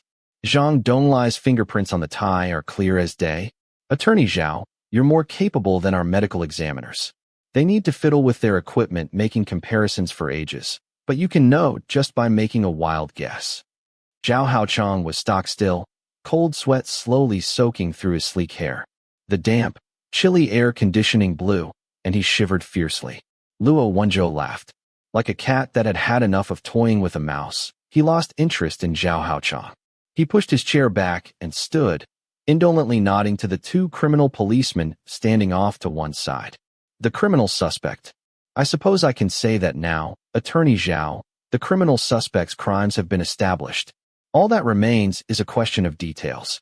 You guys go ahead and question him for a bit. I won't waste any more time on him. Then he headed out. Just then, Zhao Haochang pulled at his handcuffs and, amidst the criminal policeman's scolding, struggled fiercely and yelled, Slow down. It was legitimate self-defense. Luo Wenzhou turned and looked at Zhao Haochang almost in wonder. He suddenly thought that so-called dignity was only a thin piece of wrapping paper, And when all one's schemes had been exhausted, in the end the wrapping would come off with one tug, exposing the sorry body inside. When Tao ran and the others had broken up the mass brawl in the flower market district, the legal illiterate who'd made the most noise had said the same thing. Panicking, the great, glittering lawyer Zhao Haochang and the elementary school security guard Yulei came by different roads to the same end. Did I hear that right? Luo Wenzhou tipped forward slightly. Attorney Zhao, you, a leading light in your field, with your proper legal education, would call out legitimate self-defense under these circumstances? Did the blow you dealt He Zhongyi rebound on your own head? Zhao Haochang's face was dead white. He stared at Luo Wenzhou with enmity and malice. Nearly grinding his teeth, he said, He Zhongyi took part in drug trafficking. He pestered me repeatedly. There was nothing I could do. I was forced to fight back. He Zhongyi took part in drug trafficking? Luo Wenzhou's voice became heavy. How do you know? Zhao Haochang's cuffed-together hands lay in his lap, trembling unstoppably. He was clenching his fists tightly, nails biting into his flesh and drawing blood, but he hadn't noticed it. I have evidence. I have evidence. I know you're investigating Chen Yuan's case. I'm an important witness. I can cooperate with the investigation, but you have to promise me leniency. Luo Wenzhou looked at the security camera, meeting Fei Du's gaze through the equipment. Fei Du leaned forward, arms crossed over his chest, and gave a rather interested wow. What is it? Said Tao Ran. He thought at first he'd won a complete victory. Then he quickly experienced a fatal defeat. He panicked, became enraged, even slipped up and gave you something to use. But he's been able to get a clear grasp of the situation this fast, adjust his emotions, and work out the trade you require. Quietly, Fei Du said, He really makes me think of a centipede in a swamp. An insect with 100 legs, dead but not stiffening. Luo Wenzhou sat back down across from Zhao Haochang. Go ahead. Zhao Haochang took a deep breath. I need your promise, a clean towel, and a cup of coffee. In the interrogation room, it was a battle of wits and a series of swindles. Luo Wenzhou considered it and felt that his promise wasn't worth any money. Then he generously nodded. Fine. A short while later, an exquisite porcelain tray was brought in from outside, with a moist towel, a napkin, and a richly scented cup of coffee arranged on it. In addition, there were tidily arrayed Western pastries and a dewy fresh flower. Smelling all this, Luo Wenzhou knew it was that bastard Fei's doing. The clerk and the two criminal policemen exchanged helpless looks and became indignant at the same time. They didn't even get this kind of treatment when they were on duty during the spring festival. Zhao Haochang's expression changed. Looking at the flower, he seemed to recover some self-respect. This self-respect made him straighten his spine and speak decently. At the end of last year, in the capacity of a legal advisor, I took a team to see some clients in the East Flower Market District. I was going to be drinking that day, so I didn't drive. When we were through, I got a taxi nearby, and I was followed. Zhao Haochang unhurriedly finished eating, sipped the coffee, then let out a soft breath and closed his eyes. Sumatran? Too earthy. Was it He Zhongyi who followed you? Yeah. He recognized me and asked me for money. Zhao Haochang's voice had steadied. From wildly floating, his gaze had changed to firmly looking back at Luo Wenzhou. Blackmail. He wanted 100,000 yuan. Luo Wenzhou considered Zhao Haochang. He had a first-rate meat sack. It could be described as imposing and well-proportioned, and it was covered up with the skin of a social elite. It truly didn't seem like he could be browbeaten by someone of He Zhongyi's insignificant stature. Did you give it to him? I did. You must have turned this up in your investigation. Zhao Haochang pursed his lips faintly. After a night squatting in a little dark room, there were dark circles around his eyes, emphasizing how deeply set they were, looking unusually dismal. My parents were both disabled, including me. They had 4 children, 2 of whom also had problems. Starting from the time I went to middle school, there wasn't any money in the house to spend on me.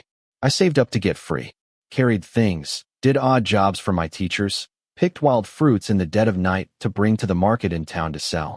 I did everything so I could complete my education, so I could one day stand out. But you know what they said in the village? They said we were a family of deaf mutes. Later, when I finished upper middle school and tested into university, those people saw me in a new light. My house turned into a marketplace, people coming in and out, all of them peddling their family's stupid village girls. But during my 3rd year at uni, my little brother was born. My parents yearned to have another adult male around the house, but when he was born, he was like my second sister, a congenitally deaf and dumb child with an intellectual impairment. It was a nightmare. From then on, we once again became a family of idiots to the village. It's hereditary. In the future, my children will very likely be like that too, you understand? My career was just picking up. I had a girlfriend. I loved her.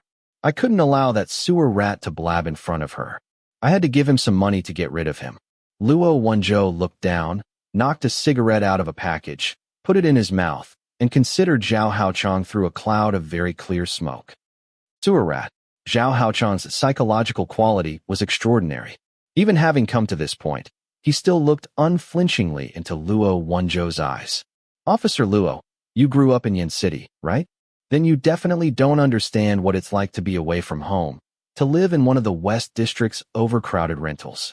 I never dared to go out with my classmates, desperately earned scholarship money while I was at school, worked all the time after I got a job, all to save a bit of money to send home. My parents didn't know what it was like for me out here. All they did was constantly ask me for money. Because of my little brother's problems, they wanted to run the risks of advanced age and give me another child to raise. The people in the village whispered behind their backs. The people in the village put pressure on them. And in the end, all that pressure came down on me. My family had nearly sucked my marrow dry, but I didn't resent them at all. I hoped their lives in the village could be a little better. I even asked for a vacation so I could help re-roof the house. But when it was only halfway done, I took a trip to the county seat, and when I came back, my home had burned down in an accident and turned into a ruin. My parents, my siblings were all gone, not one escaped. I was inconsolable, but a rumor went around the village that said that the fire had to do with me. He'd come to the important point. Indifferently, Luo Wenzhou asked, "Oh? And did it have to do with you?" The corners of Zhao Haochang's lips pursed tightly, and he flared up. "You'd ask me that? Are you a beast?" Luo Wenzhou crossed his legs, looking Zhao Haochang up and down without anger or surprise. Only when Zhao Haochang could hardly stand it any longer did he unhurriedly tap out his cigarette ash and flatly say, "All right. You're pure and innocent. Your plight is mournful. Let's continue with Hizhongi. I left my home, changed my name, thought I'd finally broken free of that barbaric hole, but the peace only lasted a few years before that trash he came to find me. He said it wasn't the first time he'd seen me. He'd also seen my girlfriend. He threatened that if I didn't give him the money, he'd tell Zhang Ting about my family's hereditary disease and the supposed truth about the fire." Zhao Haochang's manner, tolerably even until now, began to roil like boiling water, thick hatred even covering up the coffee's aroma, assaulting the senses as if it had physical substance. They ruined the first half of my life. They were going to ruin the rest of it, too. All my efforts and hopes, everything would burst into nothing where those nauseating worms had crawled. "What? So you decided to kill him?" said Luo Wenzhou. "I didn't." Zhao Haochang's chest rose and fell violently. "I wanted to compromise and avoid trouble. I even got 100,000 yuan in cash and gave it to him. I only asked him not to mention me to other people. But he wasn't satisfied. He was always pestering me. I even prepared to be blackmailed for a long time, and went out of my way to request an unregistered number he could use to contact me. I accepted my former academic advisor's invitation and returned to my alma mater to lead a class of shitty and shimmy in real-world experience. I met Shui Ying, a girl with a gentle and quiet nature, very dependent. If she needed anything, she'd ask me. One day she called me in a flurry, as if something major had happened. I listened to a few sentences, felt something was wrong, and immediately stopped her from saying it over the phone. I arranged to meet her in a private place. She showed you what Qin Yuan had passed on to her. I was very shocked, but to protect Shui Ying, I ordered her not to talk about it. I went home and tossed and turned all night. Owing to my conscience, I decided to use my familiarity with the West District to verify the authenticity of the evidence. Zhao Haochang quietly said, and there I saw Hizhongi with a very skinny young person. I lay in wait until close to evening and saw the boy sneak over to a place near West Guangjing Street. It was one of the drug trafficking locations Qin Yuan had mentioned. He was a drug addict. From his description, it sounded like he was talking about Ma Xiaowei. Zhao Haochang drank a large mouthful of coffee, as if to steady his emotions. That drug-using boy took what he had bought back home. I followed him and saw him come home with my own eyes. He turned on the lights. There were shadows on the window. That He Zhongyi was sharing the drugs with him. And he went back on his word and pestered Zhang Ting and let me catch him at it. You saw the time Zhang Donglai beat him up? Zhang Donglai beat him up. He didn't dare to fight back. But he was looking at me the whole time, said Zhao Haochang heavily. He wanted to retaliate. I knew it. I was scared. After that I bent my head to him again, gave him what he wanted. The cell phone, said Luo Wenzhou. He was constantly insinuating to me about it, saying he'd seen other people using it and felt envious. Luo Wenzhou dully picked up a rollerball pen and twirled it around in his fingertips. He tapped the table with the shaft of the pen. All right. Even if he pestered Zhang Ting, how can you say solely based on some shadows on a window that he was using drugs? Do you have X-ray vision? I said I have evidence. Zhao Haochang interrupted him emphatically. I installed 2 pinhole cameras in the Golden Triangle lot. Luo Wenzhou inside the interrogation room, and Tao Ran and the others watching outside of it all stared. They hadn't found the cameras when investigating the scene. Of course I didn't install them on the scene. Otherwise those pieces of trash would have found them a long time ago. Zhao Haochang seemed to have worked out what he was thinking. His gaze was faintly disdainful. The West District streets are convoluted. There are places you think a road goes all the way through, but actually it's blocked off midway. There are places you think are very well concealed, but actually there's a projecting part of a far-off building that you can see everything clearly from. I installed 1 camera outside the window of He Zhongyi's apartment and the other on the roof of a nearby public toilet. The clerk's forehead was covered in sweat. He simply couldn't keep writing. What did you film? Asked Luo Wenzhou. I filmed the course of several transactions in the Golden Triangle lot. Sometimes there were only drug traffickers. Sometimes you police degenerates were there patrolling, safeguarding them. Luo Wenzhou quickly followed up. And the records, where are they? There's a safe under the floor lamp in my house's basement. You can go investigate it, Zhao Haochang said straightforwardly. When you're finished, you'll know I've told the truth. He Zhongyi was very careful. Usually he had his friend show his face, but on the evening of the 20th, he gave that person the phone to exchange, and it was caught on camera. There should also be a text message record on his phone, a notification that they'd changed the location of the transaction at the last minute. Luo Wenzhou considered him with a peculiar look, then suddenly asked. There was a piece of paper on He Zhongyi's forehead, with the character money written on it. When he went to see you that night, he had a craft paper envelope. Our technicians analyzed it, and the strip of paper was torn from that craft paper envelope and stuck to his forehead. That was you. Yes. Zhao Haochang raised his eyebrows. He followed me all the way to Qingguang Mansion, shamelessly wanted to see me under the guise of returning my money. There was 20,000 yuan in that envelope. Officer Luo, I ask you, aside from selling drugs, where is a poor country brat going to get 20,000 yuan? Luo Wenzhou was somewhat speechless. I also ask you, if an extorting and blackmailing drug addict suddenly wanted to return your money, how would you feel? Would you accept it with pleasure? Think that he'd mended his ways? He's certainly planning something else against you. He gives you 20,000. It's because he wants to get 200,000, 2 million out of your pocket. These greedy bumpkins, what do they know but money? Zhao Haochang's deep-set eyes were like 2 deep wells, hardly allowing light to pass, with bone-chilling darkness rippling inside. I did it to protect myself, and to rid the people of an evil. Officer, where you worms and good-for-nothings had abstained, what did I do wrong? Attorney Zhao's moral is correct. Luo Wenzhou nodded good-humoredly. Could you give me the code to your safe? We'll go check the evidence of He Zhongyi's guilt. One of the criminal policemen beside them immediately handed Zhao Haochang pen and paper. There was a cold smile on Zhao Haochang's face. He blithely wrote down the code. Luo Wenzhou at once passed it on to Lang Xiao, who was at the Fengqing winery, and 5 minutes later received Lang Xiao's confirmation text. Thank you.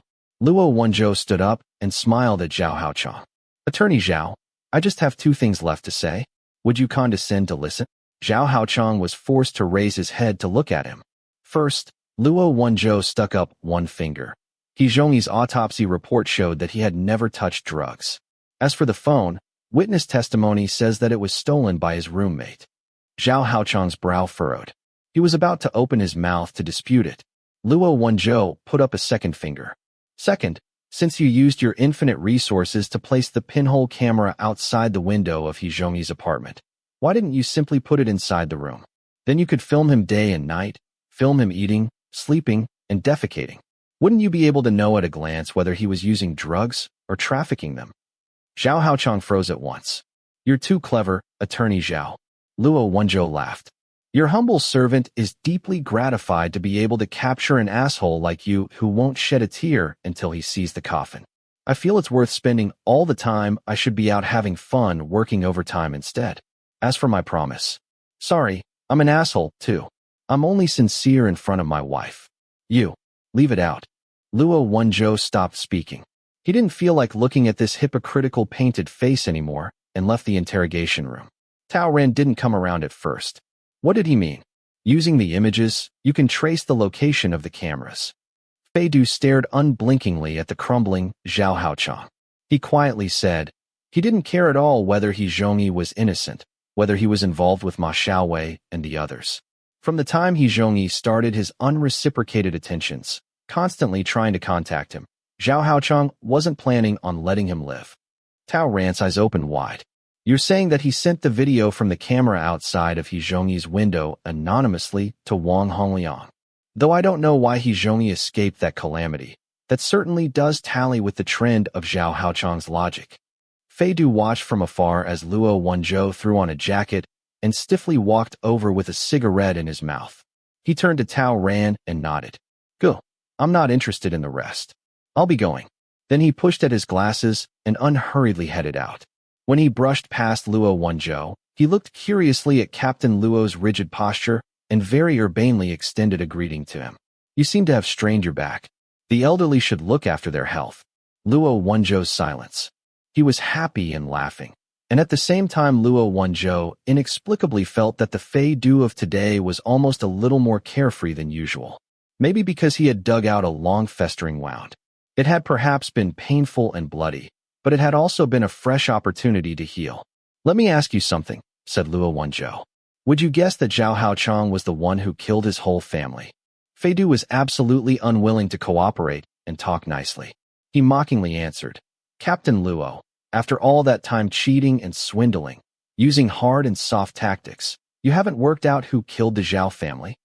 Luo Wenzhou's back hurt hideously. He couldn't quite stand upright. So he very rudely put his hand on Fei Du's shoulder, using him as a human crutch. It doesn't look like it to me.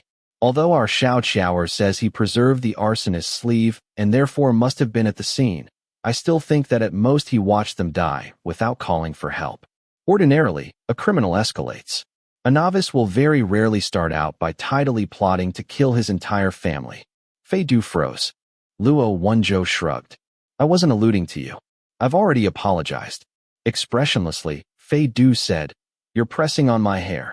He tilted his head, slipped away from Luo Wenzhou's dog's paw, distastefully dusted his shoulder a few times, and glided away. Captain Luo, a criminal policeman, ran over. Huang Jinglian saw the evidence and freaked.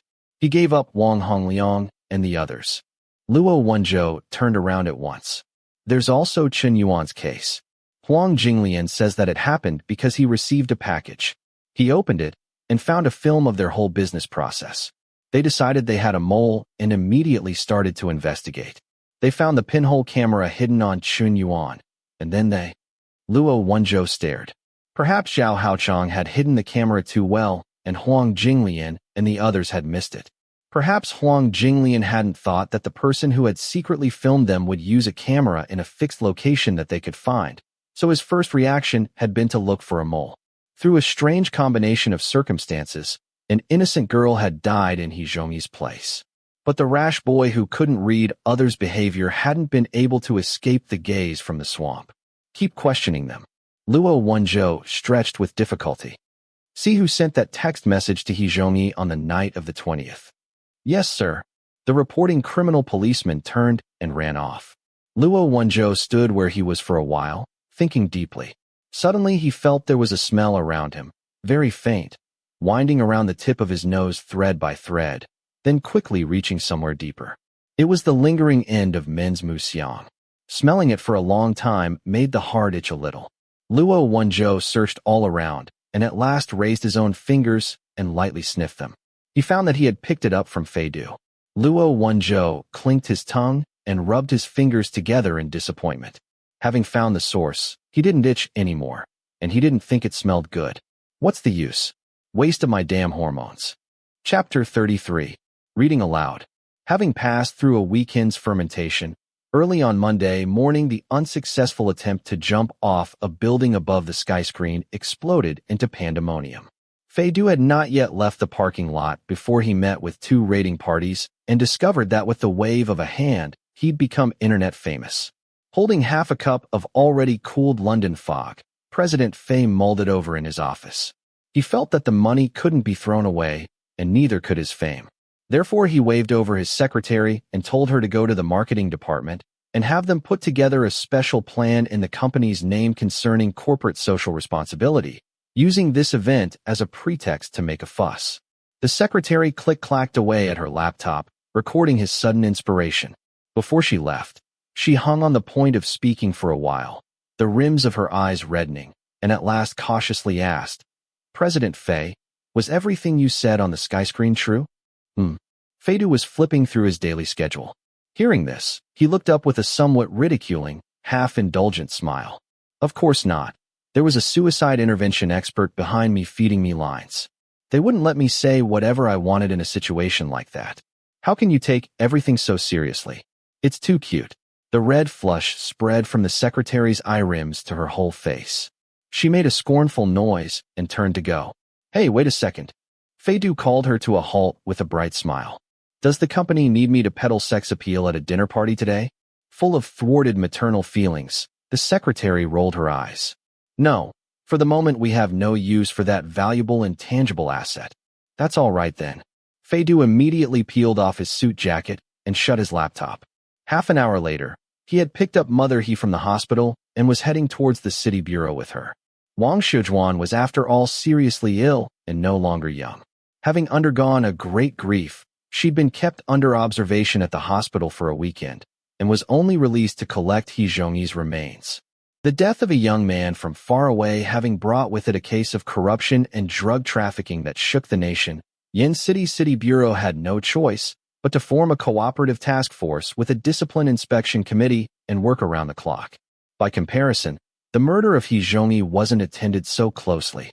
Luo Wenzhou, Tao Ran, Lang Xiao, and the others who had taken on the case from the start were responsible for the follow-up work.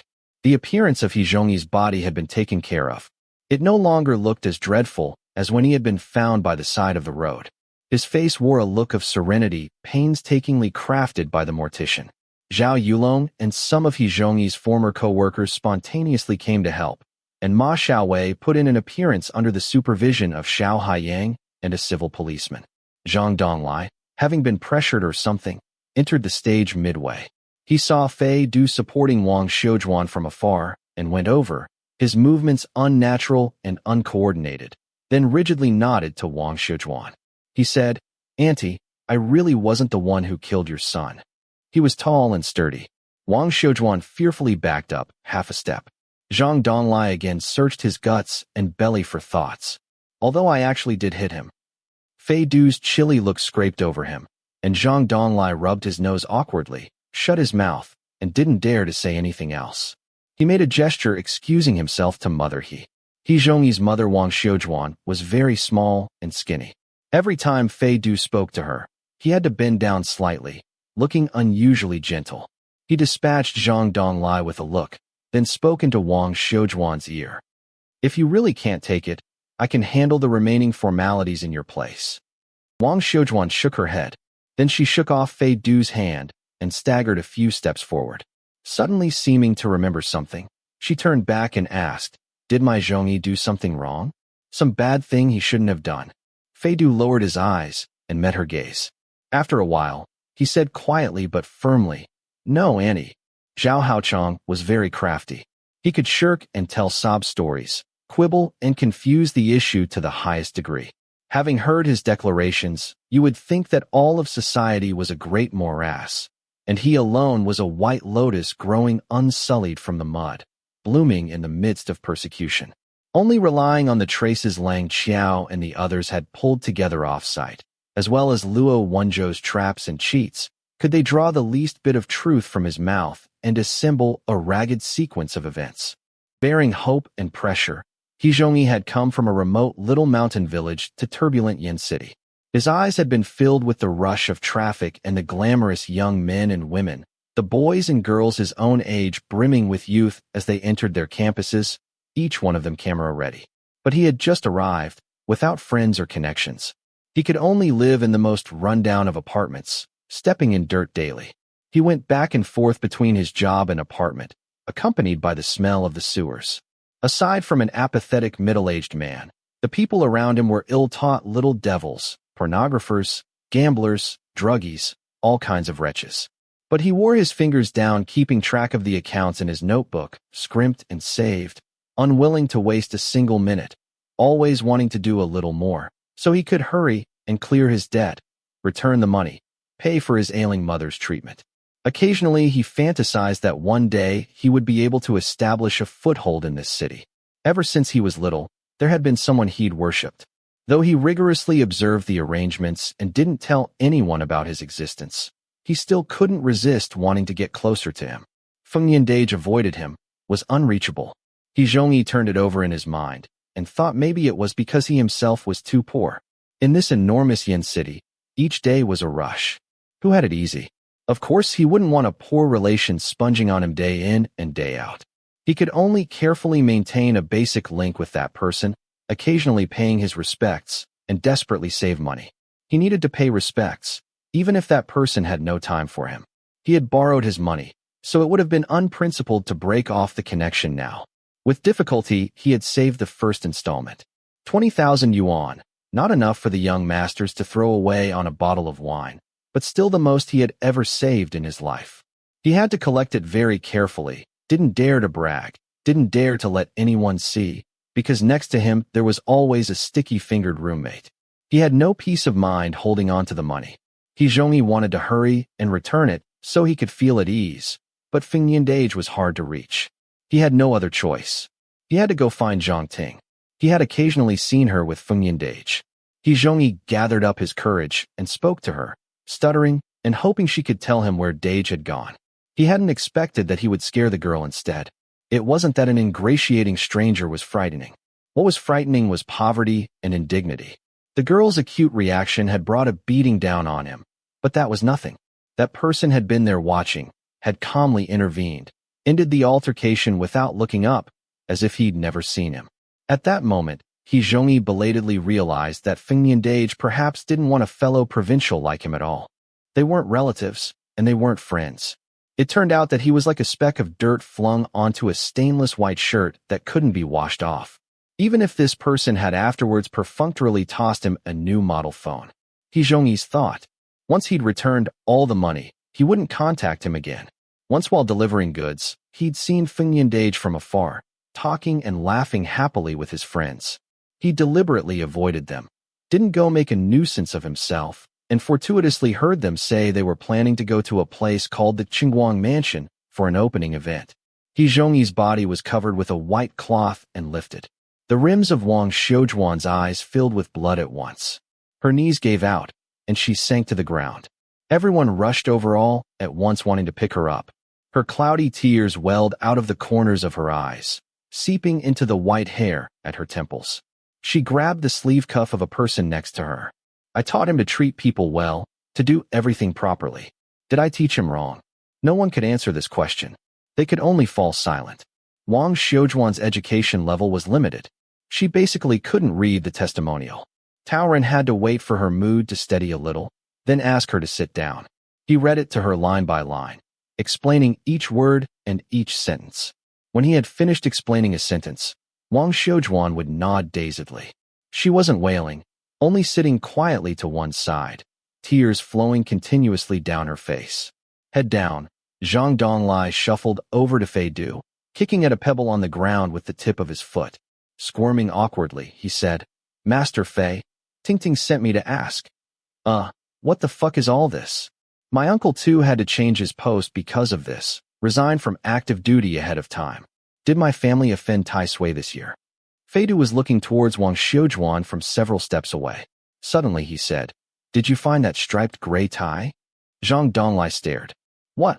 No need to keep looking. That tie is in the city bureau," said Fei Du. "The victim He Zhongyi's blood is on it, and your fingerprints. Someone picked it up from your car and turned it in." Zhang Donglai opened his mouth and stared, tongue-tied, for an age. His rusted brain finally rumbled through its reflex arc, and he faintly understood what Fei Du had said. He dumbly reached out a hand, swept the projecting hair back off his forehead, and pronounced a brief and deeply felt, "Fuck." Fei Du patted his shoulder. "You should tell Tingting to stop asking and promptly cut her losses. Slow down, wait." Zhang Donglai waved his hand dizzily. "You're saying, someone stole my tie and killed him and wanted to put it on me? Is that what you mean?" Fei Du looked at him, making no comment. "No, that couldn't be. Haven't I been really kind to him, to Zhao Haochang? Would your project have come his way just based on his position at Rongshuan?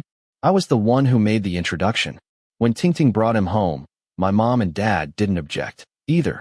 They received him like a new son-in-law, as considerately as you could want. What did I do to bother him?"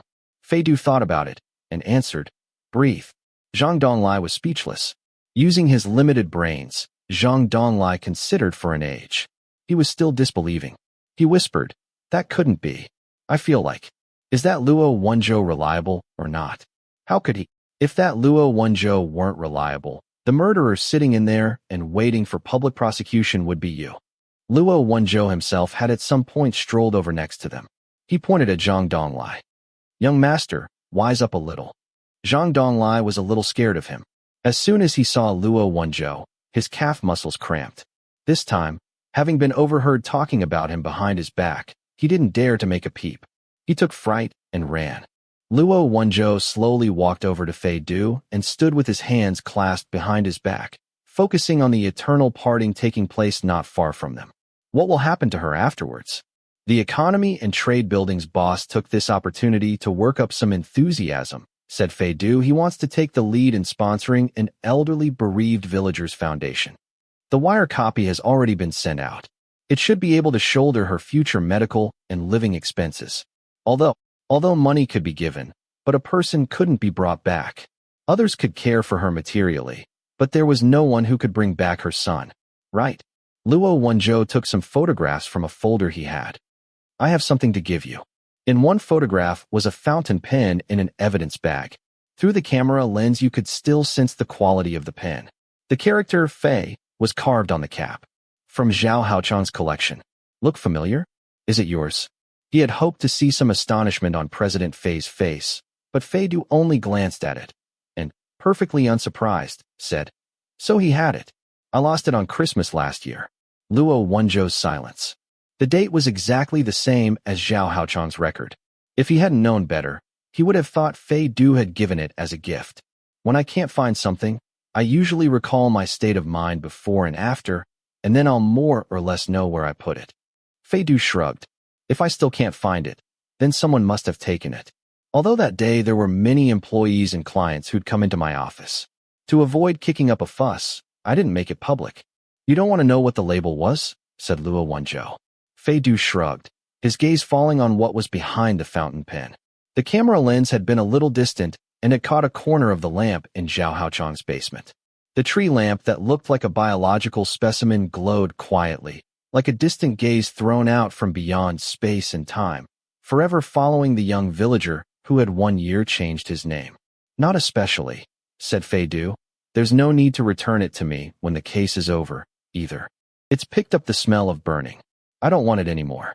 Having made arrangements for Wang Xiujuan, Fei Du didn't say a word to anyone else. He quietly left on his own and drove straight out to the outskirts. It was just past dusk and a touch overcast. In the cemetery the shadows of the stones flickered, crows and sparrows flew low, the smell of damp soil breathed up from the ground, and the deeply slumbering dead gazed at the living as they came and went. Carrying a bouquet of lilies, Fei Du familiarly traced his steps for a 7th year and came to a somewhat old-fashioned tombstone. The countenance of the woman on the tombstone was pale, her expression melancholy, covered with a layer of fragile beauty, forever looking at him without fading. Feidu looked back at her for a while. He rolled up his sleeves and meticulously wiped the tombstone with a soft cloth. He held up 2 fingers, lightly kissed them, then pressed them onto the tombstone, for the first time showing a trace of a relieved smile in her presence. It seemed as if he had finally pushed away the coffin pressing down on his heart and put it into the grave standing unoccupied, things coming to their due course. Luo Wenzhou watched him leave from afar, then went over like a thief, put down a bunch of small white chrysanthemums, and bowed to the woman on the tombstone. For a while he silently communed with the occupant of the tomb. He was just getting ready to leave when suddenly he felt a chill on his face. Without any portents, it had begun to rain in the outskirts. Luo Wenzhou had no umbrella.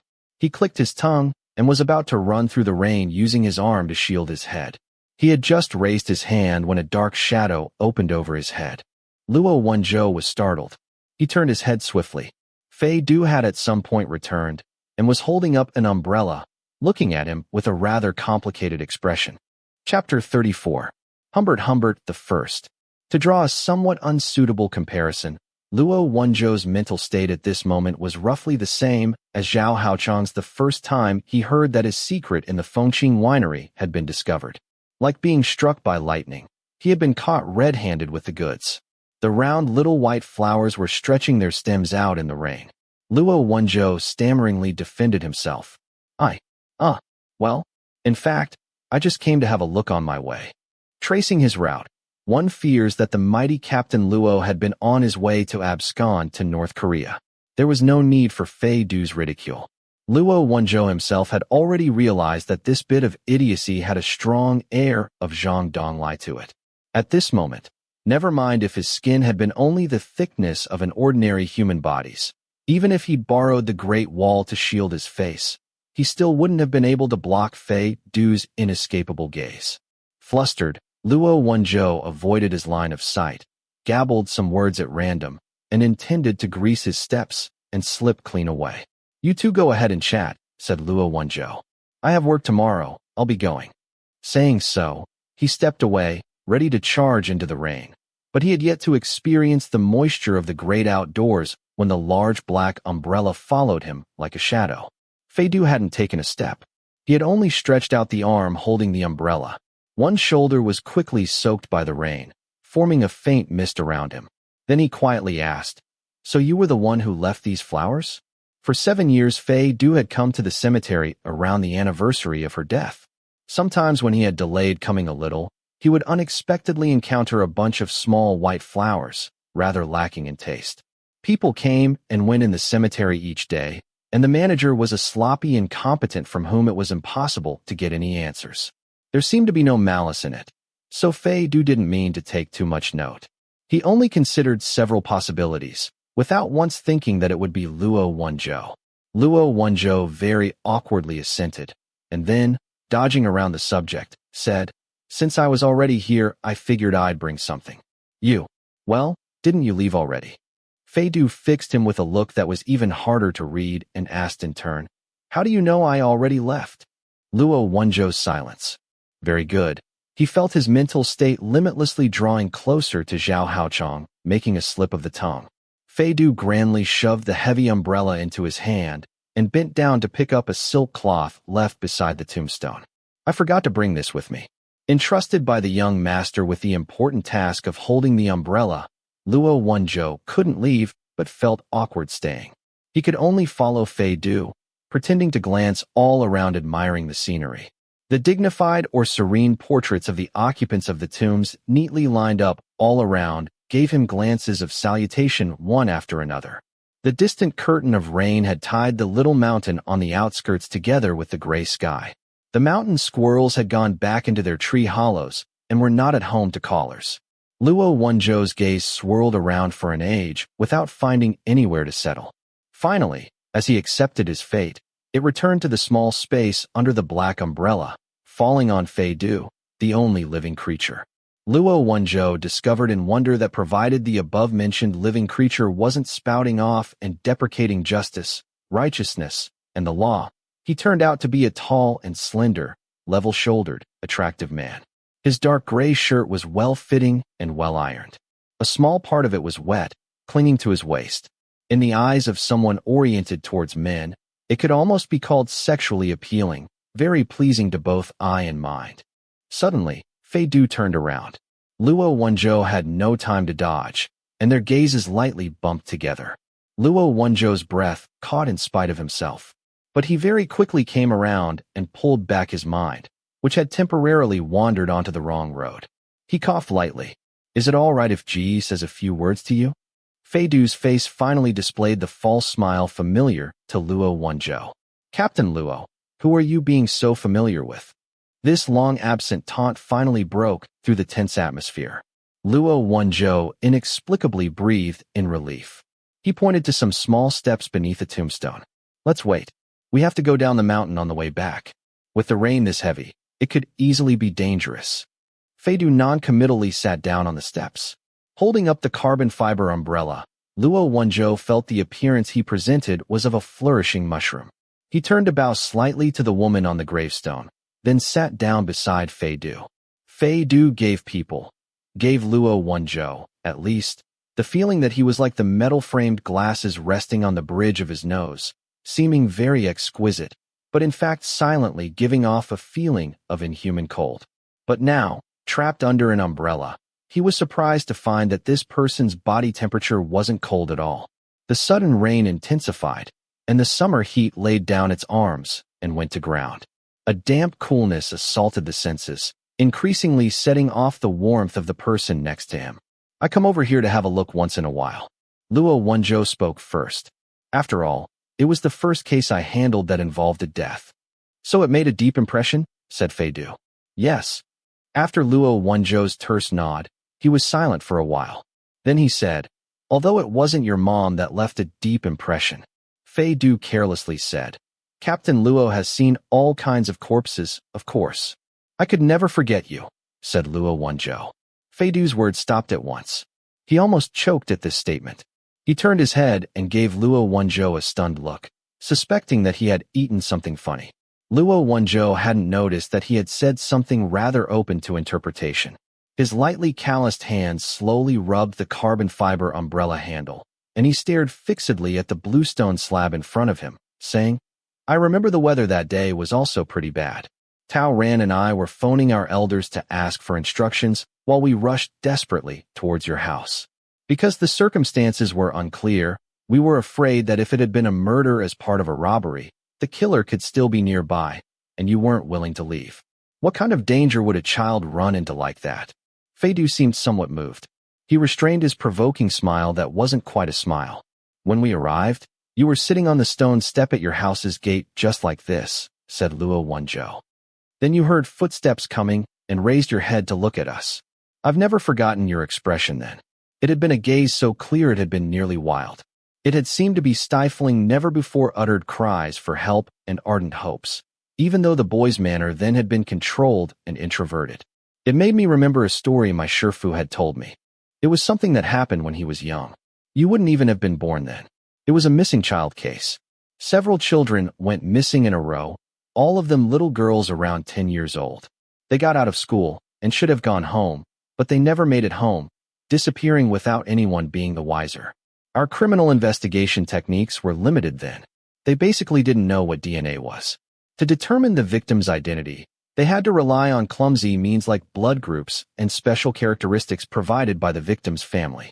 In the end, that case remained unsolved. None of the 6 missing girls were found. The father of one of the victims couldn't bear the shock. He fell apart, and he was never entirely stable afterwards. Fei Du didn't interrupt. He sat quietly beside him, listening. He came to the bureau 100 times without any outcome. That wasn't the only case going on.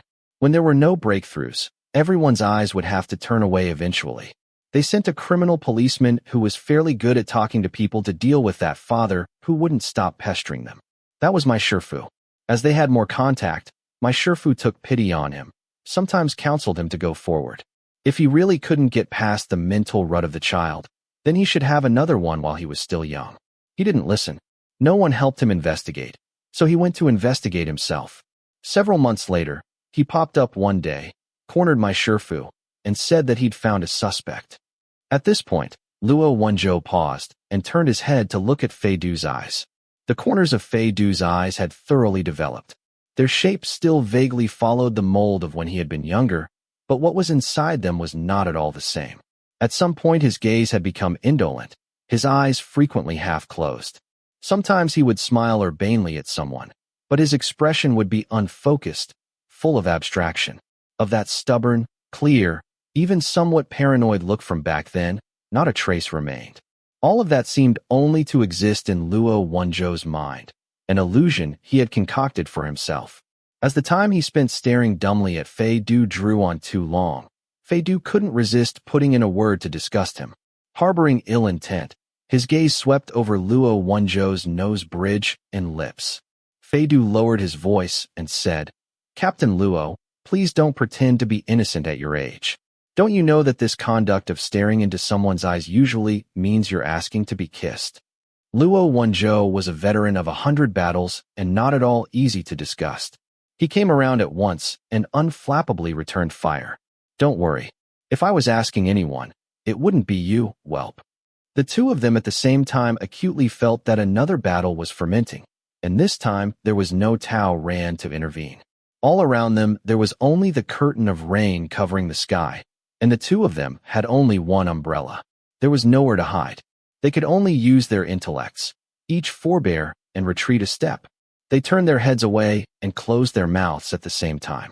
After a long time, Fei Du's brows lifted lightly. "What does the missing child case have to do with me?" he asked impatiently. My Shifu described his expression back then. He said the father's eyes were like ice-cold grottos with two fiercely blazing points of longing in them, burning his soul. When I saw you, for some reason I thought of what he'd said. Having heard this, Fei Du raised his long, slanting brows high and snorted. "Really? You have problems with your vision, or else your imagination is too abundant." And then what? He identified a middle school teacher with a rather good reputation. That teacher was known far and wide as a good person. He had won a prize for public spiritedness, and he'd been taken as a model worker, said Luo Wenzhou. Even though my Shifu thought he had lost his mind a little, he still went to investigate according to what the father said.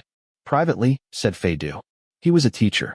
If rumors got out, even if he was innocent, he'd never hear the end of it, so my Shifu only dared to investigate privately. He investigated for a long time without finding anything to the purpose. My Shifu's suspicion that the father had a mental problem became even stronger. Then the two of them parted on bad terms, and my Shifu left it alone. But not long after that, there was a homicide. The father had taken a melon knife and stabbed the teacher he suspected. Fei Du let out a short, breathy laugh. Set your mind at ease. I definitely wouldn't stab anybody. Contract killers are more our style. Luo Wenzhou ignored his provocation. The scariest thing was that while they were in the process of investigating the victim, they found the clothes of the missing girls in his basement, along with another unconscious girl. Luo Wenzhou paused slightly, letting out a light and slow breath under the mask of the rain, remembering the old criminal policeman repeatedly urging him.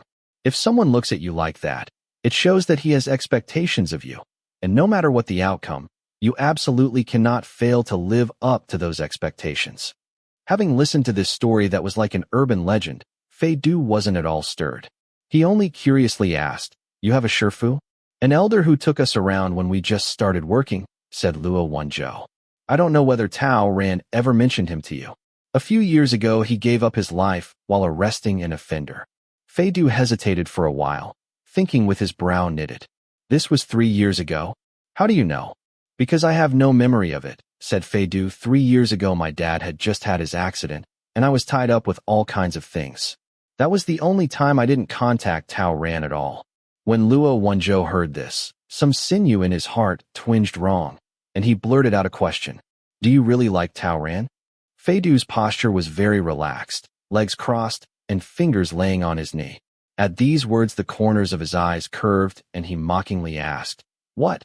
Tao Ran's all ready to find someone to marry, and you still want to fight it out with me?" Luo Wenzhou was rather helpless. Then he shook his head and laughed, suddenly thinking the two of them were a little like survivors of the same disaster, who could smile on meeting and forget their past enmities. He unconsciously felt around for his cigarettes, then forced himself to put them back. Next to him, Fei Du said, "Go ahead and smoke." "Didn't you have pharyngitis?" asked Luo Wenzhou. Fei Du shrugged. No, I was just nitpicking to make you uncomfortable. Luo Wenzhou's silence. He was still a scoundrel, after all. He couldn't resist giving Fei Du a light punch on the shoulder. But Fei Du turned out to be a true gentleman, pursuing the policy of use your mouth and not your fists. Suffering a surprise attack to his shoulder, his relaxed and elegant posture became unbalanced, his raised leg dropped, and Fei Du hurriedly reached out a hand to support himself, ending up with a handful of mud. Not only did Luo Wenzhou not apologize, he actually thought it was pretty funny. Next to Fei Du, he heartlessly laughed out loud. Fei Du's silence. Barbarian. The two of them for once managed to coexist in peace for a long time. The force of the rain gradually slackened, and Luo Wenzhou returned the umbrella to Fei Du. Tao Ran has finished fixing up his new apartment. He'll be moving in this week. In a little while we'll go over there and sit a while. Fei Du didn't answer. Expressionless, he looked askance at him, and Luo Wenzhou oddly felt that he was like Luo Igua, both of them having that the world is full of mad dogs and I alone am elevated sort of scorn for the mortal world. Having found a new source of entertainment, he charged into the drizzle, covering his head, unable to suppress his laughter. At this stage, it was as if the smoke and dust of their deep resentment had dispersed, and the true state of affairs had come to light. The tail end of the follow-up work was proceeding busily, but without agitation. It included synthesizing the testimony of Wang Hongliang and other such people, as well as the police thoroughly eliminating any possibility that he Zhongyi had been involved with drugs. In the end, they were unable to pinpoint the origin of that mysterious text message and put it down, along with the two pinhole cameras found nearby, to this superstar, Zhao Haochang's performance. Although he steadfastly refused to acknowledge it, Ma Xiaowei was detained for several days, then sent to a drug rehabilitation center along with Wu Xuechuan and some others, preparing to struggle to build a new life. Luo Wenzhou personally escorted the two of them into a car. Before leaving, Wu Xuechuan looked deeply at him, and Luo Wenzhou nodded to her. He also patted Ma Xiaowei on his head, which had been shaved so that it resembled a kiwi fruit. You've escaped from calamity. Be careful in the future. The car drove off, and Luo Wenzhou smoked a cigarette by the road, sighing to himself, and for the moment swallowing down two thorns that were like fish bones in his throat. Had Chen Jin's death really been an accident, as Huang Jinglian had said? And how had the mistrustful black cab driver, faced with Wang Hongliang's desperately strict precautions, been able to get his slipshod report to the city bureau? Hadn't he been afraid that the city bureau and those people were a snake and a rat sharing the same burrow? With Chen Jin's death, there was in the end no way to pursue these issues. His scalp still carrying the warmth of the young policeman's hand, Ma Xiaowei silently sat in the car, watching the billboards quickly falling back on both sides of the road.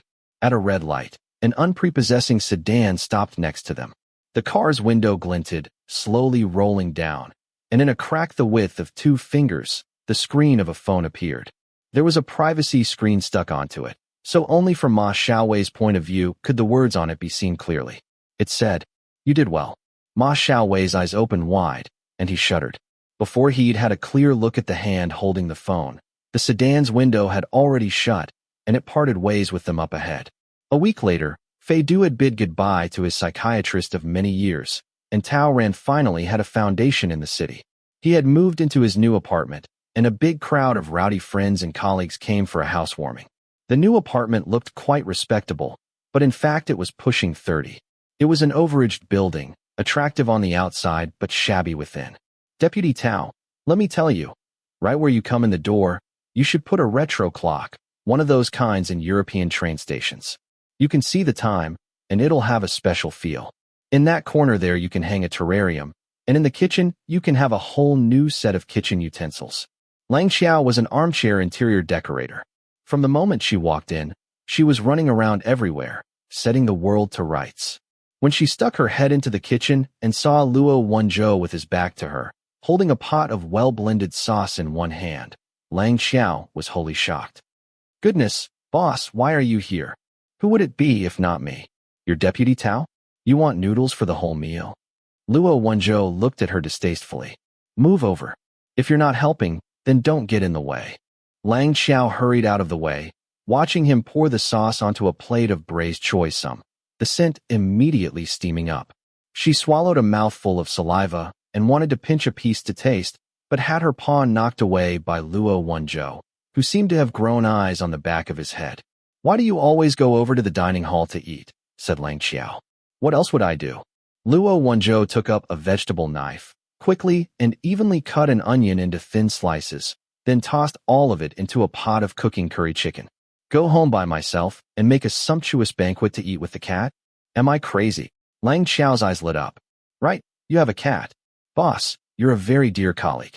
Hurry up and let me have a look at your little kitty. Straighten out your tongue when you talk."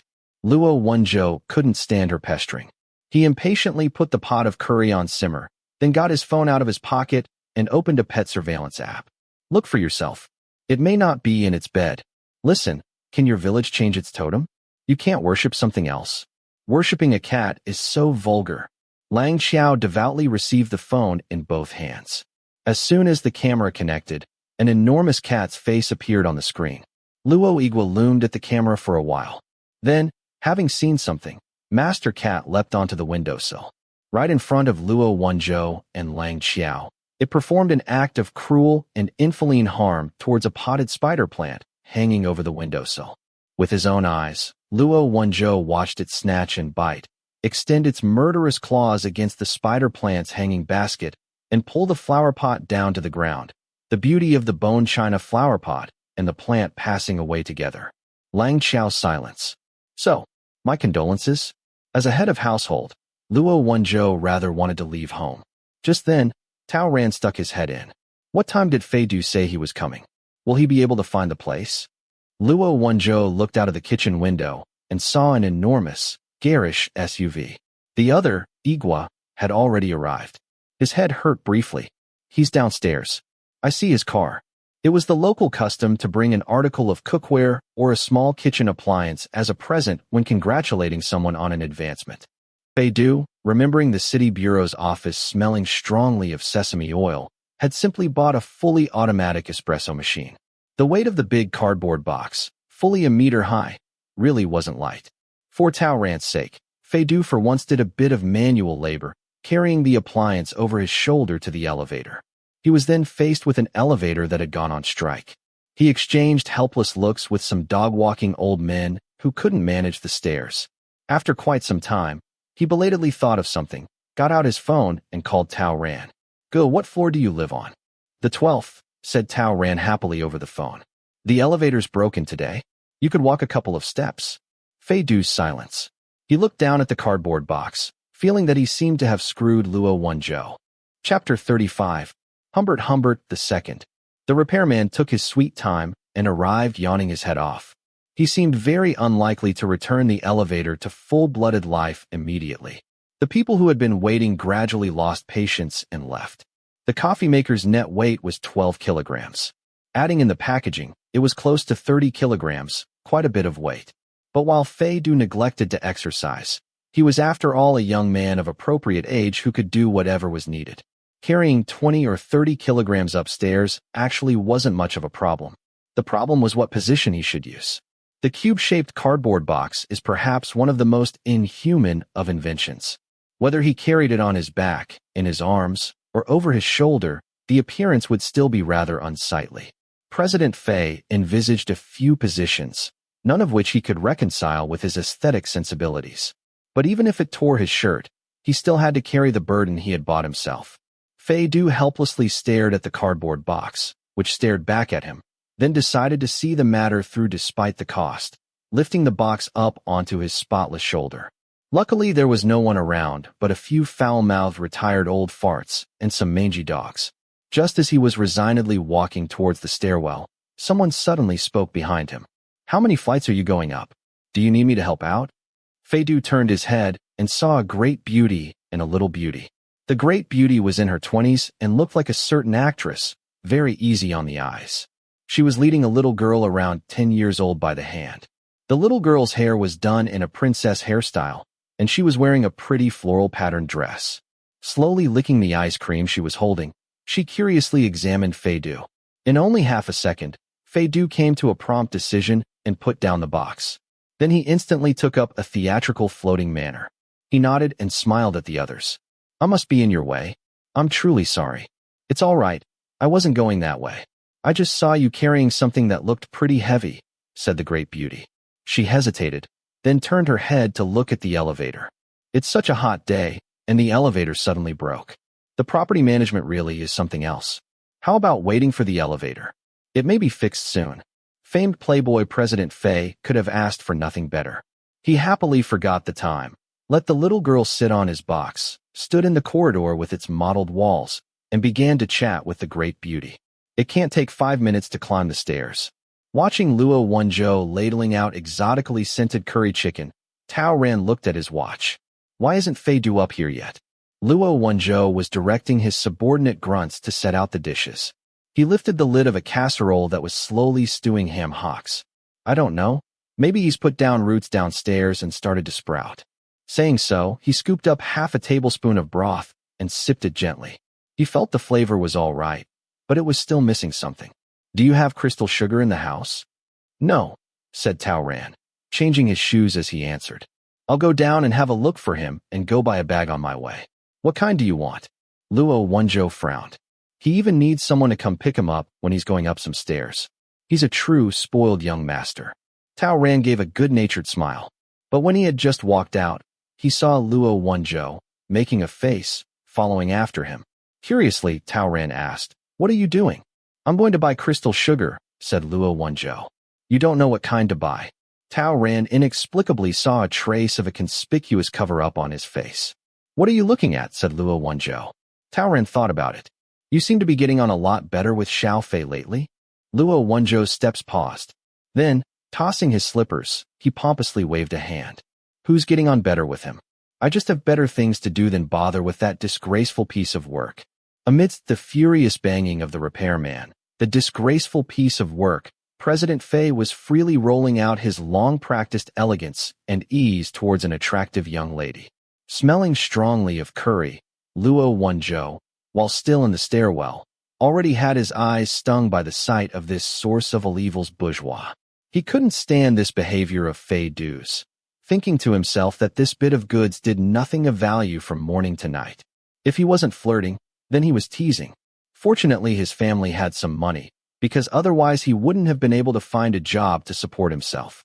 Luo Wenzhou walked over irritably, a taunting, Are your legs there just to veneer? Would you die of exhaustion climbing the stairs? Just rising to his lips when he suddenly heard Tao Ran, behind him, sharply draw in a breath and nearly stand at attention on the spot. In a slightly trembling voice, he said, Chong. Chongning. The great beauty turned at once. First she stared, and then she smiled. Oh, Tao Ran, what are you doing here too? Fei Du and Luo Wenzhou, without prearrangement, stopped where they were, their gazes simultaneously sweeping back and forth between the two of them, sniffing out a trace of something unusual from the way these two had called each other by name.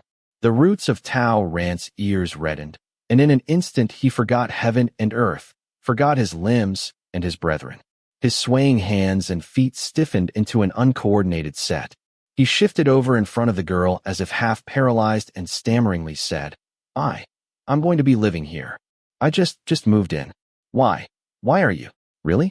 I live here too. Chong Ning smiled at him, displaying a pair of small dimples. We really are destined to meet. You see, I didn't lie to you, did I? Our estate really is a step away from the subway. Very convenient. First, Tao Ran's head was set spinning by the words, destined to meet. Then he was forced to recall the failed date. He at once began to babble incoherently, as if he wanted to find a hole to crawl into. Yes. No. Well, I'm truly sorry. Last time I didn't see you home. Having heard this much, the forgotten Captain Luo and President Fei already knew this girl's identity. Knowing was one thing, and seeing it with your own eyes was another thing. The two of them subconsciously exchanged a look, their thoughts and emotions complicated. The person they had had a lengthy rivalry over and sulked about for an age was as straight as Sun Wukong's staff. And right now this golden cudgel, faced with his dream partner, was having an attack of straight guy stupidity. The two specially invited veteran rivals in love stood beside each other, silently looking on, with an affectingly heavy small household appliance between them. Outside, the green trees cast lush shade. The summer heat beat down. The song of the cicadas clamored incessantly. This scene could be described as two rivals gazing on a green willow were sent up to the sky with a wooden club. Only the little girl sitting on the cardboard box felt no impact. She finished crunching on her ice cream cone and reached out a little paw towards Fei Du de Jaish. Do you have a paper towel? 3 minutes later, Tao Ran had finally succeeded in issuing an invitation to his dream partner to come visit him. Changming hesitated slightly, then nodded. Seeming to have attained the proper next step, Deputy Captain Tao was so overjoyed he was about to forget how to find north. He joyfully forgot the other two and solicitously took Changming up the stairs. The two men left behind, having been mocked by ice-cold reality, looked at each other helplessly. Luo Wenzhou said, "My feelings are a little complicated." Fei Du collected his gaze and in a very presidential manner gestured to the box next to him with his chin, indicating that the late-coming grunt should pick it up. He himself stuck his hands into his pockets and unhurriedly walked off. Luo Wenzhou's silence. It may have been his mistake, but he felt that Fei Du was acting more and more familiar with him. In the end, Luo Wenzhou picked up the coffee maker without complaint. Though while his body was honest, his mouth was still saying no. He snorted towards Fei Du's back. "You can't even lift this little thing? Do you have a renal deficiency, young man?" Hearing this, Fei Du turned and looked loftily down upon him from several steps up. "What? You want to try me?" Luo Wenzhou's silence. Perhaps he had been so provoked by the preceding scene that he urgently needed to change his target. Anyway, Fei Du suddenly felt that this speechless expression of Luo Wenzhou's was pretty funny. He considered Luo Wenzhou, who was holding the heavy object in his arms, and a trace of mischief rose in his heart. He looked into Luo Wenzhou's eyes. With his slightly light-colored irises holding Luo Wenzhou's shrunken image, he suddenly drew near. Luo Wenzhou's interest in men was inborn. He instinctively backed up, putting his foot down on the step below him. Fei Du laughed lightly and said nothing. He only reached out a finger and tapped gently on the coffee maker's cardboard box. Two knocks that seemed to reach the pit of one's stomach, incomparably unmentionable, unspeakably ambiguous. A small electric current went up Luo Wenzhou's spine, producing a thin layer of warm sweat. Meanwhile, the main culprit, having finished his teasing, had already put his hands in his sleeves and sauntered up the stairs. Luo Wenzhou's thought. Asshole. Tao Ran and Luo Wenzhou had gone downstairs and picked up a goddess and a domineering director general with renal deficiency. A certain person had in the end forgotten to buy crystal sugar, so the crystal sugar ham hocks had to be made with plain sugar as a substitute. The goddess, Changming, was an office worker who had recently been transferred to the Yin City branch of her company. She was single and temporarily living with her aunt. The girl with her was her cousin, named Qinshin. Qinshin's parents weren't home, so the child had been entrusted to Changming's care. Once the new guests arrived, the lazing young people in Tao Ran's living room at once boiled over with excitement. Some of them played with the child, and some of them jeered at Tao Ran. Under these jeers, Tao Ran's face and ears turned red, and he hit upon the strange idea of a source of calamity. Pointing to Lang Xiao, he said, "Right, didn't you bring the silk banner? He's here now. Hurry up and present it." Having been reminded, Lang Xiao immediately dashed to the entrance hall and held up a bright red rolled silk banner with both hands. It unfurled, and the whole living room was at once dazzlingly enveloped by its advancing radiance. Fei Du's silence. But it wasn't over yet. With care and respect, Lang Xiao handed the silk banner to him, then took out a gold and red certificate of merit. "Comrade Fei Du, our director Lu said that I should give this to you and let Captain Luo say a few words in his place. When he's finished handling Wang Holiang's case, he'll be sure to hold a commendation ceremony himself. Captain Luo, do you want to say it, or should I say it?" Luo Wenzhou was just engaged in culinary battle and had no time to divide his attention. Amid the bubbling sounds of the kitchen, he yelled, "What did you say? Tao Ran, why has the range hood stopped working? Did your electricity go out?" Fei Du was afraid that the policewoman would deliver a lengthy speech about core values at him. He quickly made his getaway, using the circuit breaker as an excuse. "I'll go have a look." The unfulfilled Lang Xiao blinked. Domineering director generals know how to do that kind of thing. When he was a teenager, Fei Du had often hung out at Tao Ran's rental apartment, accompanied by a host of broken-down second-hand appliances. Tao Ran lived roughly and frugally, never throwing away anything that could be repaired, not permitting Fei Du to buy him anything new. As time went on, for his sake, Fei Du had mastered all the skills of a repairman. The old building's electrical system hadn't been converted. Inside were only elderly fuses. As soon as the power box was opened, a faint scorched smell came from inside. A fuse had burned out. Tao Ran, having just moved in, definitely wasn't prepared. Fei Du had to go downstairs and find a hardware store. When he was about to go out, he was stopped by Chang Ming's little sister Qinshin. "Dajesh, I forgot to buy a homework notebook before. Can I come with you?" Taking the little girl along, Fei Du avoided a room full of rowdy young people and took a turn downstairs. In one fell swoop, he bought everything he needed and bought 2 cream puffs at a small shop on the street. He sat down on a stone bench in the estate and split the cream puffs with Qinshin. "Grown-ups are too noisy," Qinshin commented, like a little grown-up. "Let's wait a while before going back up." Fei Du was about to joke with her when he had a sudden, inexplicable feeling that something was off. For no reason, he felt that he was being spied on. Chapter 36. Humbert III. I loved you. I was a monster, but I loved you. Lolita. The stone benches were arranged around a long dried-out lotus pond. Among the mud and withered foliage stood a bronze statue. The bronze statue was in an abstract style. The naked eye basically couldn't distinguish what on earth it had been sculpted to represent. But it had one very brightly polished surface on which distorted reflections could be seen. Just now, Fei Du had carelessly looked up and met the reflection of a pair of eyes on the sculpture. The bronze sculpture wasn't a mirror, after all. The light and shade were blurred. The person's age and sex weren't even clear. But for some reason, as soon as he saw those eyes, Fei Du's heart tightened, and the vanilla cream puff he'd just swallowed seemed to stick in his chest. He subconsciously lifted his head, and, going off the image on the sculpture, searched all around. The elderly estate didn't have walls around it. It was a few buildings crowded together into a group, the boundary between them and the rush of traffic vague. There was a nearby bus stop which, because earlier plans had been mishandled, had made inroads into the estate. A number of people were lined up outside the shrubberies, group after group coming and going. The shops along the street did fairly brisk business. It was closing on midday now, and there were already people standing and waiting in front of some small food stands. The crowds bustled around. There were residents of the small estate who'd come out in their pajamas. There were passers-by who had things to do in the surrounding neighborhood. There were owners of private cars who had taken the estate's roads as a shortcut. There were people eating and people standing and waiting, as well as people delivering packages and food coming and going. The owner of the pair of eyes was on high alert.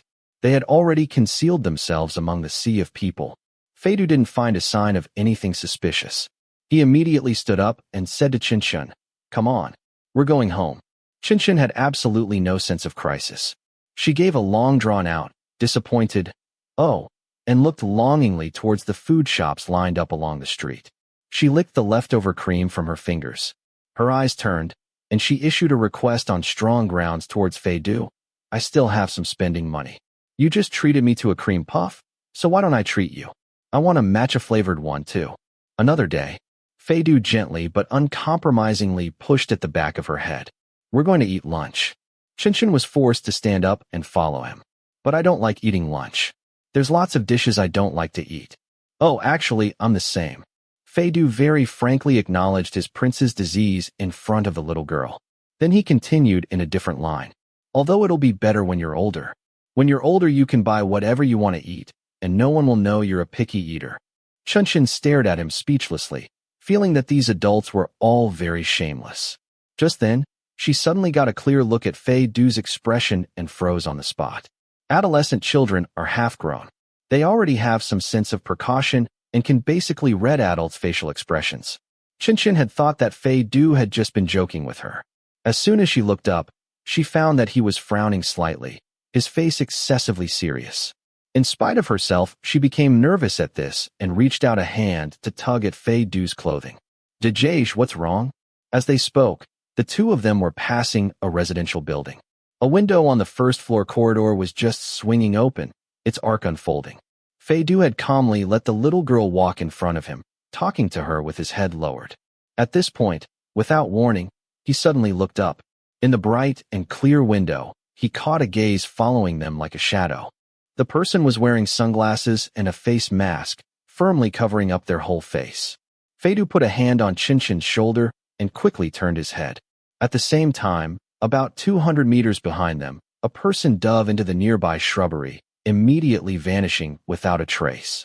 Feidu had only had a glimpse of the person's humped back and white hair. An old man? Qinshin didn't know what had happened. She watched him on tenterhooks. Feidu's chilly gaze went through the lenses perched on his nose, sweeping over the crowd not far from them. He asked, "Does someone usually take you home from school?" "Why, yes," said Qinshin quietly. "When my mom and dad are home, they come to pick me up. If they aren't there, Jiejie takes me on the subway.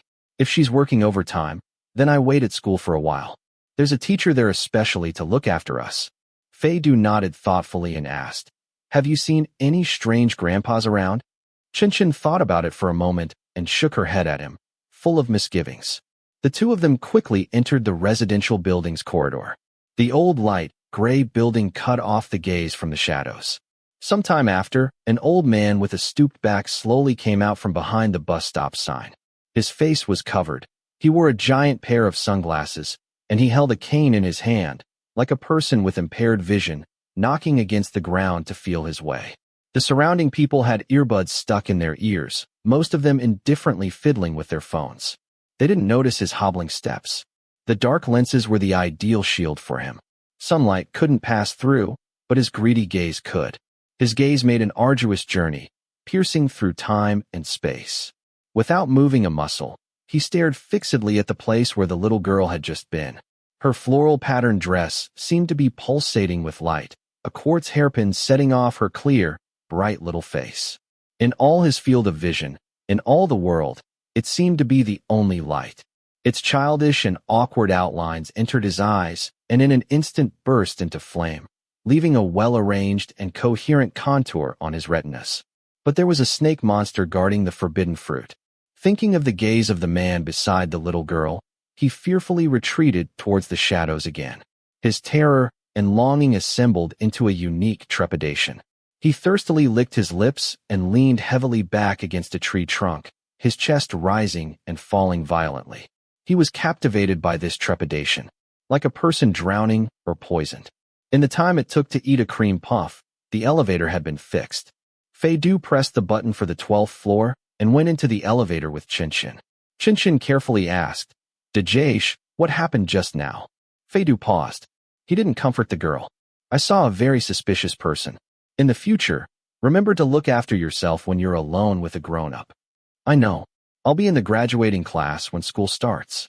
I'm not a little first grader." Mimicking the tone of an adult, Qinshin counted off on her fingers. "Keep a distance from strangers. Don't eat anything strangers give you. If strangers ask you for something, politely tell them to go to the police. You have to be even more careful around people who aren't strangers." Feidu tapped on her forehead. "Don't get into a grown-up's car on your own, and don't be alone with a grown-up where there aren't any other people. For example, right now, it's very unsafe for you to be with me. What if I was a bad guy?" Qinshin covered her forehead, looking at the man who had called himself a bad guy with wide eyes. "Huh. Including the teachers at your school, and also including old grandpas and grandmas who seem like they can't move very well. Have you got that?" Qinshin gave an involuntary shudder. Just then, the elevator reached the 12th floor and the grill opened. She said quietly, "Why? Gidge, I'm a little scared." "Being scared is a good thing. Fine things are like porcelain." Feidu blocked the elevator door with his hand, indicating that the girl should get out first. For them, the most dangerous thing often isn't the cat running around inside the room. Then what is? Feidu looked attentively into the girl's eyes and quietly said, "It's that the porcelain itself doesn't realize it's breakable." Luo Wenzhou was in front of the power box, a cigarette in his mouth, leaning against the wall and waiting for them. "Does it take you half a year to buy fuse wire?" Luo Wenzhou got out a flashlight and a screwdriver and put them aside. "If you'd taken any longer, the fish in the refrigerator would have made a break for it." As if she was looking for a sense of security, Qinshin moved her little legs and quickly ran into the apartment. Feidu accepted a screwdriver from Luo Wenzhou's hand and very familiarly opened up the power box. He took out the burnout fuse, then went around the two ends of the circuit with fuse wires several times and pinched gently. He didn't need pliers, using only the head of the screwdriver. He blocked off a small section of the fuse, pulled a couple of times to ensure it was securely installed, then replaced the circuit breaker. There was a beep in the room behind him. The refrigerator and the air conditioning came back to life at the same time. The whole process hadn't taken more than a minute. Next to him, Luo Wenzhou hadn't had time to light the cigarette in his mouth. Looking at him, Luo Wenzhou suddenly realized that Fei Du had entirely left the teenage category. He was a man. Looking at Fei Du, his view was usually split. When they were at bitter odds with each other, Luo Wenzhou felt that Fei Du was a dangerous calamity with a wretched disposition and no regard for law or discipline, who could explode at any time, and as soon as he opened his mouth, he was asking for a beating, particularly unreasonable. But when for once he was calm and good-tempered, he would remember the frail teenager curled up at the gate of the villa. He would sometimes worry about him, sometimes excessively take care of him in spite of himself. It was an older brother's care, without distracting thoughts. But perhaps because of Fei Du's over-the-line provocation in the stairwell earlier, Luo Wenzhou's split point of view suddenly showed a tendency to come together, error and falsehood canceling each other out, finally producing a sliver of objective clarity. Fei Du wasn't a dangerous antisocial element. Neither was he a pitiful little boy. First of all, he was a man, and a very attractive young man at that, knowledgeable and tactful, with a brazen false propriety written all over him. Like someone blocking half their face with a pipa, were the words, "You're welcome to come to bed any time." Luo Wenzhou thought that if he weren't Fei Du, if he were only a stranger he'd brush shoulders with on the street or in a bar, he would be the type to cause more than a few passing thoughts. But why did there have to be the precondition of if he weren't Fei Du? Luo Wenzhou fell into deep contemplation of the human condition, even being somewhat absent during the meal. Tao Ran's dining table wasn't big enough. Many of the dishes couldn't be put down. They had to be passed around and divided up. Luo Wenzhou accidentally ladled out a big piece of plain sugar ham hock into the small plate by Fei Du's hand. Having put it in, he only then remembered that this belonged to from the knee down. The young master didn't eat it. Luo Wenzhou's movements paused. He had yet to speak when Fei Du, poking gently with the tips of his chopsticks, exchanged a look with the pig's leg. Then, with a distasteful look on his face, he picked it up and put it into his own bowl, his expression resembling the patriotic cat Luo Igwa smelling imported cat food. Luo Wenzhou's silence. Of course, all this garbage about from the knee down and sore throat was just something this bastard had made up. Outside of the crowd from the city bureau, Fei Du and Chongning both belonged to the outgoing and well-spoken category. They quickly entered into the atmosphere, not seeming at all like outsiders. Lang Xiao, putting on airs, had brought along 2 bottles of red wine. Aside from the minor, she poured everyone a glass, and they enthusiastically congratulated Deputy Tao on entering the ranks of the mortgage slaves. Lang Xiao cleverly noticed the large one-way arrow pointing from Tao ran to Chongning. Right in front of Chongning, Lang Xiao recited an extemporaneously composed, in praise of Deputy Tao. From Tao Ran's dedication to his profession, his love of life and love of small animals, she went on to enumerate all the unsurpassed struggles Deputy Captain Tao had undertaken against the ghost botherer Captain Luo for the sake of protecting the numerous lackeys. Finally, under Luo Wenzhou's falsely smiling fixed attention, she veered the subject away, out of nowhere fabricating a beautiful woman in pursuit of Tao Ran, scaring Tao Ran into hastily giving a small bow and entreating the patroness not to impugn a person's purity without provocation. Tao Ji is truly very patient. Fei Du put in a timely word to alleviate the awkwardness. In the future, when he has children himself, he'll definitely be a model dad. I caused a lot of trouble for him when I was little. Face and ears red, Tao Ran repeatedly waved his hand. Chongning looked at him curiously. Fei Du sipped a mouthful of red wine. My mom died young, and Tao Ji was the policeman who handled her case. My father had no attention to spare to look after me, and he voluntarily took care of me for a long time. Actually, I was in my teens then. Even if there'd been no one to look after me, I wouldn't have starved to death on my own. But only with him did I find out what living life seriously was. Jiejia, Don't look at the miserable way he scrapes by on his own. When he's taking care of others, there's nothing he won't think of. Having listened to this crowd marketing, Tao ran one after another. Chongning didn't feel anything, but how well Deputy Tao got on with others. She couldn't resist turning her head and smiling at him. Tao Ran's alcohol tolerance wasn't much better than getting knocked down by one glass to start with. Having drunk most of a glass of red wine, he was already dizzy. With the ambivalent smile of his dream partner trained on him, he forfeited his cognitive functions entirely. Hard-pressed, he began to rave. No, it's really not like that. I wasn't the only one taking care of little Fei Du. Everyone was very concerned about you. Even my Shifu heard about it afterwards and often asked about you. And who else? Wenzhou.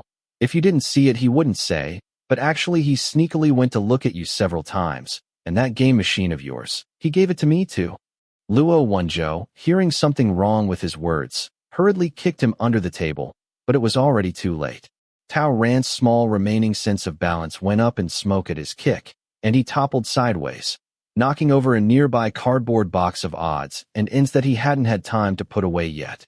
All kinds of professional books, leisure books, folders, and notebooks went clattering to the ground. Fei Du and Luo Wenzhou, each holding down one corner of the table, were motionless. Lang Xiao heartlessly jabbed Luo Wenzhou with her elbow. Is that true? Boss, did you really do that? That's pretty embarrassing. Luo Wenzhou's silence. You know it's embarrassing, and you're still broadcasting it in public. Under Fei Du's heavy gaze, he braced himself and gave a dry cough. Then, in an obvious attempt at a cover-up, he stood and went to gather up the cardboard box Tao Ran had knocked over. Good for nothing. A drop too much wine, and you start blabbing. Luo Wenzhou wrenched the subject away, picking up a yellowed notebook and flipping through it, stirring up dust. Hey, why do you have Shifu's old notebook here? Before he'd finished speaking, a portrait sketched in pencil fell out of the notebook.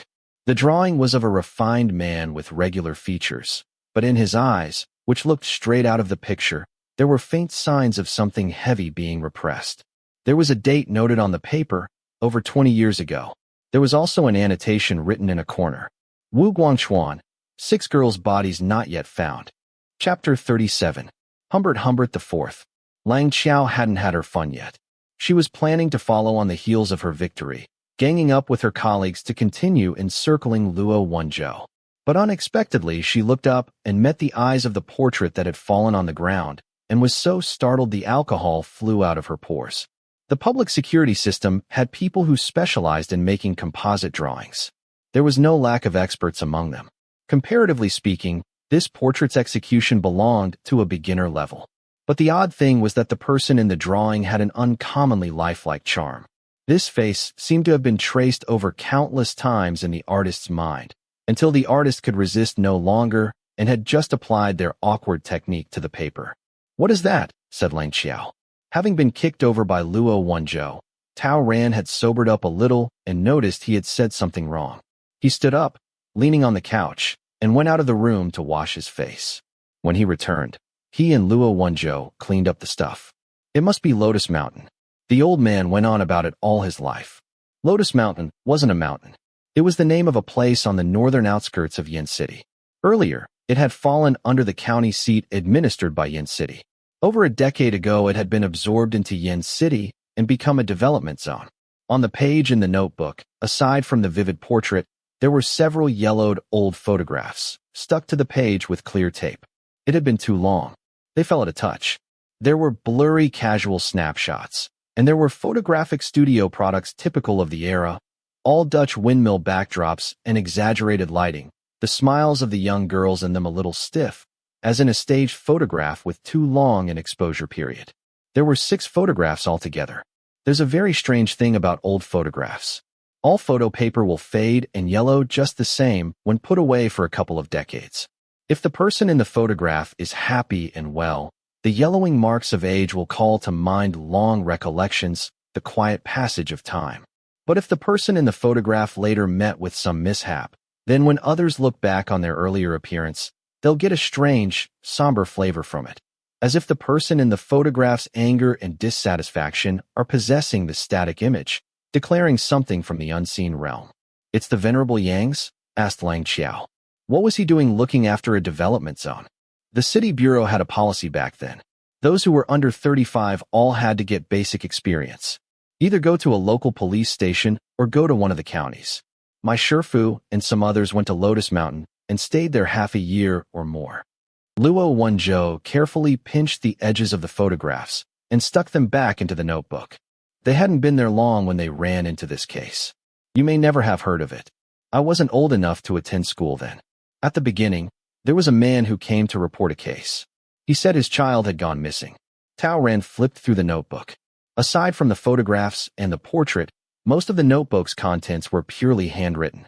The old criminal policeman's writing was quite beautiful, delicate, firm, and well-shaped. On the page before the photographs, the characters Guang were written. There was a triple underline under the name. Right. The person who reported the case was this Guang. His 11-year-old daughter had gone missing. Her nickname was Fei Fei. At this point, Luo Wenzhou's hand paused on a thick sheaf of teaching materials, and he raised his head to give Tao Ran a puzzled look. You're this drunk, and you still remember what the girl was called? Tao Ran looked down and avoided his gaze. After hearing the old man go on and on about it for so many years, I could recite the whole history from memory. Chongning was usually busy at work and had little time to watch TV. For once, she was in close proximity to people from the criminal investigation team telling stories. In spite of herself, she very curiously asked, and then what? Back then it was common for parents not to be as careful with their children as now. An 11 or 12-year-old was already an older child. Going to school or to a classmate's house to play, they'd usually just say a word at home and then run off. The grown-ups wouldn't hover around them day and night. But Guofei was an especially well-behaved little girl. She went to school and went home at fixed times. If she came home 5 minutes late in the evening, she'd have a proper reason for it. Her family never had to worry about her studies. There was nothing special about the day she disappeared. Her classmates said that day after getting out of school, Guofei didn't stay on. She promptly went home. It was about a 15-minute walk. The child had gone missing during those 15 minutes. My Shifu and the others followed her usual route, going back and forth over it dozens of times. At that time, there weren't as many security cameras by the road as now. But there also weren't any especially out-of-the-way places along the route the child took to go home. It was summer then, and not very dark in the late afternoon. There were plenty of people coming and going outside. Reasonably speaking, if a girl that age had been grabbed off the street, even if there had been just a trace of something wrong, it's impossible that no one at all would have noticed. But when they had gone all over, they came up empty-handed. They turned everything upside down near the school, without finding even a hair from the girl's head. Sherlock Holmes has a famous saying, when you have eliminated the impossible, whatever remains, however improbable, must be the truth. So someone said, either an acquaintance had taken her, or the child had left home herself. Following the line of thinking that it had been an acquaintance, the police investigated the school's teachers and staff, the Guo family's friends and relatives, and even the stationery store and little supermarket the child usually went to. They summoned over 100 people altogether, but they still came up empty-handed. At this point, Tao Ran paused. Just as their investigation had hit a wall, the girl's father suddenly received a phone call. No one spoke when he picked up. There was only the sound of a little girl shouting herself hoarse. The child's mother fainted when she heard it. The police immediately traced the phone number and found the location of the phone. It was a very remote telephone booth. There was no security camera? Lang Xiao asked in surprise. No, said Luo Wenzhou. The phone booth was at a waste transfer station and looked abandoned. Many people didn't even know the phone still worked. They found a bit of blood next to the phone booth. It matched Guofei's blood group, but they couldn't test the DNA then and had no way to determine whether it had actually been her. There were no fingerprints. In Tao Ran's living room, no one spoke. After a good while, Fei Du, who hadn't spoken all this time, put in a question. There wasn't another phone call. No extortion, no ransom demand. No, said Tao Ran. After that phone call, the kidnapper didn't contact the girl's family again. They didn't want money, and they didn't make any requests. Fei Du lightly shook his wine glass, sniffing its aroma now and then, as if the glass contained not a dry red picked up from the supermarket, but Romani Conti. That's pretty strange, he said. It sounds like the kidnapper wasn't aiming at the child, but wanted to torment the grown-ups. What did the girl's parents do? Guang himself was a middle school teacher, and the child's mother was a civil servant. The family's financial situation was pretty good for the time, but they were still only comfortably off, both ordinary wage workers. You couldn't really call them rich. The couple had both gone to school, they were both well-educated and reasonable, neither wildly ambitious in their careers. They got on well with their co-workers, there were no disputed interests, and the possibility of extramarital affairs had been eliminated. An ordinary family, ordinary parents, an ordinary girl, not even a very pretty child, all living conventional lives, just as unremarkable as a random passerby on the street. The police had dug down deep without digging up any unusual stories. There's a proverb that says a fly won't sting a seamless egg, but the police had repeatedly combed through everyone connected with the Guo family, even analyzed all their private affairs with a magnifying glass. They had found that the girl Guo Fei and her family were in fact a seamless egg. Time elapsed, and the silent kidnapper didn't speak again. Both the police and the girl's family knew that the chances of getting the child back had become remote. The best fate was that she had been sold to some place with out-of-the-way predilections, but the greatest likelihood was the police didn't have the first idea why the kidnapper had chosen this girl. It was as if someone had tossed a die in the street and randomly grabbed whoever it landed on. There was no apparent reason. No one was safe in this world. Lang Xiao asked, and the other 5? All the leads in Guo Fei's disappearance were cut short. There was nothing to be done but leave it unsolved. Later my Shifu was recalled to the city. He was with the Shitai District Sub-Bureau's criminal investigation team then. There was another missing child case in the jurisdiction. Another girl, 12 years old, also disappeared without a trace on her way home from school. The kidnappers were also silent. The most frightening thing was that 2 days after the girl went missing, her family received a phone call with a wailing child. My Shifu immediately felt something was off and made the situation known to his superiors. The head of the Shitai district at the time decided to report up to the city bureau. In the end, they found that in all of Yin City, including the surrounding counties, there had been 6 missing child cases of this kind. 7. Luo Wenzhou added. The last surviving girl's home situation was special. She had no father, and her mother was a drunk, fooling around morning to night. The child went missing for several days, and she didn't know. She never called the police. The city bureau took the lead on this, transferred people over from all the districts, established a special investigation team. Lao Yang later transferred to the city bureau because of that opportunity. But there were no developments. There were no points of intersection between the missing girls except. At this point, Luo Wenzhou suddenly remembered something. His gaze fell on Chunchen, chewing a drinking straw as she listened attentively. After pausing, he steered his words onto another direction, except that the means of kidnapping were about the same. After Guo Fei's father heard about it, he took a long-term unpaid leave and came over to the city bureau to wait for a result from the special investigation team. But, unfortunately, in the end he lost hope. Tao Ran very respectfully stowed the old criminal policeman's notebook in the cardboard box. Later the special investigation team dispersed.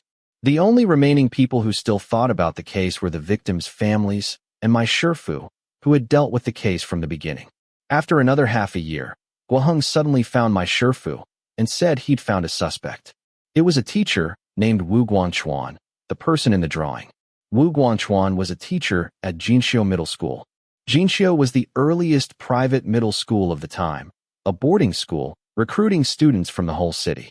The school fees were high, the education quality was high. Quite a few parents in distant suburbs thought that the local middle schools wouldn't do and sent their children to Jinxiu. When Guo Fei went missing, Wu Guangchuan just happened to have come with a team to the Lotus Mountain area to recruit new students. Chongming held her breath. Was it him? Wu Guangchuan was 36 years old then. He was divorced and lived alone. He did meet the requirements for the offender.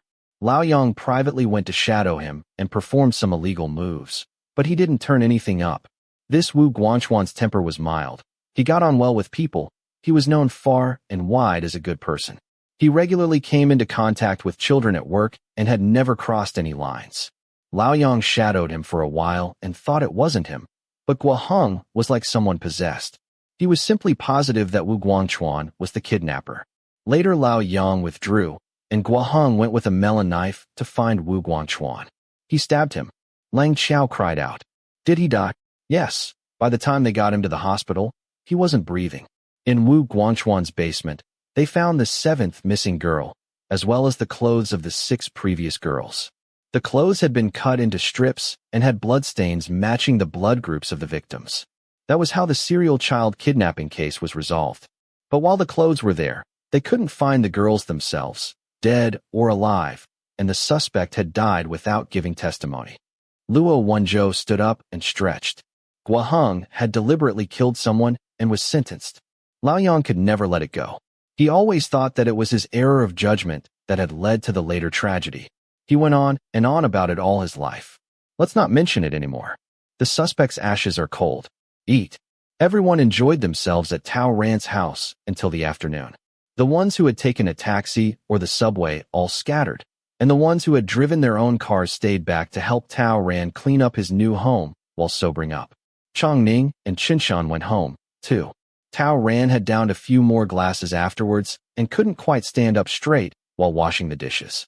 He nearly broke a dish, saving it at the last moment, and got chased away by Luo Wenzhou. Luo Wenzhou washed all the dishes and put them away in a twinkling. When he returned to the living room, he saw Fei Du with his back to him, casually flipping through the old criminal policeman's notes. He seemed to have eyes on the back of his head. He said to Luo Wenzhou, "Didn't you leave something out just now?" The missing girls definitely had a point in common. Was it the clothes? Luo Wenzhou leaned back against the wall and laughed in spite of himself. How do you know? You aren't the killer's reincarnation. You looked at Qinshan, then bit back your words. Fei Du turned around. The clothes found in this Wu Guangchuan's basement, were they all floral patterned dresses? As soon as Luo Wenzhou saw him, he remembered that unfortunate game machine and rather uncomfortably avoided his gaze. You can teach a child to be careful of strangers, to be vigilant, but you can't make her scared of wearing floral patterned dresses. Otherwise, what's the point of us? Oh, Fei Du nodded lightly. Captain Luo is right. Having for once heard a few nice words out of his mouth and had his liver set tingling by his nod, Luo Wenzhou's inauspicious premonition came true the next second. Fei Du quietly asked, aside from the little white flowers and the game machine, what else is there? Chapter 38. Humbert V. The guests had left, and Tao Ran had presumably already slept his way to an alternate dimension. A faint aroma of wine floated through the brightly sunlit living room, sour-sweet and clinging. Fei Du turned off the air conditioning and opened a window. He used the newly arrived coffee maker to make a cup of espresso. The thick fragrance steamed up from the corner of the table. The summer day's warm breeze met Luo Wenzhou head-on. For a moment he was silent. Then he shook the water droplets off his hands and pressed the heel of his ice-cold palm to his forehead, sighing in utter helplessness. Youngster, can you be a little more tactful? The red neckerchief teaches us from the time we're little that we shouldn't leave our names when doing good deeds. Where's the beauty in you bringing it up like this, huh? Fei Du didn't respond. He seemed to have frozen, his false propriety nearly becoming the truth. Luo Wenzhou looked at him and suddenly realized that he wasn't alone in being embarrassed. Considering President Fei's precise memory, he definitely recalled the scene of himself parading around at the city bureau playing games, attacking Luo Wenzhou with frigid wit and scorching irony. Luo Wenzhou earnestly imagined what it would be like to be in Fei Du's shoes now. Imagining such a scene, he felt his hair standing up in alarm. As soon as he thought of this, his vision took on an awkwardness filter. When he looked at Fei Du again, he thought that his flatly pursed lips, his fingers held unnaturally at his sides, and the evasive gaze behind his lenses all made him look incomparably uncomfortable. When he was uncomfortable himself, it would often go from bad to worse. The more he spoke, the more he would babble.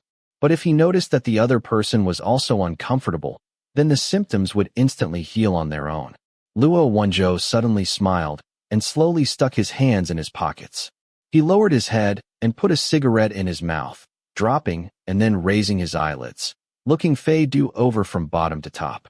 Because his mouth was occupied, the voice coming from between his teeth was a touch nasal. What? You've finally discovered that the Uncle Dongbin you've bitten all these years is a good person? It's all right, darling, you don't have to be so nervous. We living Lei Fengs don't ask for single-minded devotion from just anyone. Fei Du's features were like a painted mask, impenetrable as a fortress. Especially when he was agitated, his control over his own expression and body language was nearly perfect, not a trace of emotion leaking out. Compared to him, the lie-spouting Zhao Haochang and his ilk could simply be considered ingenuous. Fei Du didn't answer Luo Wenzhou's half-joking words. He muttered silently to himself for a moment, turned, and picked up the cup of freshly ground coffee. A thin layer of oil floated on top, forming small ripples as he moved. Fei Du didn't add a grain of sugar. As if he had lost his sense of taste, he silently drank over half the cup.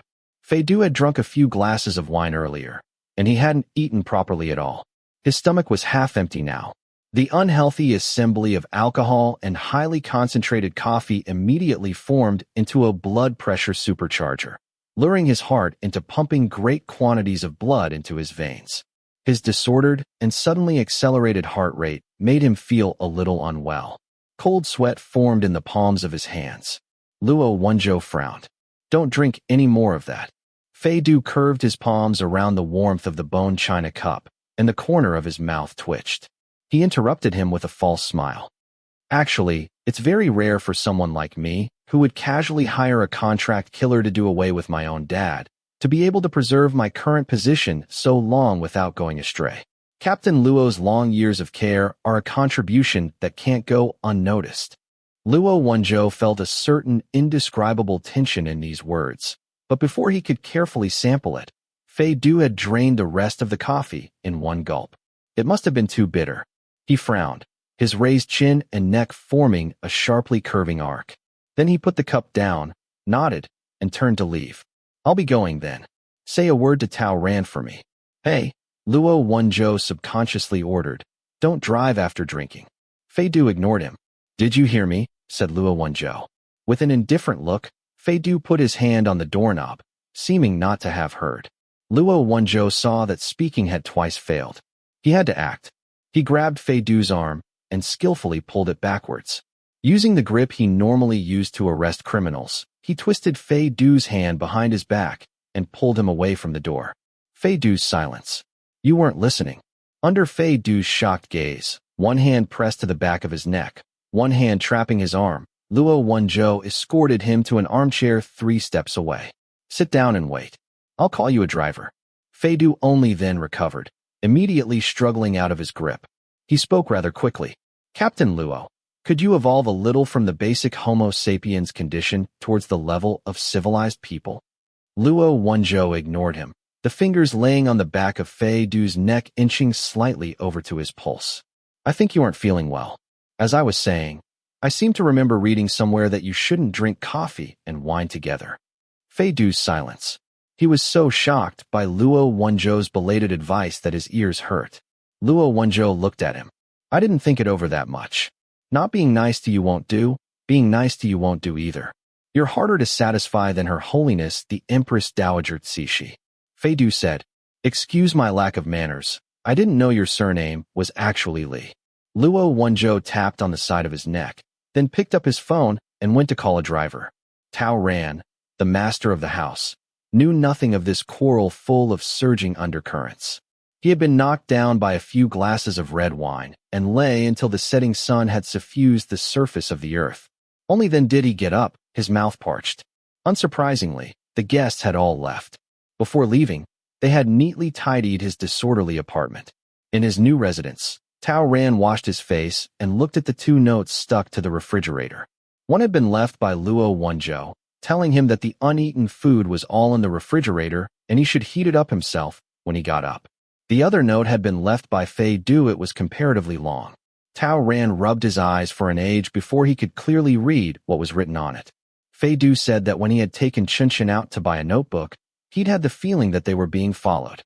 He wasn't sure that it had been aimed at Chen. He could have been being oversensitive. But just in case, he asked Tao Ran, if he had time in the evening, to go to apartment 1101 in his building to pay a visit to Chen parents and remind them to be careful of their child's safety during the summer vacation. He also told Tao Ran not to forget to bring something to thank the great beauty for honoring his humble abode with her presence that day. The busybody. He'd even gotten the apartment number. Tao Ran laughed in spite of himself. Then, His smile gradually congealed. He read over Fei Du's description of the suspected stalker again and subconsciously looked out the window. The vegetation on the old estate was plentiful, the dense conifers and shrubs crowding together. Looking down from upstairs, there was nothing to see. It was quiet and still. Tao Ran went over to the small cabinet and once again opened the old criminal policeman's notes. On the title page, there was a tiny old photograph, taken of the notebook's previous owner during his youth, crew-cut, square-faced, soberly facing the camera. His name was written next to the photograph in flourishing cursive, Yang Zhengfeng. The pages concerning the Lotus Mountain serial child kidnapping case had been circled in red by the venerable Yang. Tao Ran knew that this indicated that in Shifu's mind, the case hadn't been solved. In these pages was a record of the old criminal policeman's notes on his illegal surveillance of Wu Guangchuan, spanning half a month. Each day it amounted to nothing abnormal. There were also a few lines of small writing. According to Wu Guangchuan's colleagues, while recruiting students at Lotus Mountain, he stayed in the hospital 2 days due to a severe cold. This just happened to be the time the victim Guo Fei went missing. I have confirmed the pertinent circumstances with the hospital. Wu Guangchuan's opportunity to commit the crime is an open question. Tao Ran poured himself a cup of warm water and slowly combed his chaotic thoughts into order. Wu Guangchuan was supposed to be over 1.7 meters in height, a tall man. A little girl would have had to lift her head to look at his face. Adolescent children had already begun to develop and could distinguish gender, and they were beginning to be sensitive. A strange adult man, even if he was a teacher, would need several meetings or a long period of contact to gain a girl's trust. Would the hospitalized Wu Guangchuan have had the time and opportunity? While Tao Ran was lost in thought, his fingers loosened, and the notebook fell and shut, revealing a strip of paper stuck among the last pages. It was in Tao Ran's own handwriting. An FM radio frequency was written on it, followed by the note, midnight, 0-hour reading. Yang Zhengfeng had died 3 years earlier, knifed by a wanted criminal. He'd been gradually getting older and his rank gradually higher. Several years ago, he had been moved from the front lines of criminal policing to a management position. Luo Wenzhou had heard a hint then that said he would soon be promoted to deputy director, and they had been eagerly looking forward to eating a meal at his expense. When the business happened, it hadn't even been on his working time. In order to send his child off to attend university out of town, Yang Zhengfeng had taken 2 weeks of his annual leave. When the child had been sent off, he'd planned to use his last day of vacation to act as house husband, going to the market first thing in the morning. While going through an underpass, he'd seen a vagrant who looked on edge. The vagrant was fretful, glaring viciously at any passerby who looked at him too long. Yang Zhengfeng had acutely felt that this person's little gestures looked like he was preparing to attack, and therefore took careful note. Looking more closely, he recognized the vagrant as an A-level wanted criminal who had brutally stabbed his 4 neighbors to death and then run off. The suspect's mental state was evidently unstable. Yang Zhengfeng didn't dare to act rashly. He furtively contacted his colleagues, but all it took was a little push. An old lady walking a dog went by. Perhaps the little dog sensed danger. It started to bark wildly at the wanted criminal, provoking him at once. He yelled and pulled out a knife from somewhere, throwing himself at the old lady. Yang Zhengfeng had no choice but to put himself forward.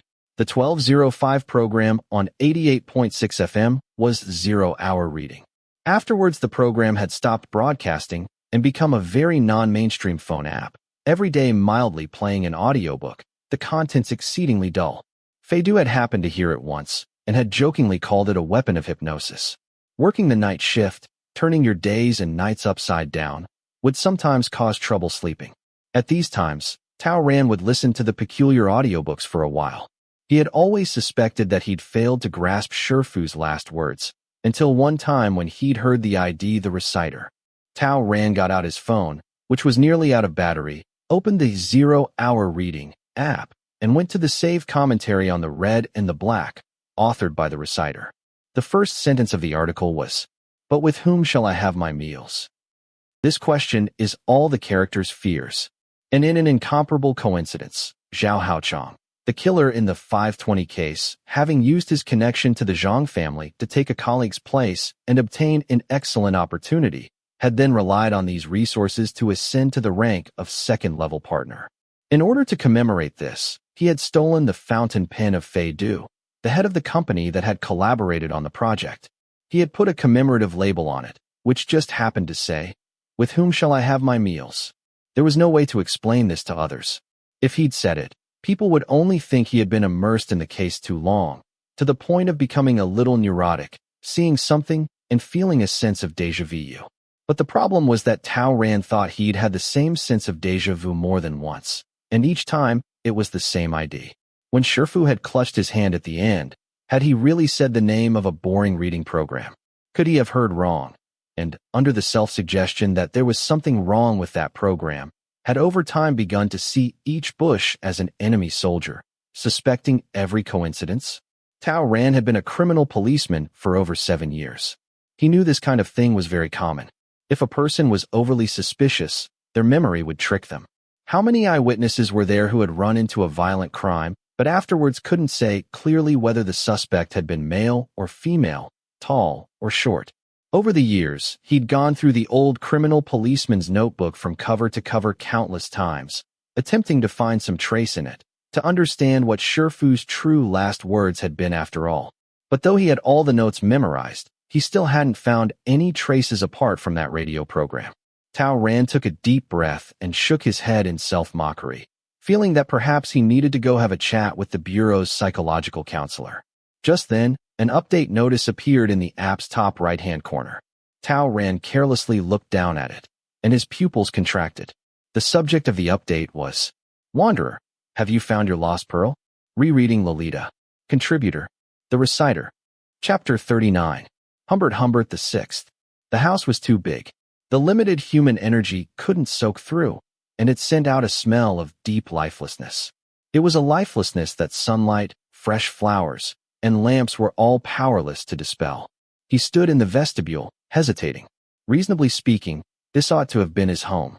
But every time he set foot in the spotless vestibule and faced the room filled with sunlight coming in through the floor-to-ceiling windows, there was dread in his heart. Faint music came from upstairs, a melodious female voice repeatedly reciting the refrain. He stood for a moment in a trance, as if he dimly knew that something was about to happen. He slowly began to walk, heading inside. The sensation of the sunlight falling on him became strange, clammy and chill, not like sunlight, but like the wind during a rainstorm. It blew over his forearms, left bare by his summer uniform, raising a layer of fine goose flesh. He went up to the second floor. The music became louder and louder, the familiar melody sticking in his chest like a fishbone caught in the throat. His breathing became labored, and he halted, wanting to run away. But when he looked back, he discovered that everything behind him had dissolved into darkness. Everything seemed to be fixed, written, and rehearsed. Before him, there was only one road, one direction. The all-encompassing darkness enveloped him from all sides, compelling him to go up the narrow stairs, compelling him to push open that door. A loud roar. He thought that something had exploded beside his ear. Then he looked down and saw the woman fallen onto the ground. Her neck was twisted at an unnatural angle, and her body was suffused with a rigid pallor. But her eyes were open. It seemed that while her body was dead, her spirit still lived. The woman stared straight at him, two trails of bloody tears flowing from her eyes. She coldly asked, "Why didn't you save me?" His breath tightened, and he backed away. The woman staggered to her feet and reached out a death-mottled hand. "You can feel everything. Why were you avoiding me? Why didn't you save me?" The hand was surrounded by the consuming darkness. The dark seemed to be alive, heartlessly swallowing her up.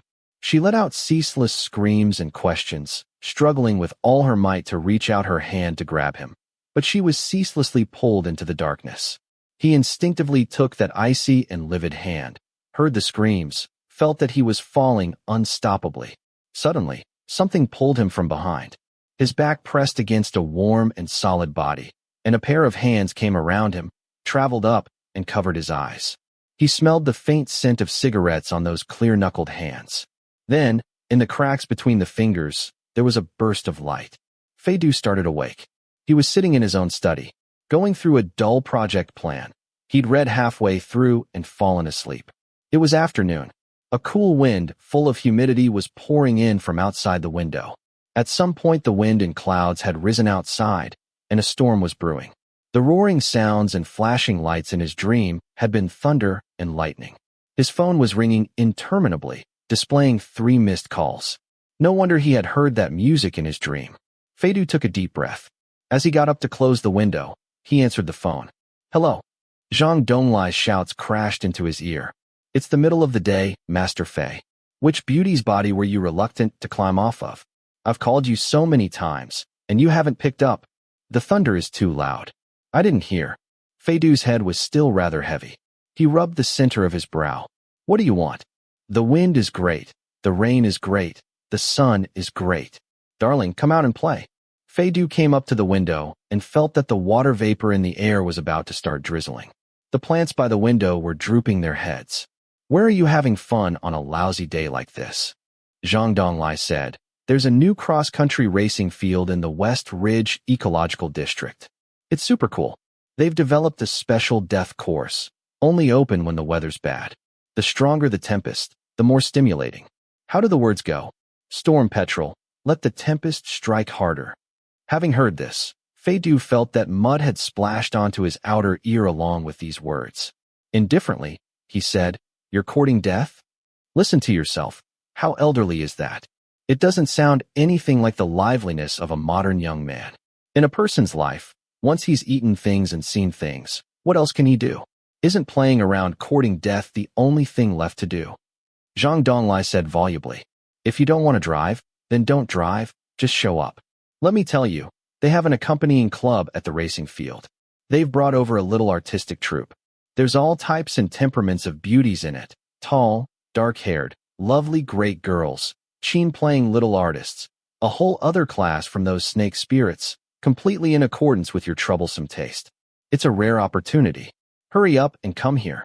Don't sit around at home, nursing your infatuation with an old man. Hasn't he already found someone anyway? You're pretty well informed." Feidu snorted. He was a director general who had grown up in comfort. He had no interest in playing around courting death in the rain in front of a lively, stupid little cunt. He meant to refuse and hang up. The words of the refusal had already risen to his lips. "I'm not." Just then, Feidu leaned beside the window and suddenly saw his own dimly lit study and somehow remembered his disordered dream just now, as well as those tobacco-scented hands. More than a month had passed since Tao Ran's housewarming feast. Feidu, who had previously harassed Officer Tao nearly every day, hadn't even called him. First, it was that he knew there was someone Tao Ran liked, and it wouldn't be proper to disturb him. Second, it was that every time he saw that miserable game machine, he felt wrong all over. Today was even worse. He was being plagued by nightmares. "All right." Feidu changed his answer at the last second. "Send me the address." Nearing the end of July, Yen City's rainy season was also coming to its tail end, but the uninterrupted rain not only showed no sign of laying down its arms, it was instead growing even more demented. 2 hours after getting off work, Luo Wenzhou retraced his steps. He left his car at the city bureau's gates and didn't even take an umbrella, just put a hood over his head and charged into the building through the rain. "Captain Luo, second-floor conference room, hurry." Luo Wenzhou shook out his dripping jacket, displaying 3 bloody scratches on the back of his hand. He raced up to the second floor and finally released the breath caught in his chest. "So what's going on?" "I don't know. I also just got here." Tao Ren carelessly rolled up his umbrella. "What happened to your hand?" Luo Wenzhou irritably scratched at the wounds on the back of his hand, which had already stopped bleeding. "A light bulb blew out at home. I was just changing it in the dark when the venerable old man called to urge me on to death, and I was so urged that I accidentally stepped on the ancestor's tail. Director Lu, speak of the venerable old man, and the venerable old man will appear." Lu Yuliang quickly gestured at the two of them, blowing towards the conference room like the wind. Luo Wenzhou and Tao Ran hurriedly followed. Today is the last day of the city's 16th middle school's recruitment summer camp. The school organized a visit for the students participating in the summer camp to West Ridge's Paleolithic Man's Ruins Memorial Museum. They rented a mid-sized bus. On it, aside from the driver, were a chaperoning teacher and 18 elementary school students who will be entering the graduating class when school starts. Around 5 in the afternoon, the visit ended and they departed on their way back, originally planning to return to the school at 7. Now they've lost contact with the bus and everyone on it. To disturb the city bureau's criminal investigation team late at night, it took only a thought to be sure this wasn't a car accident. Luo Wenzhou and Tao Ren exchanged a look, neither of them speaking. Director Lu opened the door of the conference room. The people inside the conference room were about to stand. Lu Yuan raised his hand and pressed it down. Don't mind me, keep talking. The conference room's projector changed at this, a huge realistic map spreading over it. The missing bus's license plate number is YNL for digits. It comes from the Hengtong Leasing Company. The driver is Han Jiang, male, 41, 15 years driving experience. The chaperoning teacher is Hu Lingling, 32, teacher at the 16th Middle School, Yin City native. At 5:05, the bus set out from the back entrance of the West Ridge Museum and drove onto the National Road. Around 6, some of the students' parents learned that there had been a sudden outbreak of extreme weather and a portion of the road had been sealed off. They called the teacher to confirm and received the information that they had already detoured, but the road conditions were poor, and they estimated that they would arrive an hour to 2 hours later than planned. Around 7:40, the parents called again to ask where they had gotten to, but the chaperoning teacher, Hu Lingling's phone had been turned off. At this time, the parents hadn't realized there was a problem and quickly called the child's phone. When it connected, they heard the sounds of children crying and screaming and a man's voice shouting and swearing. Before they could ask what had happened, after 4 seconds, the call was hung up. The parents then called the police. There were several children on the bus whose phones had child tracking monitors, but when they were traced, they showed up as having been scattered at the foot of a hill. The conjecture is that they'd been forced to throw them out.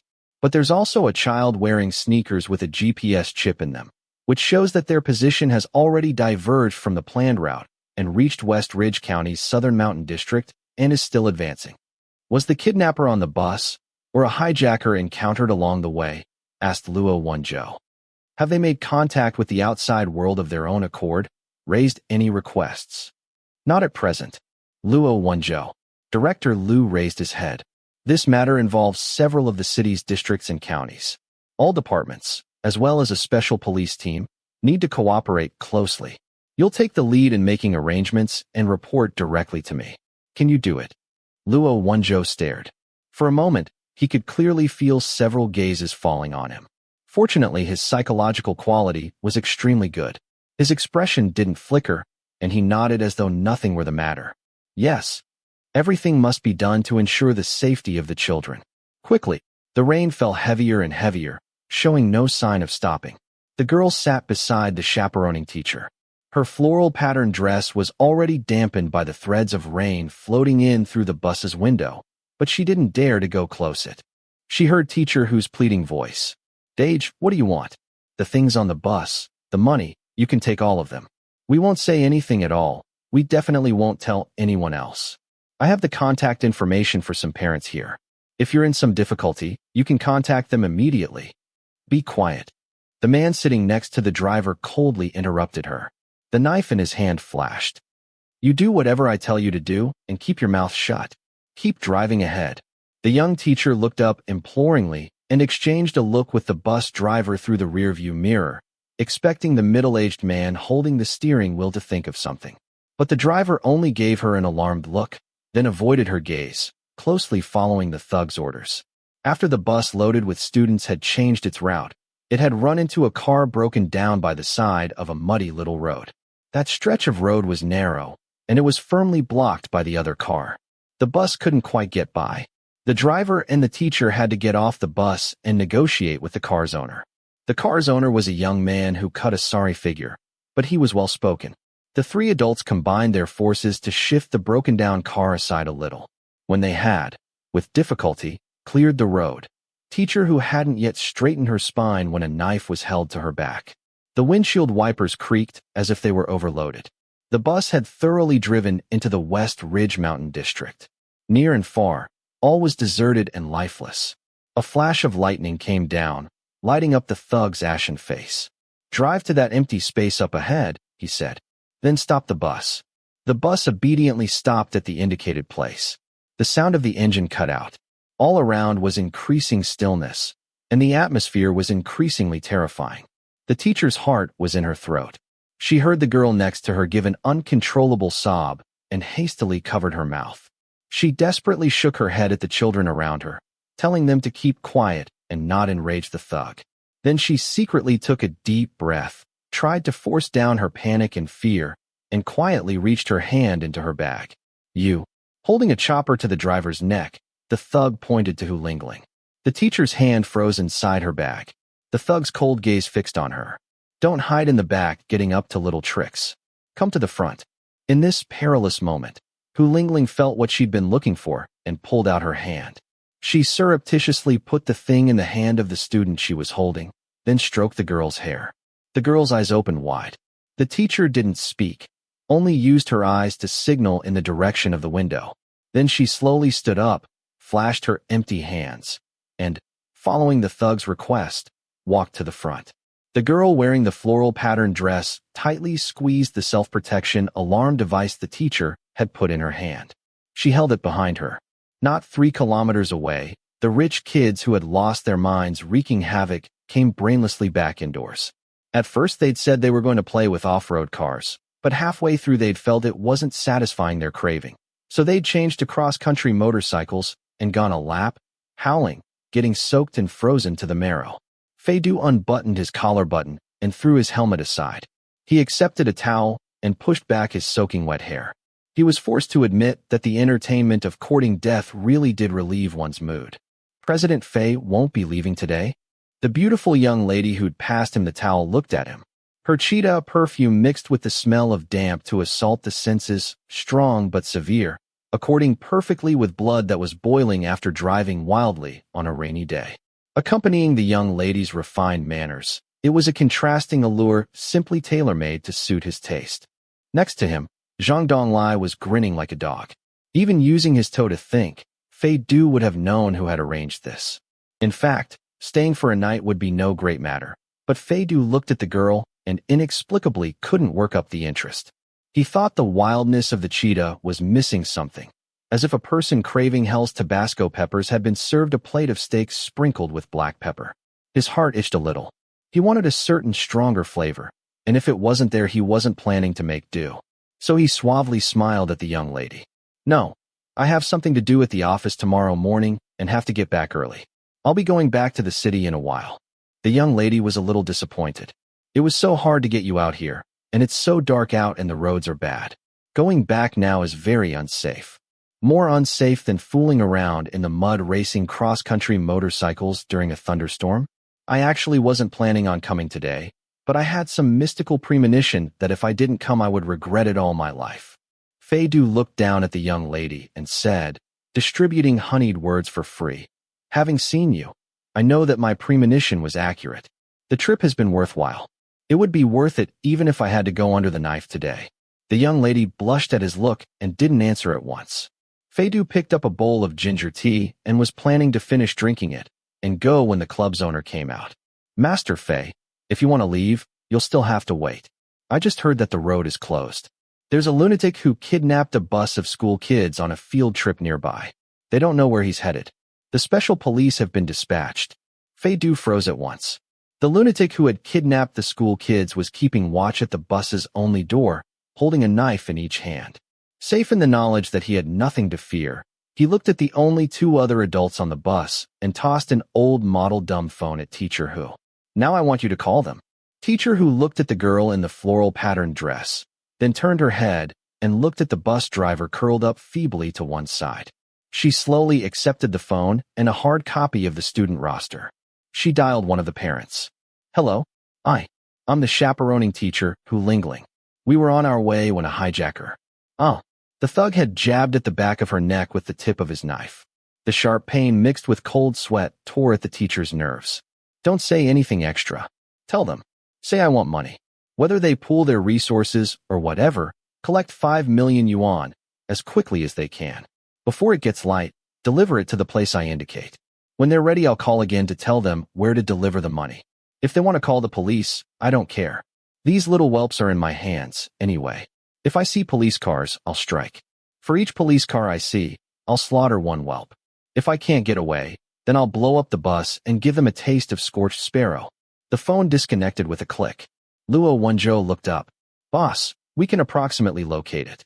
The position is basically identical with the GPS information from the child's shoes. How do we go over there? Luo Wenzhou was silent for a moment. How is the investigation into the driver and teacher's personal lives going? Lang Xiao paused. Didn't she say they met a hijacker on the way? Luo Wenzhou said. How would a single hijacker know that the bus was full of children? Even if he did know, even provided he was armed, how could he be confident in dealing with two adults on his own? Lang Xiao was startled. Just then, a call came from Tao Ran. Captain Luo, we're at the driver Han Zhang's residence. He sold off a good deal of his furniture. The people around here say that he may have a gambling addiction. Luo Wenzhou frowned. Hu Lingling's heart was beating very fast. The kidnapper was making a wild display of arms in front of her, the blades in his hands flying up and down before her eyes. Hu Lingling's thought, this can't go on. Her eyes again met those of the girl in the floral-patterned dress. The girl seemed to understand her expression. She curled her small body up next to the window and swiftly pulled on the alarm device and threw it outside. The sharp sound of police sirens exploded beside the bus. The knife-wielding thug froze on the spot. In that instant, Hu Lingling suddenly stood and threw herself at him. The two of them rolled out of the half-open bus door. She ignored the pain of the cold blades slicing into her body, loudly calling to the driver. Drive. Drive quickly. Chapter 40. Humbert the Seventh. The children on the bus formed into a ball of panic, some screaming, Teacher, drive quickly, and others crying and calling out, Teacher who? The knife-wielding thug's eyes filled with blood, and he stabbed Hu Lingling in the underbelly. Hu Lingling's life thus far had been smooth and peaceful, without calamity or illness. She had never known that this kind of pain existed in the world. Her limbs became powerless, and she instinctively curled up. She only looked towards the bus parked beside her, ardently hoping that during this time the bus door could close and it could safely decamp. The keys were in the ignition, swaying without a breeze. The thug seemed to have forgotten to snatch them away. The driver's hand was on the gear shift. He had only to press a button to close the door. He had lengthy driving experience, and he was a highly skilled driver. In a second, he could put the bus in gear and drive away along the wide, open mountain road. But he didn't. The driver Han Zhang looked frightened, but he only sat without moving in the driver's cockpit, roaring towards the thug, Stop it. Hu Lingling could no longer speak. She was so anxious the rims of her eyes were all red. She desperately shook her head towards Han Zhang, wanting to tell him not to mind her. Then she heard this honest and kind-hearted man's next words. Didn't we agree we only wanted money? What'll this come to if you kill someone? Hu Lingling finally realized something, and a bone-deep chill went up her spine.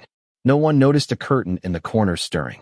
The girl wearing the floral-patterned dress had just taken advantage of the chaos to dodge behind the curtain. Under its cover, she climbed up onto the open window and silently slipped out, like a thin-limbed little cat, jumping onto the ground. The thug's murder attempt had been interrupted by Han Zhang. Rather unsatisfied, he tossed the knife to the driver, bent down and grabbed Hu Lingling by the hair. As if venting his anger, he began to beat her. Everyone's eyes were pulled in by this ruthless scene. The girl's footsteps were covered by the whistling wind and rain and the woman's shrieks. The starless and moonless black night became her friend. The girl avoided the bus's headlights and heedlessly rushed away. The mountain district's roads were rugged. There were no road signs, no lights, no living creatures. The flickering boulders and bent-necked trees all looked like monsters hiding in the dark. The girl couldn't distinguish direction and didn't dare to turn her head. The sound of her footsteps made her quake with terror, thinking the knife-holding monster was chasing after her. No one had taught her what to do when out in the wild open country. She could only ceaselessly run forward. Suddenly, headlights flashed in front of her. She was panic-stricken. At this moment, humans and ghosts were equally frightening to her. Trying to flee by any means, the girl hit a rock with her foot and went sprawling, finally letting out an accidental cry. The sound of a car braking came from one side. The girl's ears roared, and her muscles tensed into a ball. Then she heard a very clear and tender voice say, "Dad, is it a small animal? Is it a sheep?" This immature voice startled her awake from her grotesque nightmare. The runaway girl's heart, so panicked it was going numb, gave a fierce leap. She heard rustling footsteps, opened her eyes wide, and saw a man holding an umbrella arriving in front of her. He was tidy and refined. He certainly didn't look like a bad guy. "Uncle, help me," the girl said tearfully. Her dress, covered in a floral print, was mottled with mud stains. Her knees had been scraped open, and her little toenail had been pried up by the stone, leaking fresh blood. The man scrutinized her, then very gently picked her up. The girl's firm sense of caution was broken in front of another child. In this extreme of terror, she irrationally trusted this stranger suddenly appearing in the middle of the wilderness. "A bad guy hijacked our bus. He has a knife, and he stabbed our teacher, just up ahead, Uncle." The man's steps were very gentle, as if he was afraid of disturbing something. He put up the index finger of the hand, holding the umbrella. "Hush," he said. "Be good. Don't be afraid. Let my daughter keep you company." The girl followed his line of sight. The half-open car window revealed the face of a young girl, around 12 or 13 years old. Her hair was done in 2 braids, her cheeks were plump, she had crafty and beautiful eyes, and her lips were sparkling cherry red, as if she'd been secretly using a grown-up's lipstick. Her smiling face was like a flower. In the brightly lit cross-country vehicle club, a big crowd of rich kids were on their phones, starting to pick up the gossip. "I'm not familiar with the area." Feidu stood in front of a map of West Ridge District and turned his head to the Courting Death Club's owner. "Aside from this place, what inhabited villages or places for activities are there around here?" There was a plan back then for West Ridge to be Yin City's backyard, with all the leading upscale leisure entertainment, said the owner. "All that's left are the projects that manage to take up space. Aside from us, there's a winery with a golf course nearby and an equestrian club. The original natural villages were all moved into the county city so they could move up a step, although with today's weather, there might not be any people at either of those places." "Oh," Feidu nodded. "If the police call in a while, let me take it." The club owner's forehead filled with question marks. "Call? Why would the police call?" He hadn't finished speaking when the phone at the front desk rang. A young lady playing the piano next to it freed up one hand, picked up the phone, and lazily put it to her ear. "Hello, West Mountain Cross Country Club. Boss, this person says he's with the police." The police moved very quickly. At this time, they had already drawn near to the kidnapper's location. Seen from a satellite position, the location the kidnapper had chosen was very apartment. There was empty ground all around. If the special police team approached, they would very quickly be detected. Meanwhile, the bus had curtains on all its windows, and the hijacker had a crowd of children in his hands. He was entrenched on the bus. All he had to do was close the curtains, and a sniper wouldn't be able to do anything. Time passed minute by minute and second by second. The police tried dialing the number from before, but the phone had been turned off. The hijacker had a strong desire for control. They needed him to take the initiative and contact them. After 10 at night, the storm finally laid down its arms and calmed down. Tao Ran and the others had hurried through the night to the residence of one of the suspects, the driver Han Jiang. They turned his life upside down investigating. Han Jiang used to be a truck driver, but he contracted a mahjong-playing habit and lost several thousand yuan in 1 year. Because he was wasting time at work, he was fired by the trucking team, and in the end his wife and child left him. Later he cleaned up his act for a while and found a job at a car rental company. He behaved for several years, then for some reason started playing mahjong again. A cheating ring got their eyes on him. He lost so much he wasn't only ruined, he also worked up a debt with a loan shark of over 1 million yuan. No wonder he'd do something so desperate. Lang Qiao held down her earbud. "What about the other one? Any clues?" Aside from being a gambling addict, Han Jiang doesn't even seem to have had a stay in the little dark room. Even if he'd wanted to resort to dishonest means, he still wouldn't have dared to do something this thrilling right from the start.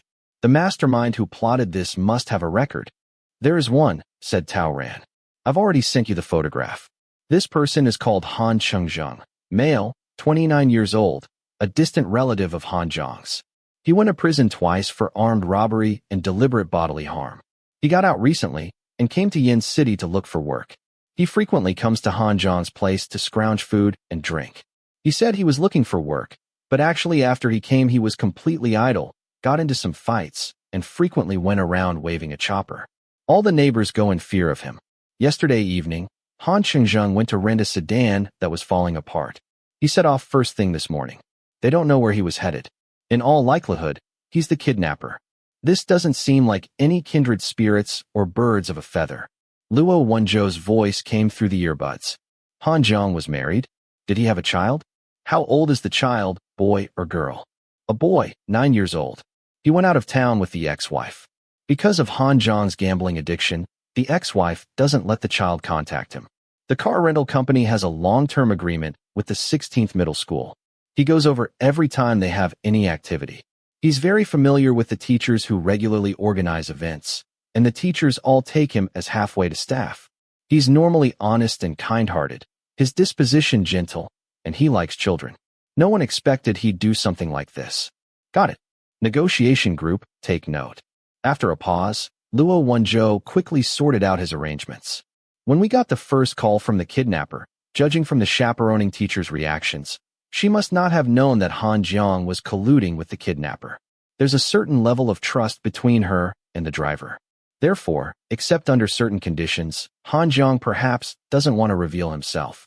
He was likely forced by his usurious loan into doing this, and he must have a certain sympathy for the children. But the other kidnapper must be the leading planner behind this kidnapping and extortion. He has a record. He's an incorrigible habitual offender. There's nothing he wouldn't do. Their interests are currently aligned, but their relationship can't be very secure. We can split them up. Boss, Lang Xiao suddenly interrupted him. A phone call. The kidnapper's calling. All departments be on the alert, said Luo Wenzhou. At his words, everyone stood at the ready, all of them picking up their earbuds. The negotiation group was already in position. The second phone call came an hour after the first. But when the negotiator answered the phone, the person speaking wasn't the female teacher from before. It was a very vicious male voice.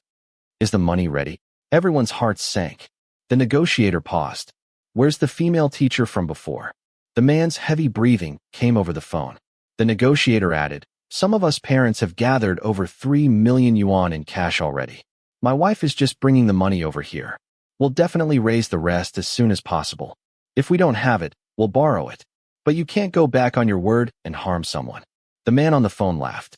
Oh, you obediently raised the money? You didn't call the police? The officer from the negotiation group looked up, silently, using his eyes to ask for instructions. Next to him, Lang Xiao held down her earbud and quickly relayed Luo Wenzhou's orders on a notepad. Habitual offender. Tell the truth. We called them, the negotiating officer said in a somewhat panicked voice. We'd already called them before you contacted us. You didn't say we couldn't. Oh, so where are the police? West Ridge Country's Public Security Bureau said they had to ask for instruction from the City Bureau, and the City Bureau said they can't get here in under an hour. We truly can't wait. We raised the money to prepare on both fronts. You absolutely must not hurt the children. Listening to this, the thug on the phone was rather complacent. I told you before, you won't get any use out of those good-for-nothings. Presumably because he'd heard the money was quickly on its way, the hijacker thought for a moment, and his tone relaxed. All right, I'll let you say a few words to your little whelp. What's his name? Someone passed over a strip of paper, which the negotiator quickly scanned. Chen Hao.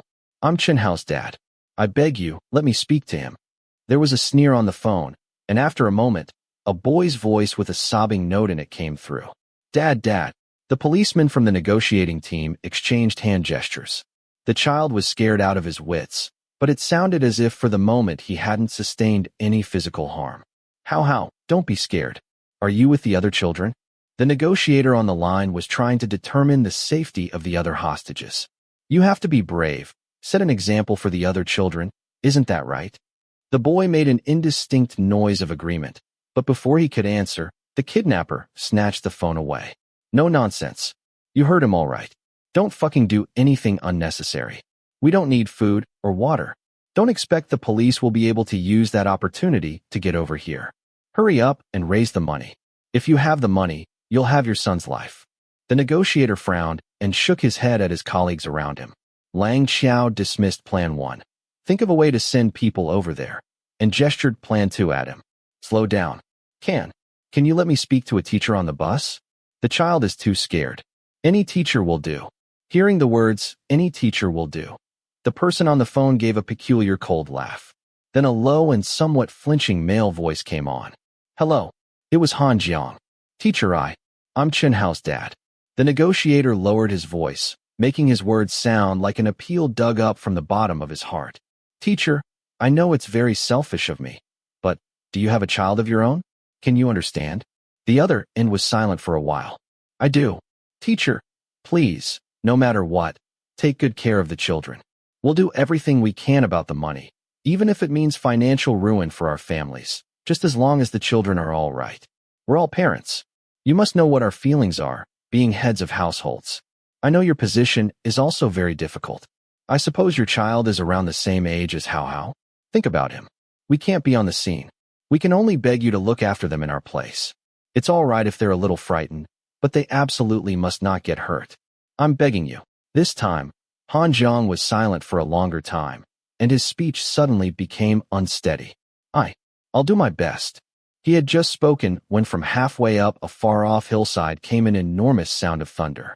Like an explosion, heavy metal music spread unchecked through the tranquil night. Dazzling lights came on, followed closely by the sounds of whistling and screaming. The kidnapper flared up at once. Raising his knife, he snatched the phone. Who's that? Is it the police? You cheats. Don't you want the little whelp's lives? The person on the phone explained in a panic. No, we didn't. At the same time, a sickly sweet female voice came through a megaphone. Darlings, don't be afraid, get in. We've just completed the road of death. What else could happen to you, handsome men? The sound of a whistle passed through the megaphone, nearly raising the ground for 10 kilometers around. Colorful lasers flashed over the whole mountain. Among the lights, several aggressive souped-up sports cars put in appearances on the mountain. The enormous shadows of the car doors, looking like they were about to take flight, were skillfully projected onto the nearby hillside. Han Jiang grabbed the kidnapper's hand holding the knife. There's a cross-country club nearby. Didn't we look into it before we came? Settle down. The kidnapper was furious. Let go. How could they just have happened to come here by coincidence? The negotiator on the phone loudly said, We really don't know. You can change the place. The money will be here soon. Don't hurt the children. Teacher, teacher, teacher. The 3 successive cries of teacher were like a sharp needle, pricking at Han Jiang's nerves. The children at the school sometimes couldn't clearly distinguish between the school's staff and contract workers, especially the little ones. If they met an adult at school, they would say teacher. These children usually called him that, too. Han Jiang held his accomplice down with both hands, rapidly speaking into his ear. Did you hear that? The money will be here soon. There's only one step to go. Do you have to go complicating things now? Look up. Do those look like police cars? They're racing on the mountain road. They're not planning to come here at all. Some shadows and suddenly you're pissing yourself. What can they do? The kidnapper followed his gaze and looked over. He seemed to be convinced. The hand holding the knife relaxed slightly. Han Jiang said, A little whelp just ran off. It's not safe here anymore. I'll drive. Change our location. The demonic voices of the racing rich kids had a strong presence, following them like a shadow. The huge engines of the howling sports cars roared unceasingly as they went around the mountain road. Though the distance was great and they weren't getting any closer, they still seemed to have the bus nearly surrounded. The dance music's rhythm stamped beat by beat on the 2 kidnappers' chests. They had no choice but to move away from their original empty place, driving in the only direction that took them further from the noise. Luo Wenzhou's voice came over Lang Qiao's earbud. The target bus has been forced into sniper range. Think of a way to get them to stop. On the bus, the phone in the kidnapper's hand, which he hadn't had time to turn off, suddenly rang. The parent from before babbled over the phone. The money's here, cash, but it's only 3 million plus. We're still thinking of a way to raise the rest. The music was getting further and further away, but the tempo was speeding up, ruffling up the nerves bit by bit, making the listeners more and more panicked. The knife-wielding hijacker roared. No, it can't be a bit short. Han Jiang slammed his foot on the brakes. It's close enough. We split it 50-50 and each of us takes over 1 million. That's plenty. Don't delay until the police come. I want 5 million. The negotiator on the phone said, We've really done all we can. Teacher, think of your own child. They're all children. Teacher, I'm begging you. The veins at the corners of Han Jiang's forehead stood out. If I don't have 5 million, I'll kill off all these little whelps. I've been in jail anyway. What's the big deal if I take another turn? Han Jiang took up the chopper his accomplice had tossed to him earlier. I'm not going to jail. The two men breathed heavily, like fighting bulls. The kidnapper glared, coldly fixing his eyes on Han Jiang. Uncle, are you having regrets? Han Jiang stiffened his face and didn't answer. He really was regretting it. The kidnapper suddenly gave a sinister laugh and passed him the phone. Fine, whatever you say. If we see the money, we'll take it. Han Jiang hesitated for a moment, then expressionlessly took the phone. It's like this. Find someone to come over. It has to be one person. It's best if it's a woman. The location is. He hadn't finished when cold light suddenly flashed in front of his eyes, and the shrieking of the children exploded by his ears. Han Jiang turned aside subconsciously, but he couldn't entirely dodge. His accomplice's blade was already stuck into his underbelly. Han Jiang roared, instinctively resisting under the influence of the fierce pain. He swiftly leapt on the other, and the kidnapper backed up a step, his back hitting the bus's door. He struggled for the handle of the knife. In that instant, he was exposed in the uncurtained glass door, firmly pressed against it by Han Jiang's body. A bullet broke through the window and entered the back of the kidnapper's head. The hidden police and ambulance sirens reverberated throughout the night. Half an hour later, Luo Wenzhou had cleaned up the scene and came to the hillside that had just shaken the sky with music. From far off, he saw Fei Du leaning against a car. His shirt was unbuttoned from his chest down to his lower abdomen, the black tattoo contrasting sharply with his white skin. The ends of his hair were still dripping behind him. No need for props or scenery. Just standing there on his own, he brought along an unwarranted feeling of lakes of wine and forests of meat. Luo Wenzhou's original reason for coming had been open and aboveboard. Now, his gaze sweeping over Fei Du's half-bare chest, he suddenly felt awkward out of nowhere. His throat itched a little, and he gave a dry cough. Thank you all for today. Fei Du accepted half a glass of champagne from the hand of a girl next to him and raised the glass towards Luo Wenzhou. No need for thanks. We were playing up our natural qualities. Luo Wenzhou's silence. Somehow he was once again displeasing to the eye. Captain Luo. Just then, Lang Xiao's call came through, interrupting the peculiar atmosphere. She breathlessly said, "There's a child missing." Chapter 41. Humbert the Eighth. The missing girl is Chu Tong, 11 years old. She was originally on the bus. Attempting to help the teacher distract the thug's attention, she threw an alarm device out the window, then in the commotion climbed out the window and ran away. We don't know where she's run off to. Have some police dogs transferred over from West Ridge County. When he heard, Luo Wenzhou's reaction was fairly composed. It's all right. A small child can't run far. Find some well-spoken people and have them reassure the parents. To tell you the truth, if she hadn't run, when the kidnapper came around and realized she'd been the one to throw the alarm device, the outcome doesn't bear thinking about. Seems to me the child is pretty sharp. Fei Du turned his head and whistled toward his far-off, disreputable companions. In this society of idlers, he could rally 100 at a single call. The rich kids had first raced motorbikes in the rain. Then, when the water on them hadn't fully dried, they'd participated in a hostage rescue operation. Though they'd only been props and hadn't even gotten to see whether the kidnapper had been fat or thin, it still counted as enough stimulation to last them for the rest of the year. Hearing Fei Du's call, they rushed up in a crowd. "Master Fei, what else is there?" From the city bureau. In a few words, Fei Du gave a high-level summary of the entire glorious life of the handsome man in front of him. Then he said, "An 11-year-old little girl went missing from that bus. I'll send a photograph to my friends group in a while. If you don't have anything going on tonight, help search." "All right, no problem." Zhang Donglai could, for once, stand up straight in front of Luo Wenzhou. He grinned cheekily and nodded to him. "Hello, Captain Luo. If you need anything, Captain Luo, give a shout. We're all family." Luo Wenzhou coldly looked this person over. He'd heard that after getting into trouble, young Master Zhang had been shut up in a little dark room at home for a couple of months. Here and now, he had perhaps just been released upon completion of his sentence. He was wearing a vest that left his arms bare and pants with a big hole on each side. He had a new haircut, shaved into the form of a rooster's crest, with a line of multicolored long hairs sticking up every which way from the top of his head. On the back of his head, some character had been carved. Curiously, Luo Wenzhou said, "What's that on your head?" Zhang Donglai immediately stood at attention and reported, "The character endure." In spite of himself, Luo Wenzhou felt some deep veneration. It turned out that young Master Zhang's august countenance was the result of endurance. "Captain Luo, set your mind at ease. I'm familiar with this place," said Zhang Donglai. "We bourgeoisie are the great pollutant over here. Aside from the extravagant and corrupt, there aren't any other scourges at all. For 50 kilometers around, the most aggressive wild animal is a little squirrel.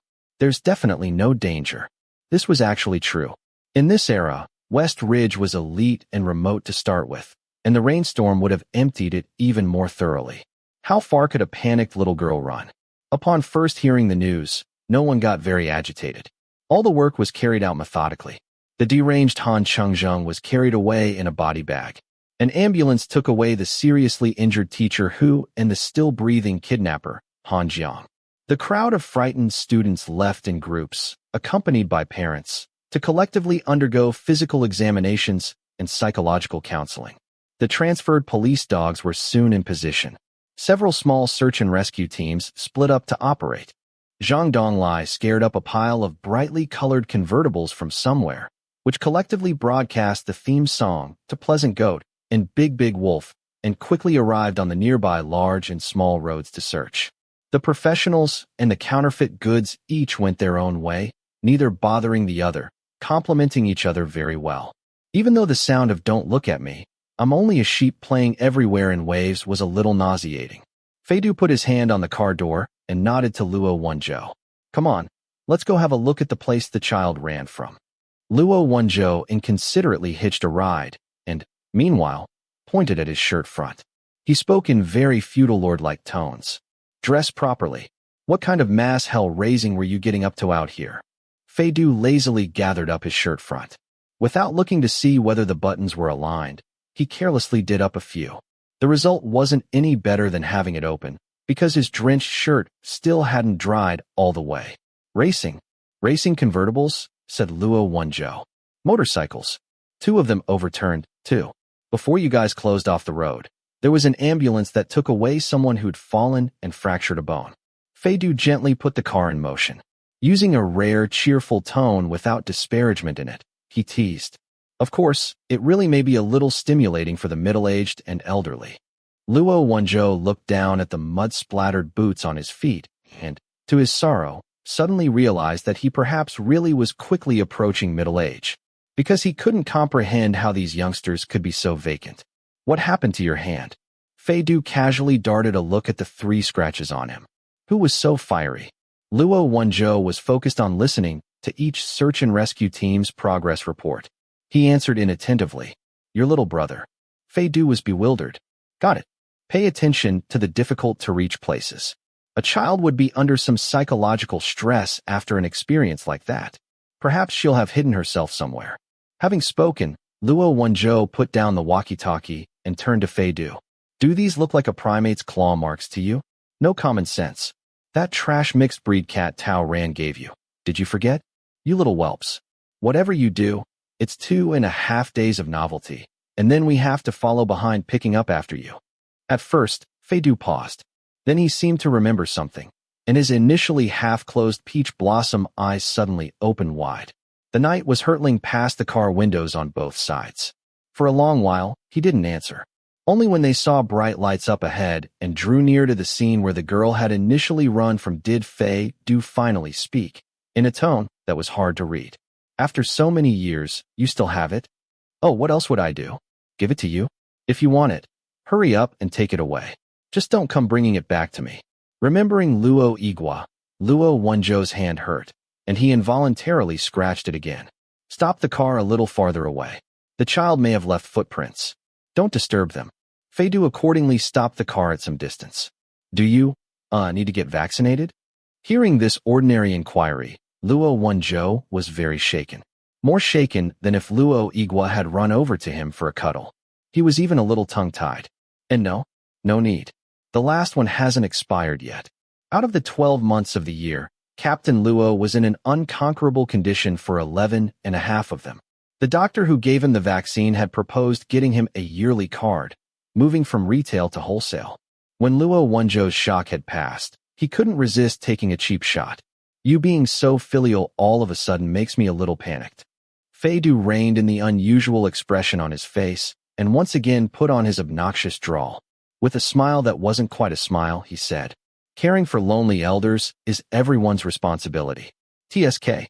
Keeping company with a cat in the endless night seems very desolate." Perhaps because Fei Du was so improperly dressed, and perhaps because Luo Wenzhou's good opinion of himself had gone to his head, he felt that Fei Du's glance, floating over as he talked nonsense, had a touch of seduction to it. Accompanying the hummed words, "in the endless night," it truly did inspire reverie. Thereupon, his mouth accidentally went a little over the line. "What?" said Luo Wenzhou, casually taking a liberty. "You're offering oral consolation?" Fei Du's silence. Luo Wenzhou's silence. As soon as this joke that had gone too far was spoken, the two of them became silent at the same time. Inside the small and narrow sports car, the atmosphere was so unusual as to defy description. Luo Wenzhou would have loved nothing better than to somehow put those words, which had somehow slipped out, back into his mouth. He was dumbstruck for a moment, then gave a dry cough and not very brilliantly backtracked. "At the end of the year, don't forget to bring Dad a box of snacks." Fei Du forced out a laugh. "Should I also burn 3 incense sticks?" After this, the two of them simultaneously climbed out, in tacit agreement, planning to forget the preceding awkwardness inside the innocent sports car. Luo Wenzhou suddenly remembered something. He turned to Fei Du. "On the subject, I remember you quite liked that cat. Why were you unwilling to keep it afterward, no matter what?" Fei Du put his hand on the car door. His movements paused. The distant lights fell on his exposed forehead and brows. The arcs seemed to have been carved that way, the outlines finely planned. "A pet." After a pause, Fei Du said, as though nothing had happened, "I don't like having pets. There's so much trouble. I didn't feel comfortable saying so in front of Tao Ran." Also, he looked up, the tip of one eyebrow moving lightly. "What if I have a hobby of sadistically killing small animals? I couldn't control myself, and I was afraid I wouldn't have a way to account for myself to Tao Ran. So I had to keep a safe distance. Captain Luo, do you think that's a reasonable explanation?" Luo Wenzhou stared, intuitively sensing that these words of Fei Du's weren't a disgusting joke. But before he could read the meaning between the lines, the voice of a member of a search and rescue team came over his earbud. "Captain Luo, we found the place where the girl threw the alarm device, as well as some footprints." When teacher who had been attacked, the rain had already slackened. The ruts where the bus had parked hadn't entirely been washed away by the water. The driver had been at the front of the bus then, and the kidnapper had been pushed out of the bus door by teacher who. If the girl wanted to run, she had to jump out of the back of the bus and run in some direction where she could avoid the bus's headlights. Following this assumption, the searchers quickly found some footprints left by a young girl. The police dogs went off, following the track. Everyone felt their luck was good. In the place where the hijacker had chosen to stop, the road had fallen into disrepair. There was a lot of bare earth. Chu Tong had left a good deal of marks. Following the traces, the girl could definitely be found soon.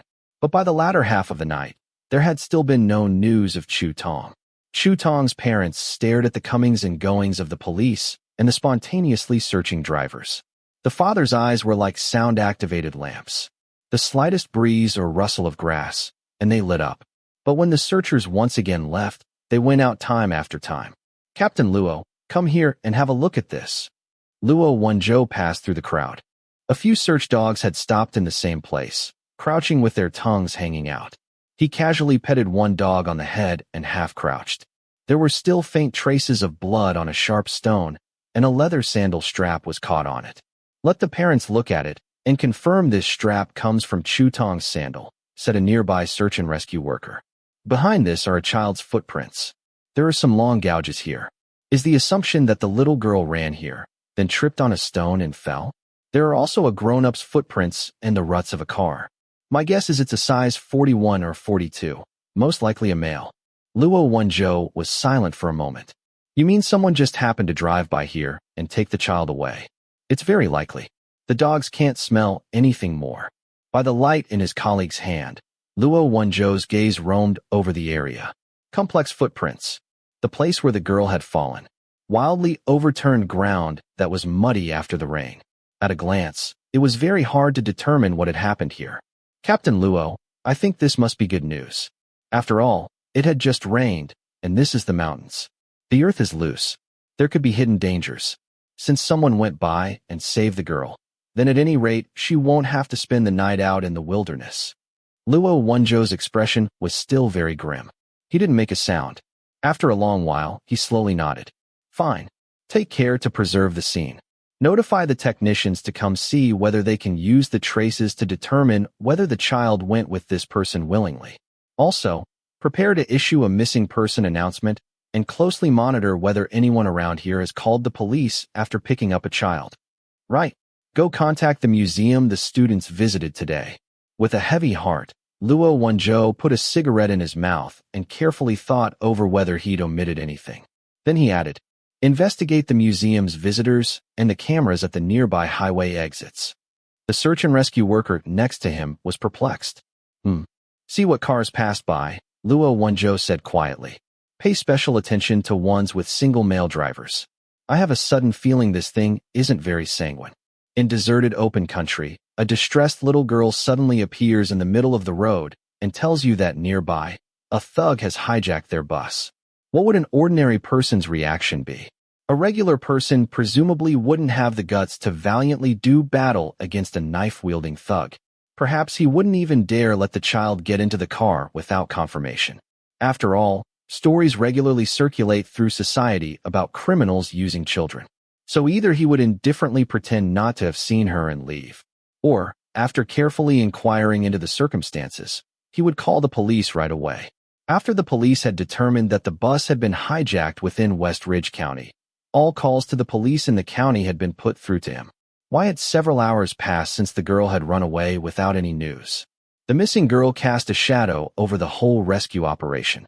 3 days passed in a flash, and the police came up empty-handed. From start to finish, there was no news about the mysterious person who had picked the girl up. Whether from the investigation at the museum or from the nearby businesses that had agreed to help keep an eye out, there was still no useful information. In the early evening on the third day, Chu Tong's parents came to the city bureau, bringing a flash drive. We don't know who left it, and we don't know when. It was in the milk box. With the child not found, we haven't had the attention to spare to get it these last few days. Chu Tong's father spoke with reddened eyes. It built up for a few days, and this morning the milk delivery person knocked on the door to ask. We only remembered to open the milk box then, and this thing fell out. Wearing gloves, Lang Xiao accepted the little flash drive. What's on it? As soon as she spoke, Chu Tong's mother suddenly fell apart, beginning to cry bitterly. On it, there's a sound recording. 15 minutes later, Lu Yuliang, frowning, finished listening to the recording. The recording was less than a minute long. At first, there was the sound of a girl's frightened screams. Then a violent struggle. After several dozen seconds, the screams and sounds of struggle gradually became weaker until all was silent. Finally, there was a ringing noise, as though a metal box full of small bells had been forcefully shaken. The trembling, buzzing sound seemed to knock on one's heart, drawing out long. Then the recording abruptly cut off. The corner of Lu Yuliang's eye twitched, and he slowly lit a cigarette. Director Luo Wenzhou spoke first. We have too few clues on hand now. We shouldn't speculate wildly. But I spent half my life listening to Lao Yang go on about Lotus Mountain, and the impression is really too deeply carved. I had to find you to confirm. The case was over 20 years ago, and we only know about it from hearsay. You're the only one who had personal experience with it. Do you think this recording resembles the phone calls the kidnapper made to the victims' families back then? Could it be a copycat of that case? Lu Yuliang slowly exhaled a smoke ring and didn't speak for a long time. When a long while had passed, he finally spoke gloomily. This business made a huge fuss at the time. You can still find newspapers from back then with long and tedious articles about it. We lacked awareness of secrecy then. Details like the victim's family received a frightening phone call got out. But the assembled group had very rarely seen such a grave expression on the old Director General's face. I remember the first girl who went missing, the one in the Lotus Mountain case. There was a detail, said Lu Yuliang, a detail that the victim's father supplied while cooperating with the investigation. He said he'd heard the sound of a pencil box over the phone. Metal pencil boxes were popular at one time. The missing girl's parent said the little girl collected a kind of small round bell and put them in the metal pencil box. Sometimes she took it out and shook it to listen. The adults in the house didn't like the noise and chastised her. The sound that came over the phone was definitely the sound of a pencil box. That's why he was certain the voice was definitely his daughter's. Lang Xiao, taking down the minutes of the meeting to one side, gave a little shudder. This detail was too small. Because they couldn't get recorded evidence at the time, there was only the victim father's testimony. He was anxious and frightened. His psychological state was unsteady. There was a strong possibility that he had heard wrong. It was truly hard to determine its authenticity. Therefore, it had only been used as a reference. It hadn't been referred to in Yang Zhengfeng's notes. Even Luo Wenzhou and Tao Ren hadn't known about it. The police, of course, wouldn't have made such a dubious small detail known to the public. So, Chapter 42. Humbert the Ninth.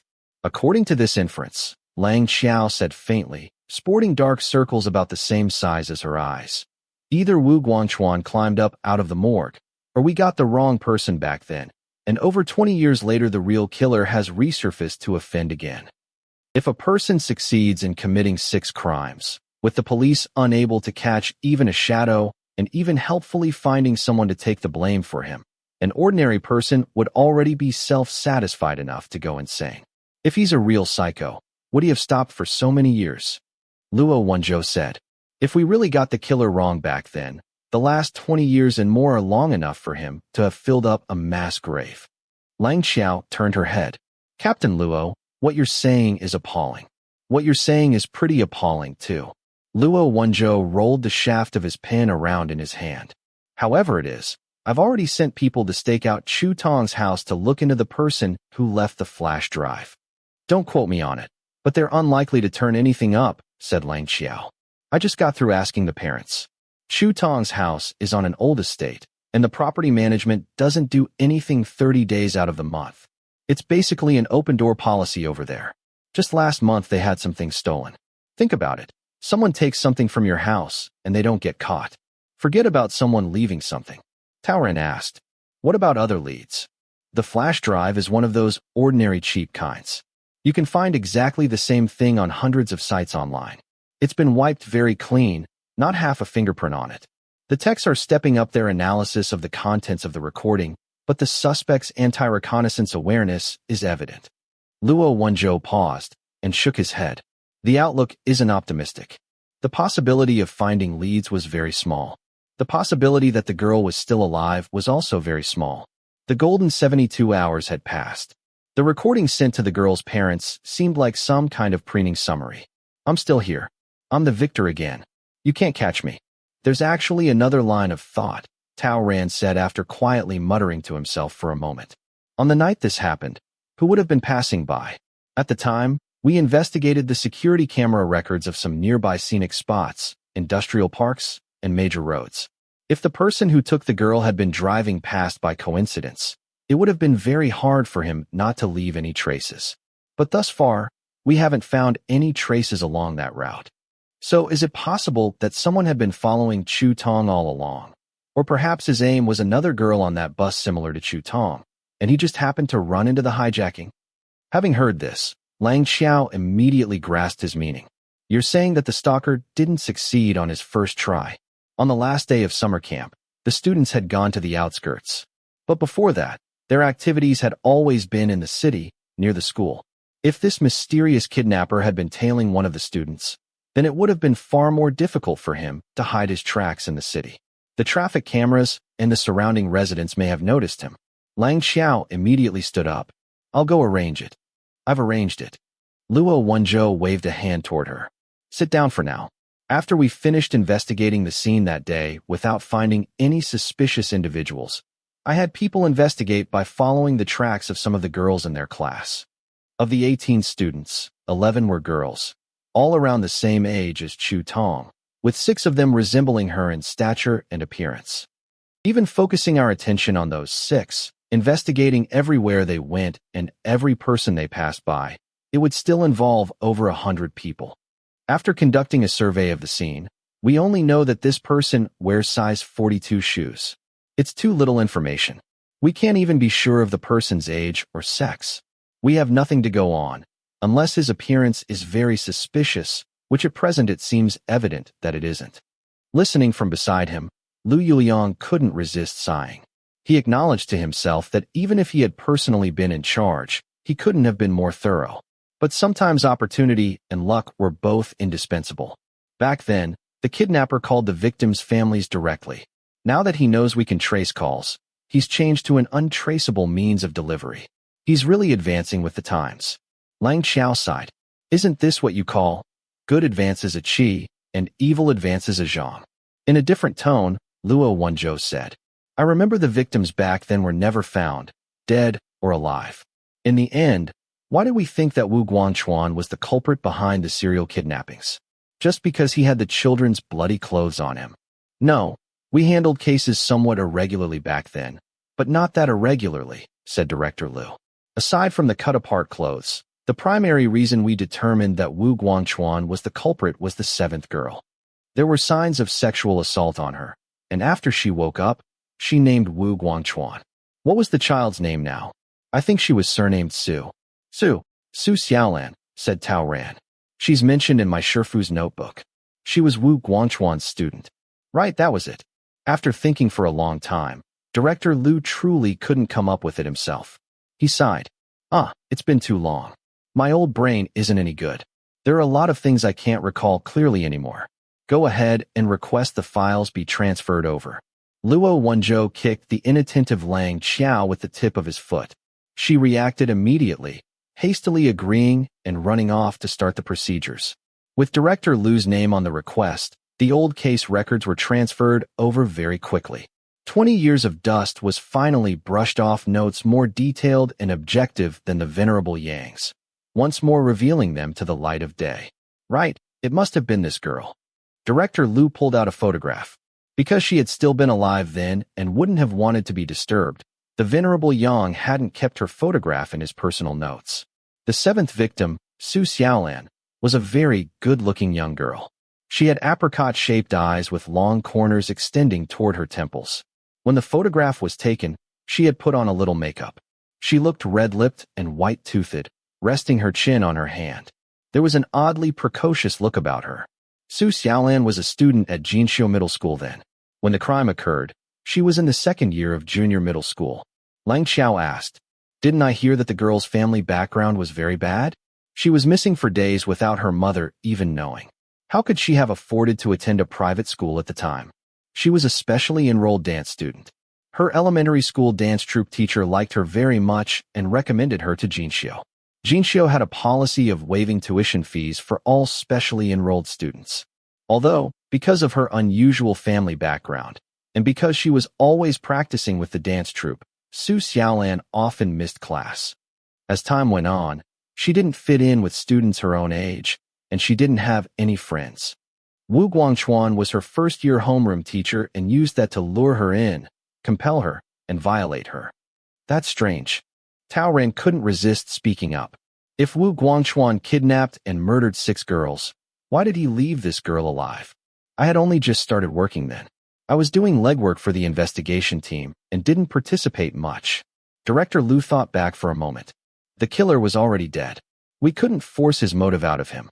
All of this is based on the elders' conjectures when they wrote the closing report afterward.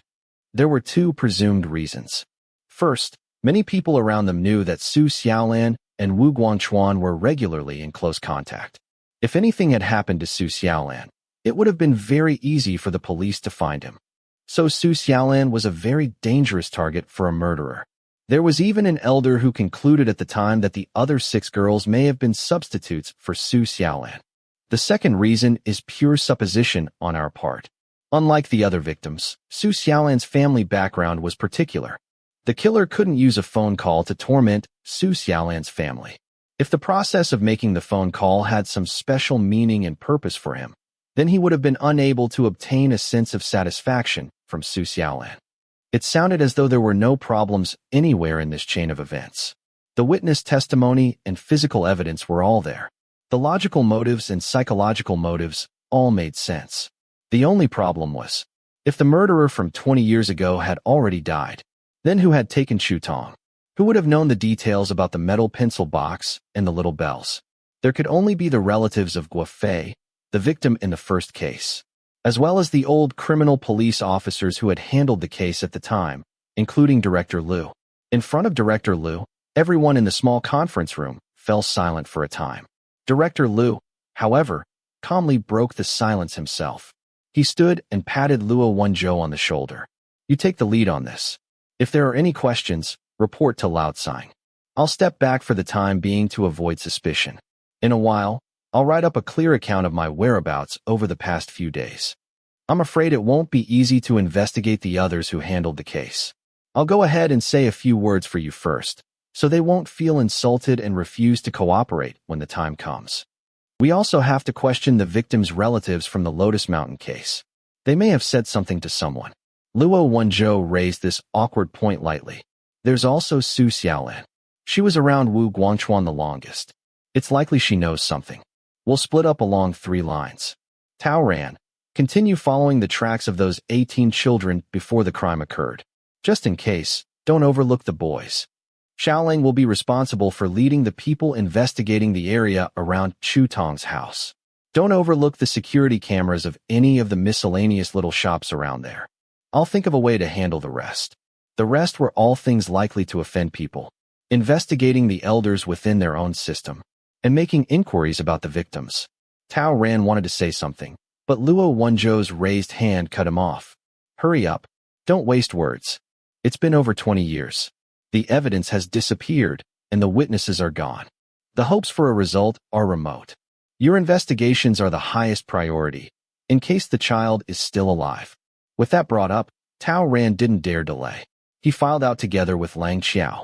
Lu Yuliang tore open the packaging of a new pack of cigarettes and pushed it across the table toward Luo Wenzhou. You've left all the glorious but arduous tasks for yourself. You're keeping up a pretty good style. If I go, said Luo Wenzhou, at most I'll get a telling off. The 2 of them. If they mess it up, it may come to a fight. Of course, whether I can find anything out after the telling off is over will depend on borrowing your venerable face. Of the old boys from back then, some have left, and some have passed away. As he spoke, Director Liu inexplicably felt rather melancholy. The ones who worked from beginning to end have mostly retired. And now Lao Zhang has been transferred away. I'm the only one left to lead you passel of monkeys. It won't be many years now. Is retirement a bad thing? Luo Wenzhou smiled at him. My dreams are all about retiring. Waking up naturally every day, going wherever I want, collecting my pension every month, taking my old spouse around everywhere, having all the little brats give up their seats for me when I get on the subway. Lu Yuliang very much wanted to foster his development. Although Luo Wenzhou was a little too young, the old man wouldn't be retiring immediately. There were still some years left. If he pushed him along, it was possible he would amount to something. Hearing this feckless discourse, Director Liu filled with anger. Then he once again thought of some gossip concerning young Lord Luo that couldn't be mentioned in polite society and became even more vexed. Pointing at Luo Wenzhou, he said, "You don't even have a young spouse. Shut up. If you won't talk sense, get the hell out of my face."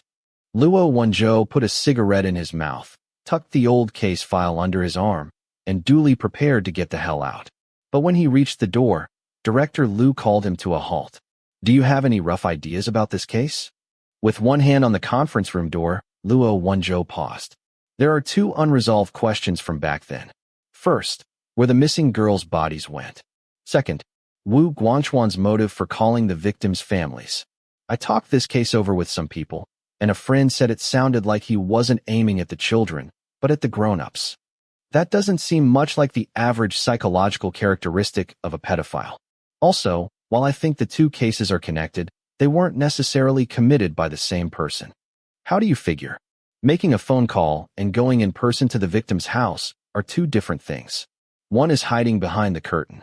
The other is being unable to resist personally taking the stage.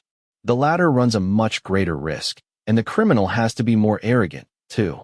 It's not just the anti-reconnaissance methods Lang Xiao mentioned. All of Yin City was like a river. After decades of waste management, you could see through to the silt on the riverbed. almost comprehended all at a glance. It was clear and safe, but there were still rapids, and there were still undercurrents. The odds of the missing girl, Chu Tong, being found alive were growing increasingly remote. But for the countless other children her age, this was just an ordinary summer vacation, crammed with unremarkable makeup classes and extracurricular activities, accompanied by the listless humming of cicadas and the drowsiness of waiting adolescence. Qinshan had her portfolio on her back and was waiting for her tardy parents at a bus stop by the children's palace back gate. Bored, she took out her tablet to play. Suddenly, a shadow fell in front of her. Qinshan looked up and saw a blind, humpbacked old man arrive nearby, his face inadvertently turned toward her. Qinshan felt oddly uneasy. She remembered what the DJ who had treated her to a cream puff had said that day and hastily moved a few cautious steps away, drawing closer to the crowd waiting for the bus while stealthily keeping an eye on the stranger. Just then, the bus pulled up to the stop. The tightly packed crowd boarded one after another. The area around the bus stop sign emptied. Only she and the blind old man were left. Suddenly, the blind old man tapped the ground with his cane and stepped toward her. In an instant, the hairs on the back of Qinshan's neck stood up. She turned and ran toward the children's palace. Turning a corner, she accidentally bumped into someone. The other person cried out, "Ow!" The thing she was holding fell and scattered across the ground. This person was a girl a little older than her, wearing a floral-patterned dress, her hair braided into two plaits. Qinshan hurriedly apologized. "I am sorry." The girl looked at her and didn't get angry. As she crouched to pick up her books, she asked, "Why were you running?" Qinshan hurriedly helped her. "There's a weird person over there." I was a little scared. Hearing this, the girl looked toward where she was pointing. "There's no one there." "Where?" Qinshan turned her head. The bus stop was deserted. There wasn't a single person there. The girl looked at Qinshan. "What grade are you in?" "I'll be in 6th grade when school starts." "Oh, then I'm a year older than you." With her books tucked under one arm, the girl naturally took Qinshan's hand with the other. "Are you scared? How about I wait with you for a while?" Qinshan couldn't have asked for anything better. "I'm attending the summer photography class here." The girl's long lashes lowered as she looked at Qinshan and smiled. "I'm called Su Luozhan." Chapter 43. Humbert X.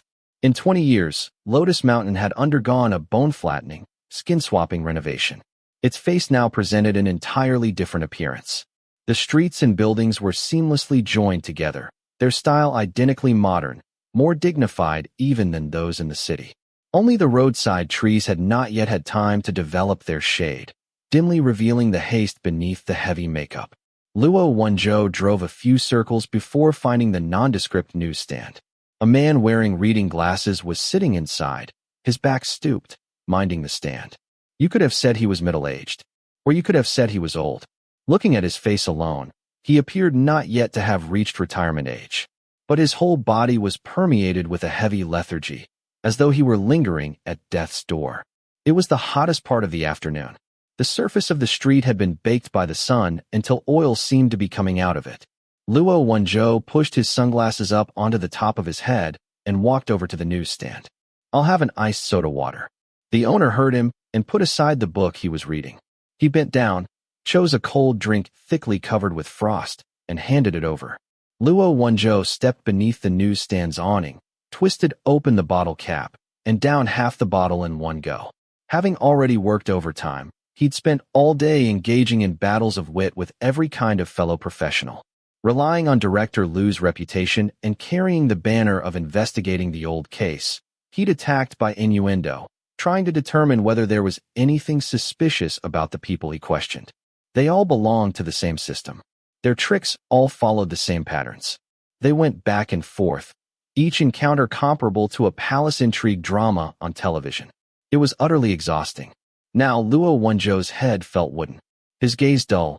He drank until he felt chilled all the way through, then leaned beneath the awning and relaxed completely. The newsstand owner saw that he had no intention of leaving immediately and stuck his head out. "Hey, young fellow, I have popsicles too. Want one?" Luo Wenzhou waved a hand. "I've drunk my belly full of gas. I won't be able to eat. I'll rest here a while." The owner nodded. "All right then. Sit down." He moved over a long-legged plastic stool. On a hot day like this, nobody has it easy. What kind of work do you do? Luo Wenzhou rested the soda bottle on his knee and lightly shook it. I'm with the police. The owner had one foot propped on the stand's small threshold. Hearing the word police, he froze. After a long moment, he turned his head. He removed his reading glasses and folded them away. His lips trembled faintly as he lowered his voice. I've already applied to have the charge withdrawn. The government approved it too. I know, said Luo Wenzhou. Uncle Guo, I don't mean anything by it. I just want to talk with you about Fei Fei's case from 20 years ago. The newsstand owner was Guang. Guang had killed Wu Guangchuan. He had then been sentenced to prison for intentional homicide. Later, his sentence was reduced, and he was released after serving his term 2 years earlier. Naturally, he had lost his job. 20 years had passed. Everything had changed. His parents and relatives had either died or left. His wife had divorced him before the killing. He had no relatives and no connections. Alone in the world, he had returned to the completely transformed Lotus Mountain district and was scraping out a living with a small business. There's nothing to talk about. Guang's face hardened. She's been dead for over 20 years, and I personally sent her killer on his way. I was sentenced. I went to jail. That's the story. What else do you want to know? Luo Wenzhou softened his voice. It's like this. I haven't come here to tear open your scars for no reason. We've encountered a case involving another missing little girl. There's evidence suggesting there may be a connection to the old case. What connection? Guang asked coldly. A girl, 11 years old. She was wearing a floral patterned dress when she disappeared. 3 days later, the criminal sent her parents a recording. Apart from a girl crying and screaming, it contained another sound, like someone shaking a metal box filled with little bells. The senior officers who worked the original case said the circumstances were exactly the same as when Fei Fei was murdered, so I wanted to ask you a few questions. Before he could finish, Guang interrupted him with a cynical laugh. You mean interrogate me a little? The killer is dead.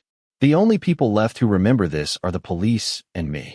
Of course, if something bad has happened, it couldn't possibly be the police. It can only be me, the one with a criminal record. It isn't only you.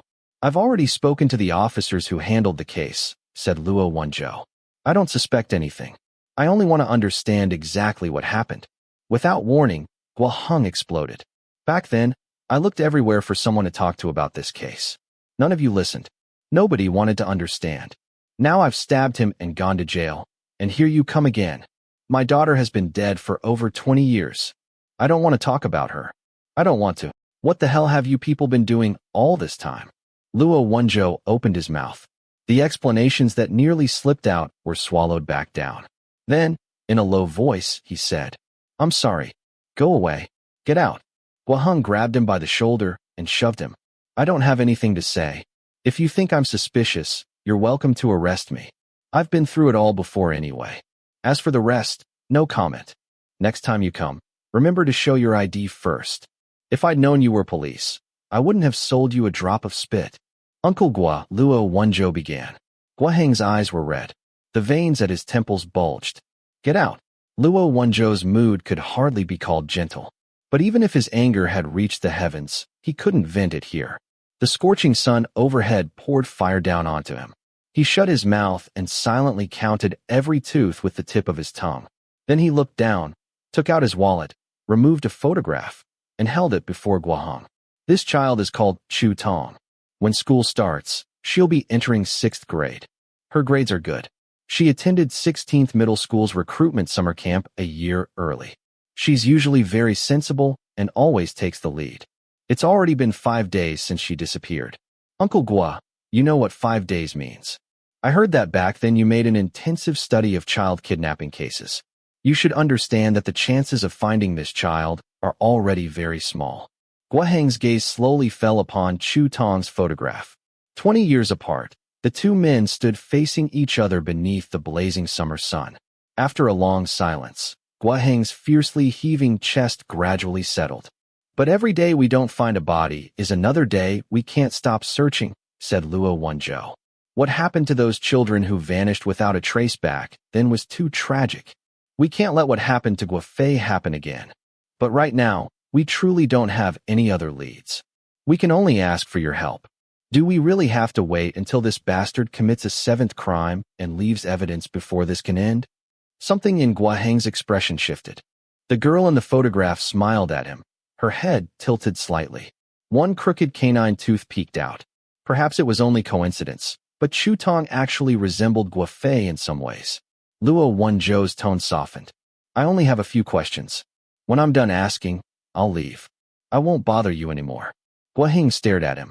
After a silent moment, he pursed his lips and turned back into the newsstand. Luo Wenzhou hurriedly followed. Did you mention the bells and the pencil box to anyone back then? I did.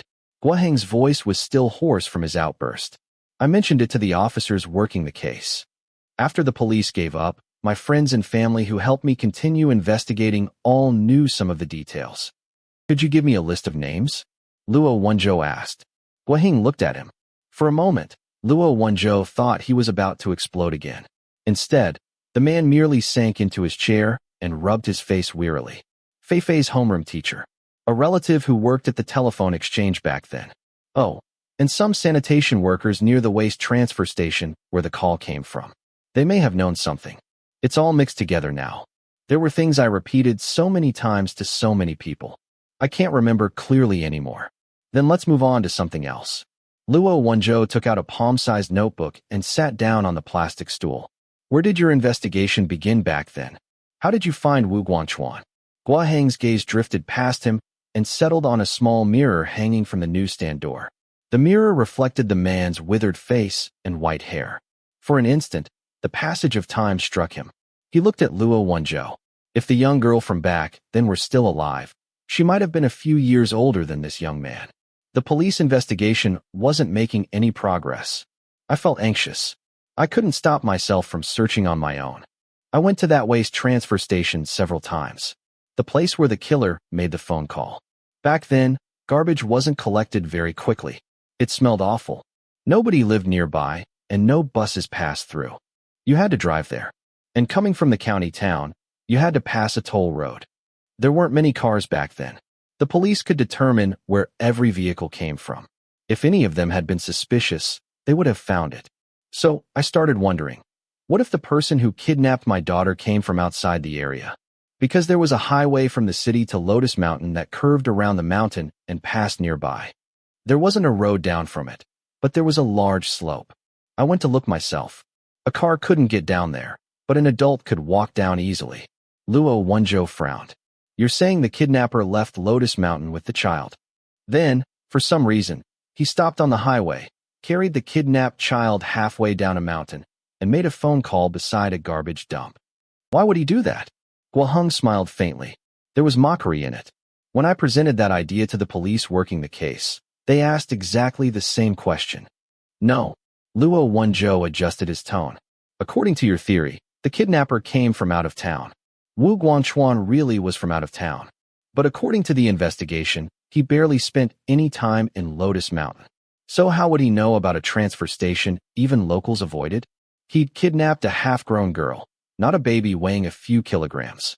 To leave his car on the highway and carry such a large child down a mountain to an unfamiliar location, the risk would be enormous. How would he know workers wouldn't be there? It doesn't make sense. Guang asked quietly. Has your logic caught the criminal? For a moment, Luo Wenzhou had no answer. The police told me it was impossible to. They even formed a special task force. I thought they had more expertise than me. So I waited. And in the end, he laughed bitterly. Nothing. I had no choice but to continue investigating along that impossible line of thought. I went around Feifei's school and questioned every guest house and hotel nearby. Her teacher helped me a lot. That teacher returned to work after retirement. She was very old. She's already passed away. So she won't be the person you're looking for. During that process, you found Wu Guangchuan, who was recruiting students in Lotus Mountain. I heard he stayed in a hospital at the time. Why did you suspect him? Jinxiu had money and wasn't shy about showing it. The teachers who came to recruit students drove several cars.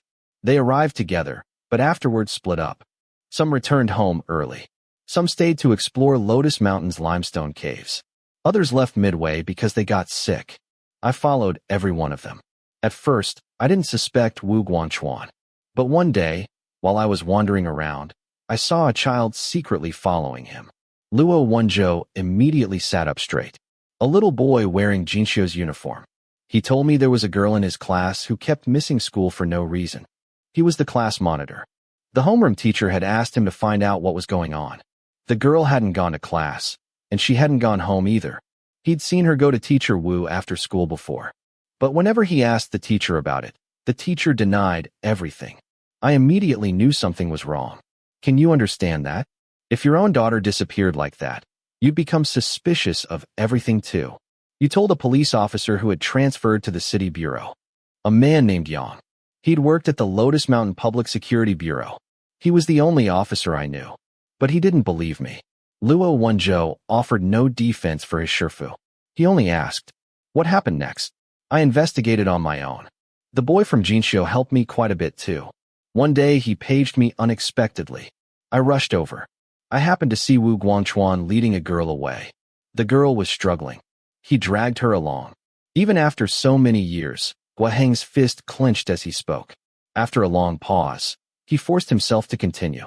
I told the boy who informed me to leave. Then I followed them to Wu Guangchuan's home. I watched that bastard take the girl inside. At the doorway, I saw him do some things. Things that made me sick. According to the case records, Guang had pretended to be collecting electricity fees, knocked on Wu Guangchuan's door, and then stabbed him. What was the boy's name? Asked Luo Wenzhou. His surname was Su. Guang thought for a moment. I think it was Su Wenchao. After saying goodbye to Guang, Luo Wenzhou hadn't even driven away before immediately calling Tao Ran. He told him to locate both Su Xiaolan and Su Wenchao from that year's second-year junior middle school class at Jinxiu. Then he sped back toward the city. Meanwhile, on that same day, Fei Du also happened to leave the city. Did you make an appointment yesterday, Mr. Fei? The receptionist flipped through her records while secretly admiring the handsome visitor. This sanatorium sat between mountains and sea. Its gardens could only be described as exquisite. Though technically a medical institution, there was not a trace of hospital smell or illness lingering in the reception hall. Everything was bright and spotless. Pretty receptionists spoke in soft voices. The distant sound of waves mingled with gentle piano music.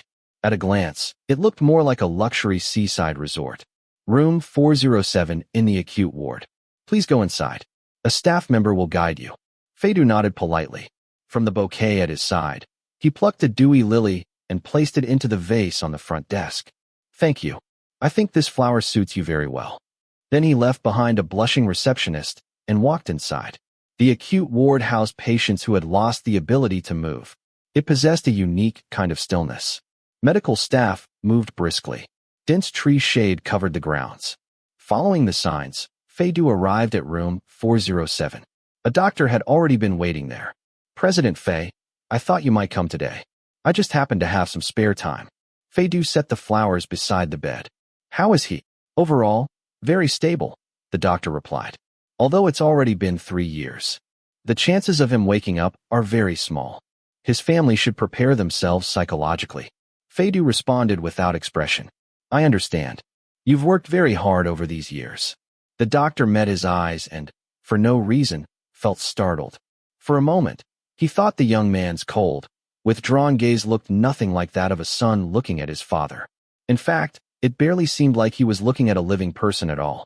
It was more like he was evaluating an ornament, one he could easily do without. The doctor's imagination immediately filled with wealthy family dramas and succession battles. Not daring to speak carelessly, he excused himself and hurried away. Fei Du watched him leave with perfect courtesy. Then he clasped his hands behind his back and slowly walked around the hospital room. The middle-aged man in the bed lay completely unconscious.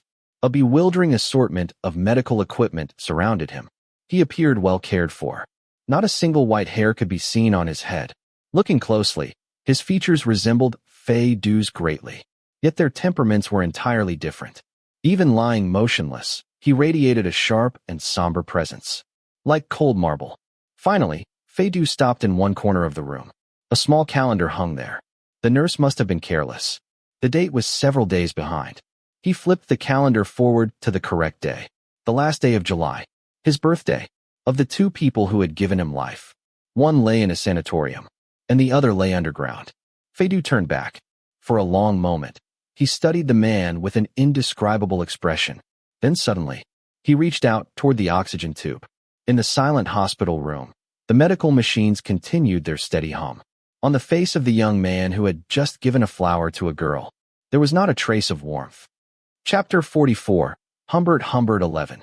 Fei Du suddenly smiled and turned toward the hospital room's security camera. Got you worried, didn't I? He bent down and picked up a card from the small table beside the bed. It was one of the special services offered by the expensive private sanatorium. For relatives of patients who could no longer communicate, it was often difficult to pour out their thoughts into empty air. So the facility provided cards and pens, allowing visitors to leave behind a few written words and give their emotions a more tangible form. Looking at the man in the hospital bed with faint irony in his eyes, Fei Du wrote a single sentence. I hope you can hold out for a few more years. The fees at the private sanatorium were anything but cheap. The cost of keeping one patient there was enough to support several doctors and nurses. After all, some people spent their entire lives contributing nothing to those around them, and only became useful during the years they lay unconscious. Outside the window, the summer sun blazed like fire. Inside the room, the central air conditioning maintained the same cool temperature year-round. Beneath the dense shade of the trees outside, the air carried a faint chill. Having dutifully expressed his annual sentiment of seeing you like this makes me feel better, Fei Du left and drove back to the city alone. The drive from the seaside sanatorium to Yen City took 4 hours without traffic. That evening, he had arranged to visit Dr. Bai and borrow a book. Although he had formally ended his many years of regular counseling, he had remained friends with her. Just like before, he often borrowed books she recommended. If nothing unexpected happened, then a day of long-distance driving, visiting a human vegetable, borrowing a book on mental illness, and reading it late into the night before going to bed would make up the entirety of his 22nd birthday. Fei Du usually appeared wherever there was excitement. But anyone who knew him even moderately well understood one thing. On his birthday, on the anniversary of his mother's death, and on every holiday, he disappeared. No contact, no appearances. Even someone as oblivious as Zhang Donglai knew better than to disturb him at those times. Not that he could have reached him anyway. President Fei's phone, normally available 24 hours a day, would become completely unreachable. The traffic heading back into Yen City was terrible. The highway entrance was clogged into a complete mess, delaying him by more than an hour. Already exhausted, Fei Du could only rely on the radio to stay awake. By chance, he heard a public announcement from Yen City's police regarding the missing girl, Shu Tong, especially around schools, children's palaces, summer training courses, and camps. If you notice any suspicious individuals, please contact the police immediately. We also remind families that it is currently summer vacation. Please pay close attention to the safety of children in your care. Since when did this program turn into a public safety announcement? Luo Wenzhou had only just returned to the city bureau around quitting time. He felt as though all 3 of his souls and 7 mortal spirits were about to evaporate out of the top of his head. Without ceremony, he grabbed a cup and poured himself tea from a pot someone had brewed earlier. Unfortunately, Lang Xiao was too late to stop him. "Boss!" Her anguished cry echoed through the office. "That's the slimming tea I just made." Luo Wenzhou paused. Then, without changing expression, he calmly drank the rest of it. At that moment, never mind slimming tea. As long as it was liquid, he would probably have swallowed insecticide. After finishing, he wiped his mouth. What did the stakeout at Shu Tong's house find? And have Su Wenchao and Su Xiaolan been located? We reviewed every security camera around the estate, Lang Xiao reported. Counting delivery workers, food couriers, milk deliveries, and real estate agents, more than 40 people came through each day. Fortunately, they all wore uniforms, so we contacted their companies and confirmed their identities and whereabouts. 4 people still had unresolved questions, so we've brought them back for questioning. Besides that, we've compiled a list of everyone entering the estate during off-peak hours. There are over 80 names. We're comparing them against the neighborhood committee's resident records now. Luo Wenzhou felt his headache grow even worse. Thank goodness the city bureau had enough manpower. Otherwise, they could spend forever investigating and still get nowhere. Lang Xiao continued. We found Su Wenchao. Tao Ran is interviewing him now. As for Su Xiaolan, she can't come. Luo Wenzhou casually asked. Out of town? Abroad? No. Lang Xiao shook her head. I mean, she's not on this planet anymore. She's dead. His footsteps halted. So young. Her life never really recovered after what happened. Her dancing career ended before it began. Her grades were poor. She barely got into a vocational college and dropped out halfway through. After that, she drifted around depending on her looks and youth, attaching herself to wealthy men. She had a child out of wedlock before she turned 20. Her life became increasingly chaotic. She got sick and died 2 months ago. Lang Xiao handed him a thin file. Inside were her old addresses, contact information, 2 school disciplinary records, a detention record for drunken misconduct, and finally her death certificate. The last page contained a photograph taken shortly before her death. She was only a little over 30, yet time had already ravaged her. Her cheeks were hollow. Her chin was sharp. Lines framed her mouth. Old traces of makeup clung stubbornly to her face. Only by looking carefully could one still glimpse the beautiful girl she had once been. Standing in the corridor, Luo Wenzhou and Lang Xiao exchanged a helpless glance. This was the end of the last surviving girl. You know, Captain Luo, Lang Xiao said quietly, sometimes when I see things like this, I feel that surviving can be a pretty ugly thing. Luo Wenzhou smacked the back of her head with the file. You're full of strange thoughts all day. Why don't you go write novels instead of being a police officer? The important thing now is finding Chu Tong. What does Su Wenchao do? Freelance photographer. Su Wenchao was tall and refined. A strikingly handsome man. Being suddenly summoned to the Public Security Bureau had understandably made him nervous. His hands moved restlessly beneath the table. Tao Ran poured him a cup of water. We don't mean anything by this. We just need your help remembering a few things. Su Wenchao lowered his head and quietly thanked him. Watching through the surveillance feed, Luo Wenzhou and Lang Xiao listened as Tao Ran asked gently, You attended Jinxiu Middle School for junior high, correct? Yes. Do you remember a classmate named Su Xiaolin? Su Wenchao's fingers trembled. After a long silence, he replied, I remember. Can you tell me about her? Su Wenchao stared blankly. Tell me about Su Xiaolin. His hands tightened around his knees. Oh, I haven't been in contact with her for many years. She was a cheerful girl. She wore her hair long, and she liked floral patterned dresses. Everyone listening immediately stiffened. But Su Wenchao stopped there. His gaze drifted uncertainly between Tao Ran and the clerk. Then he suddenly asked, Did you bring me here because of the girl they mentioned on the radio? I heard about it on my way here. Tao Ran abandoned the indirect approach. Then I'll be straightforward. How much do you know about Wu Guangchuan's kidnapping, murder, and sexual assault case involving young girls? Not much. Su Wenchao thought carefully. I was just a child. Adults don't usually tell children those things in detail. But the father of one of the victims says you helped rescue Su Xiaolan by telling him she was in danger. It was over 20 years ago. I don't remember very clearly. Tao Ran patiently continued. The victim's father was investigating some teachers around Jinxiu. He found you secretly following Wu Guangchuan. The two of you suspected him and investigated together. Do you remember? Another long silence. Finally, I suppose so. I don't remember clearly. Interviewing him was exhausting. Every answer came after a minute of thought, and every answer was vague. Maybe. I guess. Seems familiar. Can't remember. After more than an hour of questioning and 2 bottles of water, Su Wenchao remained frustratingly unhelpful. Watching from outside, Lang Xiao muttered, I really want to punch him. Boss, do you think he's our suspect? Just because he mentioned floral dresses? Luo Wenzhou shook his head. Middle schools were strict back then. Everyone wore uniforms. Special enrollment students were the only exceptions. If Su Xiaolan stood out, it's natural he'd remember her. But, inside the room, Tao Ran said, I find something strange. The case must have caused a sensation. You were personally involved. How can you remember so little? Su Wenchao smiled mildly. I became seriously ill during junior high. I had a fever that nearly killed me. I survived, but perhaps it damaged my brain. My memory has never been very good since then, and my reactions are slower. Sorry, officer. The explanation sounded perfectly reasonable. Tao Ran could only continue. Are you married, Mr. Su? No. Where were you on the night of the 27th? This time the answer came immediately.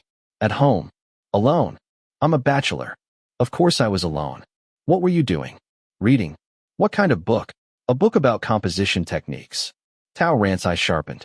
Would you be willing to provide your vehicle's location records? Certainly. It's parked outside. Su Wenchao calmly met his gaze. Any other questions? May I leave? I have work tomorrow. Tao Ran glanced toward the camera. Luo Wenzhou's voice came through his earpiece. Let him go. I've already arranged surveillance. From the moment he leaves, someone will be watching him 24 hours a day. Tao Ran stood and shook Su Wenchao's hand. Thank you for your cooperation. As they walked toward the door, Tao Ran casually remarked. Private schools must have been strict. Teachers were obsessed with university admission rates. We studied hard. It was a good habit. No time for young love, then. If you spoke to a girl, 8 teachers would be staring at you. Even if you liked someone, you'd have to hide it. Tao Ran looked at him meaningfully. Did you ever like a girl back then? Someone like Su Xiaolan must have stood out. Su Wenchao froze. His hands nervously picked at the seams of his pants. After a moment, he forced a smile. Who doesn't like pretty girls when they're young? But she's dead now. No point talking about it. Officer, no need to see me out. Tao Ran frowned. He had never told Su Wenchao that Su Xiaolan was dead. So how had he known? Had he heard through old classmates? Or, without looking back, Su Wenchao quickly walked away. That same night, the officers assigned to monitor him quietly took their positions and began round-the-clock surveillance. By the time Luo Wenzhou finally left the city bureau, it was already after 8 o'clock. Dragging his tired body, he headed not for home, but elsewhere. Although Director Liu had stepped aside to avoid suspicion, the situation differed from Director Zhang's.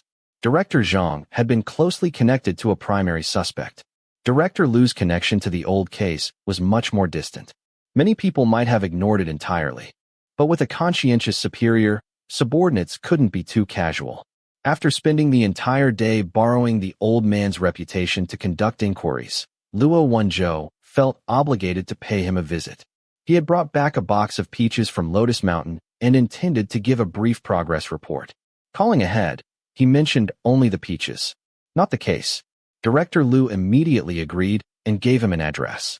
Your auntie's colleague is getting married. She decided to attend at the last minute and left me behind. So I've come to my younger sister's place to scrounge dinner. Come here. Luo Wenzhou entered the address into his GPS. North City, Qingwang Road. At almost the same time, Fei Du spotted a road sign. Qingwang Road exit. 1.5 kilometers ahead. He let out a long breath. The return trip had taken more than 6 hours. Traffic everywhere. No chance to rest.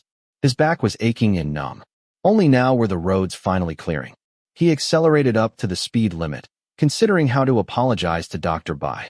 But just as he approached the exit, another vehicle suddenly shot out ahead. It charged directly toward him. It didn't brake. Instead, it accelerated. Straight at him. There was no time to avoid it. Fei Du slammed his foot onto the brake. The impact came instantly. The entire vehicle shuddered violently. His ears rang.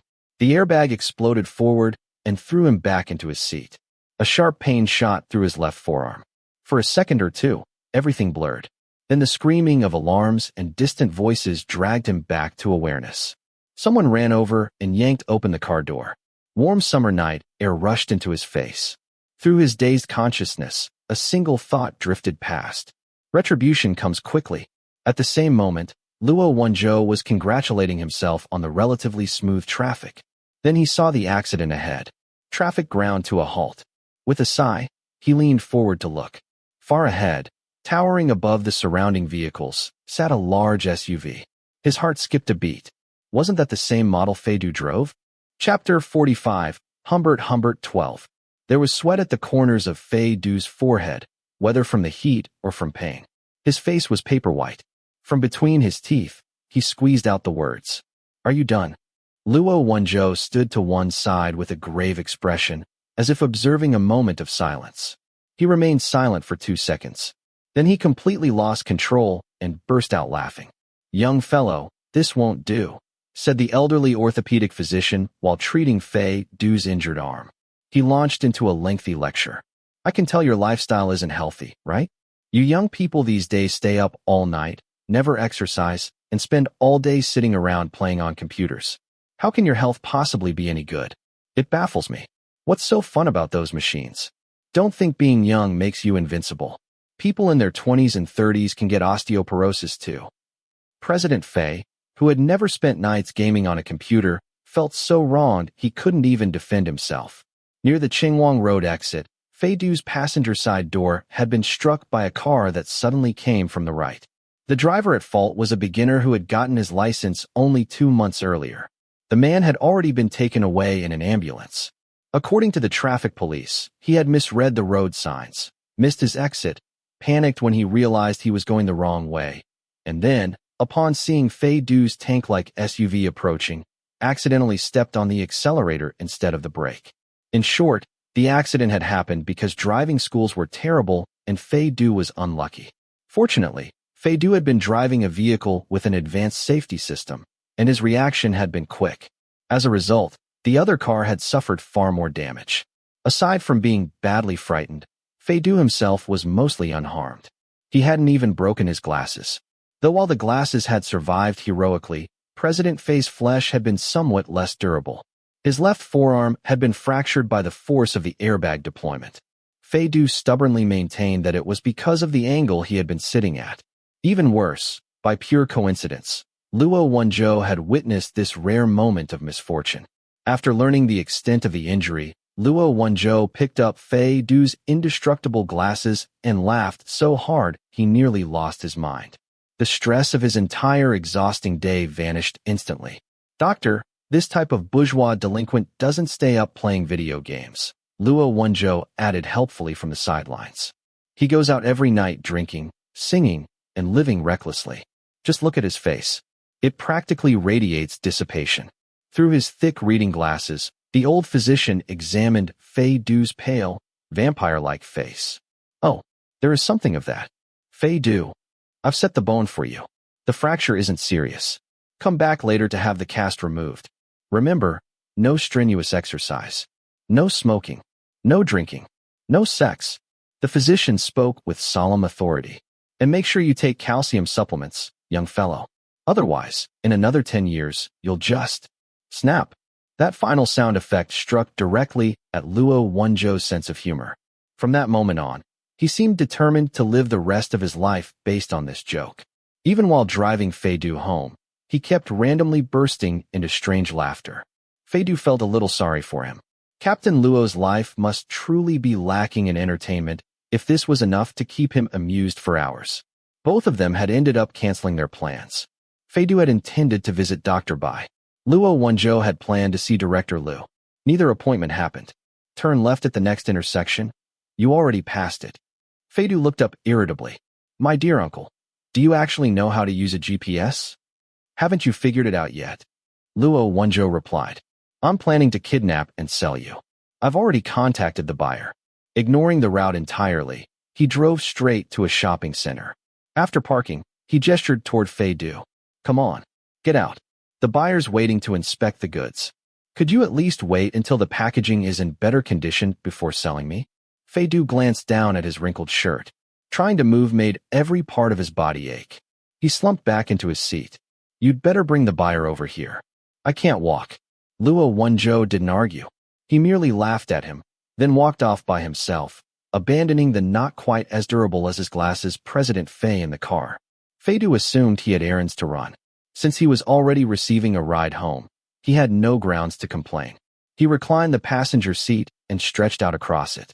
Nearly lying down, he closed his eyes halfway. Amid the lingering pain, he thought again about the accident. Mistaking the accelerator for the brake. Misreading road signs. None of it was unusual. Whether someone did such a thing deliberately or by accident, it was often impossible to prove. The only difference was that one was attempted murder, and the other was merely an accident. Viewed from that angle, a car truly was an ideal murder weapon. Thinking about this, Fei Du nearly drifted to sleep. Then the passenger door opened. Luo Wenzhou returned. Fei Du casually glanced over and froze. In Luo Wenzhou's hands was a birthday cake. A ridiculous one. The box was decorated with candles and cartoon characters. Instinctively, Fei Du leaned away toward the opposite door, as if the cake were a bomb. "Haven't you ever seen a birthday cake before?" Luo Wenzhou put the box down. "What are you hiding from? The cake isn't planning to violate you." He stored the cake away. Don't tell me the date on your ID is fake. The traffic police took down your information. Feidu stiffened, more rigid than the cast on his arm. He looked ready to jump out of the car and flee. But he didn't. While the car stereo played an awkward mix of folk songs and ballads, he sat there in silence until Luo Wenzhou parked outside his apartment building. The doctor said no smoking, no drinking, and no sex. Looking at that cast, you won't be out showing yourself off tonight anyway. So come experience the life of an elderly person with someone middle-aged and elderly. Luo Wenzhou tilted his chin toward him. Get out. For a long moment, Feidu stared at him with an unreadable expression. Then, protecting his aching arm, he slowly climbed out of the car.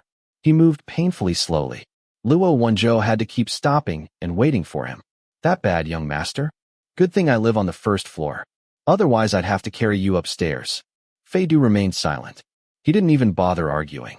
Like a cat entering unfamiliar territory for the first time, every bone in his spine was tense with caution. Step by step, he finally reached Luo Wenzhou's front door. The moment the door opened, the master of the household immediately appeared. A round little head poked out from inside. Get back, Luo Igua. Don't block the doorway. Unfortunately, Luo Igua's view was obscured by the cake box. The cat assumed its human servant had brought home a new toy as tribute. It eagerly stretched out both neck and paws. Luo Wenzhou smacked it away with practiced efficiency. Offended, Luo Igua landed on the floor and meowed angrily. Then it noticed the stranger standing behind Luo Wenzhou. Feidu and the cat exchanged a look. Feidu merely took half a step backward. Luo Igua, however, exploded. Its fur puffed up instantly. It let out an uncat-like shriek. Using all four paws, it spun in place, claws scraping frantically against the floor. Its enormous eyes widened. Its body lowered into an attack stance. Prepared for battle, the cat and man stared at each other. A moment later, Luo Igua made a decision. It abandoned all thoughts of combat. Without hesitation, it dove beneath the sofa and refused to come out. Luo Wenzhou, having raised such a cowardly cat, was deeply embarrassing. No need to change your shoes. He pointed toward the sofa. Sit wherever you want. This cat has never been afraid of strangers before. The last colleague who visited got followed around all day. Why is it only scared of you? Luo Igua, get your ass out here. You're going to roll around under there, get covered in dust, then rub it all over my sheets. Luo Igua played dead. Not a whisker moved. Luo Wenzhou shouted again. Do you still want dinner or not? This time, two cautious whiskers emerged from beneath the sofa. The cat sniffed the air, caught another trace of the stranger's scent, and immediately retreated once more. Comrade Luo Igua had been frightened into a hunger strike. Helpless, Luo Wenzhou opened a can of cat food and placed it beside the bowl. Then he rummaged through a cupboard, pulled out a box of candy, and dropped it in front of Feidu.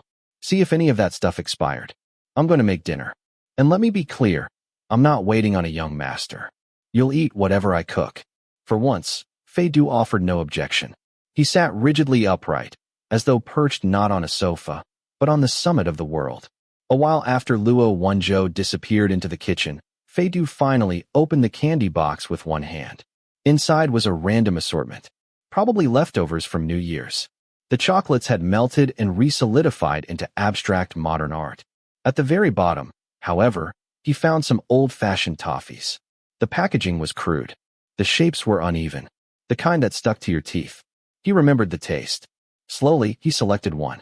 Using his teeth, he tore open the wrapper and popped the candy into his mouth. Then he turned toward the kitchen. The range hood roared. The knife rhythmically struck the cutting board. Luo Wenzhou's figure appeared and disappeared through the doorway. What Captain Luo had called throwing together a few dishes turned out to be surprisingly serious. Before long, several meat and vegetable dishes were arranged neatly around the birthday cake. After a moment of thought, he inserted a candle and lit it. Looking up, he met Feidu's eyes. Then he said awkwardly, "What are you staring at?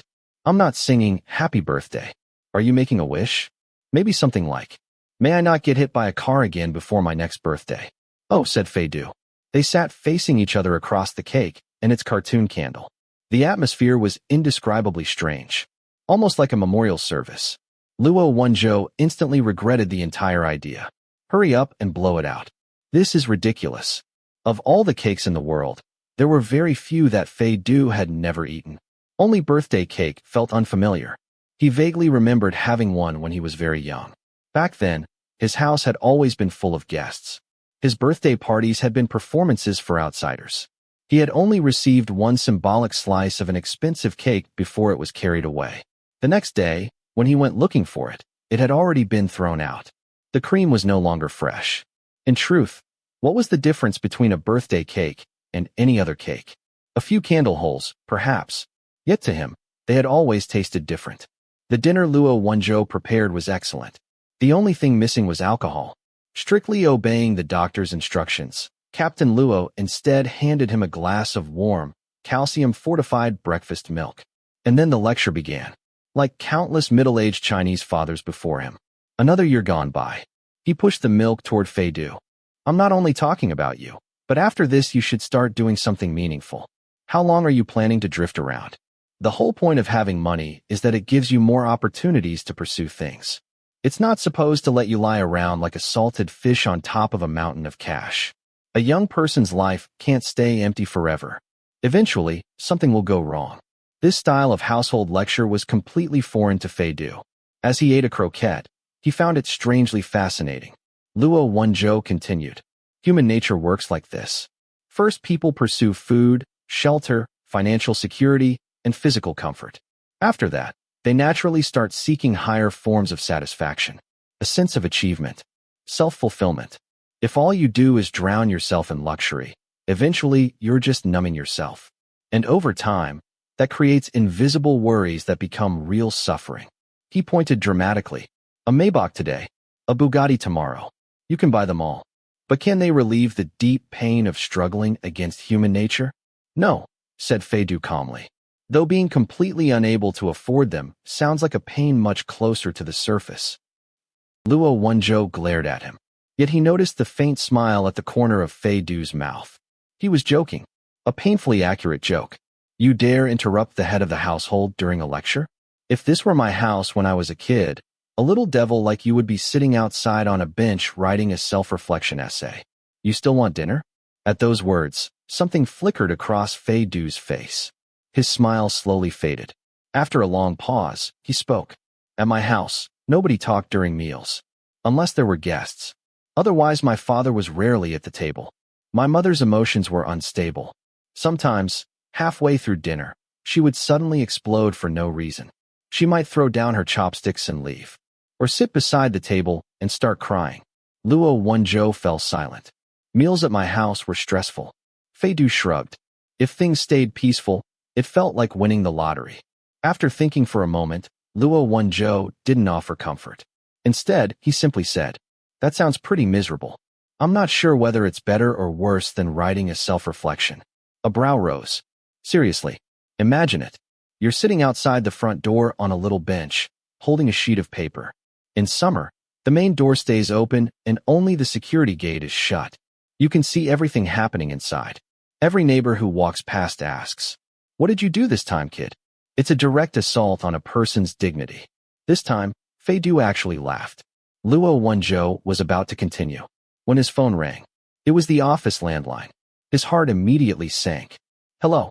Tao Rant's voice sounded breathless. Captain Luo. A report just came in from the local station where Chongming's family lives. They say Qinshan is missing.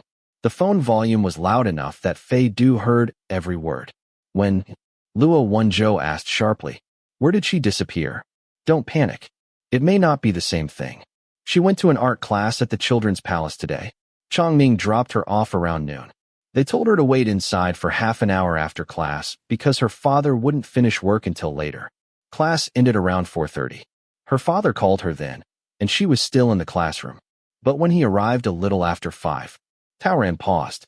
He couldn't find her. Hashtag Chapter 46, Humbert 13.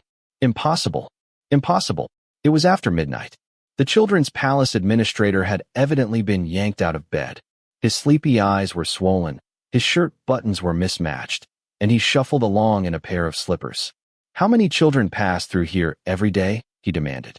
We have the strictest security. Even parents have to sign in when they come in. We have 360-degree camera coverage with no blind spots. You're saying human traffickers are involved? Is that a joke? I guarantee it with my own head. It's absolutely impossible. Unless the child got up and left on her own. Then even if aliens invaded the Earth, they still couldn't get into our school. Deputy Tao, a technician reported. We just used the tracking software on Zhang Yuchen's phone to remotely activate the device.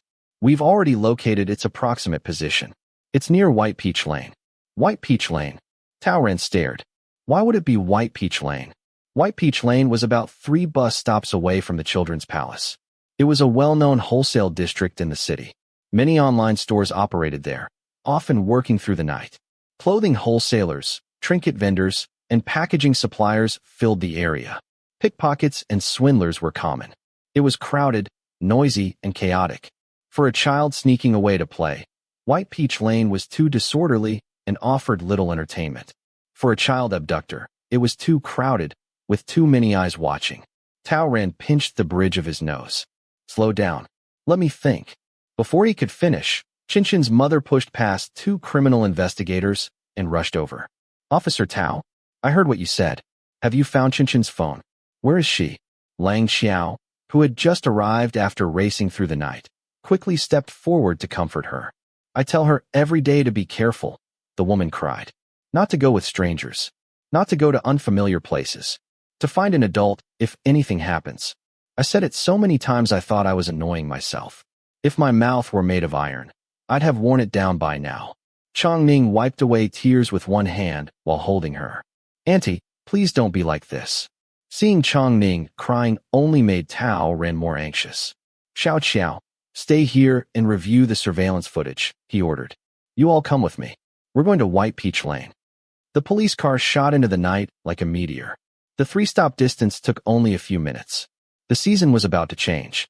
Autumn clothing lines were already arriving, and White Peach Lane was packed shoulder to shoulder with merchants.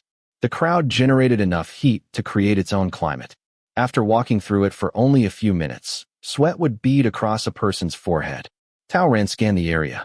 Can you narrow down the location? It's approaching the west end of White Peach Lane. The technician replied through his earpiece. They haven't noticed the phone is active yet. Deputy Tao, you need to hurry.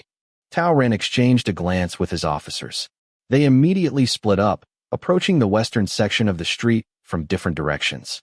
Running forward, Tao Ren searched every face that passed him.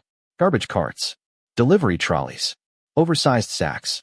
Any place capable of concealing a person was checked. The heightened activity quickly made the atmosphere tense. Then the technician's voice suddenly sounded again.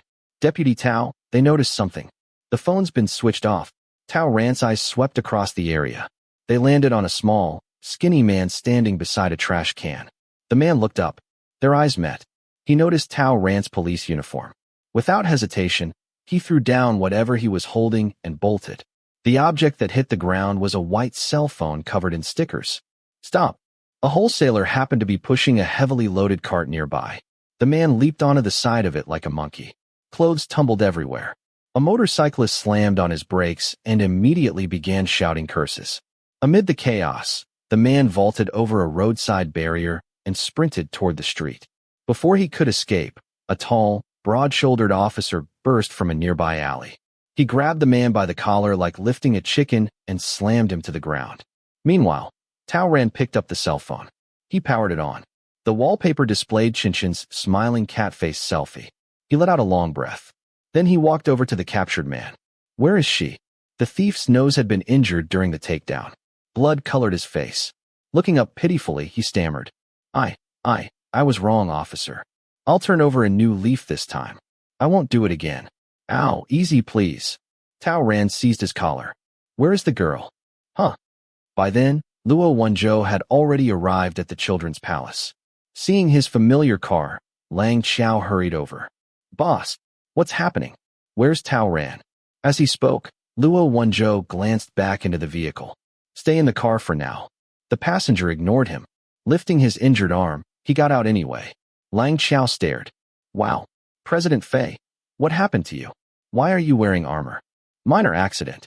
Fei Du glanced around the Children's Palace. Any news? Before Lang Xiao could answer, a police car screeched to a halt outside the gate. Tao Ren and several officers emerged. Their expressions were grim. Luo Wenzhou shot him a questioning look. Tao Ran shook his head. Qinchen's phone was stolen. The thief's an old hand. Just got out of detention recently. He claims a girl was tying her shoes beside the road. She placed her phone on a planter, forgot it when she left, and he merely picked it up. What street? What time? Near the children's palace. Tao Ran ran a hand through his hair. The guy had 7 or 8 stolen phones on him. All taken today. He can't remember exactly where or when he stole each one. Go. Fei Du asked quietly. Why are you panicking? What's wrong? I asked Chongning, Tao Ran replied. Qinchan was wearing a floral patterned dress today. His face looked terrible.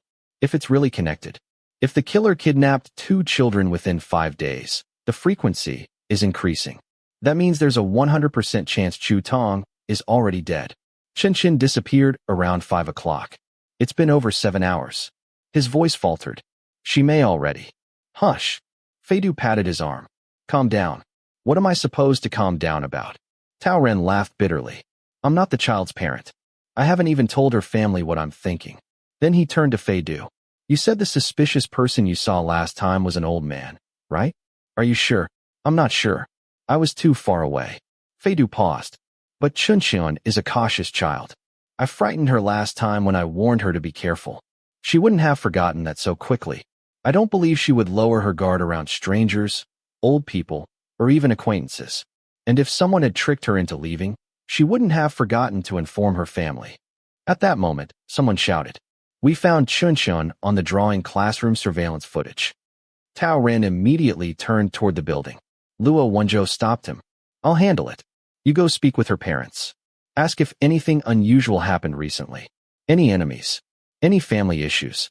We can't overlook anything. Fei Du tilted his head. Need my help. Luo Wenzhou hesitated.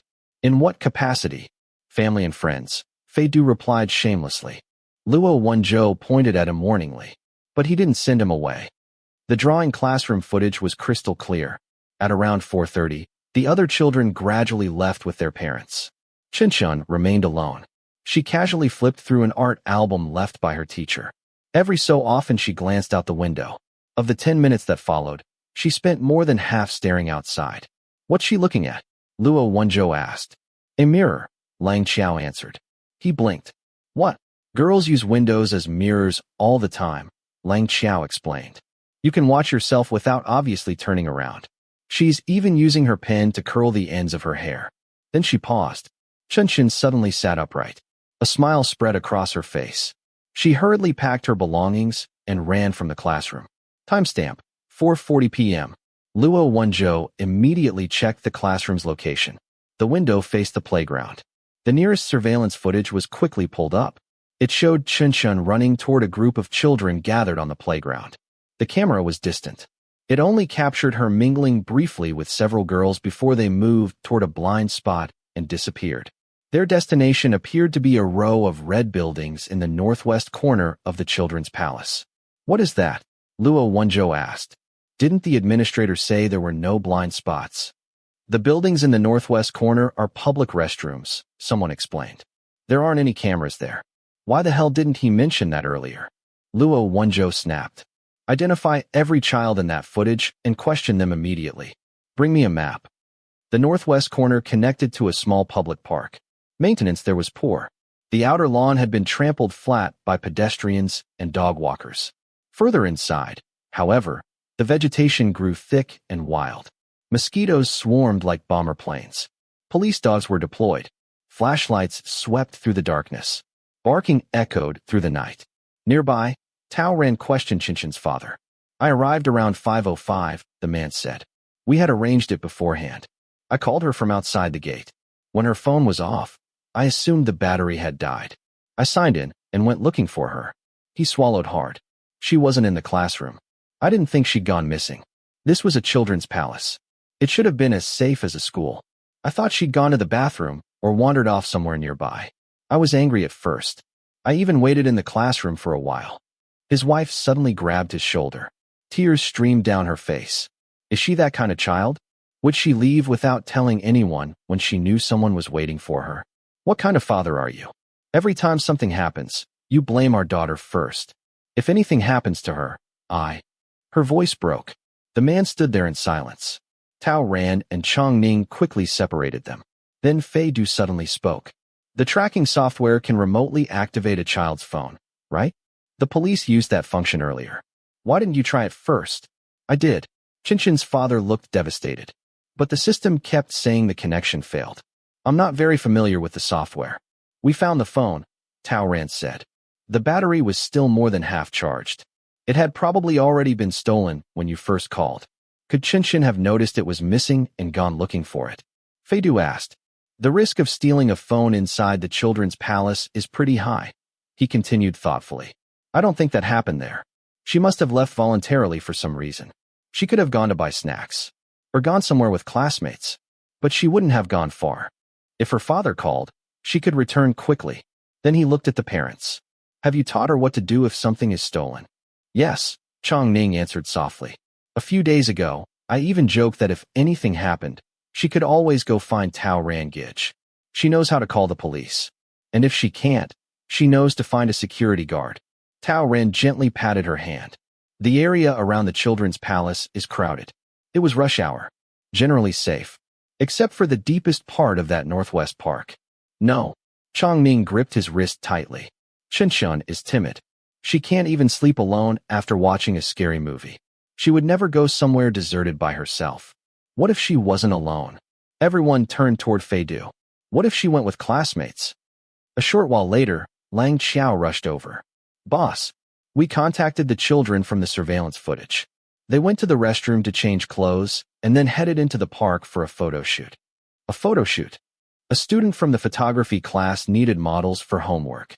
Several girls brought extra clothes. They took pictures together for a while. When it ended, Zhang Yuchen said she needed to return to the children's palace. They separated near the park entrance. No one knows where she went afterward. Luo Wenzhou inhaled sharply. This was bad. If Qinshan discovered her phone was missing after separating from her friends, her first instinct would have been to return to the place where they had taken photos. That meant returning to the deserted interior of the park. And unlike a street, the park offered no clear trail to follow. What do we do? Lang Xiao asked.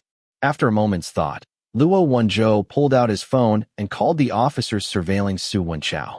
Report Su Wenchao's movements today. He left the bureau at 5:45.